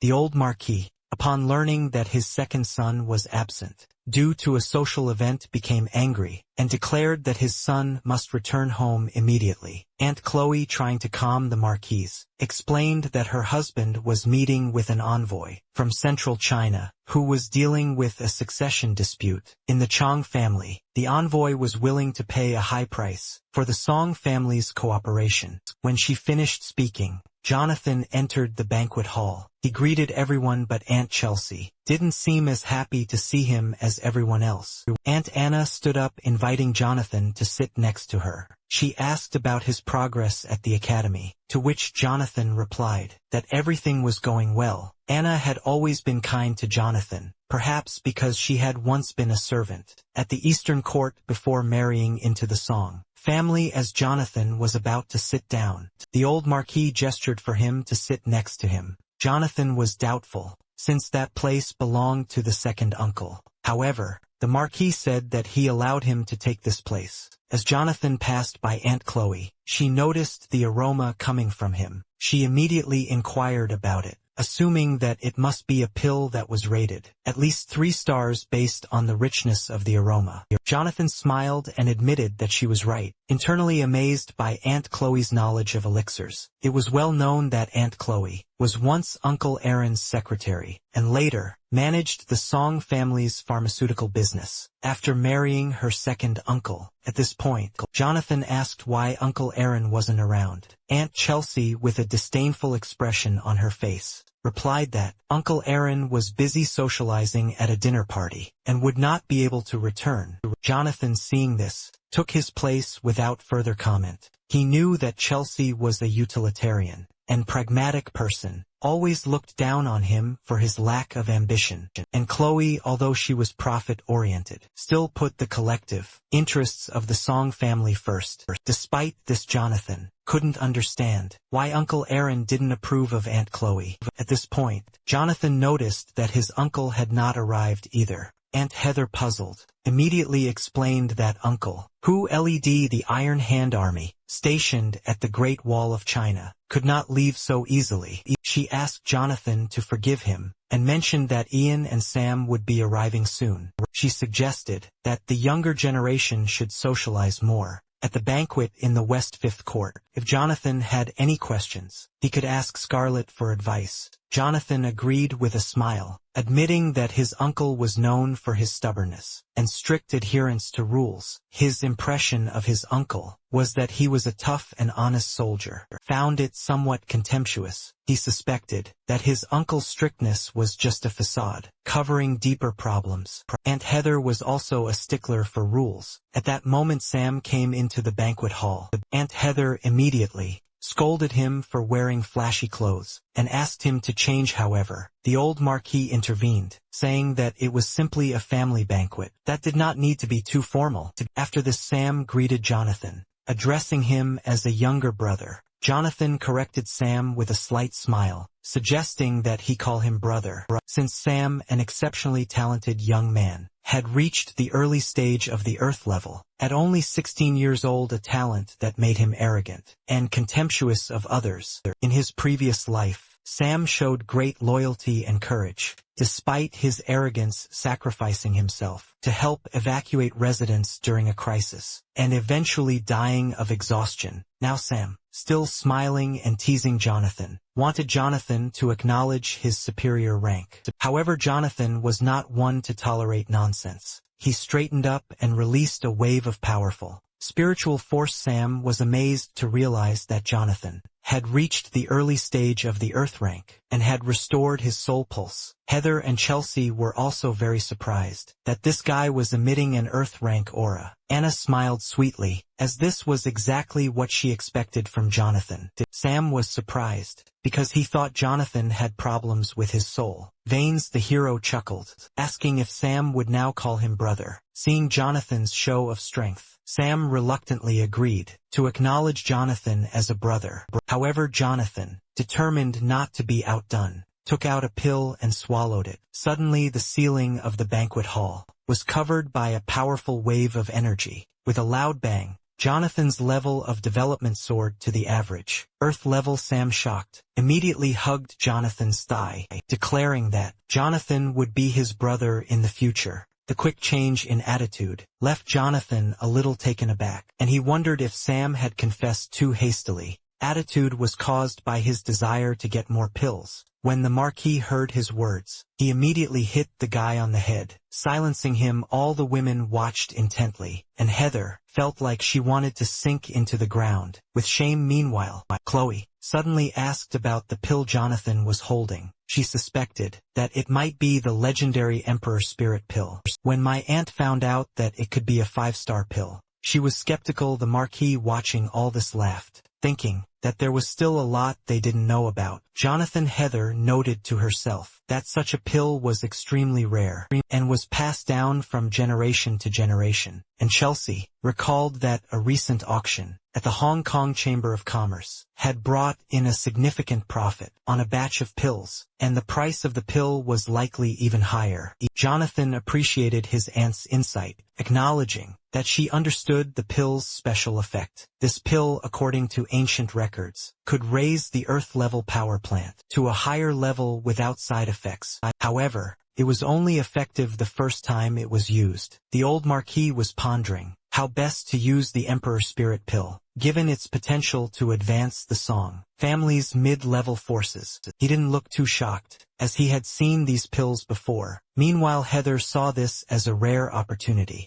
She thought that getting such a pill for her 2 children would be worth sacrificing a little of her face. However, she was worried that showing too much affection for Jonathan could be seen as being overly affectionate towards him, which could be perceived negatively. Despite Heather's hesitation, Aunt Chelsea had already taken action. Although Jonathan felt awkward about all the attention he was receiving, he thanked the woman for inviting him to sit next to her. Heather was shocked when she realized that Chelsea had beaten her to it, and then said that her son had been very rude to Jonathan, and now he needed to apologize. Then the boy realized his mother's intentions, and did an amazing somersault. Upon landing, he approached Jonathan and offered him tea. He explained that the previous remarks were just a few jokes, and expressed the hope that brother Jonathan would not take them to heart. Seeing Sam so eager to make amends, Jonathan suggested that Sam should perform well, and there was an opportunity to help him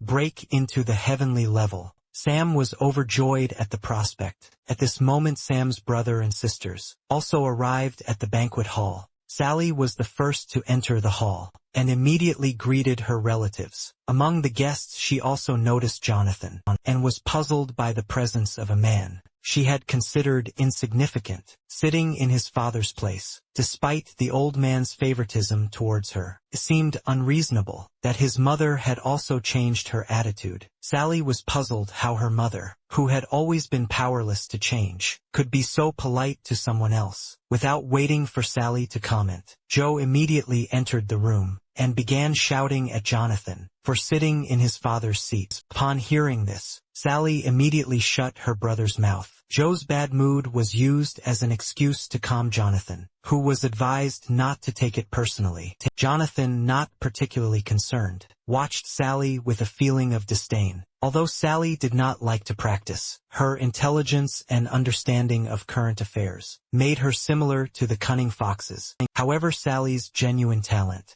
and attempts to maintain his genius image contrasted with his difficult relationship with Jonathan. In his past life, Jonathan witnessed Sally's arrogance and experienced hardship during the war. Jonathan remembered the last battle at Tiendu. Joe, who was fortunate enough to be under the Empress's protection, was exiled to the kingdom of Sisui. They were reunited under terrible circumstances, and Joe constantly pursued those responsible for the downfall of the Song family. Reflecting on the past events, Jonathan wondered if there might be a traitor in the Song family. Meanwhile, a girl in red entered the hall. Scarlett, standing across from Jonathan, was surprised to learn that Jonathan was the hero who saved the city. Despite facing the ferocious divine-level beasts, Jonathan remained calm and managed to bring everyone back safely. Scarlett found it difficult to judge Jonathan. Jonathan, aware of Scarlett's financial problems and her reluctance to discuss money matters, took the opportunity to thank her for arranging a boat to pick him up. This gesture surprised Scarlett quite a bit.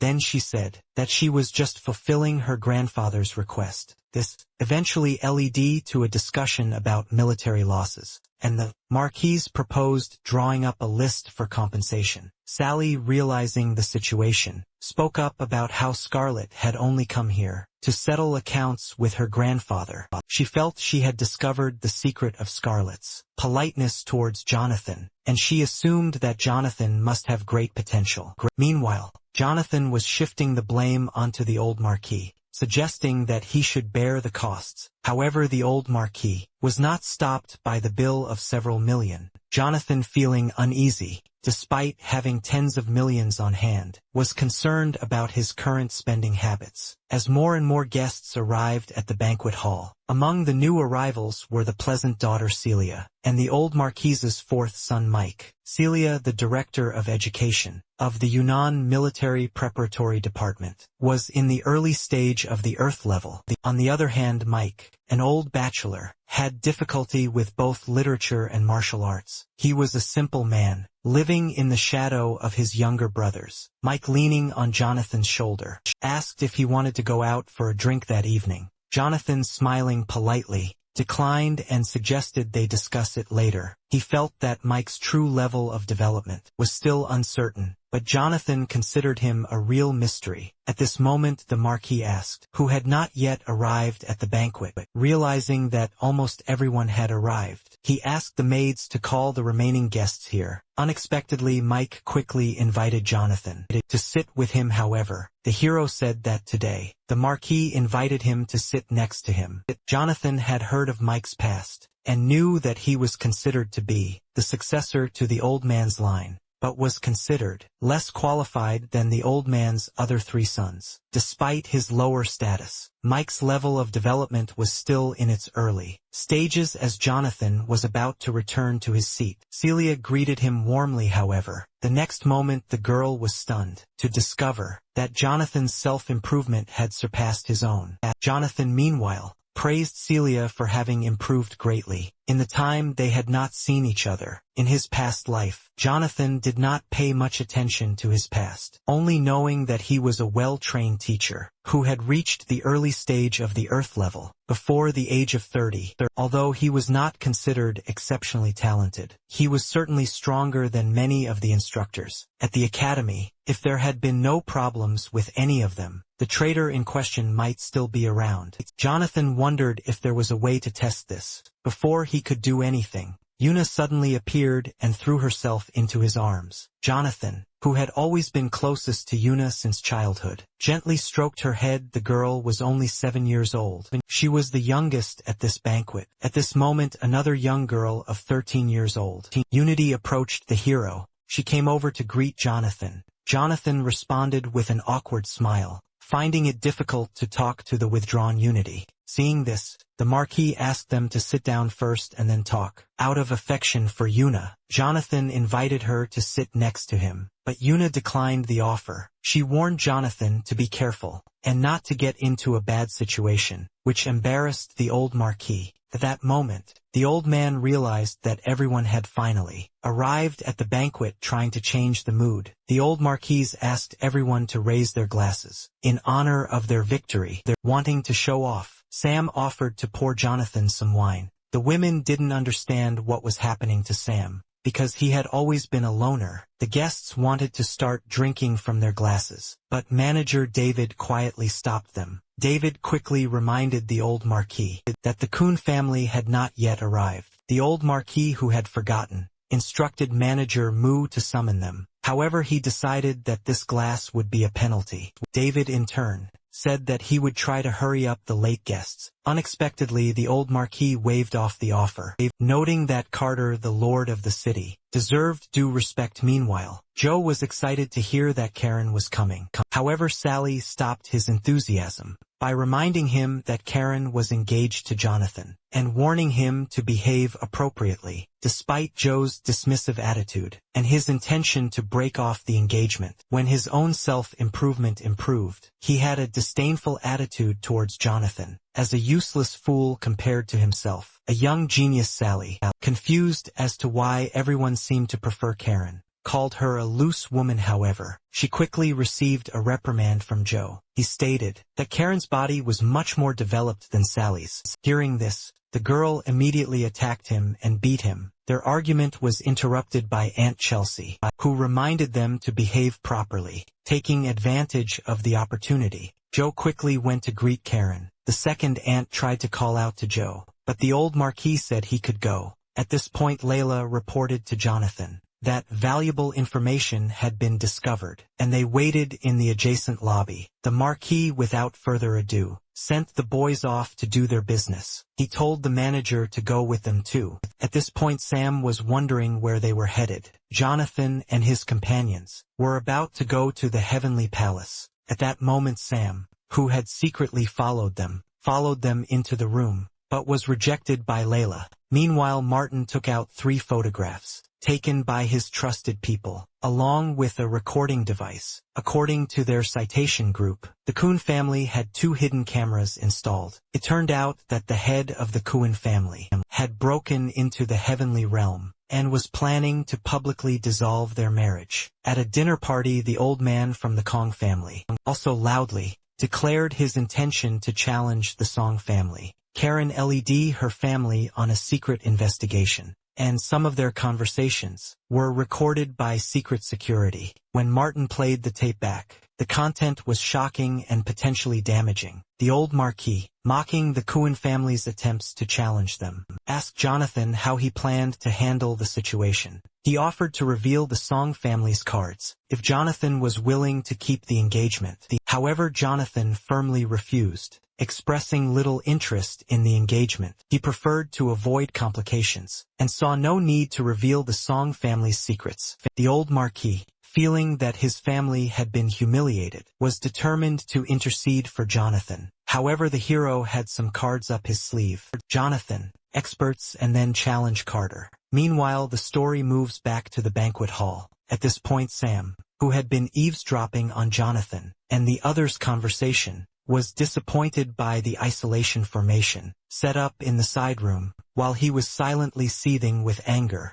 Scarlet scolded him for his behavior and ordered him to sit down. Sam, in pain, complied. Suddenly, a strong fluctuation in soul power erupted in the heavenly hall, shocking all the guests despite the muffled noise. It was clear that a breakthrough had occurred. Sam agreed with this assessment because his father's recent breakthrough was similar. Just as Sam was about to say something, Scarlet quickly covered his mouth. Sally observed this and concluded that it was a fluctuation in the soul's power, recognizing it as significant. Unfortunately, her own low level of development did not allow her to feel anything, but she sensed the potential for profit. At this moment, Celia turned her attention to the heavenly hall. At first she thought that the atmosphere was tense, but it didn't seem like there was a fluctuation in his father's soul force. Realizing this, she became frightened and broke out in a cold sweat. Mike noticed her anxiety and, puzzled, asked if she was okay. Celia could only pretend to be calm and signal that he was okay.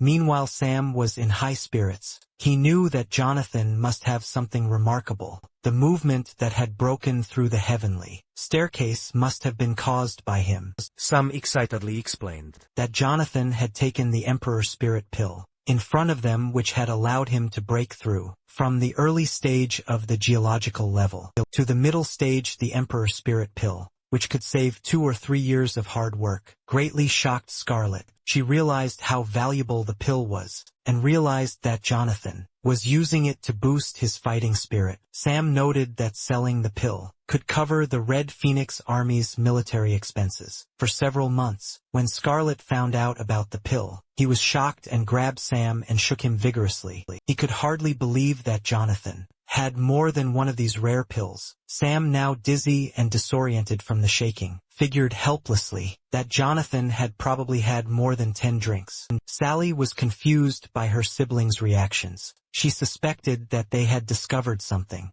important and planned to ask her mother about it later. By this time, Scarlet had regained her composure. As the commander-in-chief of the army, she knew the value of the 5-star pill, but she understood the importance of maintaining dignity in front of her families. Suddenly, another wave of soul power swept across the heavenly hall. She knocked Scarlet and Sam down and smashed a jug of wine on the table. The brother and sister, unable to hide their shock, were stunned by the third wave of heaven-level aura. Sam wondered if he should have followed them sooner, wondering if he had broken through to the celestial realm as well. Meanwhile, the story moves to the outer courtyard. Jonathan sighed, noting that the hastily organized formation could only withstand 3 heavenly tier breakthroughs. The Marquis thought that he hadn't expected Jonathan to be as knowledgeable about erase as he was about alchemy at this point. David felt that the old Marquis experience in formations was surprisingly insufficient. Meanwhile, the hero looked at the girl in surprise. Layla was amazed at how quickly the breakthrough happened, causing Jonathan to break out in a sweat. He said, Martin and Gavin were at the top of the earth level. It only took them 2 layers of obstacles to break through, but on the contrary, Layla was at an early stage of earthly development, and Jonathan had to forcibly raise him to the heavenly level. Layla honored Jonathan by swearing allegiance and expressing her desire to become Jonathan's sword in the fight against all enemies. Seeing this, Jonathan immediately used the purification talisman. He understood that, despite Layla's limited qualifications, her elevation to the heavenly level was not a disadvantage. In an instant, the erasure symbols worked, and Layla appeared in a completely new appearance. She bowed and thanked Jonathan for his help. By this time, Gavin and his companions had united their holdings. They told the hero that they were okay. Their bodies were engulfed in flames. Gavin, inspired by the power of the heavenly rank, felt the desire for a good fight. Martin, rising into the air, experienced a wonderful sensation. Jonathan cautioned them against overconfidence, reminding them that they were still in the early stages, and that the real goal was to become saints. Then Martin spoke, feeling that the soul's power seemed to be connected to something in the sky. Jonathan was surprised to see Martin's exceptional talent for divine perception, and decided to buy Martin a machine with enhanced sensory capabilities. The old Marquis wanted to dispel this desire by pointing out that Martin sensed the heavenly path. Martin was shocked to realize that the power of the heavenly path soul was genuine. Seeing that Martin had been deceived, the old Marquis signaled to Jonathan. Jonathan realized that using the heavenly path was more appropriate than revealing his own strategies. At this point, Gavin asked if Jonathan wanted to meet Carter directly. However, Jonathan quickly waved his hand, indicating that there was no need for a direct conflict with the Kuan family, preferring a subtle and reserved approach. Martin then suggested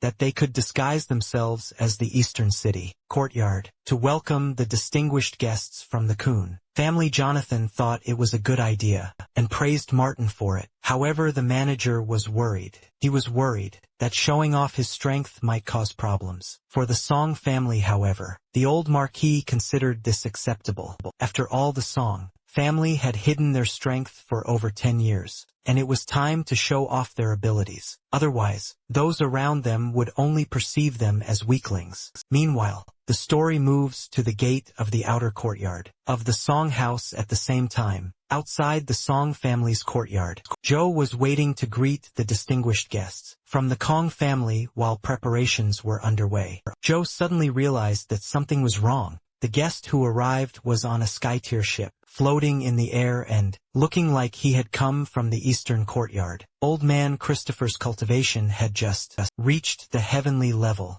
He hurriedly took his granddaughter with him to dissolve the marriage, but his heavenly cultivation level was not enough to make an impression. In the future, even the gatekeeper would be able to suppress him. Just recently, the old man from the Kuan family met Karen's boyfriend, Sebastian. He acknowledged that, although Sebastian came from a prestigious background and had many achievements, he displayed extraordinary fighting prowess and was considered a capable talent. Jonathan also had several relationships with Sebastian. Despite Jonathan's incomplete soul pulse, he was mentally inferior to him. Thus the old man agreed with his granddaughter's point of view, and the grandfather's praise made Karen blush. However, Carter felt that Sebastian's level of development was only superficial and not as impressive as their own guards. He asked how they could trust him with their daughter. However, Christopher thought differently. He sensed a slightly extraordinary aura emanating from the young man and was convinced that Sebastian would indeed become a significant figure. He noted that Sebastian had previously served outstanding people, which confirmed his assessment. Carter, still feeling uneasy,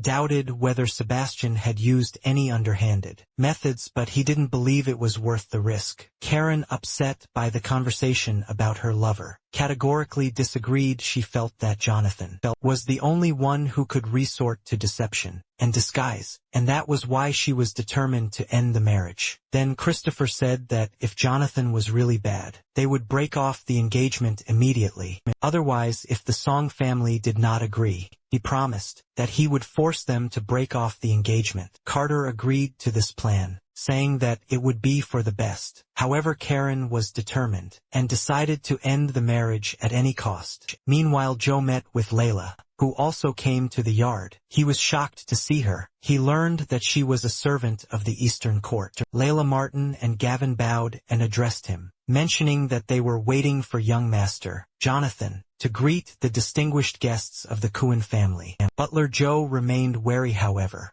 Joe told him that he was not blind and understood everything too, but the old man continued, and he felt that the two guards were similar to those he had seen before. He suspected that they might be part of a secret group, prepared by the old Marquis. Despite his doubts, he decided not to overdo it, and focused on the current situation. The manager's confusion gave Joe pause for thought, and he had yet to discover the reason for it. Representatives of the Kuan family had arrived, and preparations for their meeting were in full swing. Their ship landed with a crash, right in the middle of the landing pad. Karen was the first to exit the ship. Seeing her, Joe quickly bowed and greeted him. Karen, however, pretended not to recognize Joe, and feigned curiosity about his presence. Joe quickly revealed that Jonathan was his cousin, making Karen his first cousin. Although Karen's outward praise seemed sincere, she secretly mocked Joe and questioned his motives. The girl thought to herself that one look at his depraved expression was enough to understand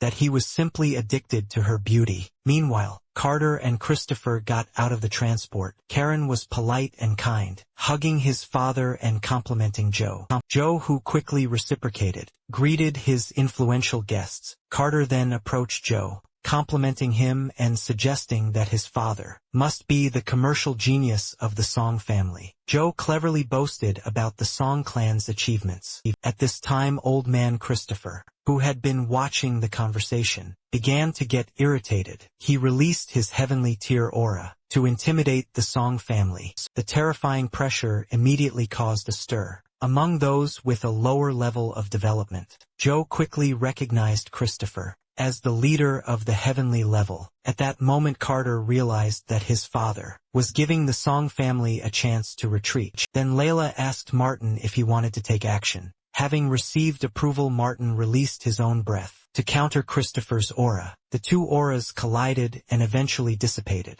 leaving Carter incredulous. Everyone present on the site fell silent. In bewilderment, he wondered if the Song family was really as simple as they seemed. At first glance, Karen, who had a low level, was a little confused and didn't understand why Grandpa suddenly held his breath. Joe's servant wanted to express his opinion, but the boy ordered him to shut up. Meanwhile, Carter had already bowed in respect to Layla and the men and asked who they were. The Qing dynasty representatives began to introduce themselves, explaining that they were servants of the Eastern Court of the Song dynasty and had recently served as gatekeepers of the Eastern Court. They were there to await young Master Jonathan's order, and especially to welcome the distinguished guests from the Kuan family, inviting them inside after learning that these three were just servants of the Eastern Court. Christopher felt a wave of disappointment. He was already in shock when facing three heaven-rank experts. The old man believed that his high upbringing would make him look down on his future son-in-law, but the situation backfired.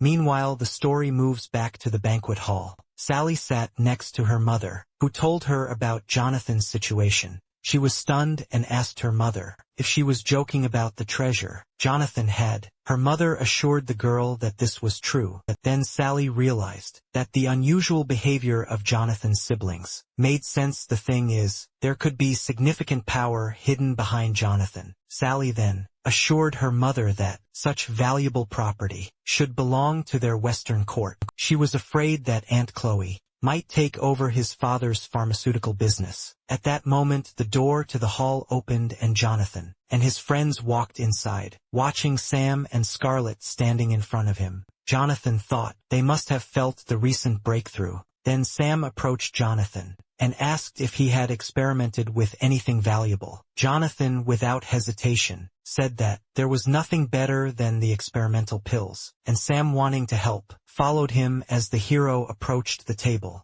Sally stood up from her seat and offered her place to Jonathan. The guy decided to agree without further ado. The servants then announced that the Kuan family had arrived, and young Master Joe and his team greeted them. These words made the Marquis think about something. The old Marquis signaled to David and whispered something to Manager Mu, who was deeply involved in the affairs of the mansion. After a short discussion, the old Marquis and Jonathan exchanged knowing smiles, leaving his siblings confused. Sally, watching their expressions, guessed that the Kuan family might be in for a surprise. Meanwhile, Layla asked the guests to go to the banquet hall. Joe greeted the Kuhn family, and an impatient Karen headed towards the banquet hall. She soon realized that her father and grandfather had not followed her, and asked why they were still standing. Before going after his daughter, Carter decided to ask his own father for approval. However, Christopher was still in shock, unable to believe that there were 3 heaven-level people in the Song family. He thought they must have used some kind of magic to deceive him, not believing that such heaven-level powers could be part of the Song dynasty. The old man decided to reveal what tricks the Song family was planning. Meanwhile, the whole family headed towards the hall, with Joe paying special attention to Karen along the way. Suddenly Christopher stopped his son, and they hid around the corner. On the way, he gave Carter a talisman to ensure his safety, and instructed him to be vigilant for any unexpected changes. Christopher wanted to see if there were any hidden dangers. Suddenly he saw someone standing near the pavilion. It was Bernard, the driver from the Song family. One look at him instantly scared Christopher, causing him to drop to his knees and lose his composure. Carter rushed to help his father, and inquired about his well-being. The old man said he was fine, but when he looked back at the pavilion, Bernard had disappeared. This left him speechless. At that moment Karen came up to them,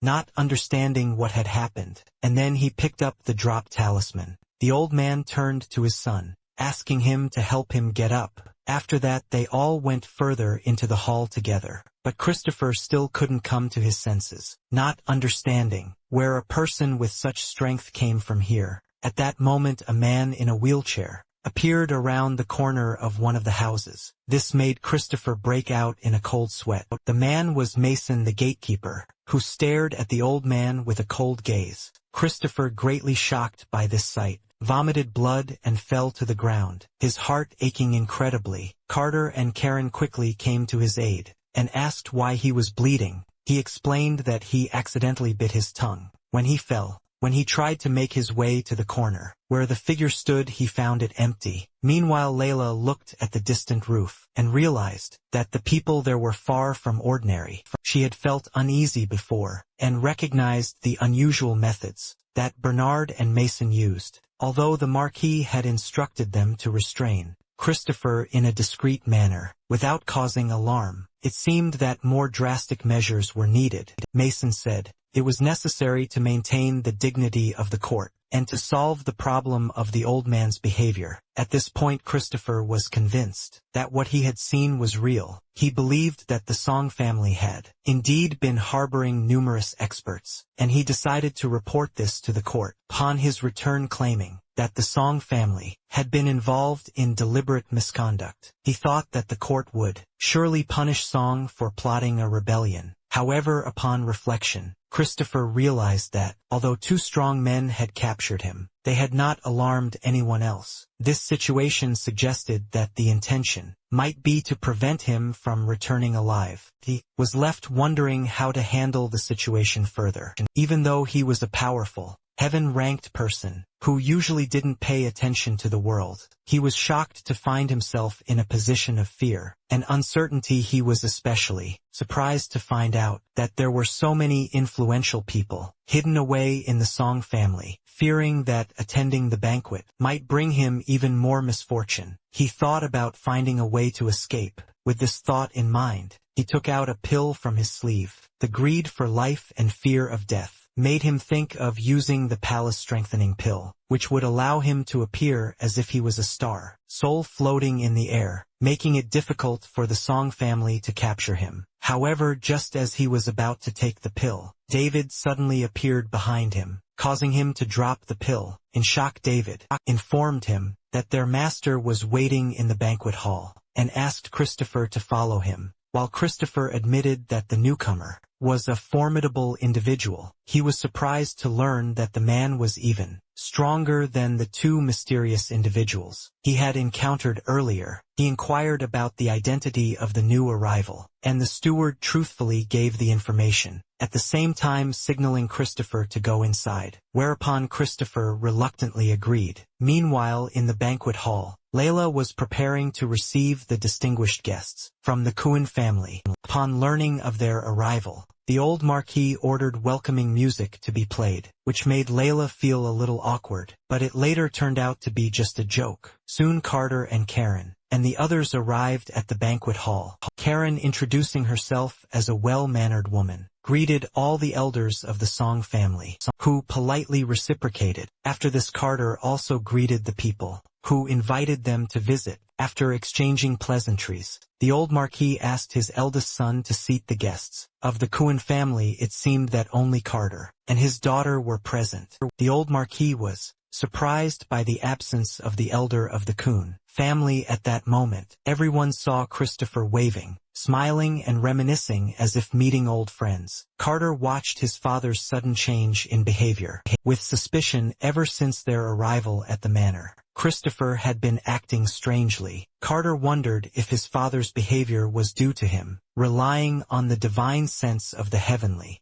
powerhouses, and if he had noticed anything unusual. In the Song mansion, the old Marquis seemed to have discovered something, for he was full of energy and his gaze was intense. At that moment, Christopher felt like he was in an ice cave. Suddenly he stumbled, falling to the ground. All the guests present looked at him in surprise. Karen feigned disgust, mentally cursing her grandfather for seeming weak, and embarrassing himself. Jonathan, who was watching the scene, joked about Christopher's self-punishment. The old Marquis waved his hand to stop the teasing, and pretended to show concern for Christopher. Christopher, having stood his ground, explained that he had simply tripped. He then rose to his feet, excitedly greeting his older brother. He then asked David to help him retrieve the dropped item. David assured him that nothing would be lost at this banquet. Without reason, he then shouted to his servants that whoever found Christopher's lost thing would receive a reward. At this point, the old Marquis asked if he had put up any array at the door. Jonathan, smiling, did not deny it. He knew that both he and the old Marquis were simply playing.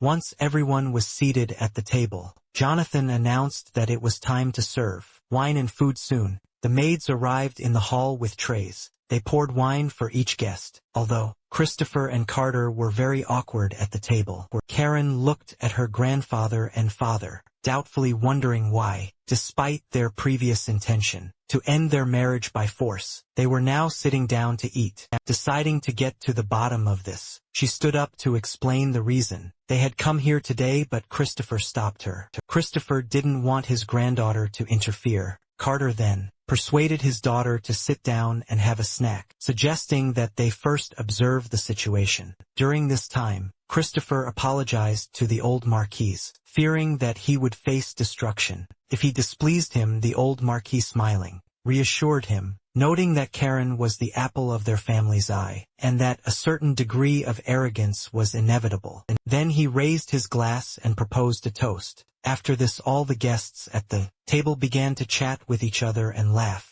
Karen sat to the side, pondering her situation. Despite her father and grandfather's prohibition against talking, she wanted to cause trouble and considered using Sam. Joe immediately noticed his beloved's gaze on him, and told Sally about it at that moment. Jonathan received a test message. Then he got up from the table and asked his grandfather for forgiveness, saying that he needed to go out for a while. Once outside the hall, he contacted manager Austin. As it turned out, he brought good news that negotiations were currently underway with an important member of the Hong Kong Chamber of Commerce. The sand sculpture city of Shadiao was located on the eastern border of the Sia Kingdom, surrounded by the Desert of Death. It served as the summer rain defense, a military stronghold tasked with suppressing the demon race. As Shadiao rapidly expanded into the eastern desert region, more and more people began to gather in the city. Built less than 100 years ago,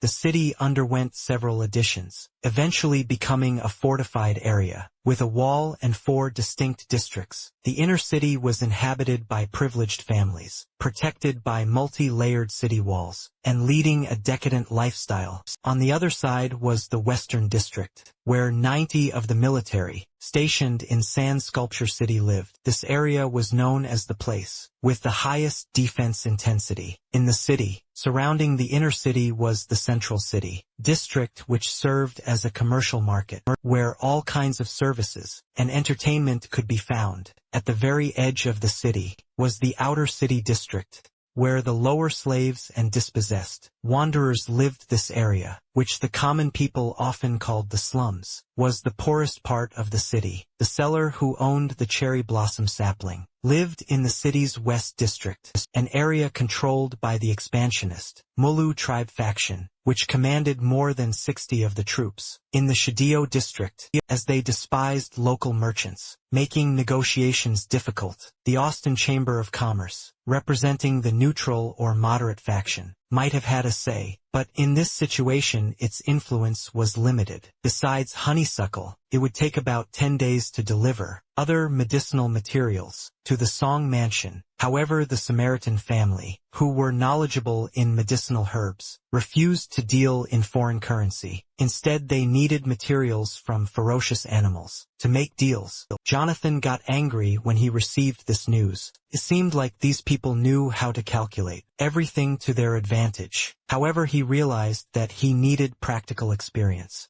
In addition, he will have to travel to the Desert of Death to find Star-Lord's secret kingdom, so he decided that he could personally obtain the necessary materials for the ferocious animal. Hearing this, Austin reassured him, but also reminded him not to do anything too risky, given the faction's strong presence in Sand Sculpture City. This reminder made him think of two key figures who, in his opinion, they could provide assistance on this trip. Jonathan then thanked Austin for his help and said goodbye to him. Meanwhile, Karen tried to butter up Joe in every way possible. She tried to deceive the boy by constantly praising him and portraying him as the most outstanding genius of the Song family. Joe was too much in love to recognize the brazen lie. In the girl's words, meanwhile, Christopher kept raising toast to the Marquis, wishing him luck in his cultivation. However, he still kept an eye on his granddaughter, hoping that she wouldn't do anything stupid. Right after he broke through to the heavenly rank, soon Sally, who was sitting next to Joe, got tired of this whole circus and decided to intervene in the conversation.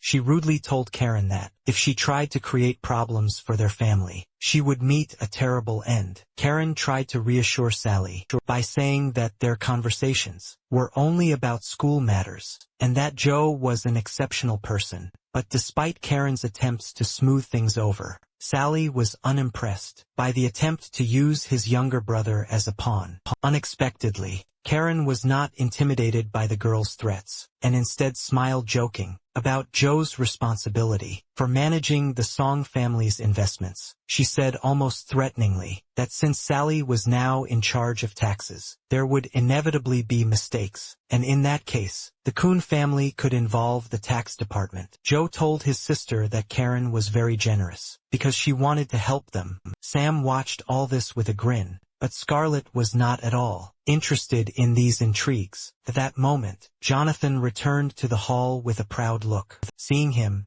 Karen immediately turned to the groom and greeted him. Carter and Christopher watched their conversation with disbelief, as they knew Karen hated this guy. The Marquis immediately realized that this boy was clearly up to something. Meanwhile, Joe was furious to see Kong, Karen and son Jonathan chatting happily. He didn't understand what they could possibly be talking about. Moreover, Karen looked cheerful, and this made him incredibly angry. Then, he grabbed his glass and slammed it down on the table, with all his might, addressing Jonathan in his anger. He was determined to start a duel against Jonathan for Karen's heart, but suddenly, he was met with a strong kick from Sam. Jonathan watched everything that was happening with great surprise. Meanwhile, Joe rose to his feet and turned angrily to Sam, asking why he had done this. Then Sam told him to show more respect to Jonathan, Sam wanted to engage in a duel with Joe, but Joe insisted on resolving his own problems first. Hearing this, Joe could only suppress his displeasure. He did not expect that Sam would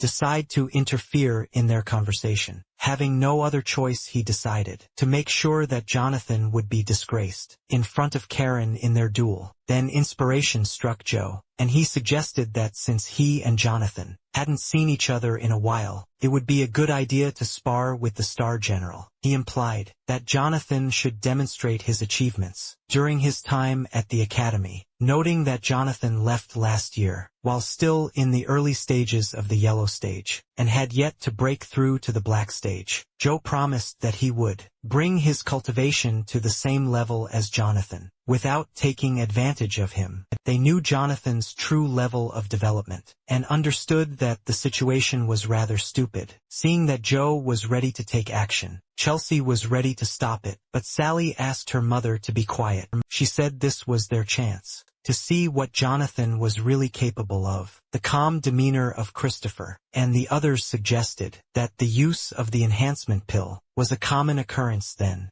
Joe ordered his servant to go to the martial arts arena and negotiate everything, but the Marquis said that there was no need for that. They could fight in the open space. Outside the banquet hall, he said that, since the young people had decided to put on a show at the dinner party, they should also express their gratitude. At first Christopher didn't understand what the old man was talking about. The Marquis explained that they had come all the way here, and it would be a good idea to spend some money on a prize for the winner. Christopher thought angrily to himself about why he should spend money, since he was the one who came here from far away. However, the Marquis insisted, saying that Christopher would definitely choose something that everyone would like. Then the man offered to give away his 3-star pill, which he had snatched with great difficulty. At the auction, Carter tried to stop his father, but Christopher said that the pill would no longer help him, but maybe Karen could get it back later. At that moment, Sally thought that something was wrong here. She didn't understand why no one was paying attention to it. Seeing Christopher's generosity, Joe began to dream about how Jonathan's public humiliation would benefit him. He planned to get the spring rebirth pill and give it to his father. He then wanted to use her as leverage to reconsider his engagement to Karen. Karen noticed her grandfather's unusual behavior and suspected that it was related to the rebirth pill. She decided to wait and take the pill back to her grandfather, hoping that it would prevent any accusations against her soon. The steward informed Joe that his opponent was already waiting for him outside. A smile appeared on Joe's face, and he prepared for battle. Heading towards the open space outside the banquet hall, Joe invited Karen to watch the battle. The girl, first in turn, Christopher asked the Marquis if he and Karen could go outside and watch the battle. However, he was stopped by the old Marquis, who suggested installing a panoramic projection instead. This way everyone at the table could watch the battle. While they ate dinner, Jonathan stood in the open area waiting for Joe. When Joe arrived, he saw Jonathan with one hand in his pocket, which made him unhappy. Joe told Jonathan not to blame him for reminding him that rank was important, and that Jonathan was not worthy of Miss Karen. However, the hero asked him to stop chatting and start fighting. After this, Joe began to summon his golem. Soon Mecha appeared in front of Jonathan, with swords in both hands. He urged Jonathan to quickly complete the formation, so that he could be defeated quickly. Jonathan chuckled slightly, and casually tossed the mechanical suit aside. A beam of light instantly shot up into the sky, startling Joe, who hadn't expected Jonathan to be so prepared. Joe was stunned by Jonathan's strength. He didn't expect him to prepare in advance. At that moment, the legendary Lulu appeared before him. Joe was further shocked when Jonathan's attack, the falling moon strike, severed one of his arms and sent him flying several meters away. Before Joe could react, Jonathan had already thrown himself over his shoulder, leaving him feeling completely defeated. Joe's expression showed his disbelief in Jonathan's unexpected strength. He didn't believe that it was really him standing in front of him. Jonathan confirmed with a slight grin that it was indeed Jonathan, because he was back. Meanwhile, the story moves to an area 100 miles away from the city of Shajiao. 100 miles from the city of sand sculptures, a group of people on camels rushed towards the city. Despite their slow progress, they managed to avoid encountering any assassins. Suddenly one of his subordinates gestured to the leader to look at the sky. As it turned out, there was a huge ferocious beast above them. Meanwhile, everyone was amazed by the sight, as it was horrible to see. Joe's student mechanics destroyed with just one move. The new General Soul was surprisingly brave. At this moment Carter also realized that Jonathan, whom he had thought useless, due to his incomplete soul veins, had suddenly become a formidable Soul Star general. Christopher then quietly asked about Jonathan, wondering if he was the legendary Star Soul general, known for descending with compassion. Carter explained that for the past 5 years, Jonathan had been secluding himself in order to break into the heavenly rank. This isolation had led to some unknowns about him. It was rumored that the Star Soul General had the ability to transform into another form, which would make sense, given Jonathan's display of power. Christopher was greatly shocked by the possibility that the Star Soul General could freely change form during battles. The old Marquis, observing the general shock, let out a satisfied roar. He mentioned the previous beast-tide battle in Yunnan, assuming that everyone had heard of it. Sally felt a surge of excitement as she remembered that during the Battle of Yunnan, the tide of battle had been turned by a red-armored Star Soul General, perhaps the same person as Jonathan. At this moment Celia spoke up, noting that the Star Soul General, who had changed the battle situation, was also the first president of the military academy. He was a top-notch student at Jew Academy, and was awarded the title of hero at the celebration ceremony. Then the Marquis decided to reveal the secret, saying that all this time this man was Jonathan. Everyone was surprised to learn that the man was Jonathan. He explained that the Marquis had revealed Jonathan's identity for his own safety, and it was not too late for everyone to realize it. The old Marquis, feeling proud, had originally planned to announce the news during the banquet, but before he could do so, And Chelsea suddenly inquired about the Marquis's origins. She noted that, if the Marquis was truly a Star Soul General, he would have given birth to a powerful, saint-ranked person, and the family would have returned to its prime. She noted that the Marquis's family's power would also have greater weight in the legal succession of his children, and she hoped for a share. Anna also expressed regret for her previous treatment of Jonathan, but stated that they needed to make amends. The old Marquis hoped that Jonathan would be able to treat Joe lightly, although it was still too early to discuss holy orders. With Jonathan, he still turned to Christopher for advice. Christopher quickly stood up with a smile, praising Jonathan's extraordinary luck and talent, which he believed was a blessing for the Song family. He also turned to look at Karen. She chuckled, but quickly changed her expression to a smile, congratulating Jonathan, and at the same time internally mocking him. He thought that Jonathan's achievements, although impressive, were unlikely to strengthen his position. At that moment Mike had a gloomy expression on his face. He felt that despite Jonathan's growing fame, he himself remained the same person as before. Suddenly Celia noticed Joe on the dueling field. He stood up and prepared to expose Jonathan's supposed deception. Joe couldn't believe that this was his real power. He believed that it was some kind of trick. He began to boldly disassemble and restore his armor.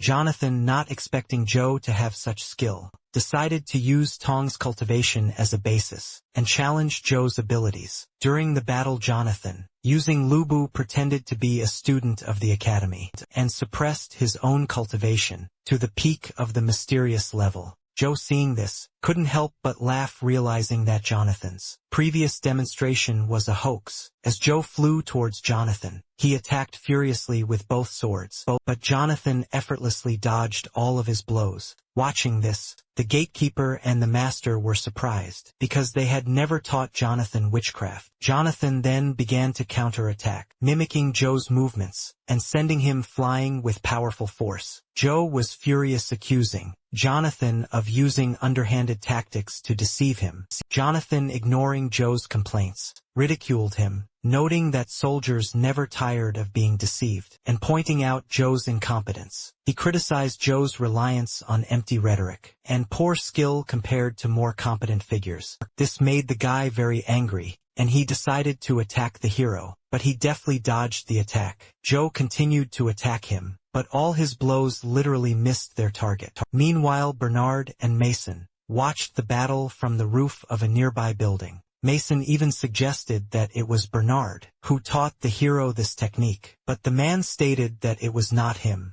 Mason then assumed that the girl had secretly trained the young master when they weren't looking. Meanwhile, the battle continued. The warriors collided with each other with their bodies. Suddenly, Joe noticed that Jonathan was right behind him. Then the hero took the weapon in his hands, jumped into the air, and decided to attack the guy from above. Joe looked at his opponent in surprise. He didn't understand why Jonathan kept copying his movements. After this, the hero flew through it, ending up behind the enemy. In an instant, Jonathan kicked him in the chest, sending him flying. He understood that, although this guy's fighting skills were quite high, he was still completely incapable of adapting to real combat. Meanwhile, Joe lay on the ground, scolding Jonathan for using such underhanded moves. Then the hero said that in war, there is no prohibition on tricks, thinking to himself that this would be an excellent opportunity to extract information from him. Jonathan went on to say that Joe spent too much time on theory and useless nonsense, which was why his second uncle had always neglected him. Joe was horrified, not understanding how he knew about his family's secrets. After witnessing Jonathan's public duel, people admired his strength, comparing him to a cat playing with a mouse. Layla, Sam, and Scarlett, standing just outside the arena, watched the battle live. Sam was amazed at how beautiful Jonathan's attacks were. However, Scarlett was distrustful of his rich combat experience, as she could not understand why Jonathan, whom she had previously underestimated, was so strong. Meanwhile, Layla stood and watched the fight with a mesmerized face. At some point, she finally noticed David was missing. David stepped aside with Mason and the others, which alarmed them, as David appeared as a ghost every time. Stuart asked with a gloomy expression why young Master Jonathan was using the Black Tortoise defense movement technique. Mason, speaking in classical Chinese, explained that their anonymity and seclusion were intended to avoid suspicion. Mason then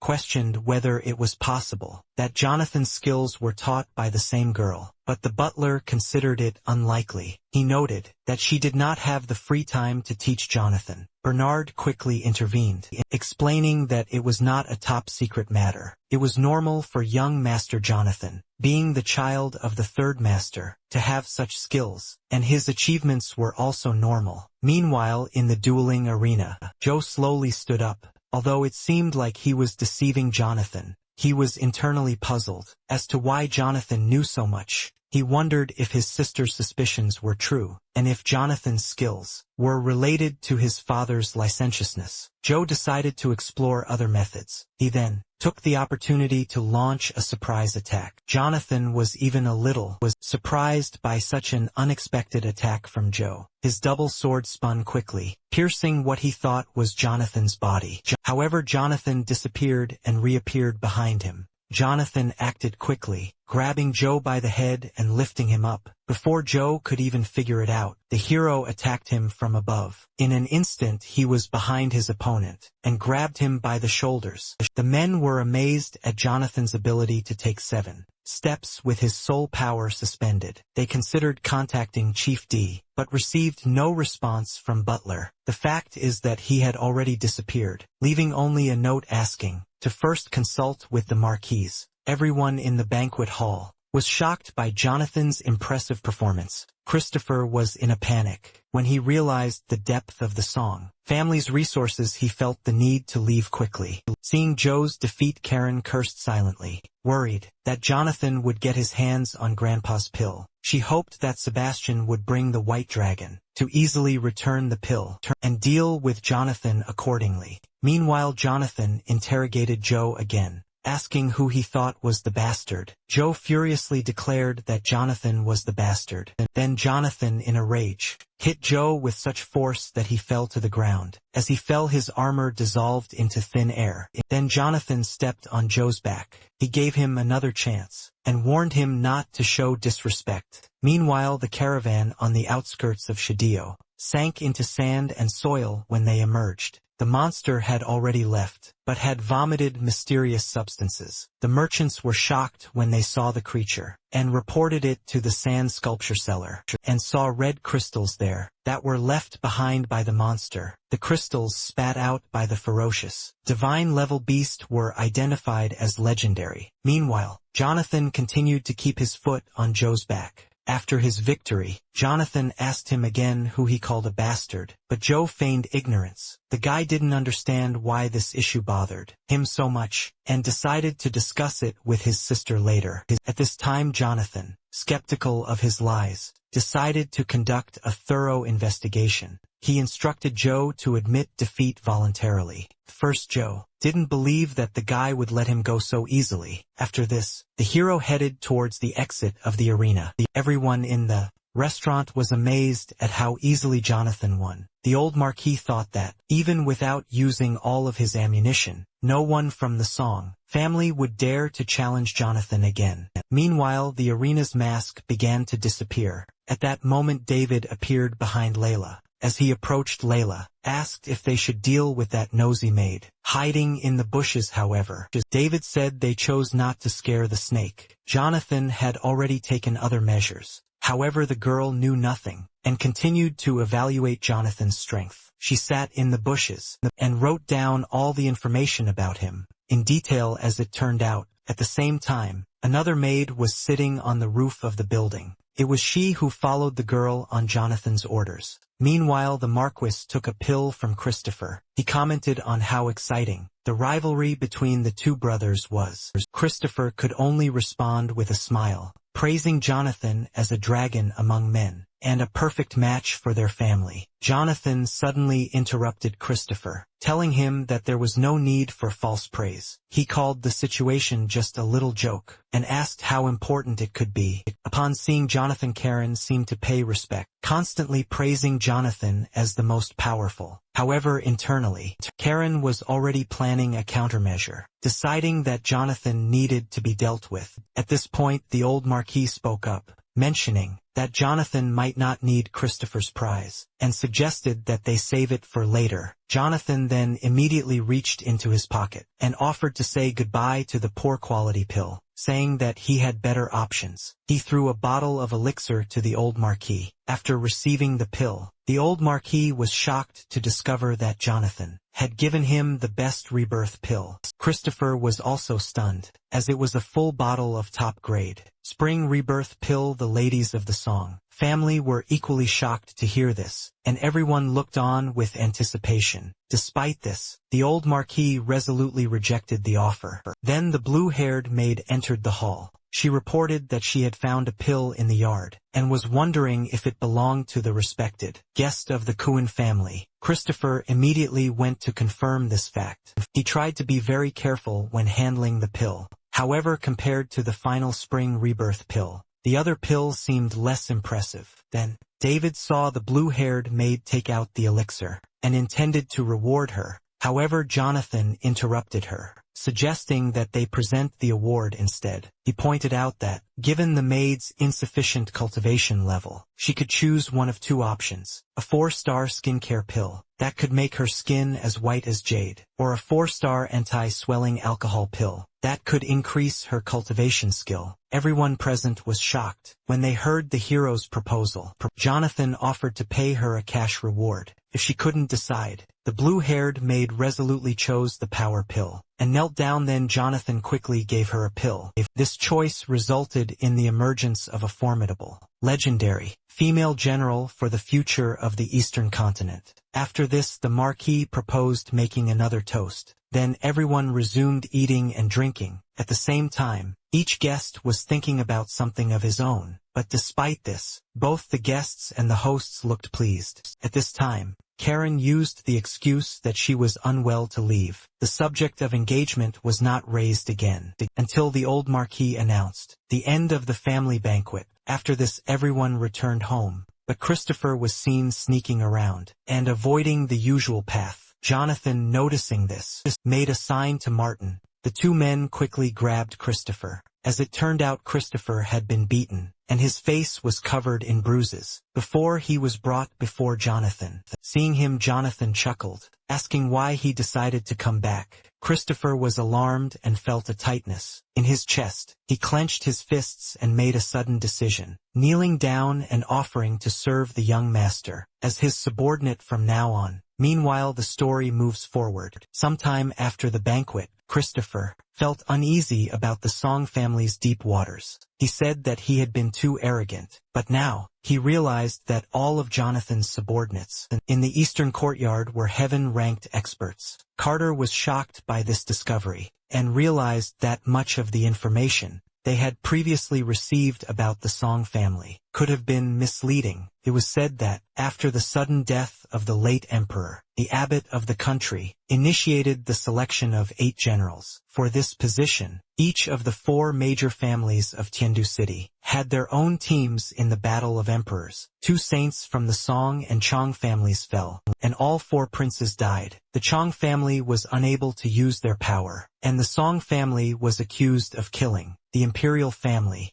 As a result, Ning was only able to escape from the border town, and the Empress Dowager of the Song family turned her back on them, severing ties with the Song family. It seemed like the Song family was moving forward by retreating, hiding at the border, trying not to stick their necks out. If the Song family's ancestor had not actually fallen, then with Jonathan's arrival, the Song family would most likely have come to power. Carter realized that important choices in life are often limited, and decided he needed to go back. Meanwhile, the story moves to Yunnan Restaurant, the most luxurious dining spot in the city. At this time, Jack was drinking. There were also several bodyguards standing behind him. The man sitting across the table, Brooks, said that this was exactly the kind of alcoholic stamina he expected from Jack. It made him feel a little awkward to change the subject. Jack mentioned that he wanted to buy some food to honor his ancestors but didn't know where to get it. Brooks quickly waved his hand and mentioned that the wine, called Tai and Ilay, was brewed by the Song family distillery. The craftsmanship of making this item has long been lost, and only a few remain over the years. He became more willing to use it only when dealing with real heroes. Hearing this, Jack felt some regrets, but then he instructed his subordinates to make the most of the wine. He said that such good wine deserved to be enjoyed. At that moment, Chandler leaned over and whispered in Brooks' ear. He informed him that the second master's wife had called him again and was urgently asking him to return as soon as possible. Then Jack said that he could go and that he would drink alone for now. Brooks stood up from his desk and apologized to Jack for leaving so suddenly. However, the man was more concerned about the barrels of alcohol. Soon after, he, along with his servants Chandler and May, left the room. After leaving the room, Brooks decided to secretly protect Jack. Given his status as the sickly younger brother and the Song family's influence on him, he then asked Chandler about the situation at home. Chandler said that if it had been an ordinary family banquet, there would not have been such a compelling reason to call him back immediately. He asked for the truth. Brooks was shocked to learn that his son Joe had suffered a crushing defeat at the hands of Jonathan. He couldn't believe that his own son could be defeated by someone he considered useless. Like Jonathan, Brooks was further stunned when Chandler revealed that his wife had asked him to come back and apologized to Jonathan. This made Brooks wonder if Jonathan had been given some important opportunity. Given his wife's temperament, it was unusual for her to behave in such a way. Brooks realized he needed to go back to understand what really happened. He thought Joe's impulsive nature and lack of proper etiquette were the problem. If Joe could be as excellent as Brooks, he would have confidence in him. Chandler, with a submissive expression on his face, quickly bowed and stepped back. Brooks then instructed him to stay by his side, study hard, and find a way to bring him back to the Song family. At that moment, although Chandler appeared to be worshipping on the outside, he was only hoping to fulfill his mother's last wish. In reality, he had other thoughts, however. Brooks still believed that the Song family had wronged his mother. Having said this, he invited his servant to sit in his car. The story moves to the Great Wall of the Southern Desert. In the middle of it was the location of the Iron Wall Army. At the local camp, generals were currently training. At that moment, one general arrived there. The servant immediately reported his arrival to the commander-in-chief. A man named Hugo was the commander-in-chief, and also Jonathan's eldest uncle, and he asked the servant to let the general in. And he reported to the commander-in-chief that the United Defense Line had contacted them. They wanted to send a team to conduct practical tests of the new mass-produced Star Soul generals, which would require passing through their residence. At that moment, the cook, Hugo, handed him a letter. After reading it, Hugo approved the release. The general thanked him for his answer, and was about to leave. However, Hugo asked the general to accompany them discreetly. The general replied with a smile on his face that Hugo need not worry, as he knew what to do. After he left, the chef inquired about the need to test the new machine at the borders of Tiandu, fearing that it might leak secrets. Hugo explained that international alliances are often delicate in nature and require an appropriate balance of power and clarity to maintain long-term harmony. The cook asked him if this was a deliberate demonstration. However, Hugo did not want to answer his question. Meanwhile, Christopher continued to convince the hero that he was willing to work tirelessly to take the blame and make amends for past misdeeds. Jonathan, seeing this, decided not to investigate further, and simply joked about Christopher's intelligence. Christopher, however, was deeply frightened, and did not want to be anyone's subordinate,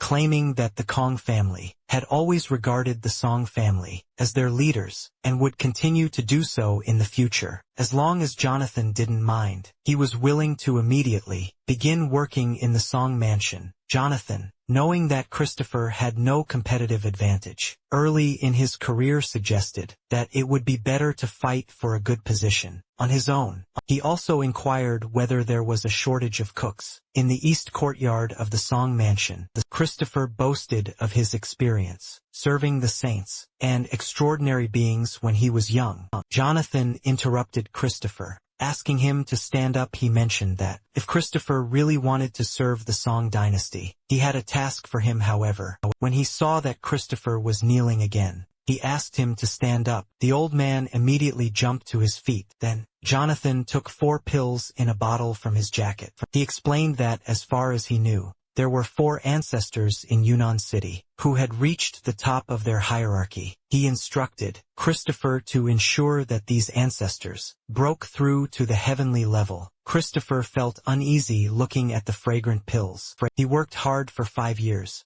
to break through to the heavenly realm, only to find himself overshadowed by the old hands. Despite his discomfort, he understood Jonathan's intention to tame these old figures for the good of their family. Moreover, Jonathan had something else for him. Jonathan, recognizing Christopher's loyalty, rewarded him with the heavenly spirit pill. Christopher expressed deep gratitude. He assured Jonathan that they would take command of the remaining 4 families. As Christopher was about to leave, Jonathan stopped him and smiled. Then he decided to talk to him about the engagement. He didn't expect Christopher to be so wrong that he would get down on his knees, begging Jonathan for forgiveness. Christopher even offered to make Karen a concubine, or maid for Jonathan. Suddenly, Jonathan waved his hand, stopping him. He indicated that he was not interested, and was simply looking for a good reason to break off the engagement. As for Karen's thoughts, Jonathan didn't want to get involved, saying he was too lazy to deal with it. Upon hearing this, Christopher was immediately depressed. He had not expected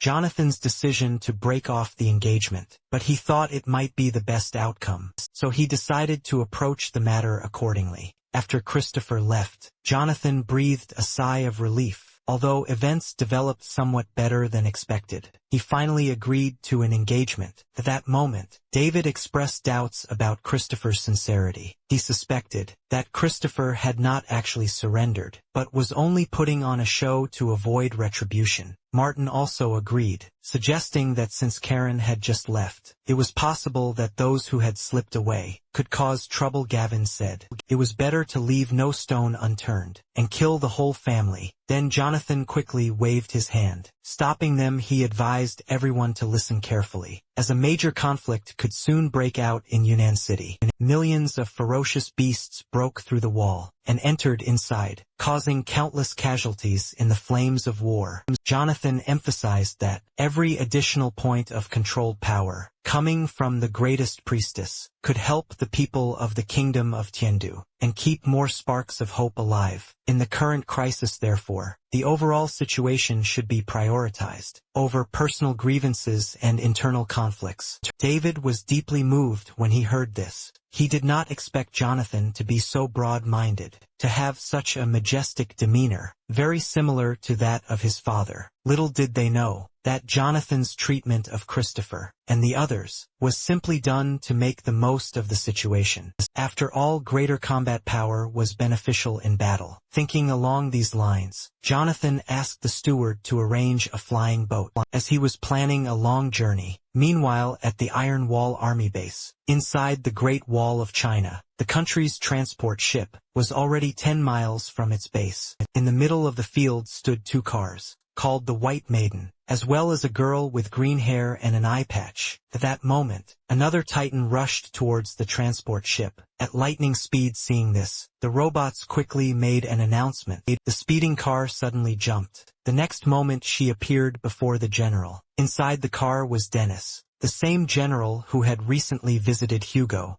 He had received a release document to send his family. After General Lucretia received the imperial decree, she immediately expressed her gratitude and returned to the transport ship. The release was approved, and the princess of the classic Chinese wolf ring, named Lana, showed a happy smile. She was eager to get moving and experience the ferocious beasts in real combat. These 3 cute little ones were truly extraordinary. In Lana's eyes, after Jonathan released Christopher, he prepared to return to the mansion. Meanwhile, David was ready to launch the floating shuttle. Jonathan sat on the shuttle, tweaking it, and stated that he was very pleased with its performance. This made Bernard smile, although he had not yet fully recovered from his joy. Jonathan, who was preparing to leave, quickly received advice from David, who suggested that it might be too risky for him to go somewhere else alone. At least several hidden guards should accompany him. For safety purposes,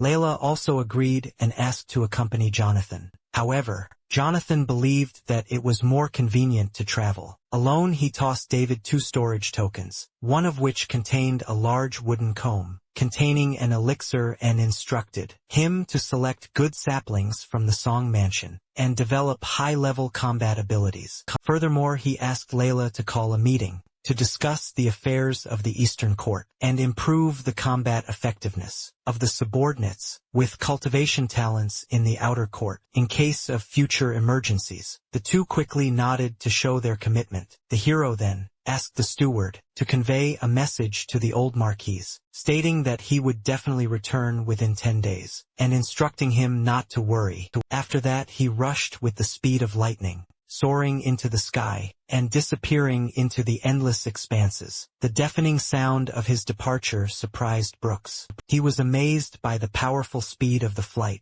Jonathan's departure was met with disappointment. From Chelsea, the thing is, she didn't find him last night, and now he left so suddenly. Brooks, feeling uneasy, recalled the situation and decided it was safer to consult his father's opinion first. He realized that if they recklessly followed Jonathan, they might not be able to get the treasure into the hands of the wicked and might lose face. Brooks' words were overheard by the old Marquise, who curiously inquired about the treasures they planned to seize. Brooks quickly changed the subject, explaining that he was unable to attend the meeting due to official engagements, and would now be hosting a dinner at the Yunnan restaurant. However, his intentions were immediately thwarted by the old Marquise, who realized that Brooks' idea was merely to use Jonathan's elixir. Although Brooks felt a little uneasy after his thoughts were revealed, he still believed that the valuable treasures also belonged to Jonathan.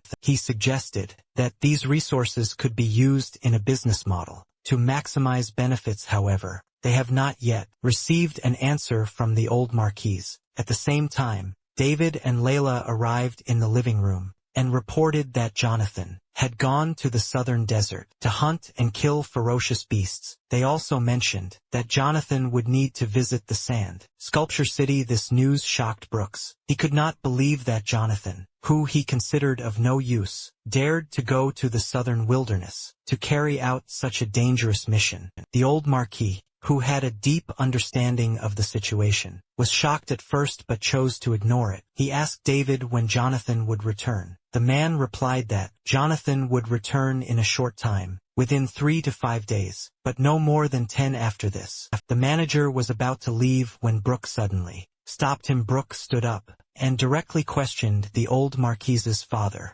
about the dangers that lay in wait in the southern wilds, pointing out that the Iron Wall army was having difficulty moving forward, and inquired why Jonathan had dared to go there alone. At this point David seemed not to hear his concerns, and suggested that they leave immediately. Seeing this, the old Marquis had to open the information screen to recall Jonathan's recent heroic actions. He also reminded himself not to underestimate Jonathan's capabilities. After watching the video, Brooks found it hard to believe, and did not understand why Jonathan suddenly became so powerful. Meanwhile, Jonathan was flying quickly through the air, propelled by the powerful, explosive force of the flying shuttle. He crossed the Sisui transport ship with impressive speed. This intrigued Princess Lana, who was surprised by Jonathan's ability to maintain fast flight at such an altitude. She noted that the shuttle's formation must have been set up outside,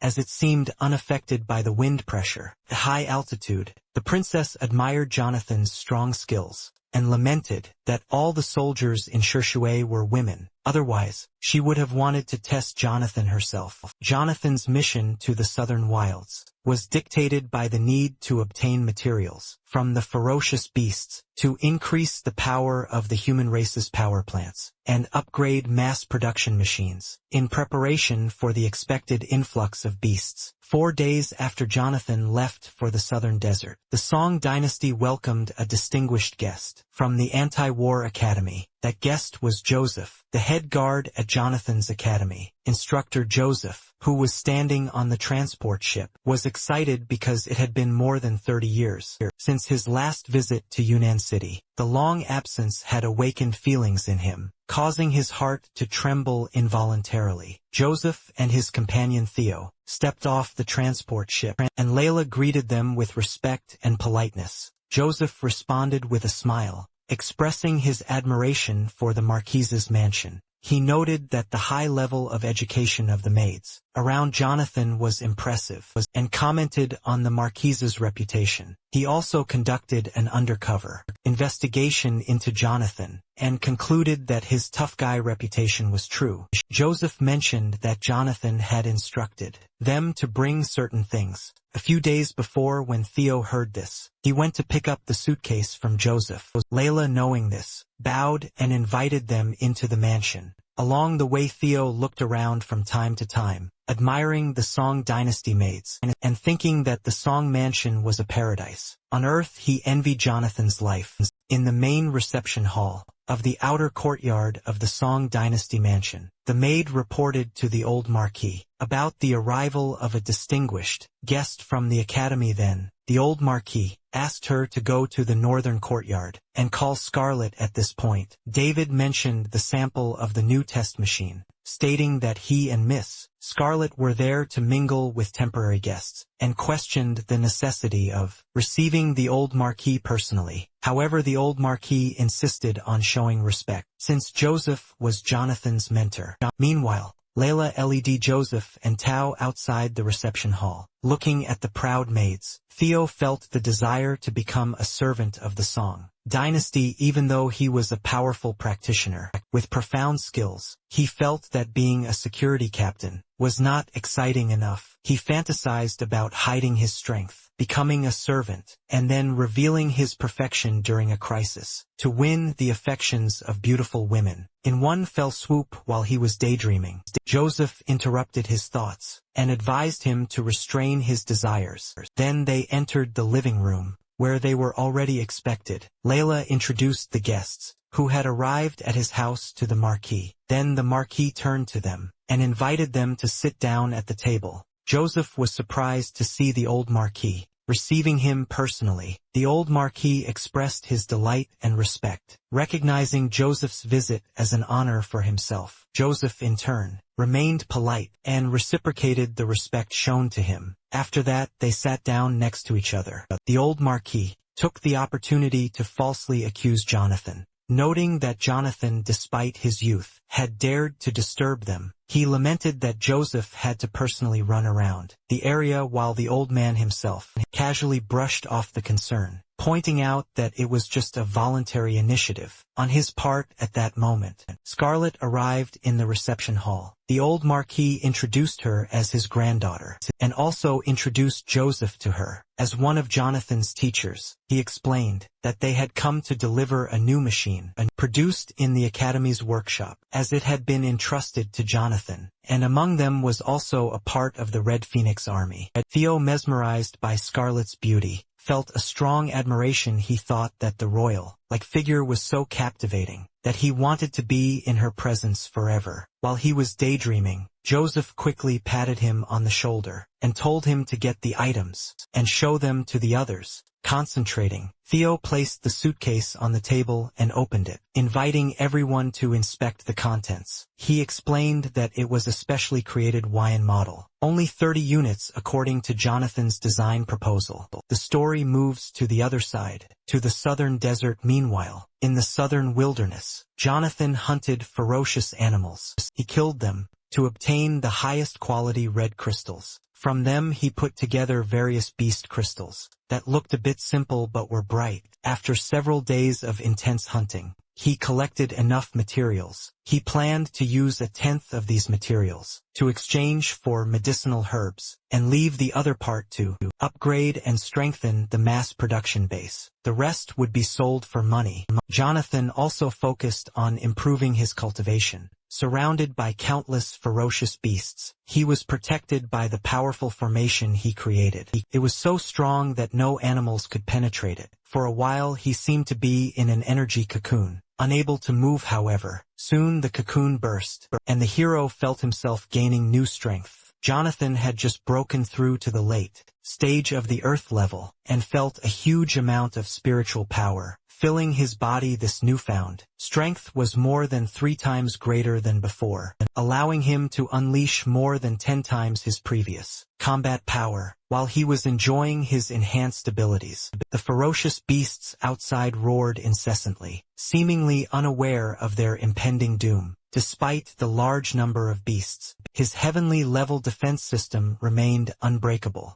Jonathan established 4 successive layers of defense, including land, river, and mixed element arrays. He commented that the animals were indeed useless, and reluctantly accepted the materials they brought him. He then built a new defensive formation. Soon the monsters crowded around one place. Hoping to get in there, the beasts rushed forward, but were blasted away by his newly developed soul structure. At this moment, Jonathan had already summoned the formation, and was now inside Lubu. Jonathan then ordered the star system to copy the 2 sky-tearing strikes. This technique consumed a significant amount of mental power. However, his current strength allowed him to use it with heavenly rank. achievements combining his weapons and achievements. He used a powerful heavenly level combat technique, Heavenly Dance. In this way, he was able to kill all the fierce beasts in his path. Jonathan was somewhat stunned by the overwhelming power he had unleashed. Then a new idea popped into his head. He decided to combine this with other achievements, such as the 7 waves, resulting in another large-scale beast massacre.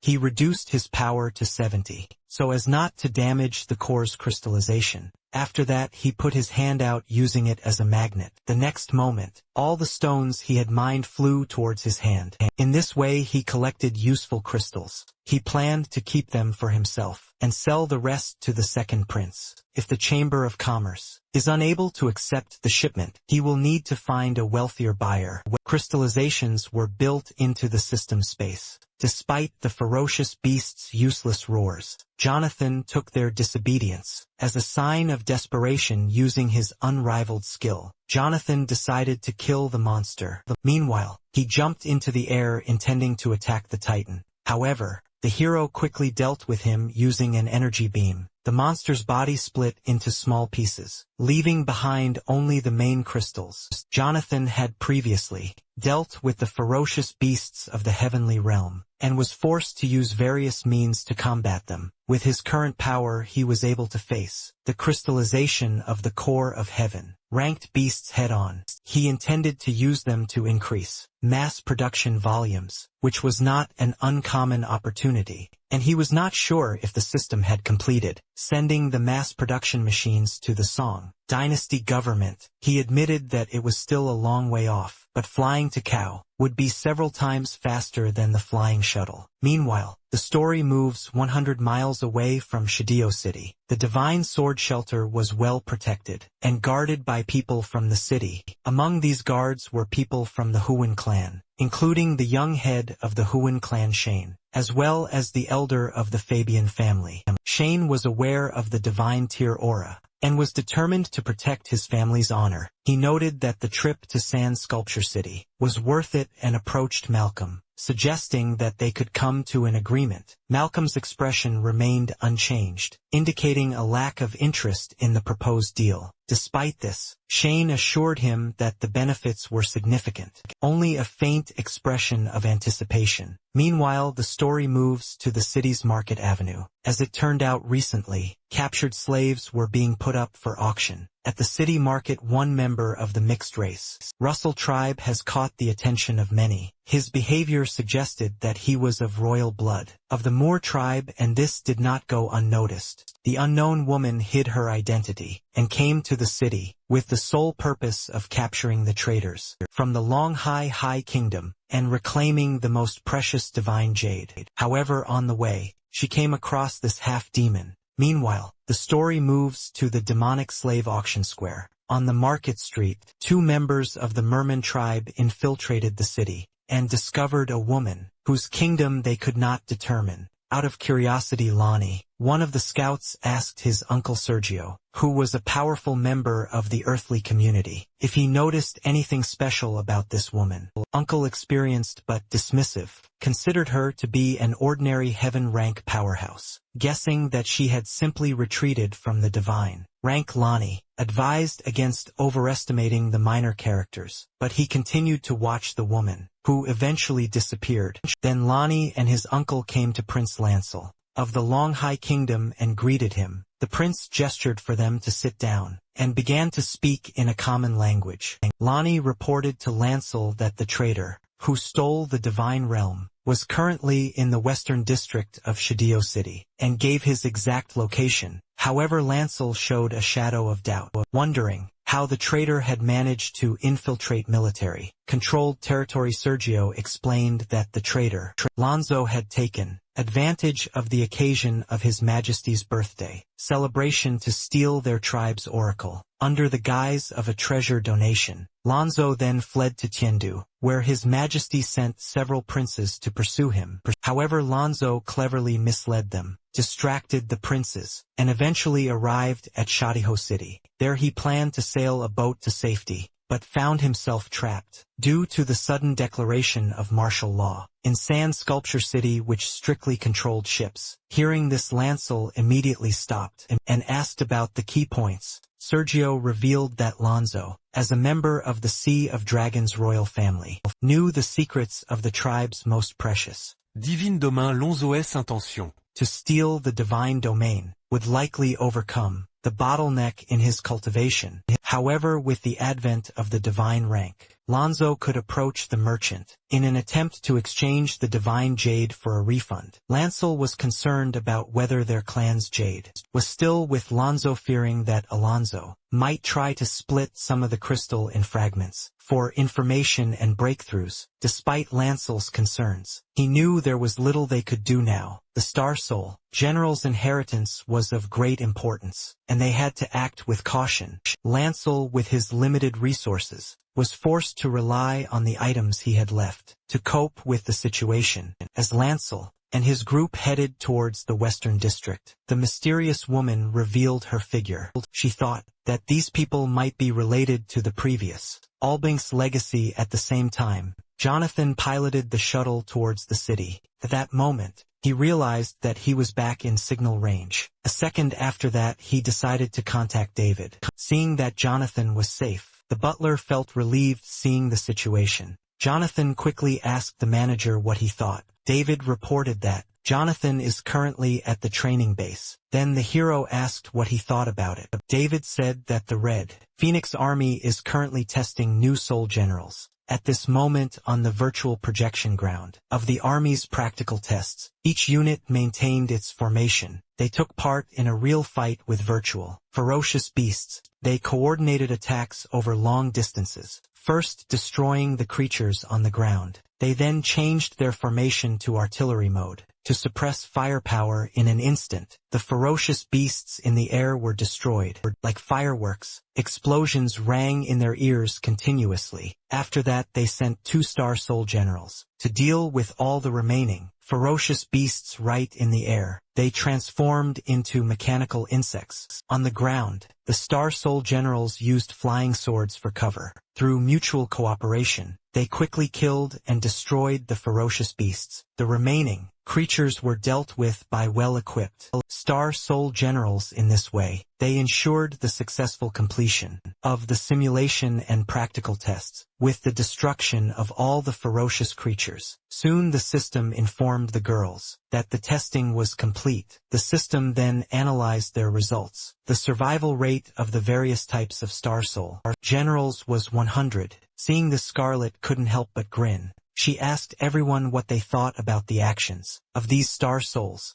After the practical tests, the girls dispelled their armor. They were even a little upset that the testing ended so quickly. One of the girls noted that the testing machine had not only improved its performance and strength but also optimized the efficiency of soul energy conversion. All this was observed by Commander-in-Chief Scarlet and her deputy Selena. At that time, one of the commanders, Sandy, stated that the combat power of the test vehicle exceeded expectations. Meanwhile, another commander said that if the entire Red Phoenix Army were replaced by this new type, the entire Army's combat capability would more than triple. This discovery shocked Amy, the commander of the western camp of the Redland Army. She quickly questioned General Sonia about the origin of this remarkable equipment. She wondered if it was specially developed by the Tyson Company. However, Sonia, the head of the Northern Battalion, did not think so. As far as she knew, the company did not have the technical capabilities to develop such advanced equipment. Scarlet then explained that the testing machine was designed by his cousin, Jonathan, to improve behavior prediction, and was created by the Institute's workshop, with Tyson machinists also contributing to its development. The leaders were amazed. They did not expect that Jonathan, an uneducated person, could suddenly turn into a genius in stone processing. It was simply incredible. They didn't know that Jonathan not only had remarkable talent for crafting, but was also able to withstand the ferocious, divine-level beasts. Selena thought that watching Jonathan's terrifying fighting power was a shock, and they were expecting even more amazing events. Meanwhile, the story shifts to the Iron Wall Army base. On the southern border of Yunnan City, Sam and his father looked at the test machine with great interest, although he already knew that the car was designed by Jonathan. The man confirmed this to his son. Sam, laughing heartily, Confirmed that it was all Jonathan's creation. Impressed, the man ordered a selection of elite test vehicles, suitable for various battalions, to quickly create a reinforced Special Operations Battalion. In addition, he planned to contact various enterprises, on behalf of the army, to purchase large quantities of recycling materials. At market prices, Sam inquired about the costs, and expressed hope that the army could be fully equipped to not only guard the Great Wall of China, but also potentially expand the southern wastes by 100 miles. Sam was momentarily speechless, thinking that if his father had known that Jonathan still had those pills, they might have had to supply the army with several whole pills for each. Meanwhile, Jonathan was heading into the desert. The butler informed him of the recent events regarding important matters, and gave him important information. An incredible treasure had appeared outside of Shidio City, which was currently under martial law. The butler advised Jonathan to proceed with caution. Jonathan, intrigued, but knowing nothing about the specific treasure, grinned at the prospect. He was eager to get his share of the treasure. Thinking about this, I turned on the acceleration mode with full load, disappearing into the endless sky. Meanwhile, outside the city's West District, Sergio bribed officials to gain access to the area. Once they had paid enough, all three mermen were allowed inside. The guide instructed them to maintain their cover, as merchants from Tiandu, handling everything on their behalf. The mermen said that, while they were traveling through the city, they were protecting themselves. However, the guide still advised them to remain calm. Suddenly, he saw people from the Huang family coming towards them. The guide gestured to the mermaids that he would greet them, and that they should remain silent. After this, the guides greeted each other in Jie dialect. At that moment, Shane noticed the strangers in blue cloaks. They seemed to pass by without incident, due to simple communication between the two guides. But Shane sensed something was wrong. He asked Lancel and a few others to wait a minute. Then he asked Lancel in his language if they had met anywhere before. Cautious Lancel wasn't sure if Shane was testing them. Luckily, he switched to communicating in Tiandu, indicating that he was a newbie and not yet familiar with the local language. When Shane saw Lancel, he frowned in surprise, recognizing him as an ancestor of the human race. He immediately turned his head and asked the guide who these people were. The leader of their group pointed out to his partner that the person standing before him was an honored guest from the Huang family. The guide was horrified, frightened. He trembled when he heard this name. At this point, Lonnie and Sergio were already on alert, ready to act. As soon as they noticed something was wrong, the pale-faced leader found himself under pressure from a higher-ranking official. Shaking, he pointed out that these people were merchants from the Tiandu kingdom. Upon hearing this, Shane's eyes turned cold, showing dissatisfaction with the answer. Fabian explained that this man was the fourth member of my family, and was involved in some shady business in Tiandu. However, at that moment, Shane let his guard down, allowing Lancel and the others to continue on. Seeing the situation, the pale-faced guide urged Lancel and the others to leave quickly.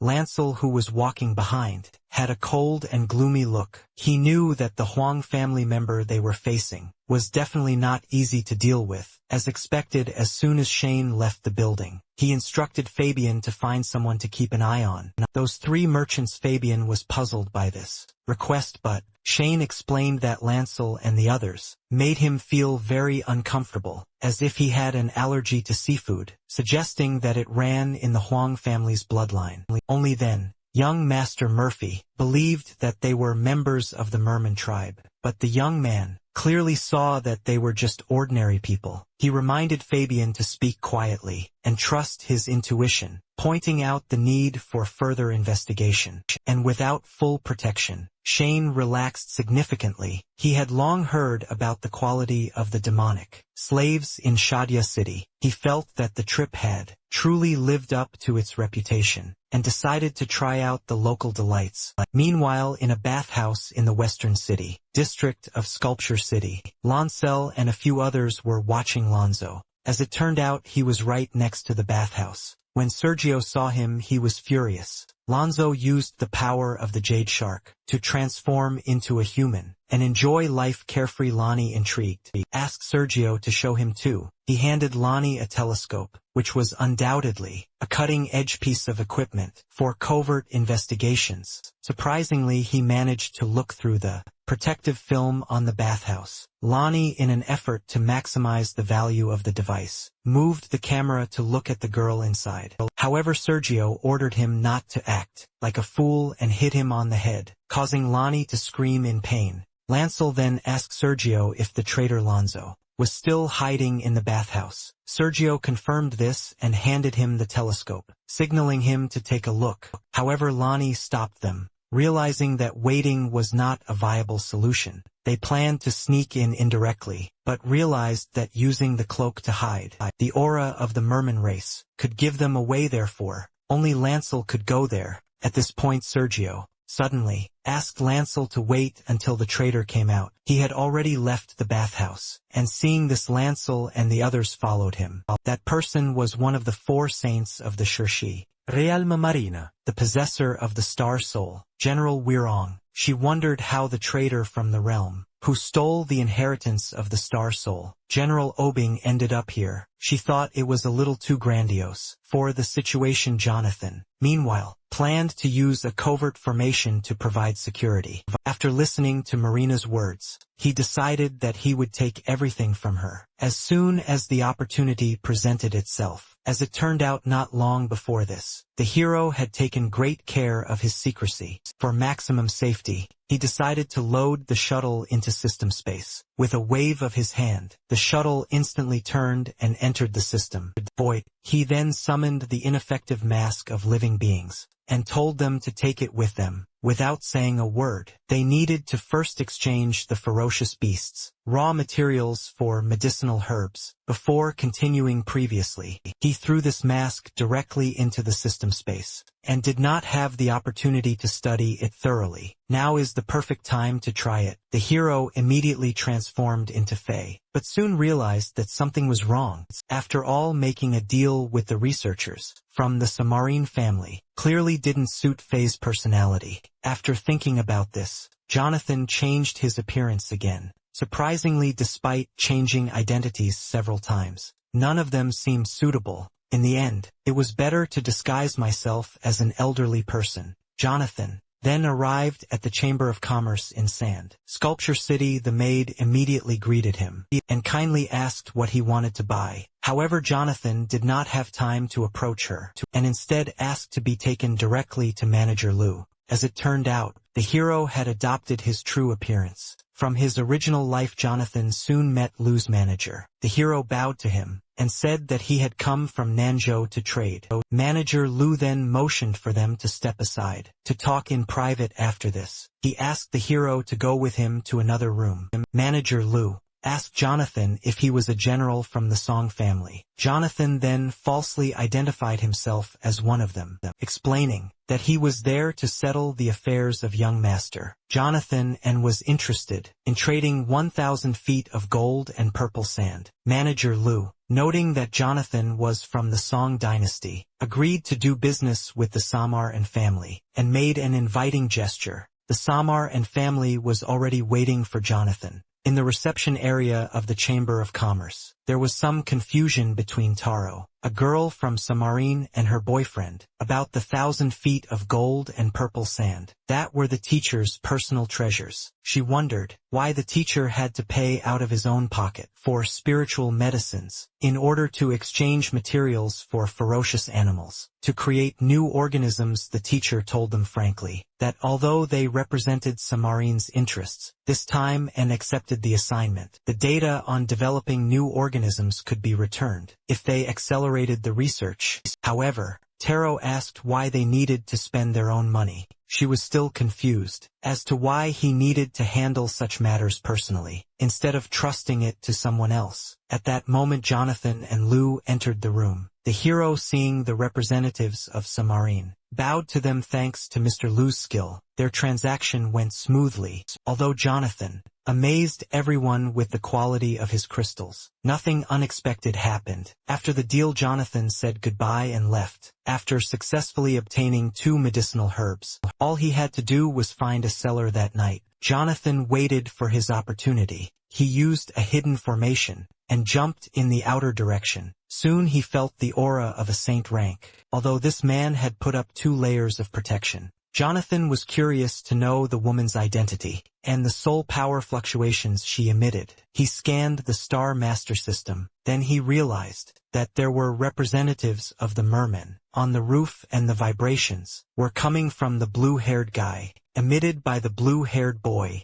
seemed strangely familiar. Meanwhile, the story moves to one of the most elite brothels, with demonic slaves at this moment. The 2 cat demons were working hard to please Shane. They sat on his feet and fed him grapes. At this point, the brothel's founder took advantage of the situation. First, Shane didn't understand why he came to his room. The man then introduced himself as the senior manager of the 2nd floor, and said that Shane was a very generous customer. However, Shane ordered him to leave if he had nothing more to say. Then the man asked the guy if he liked the 2 cats. Shane patted the girls on the head and said that everything was fine with him. The man then recommended them, saying that if Shane was interested in them, they could be delivered to his mansion for a few days. He also said that these 2 cat monsters were bred by their families and had a pedigree certificate verified by the government, not wild demons. The girls immediately started purring, trying to show Shane their talents. Seeing this, Shane no longer hesitated and was ready to buy 2 cat monsters. He then inquired about the wild demon race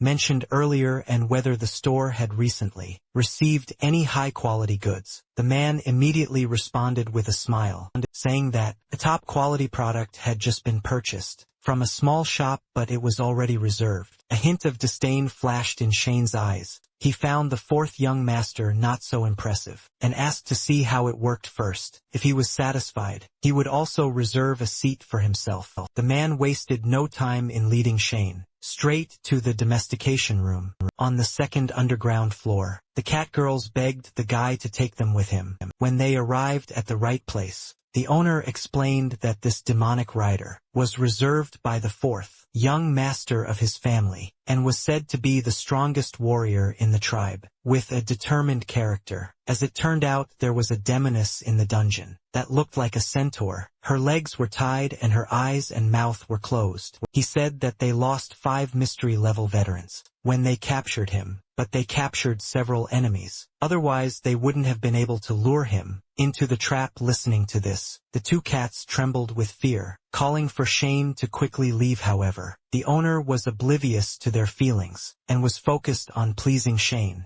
If Shane liked the demonic horse beast, he could make a 30 deposit to reserve it. At that moment, Shane's communication watch rang, connecting to the video message. It was Fabian. As it turned out, the 3 people he had just met really did have problems. They were tracking a recent high-ranking merchant client who had recently invested in the city. According to the investigation, this disciple was the merchant that Long Hai was looking for. Fabiana suggested notifying the seller first, but Shane stopped him. He also asked him to tell him the location and go to the meeting immediately. Before leaving, he threw the manager a talisman. This talisman contained money to ransom the 2 demon cats, and he promised to give the additional amount later. Having finished his instructions, he left with the 2 cat demons in his arms. The man looked at the accumulation talisman in his hand, thinking about his extraordinary abilities and generous spending. He thought that this person could also be from another family. After thinking about this, the manager returned to the bound body of the demonic horse and hurriedly ordered the demonic slave to be sent to the 4th young master. Meanwhile,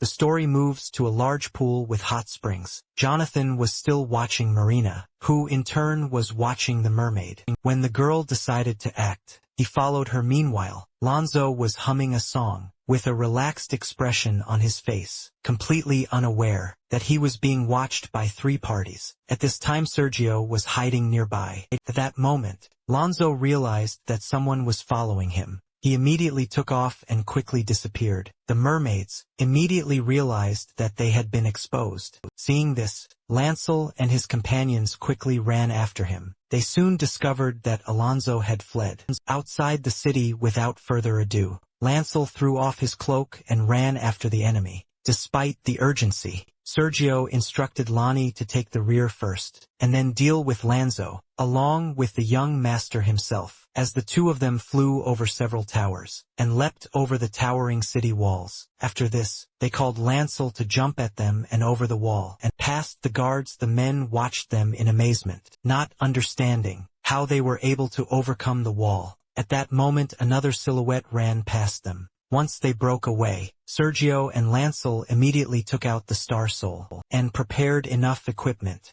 At that moment Lonzo suddenly turned around, trying to see who was chasing him. This short delay allowed Lancel and the others to take up position, posing as Star Souls and blocking his path. An enraged Lonzo expressed his disappointment and mocked them as fools from Long High, who clearly posed no threat. Feeling helpless, Lonzo spoke out in an attempt to provoke the other princes, but was met with Sergio's anger. Sergio demanded that Lonzo quickly hand over their precious treasure, or face the consequences. Lancel and his companions were clearly unhappy with Alonso's taunts, but still advised him to return the treasure. They assured him that if he wanted to surrender, his life could be spared, since Lancel's father could intervene. Lonzo, however, was even more sarcastic, claiming that humans were pathetic and weak. He also said that the Merman tribe has a true dragon bloodline, and belongs to the endless depths of the sea. He then demonstrated his combat prowess by building a Star Soul manor, and rising up in a beam of light, disappearing from sight. Lancel and the others were alarmed to realize that Lonzo had penetrated the sand. Then Lancel swung his sword to block the attack, and Lonzo's sword, hidden in the sand, made an attack. Lancel and his companions faced further ridicule from Lonzo, who belittled them and their efforts. Despite knowing that he was at the top of the heaven rank, Lonzo teased them for daring to chase after him. He asked if they believed that he had the dragon calming cone, a magical tool specifically designed to combat the dragon race, and noted the scheming of the previous Star Soul, General Bing, who was plotting against him. Lancel and his companions were momentarily at a loss, but Lancel urged them not to panic and to follow their previous plan. They decided that Sergio would attract Lonzo's attention while Lan would find an opportunity to use the dragon calming cone to contain him. The man learned the method, was stunned at first, but soon regained his concentration. He jumped into the air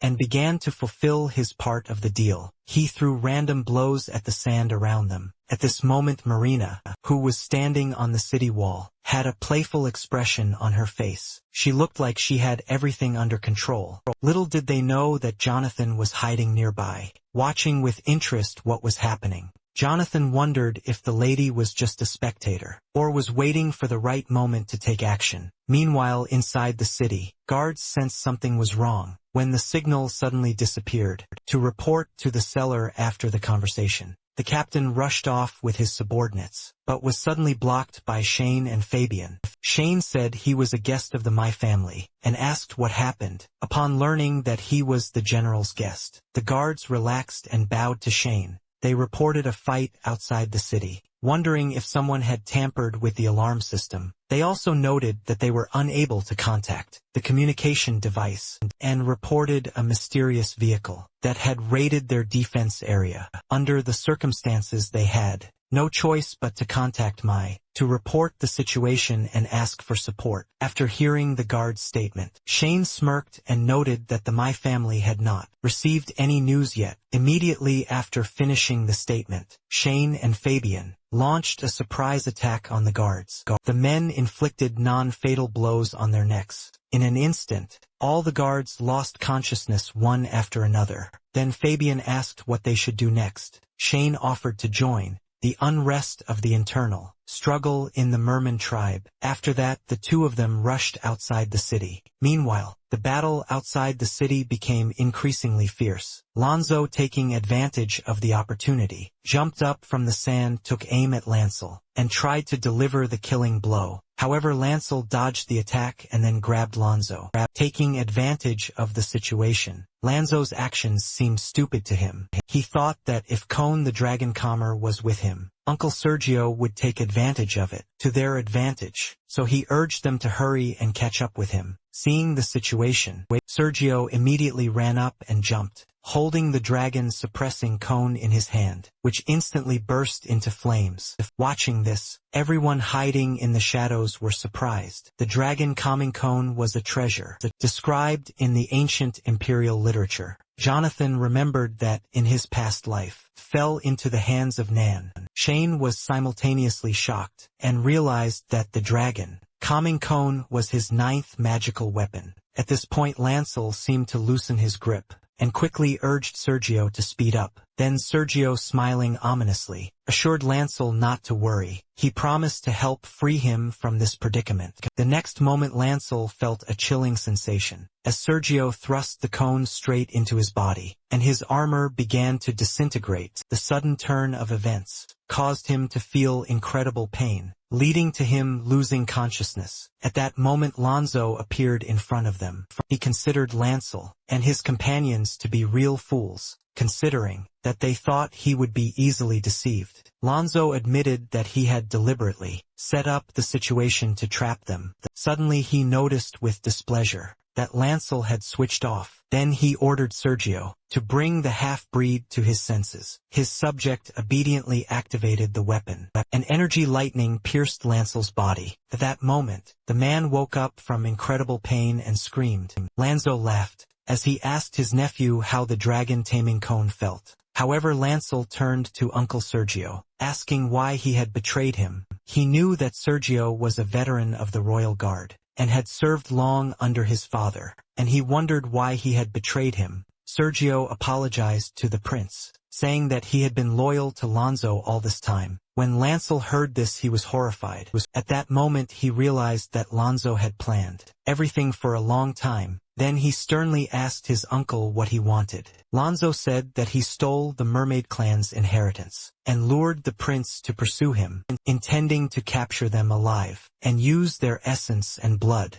to activate the mermaid clan's inheritance ceremony. Lonzo explained that Jade's essence was crucial to activating the legacy, and that he was merely a vessel to complete the ritual. He revealed that Jade was a significant legacy of the Merman tribe. The story goes that 1,000 years ago, monsters began to rampage in the Western Sea, forcing their clan to leave their homeland for the sea. After that, Star Soul General Ao Bing fought the monsters for 3 days and nights. He destroyed thousands of sea creatures with his own hands and quickly calmed the endless sea. After his legendary feat, their clan was able to return to their homeland, and thus the great kingdom of Longhai appeared. It was known to all that when the host died, the Star Soul returned to its original Jade form, and began to wait for the next suitable host. Lord Lontong went through many hardships, so that Star Soul General Obing could protect the merfolk forever, and in the end he mastered the secret technique. At the cost of his life he sealed Obing, Star Soul Jade, with a secret technique, and created a divine jade.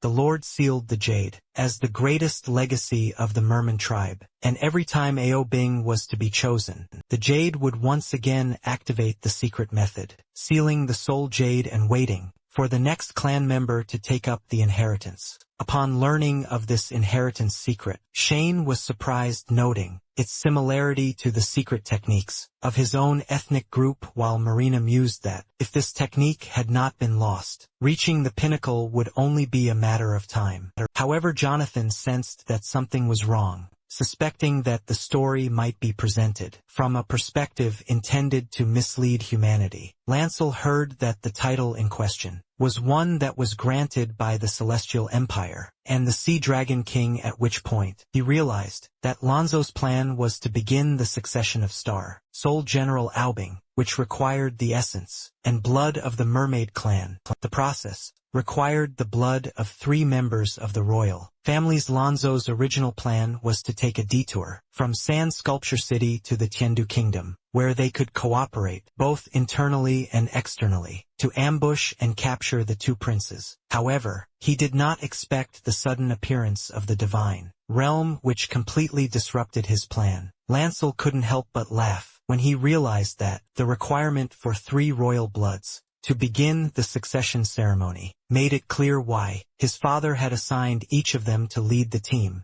The intention was to make it difficult for all 3 to meet, as the only members of the royal family present were Lancel and Lonzo Lancel. Being curious to see how Lonzo would begin the succession ceremony, however, Lan Quan's expectations were far from reality. Having no other choice, Lonzo asked why he thought he was luring Lancel out of town, which made him feel uneasy. Meanwhile, Jonathan was speechless because of Lancel's stupid behavior. He noted that Lancel's actions were reminiscent of a man Jonathan had met in his past life, who was easily deceived. Jonathan realized that something was wrong, especially considering the way they were talking. This delay allowed the guards to rush in. Jonathan decided to leave the city without further delay, knowing that the secret methods of the mysterious machine, although not very smart, would not be detected by the guards of the city. Meanwhile, the city guard had just arrived outside the city and were congratulating themselves on having prevented a leak. They also fired artillery shots, which angered Sergio. He immediately counterattacked the guards. However, Lonzo said he couldn't stay there and take Lancel to the divine stage retreat. Following the order, Lancel flew straight up, heading towards the divine stage and retreating. He pulled the cone out of the ground, causing incredible pain in Lancel's body. The guards quickly realized their intentions and notified the guards stationed there. They decided that they would not allow them to destroy the divine kingdom. At the same time, Fourth Young Master received a message that the general was leading an elite security team to this area. At this moment, Marina was observing everything from a great height. She suspected that Lonzo's retreat to the divine realm was a strategic move to use the energy of the divine realm's retreat to begin the history of Aobing's succession. And Shane and the others, not wanting to be left behind, decided to pretend to be star souls and follow them. Jonathan, noticing this, decided to follow them, intrigued by the situation. The guards, having received the notification, had already retreated, but were ultimately unable to withstand Alonso's attack. They were destroyed with just one shot. Lanzo landed and slowly walked towards the divine realm. He was proud of his plan. He then decided to explain why only he and Lancel could gather the essence and blood needed to activate the inheritance ceremony. He revealed that the bottle contains saint-level essence and the blood of Aobing's previous person, Lord Linao. Lonzo's unexpected discovery of a divine tear energy skill caused the dormant essence to boil again. Lonzo poured his essence and blood onto the jade. After this, the stone asked him to administer a second dose of the royal blood essence. In preparation for the upcoming succession ceremony, Lanzo was ecstatic. On the contrary, Lancel was in a panic, not expecting such a turn of events. Heavenly rank warrior decided to betray his tribe by stealing the inherited treasure, the mermaid jade, and capturing his own tribe, all in order to obtain the essence and blood needed for the inheritance. Meanwhile, Shane arrived at the scene,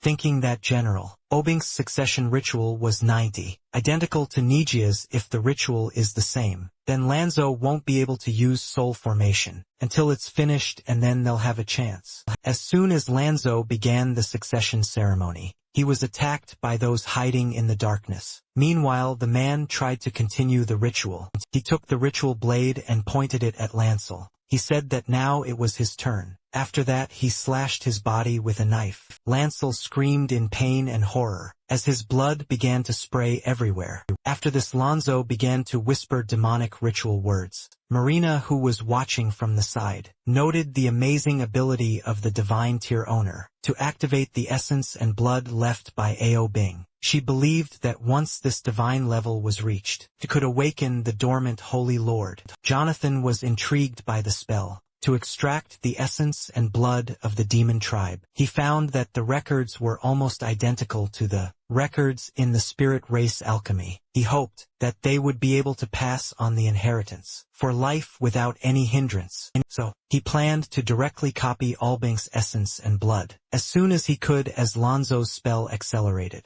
the essence and blood on Lancel's body quickly flowed towards the vessel. Red liquid poured out of the mermaid's body in huge layers. Immediately after that, she headed inside the jade. It was absorbed in the blink of an eye. This also indicated the need for a third dose of royal blood essence. Seeing this, Lonzo showed a hint of satisfaction in his smile. He was about to cut his hand to get the essence, when something unexpected happened. A beam of light shot towards him, forcing him to dodge. Before he could stabilize his position, another beam of light hit him, causing him to feel agitated. At the last moment he managed to dodge the attack, taking advantage of Alonso's distraction. Shane quickly ordered Fabian to knock Sergio down. At that moment, Sergio didn't understand what was going on. He then kicked the merman in the back. Although Sergio was knocked down, he immediately counterattacked Shane. Then the man took the opportunity and, with unexpected force, grabbed Sergio by the calf muscle, twisting and breaking it. At this point, Sergio had to retreat. Shane,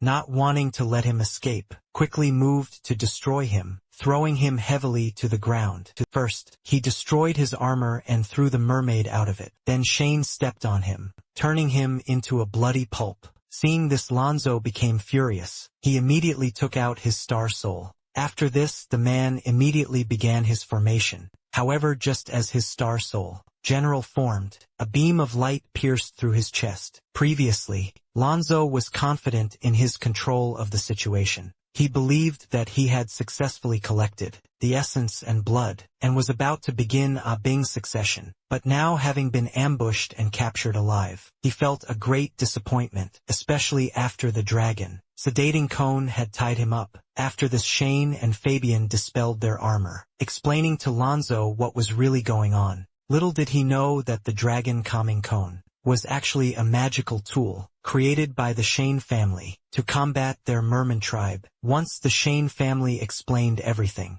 Lonzo realized he should have seen this coming. Even though Lonzo was touched by Shane's emotions, he was not ready to give up easily. He cried out loudly to the heavenly rulers, asking them for help. He believed that Longhai must have strong support. However, Marina, hidden behind the veil, did not want to reveal herself. Ants from the Nonsense family would take Obink's inheritance, intending to secretly snatch it from their hands. This was the best course of action in her opinion. Lonzo, who had not received a response for a long time, felt uneasy. He had always believed that there was a kingdom in the sky far above him. The lack of response made him think that perhaps the enemy intended to reap the benefits later. At this moment, Fabian also looked up at the sky, puzzled by the absence of the hidden expert. Young Master Shane's question left the man somewhat speechless, saying that even the powerful heaven rank Fabian couldn't detect such things. Shane believed Lonzo was bluffing, and that they should focus on how to handle the legacy pieces. Without further ado, Fabian decided to agree. Shane's hand was close to the jade, and the buzzing sound it made Shane grin uncontrollably. If the item was like the jade that had been passed down through the Huang family for generations, it would be easy to handle. However, just at that moment, the sound of footsteps was heard from behind, frightening them both. They were shocked to see that Lonzo had suddenly broken free from the restrictions of the Dragon Conquest Cone. Although Lonzo did not know who was helping him, he felt that fate was on his side. The person responsible for his release was Jonathan, who acted to prevent Shane from taking Obink's soul desires and disrupting Jonathan's replication plan. Jonathan understood that, according to the timeline of his past life, Lancel was supposed to play an important role in history, and now the involvement of the Shane family introduced new variables. Jonathan wondered if this so-called original timeline had been disrupted, and if his unintentional actions were the cause of this butterfly effect. At this moment, Fabian found that Alonso's strong attack was heading straight for the young master, so he quickly shielded Shane behind him, trying to buy time to retreat. Shane realized that he didn't have to fight hard, because Lonzo's domain was far superior to his own. He saw Lonzo hit his hand with a dagger, causing blood to gush out. Lonzo then began to chant quietly. Jonathan, hiding in the darkness, noticed Lonzo's efficient actions. At that moment a wave of doubt washed over him. He wondered if he had heard the sound of the divine terror retreat, but there was no time to dwell on it. The figure of the first-generation Star Soul, General Albing, had already appeared. The ruler of the Long High Kingdom, the Dragon Sea King and Lord Lantern, were watching the warriors of the tribe, selected for the succession ceremony. They would enter the secret realm and face a triple test. The warrior who ultimately succeeded would become the Star Soul General. A bing. When the voice died down, a tightening vortex instantly formed, drawing in everyone present. Marina, who was somewhat confused, did not understand why she was drawn into this matter. Jonathan silently cursed the creators of the inheritance system, questioning their competence. Meanwhile, the story moves to my family's mansion in Shadio City. The head of the family's bedroom was guarded by 2 guards. The man lay on a large canopy bed, surrounded by 2 girls apparently. He was having a nightmare. In his dream, he experienced vivid memories from many years ago. He remembered the brutal battle on the border of Nanzhou, in the kingdom of Tiandu and the desert of death. The 2 armies engaged in close combat. I saw countless lightsabers aimed at him, piercing his soldiers in an instant. More than half of his men were either killed or wounded. They couldn't even determine the source of the attack. When Star Soul took Bai Chi's lightsaber, they realized the seriousness of the situation. The Star Soul quickly rose up, and the Mayan soldiers launched a coordinated attack. But Bai Chi's speed rendered their efforts ineffective. Bai Chi rushed through thousands of soldiers, causing significant losses. Faced with Bai Chi's furious aura, the Mayan people fled in panic. Bai Chi pursued them with sparks and lightning, driving them out of the canyon. The 3 soldiers, realizing the dire situation, decided to stay and detain Bai Chi, in order to buy time for Maya to escape. May, faithful and righteous, promised to take care of their families. However, despite his efforts, the 3 warriors were soon killed by flying arrows, and Maya's other companions were also killed. When Bai Chi appeared before him again, May knelt down. He begged for mercy, imploring Bai Chi to spare him. Bai Chi then pointed at him, asking if he was the head of a family in Shadio City. In horror, May could only hope for mercy, and offered his family everything he had. Bai Chi, however, did not want to kill him. He simply waved his hand and pointed towards the canyon, warning Maya that if he ever encountered any Shadio City soldiers crossing this calamity, no matter the reason, Bai Chi would personally head to Sand Sculpture City to deal with him. May, trembling, promised to rein in his subordinates and never cross the line. Then he woke up from his nightmare. However, he was still haunted by horrific scenes. Mai now faces a national crisis. As she awaits the arrival of the Star Soul and Bai Chi, he planned to go to the underground hangar and call Dr. Dumpy. Soon after the students went to the hangar, the man was informed by his subordinates of an incident involving unknown forces outside the city, but Mai chose to ignore it, instructing others to deal with it while focusing on more important matters. When Mai arrived, the master and disciple greeted him politely. Mai then asked about the progress of the machine. The man with the monocle reported that he had completed the masterpiece after replacing the missing materials from the Chamber of Commerce. Mai was delighted to see the new car, a new organism capable of competing with the Abyssal Star Soul. Generals will play an important role in avenging past humiliations. Mai said that this car will be the embodiment of the city of Shurjiao.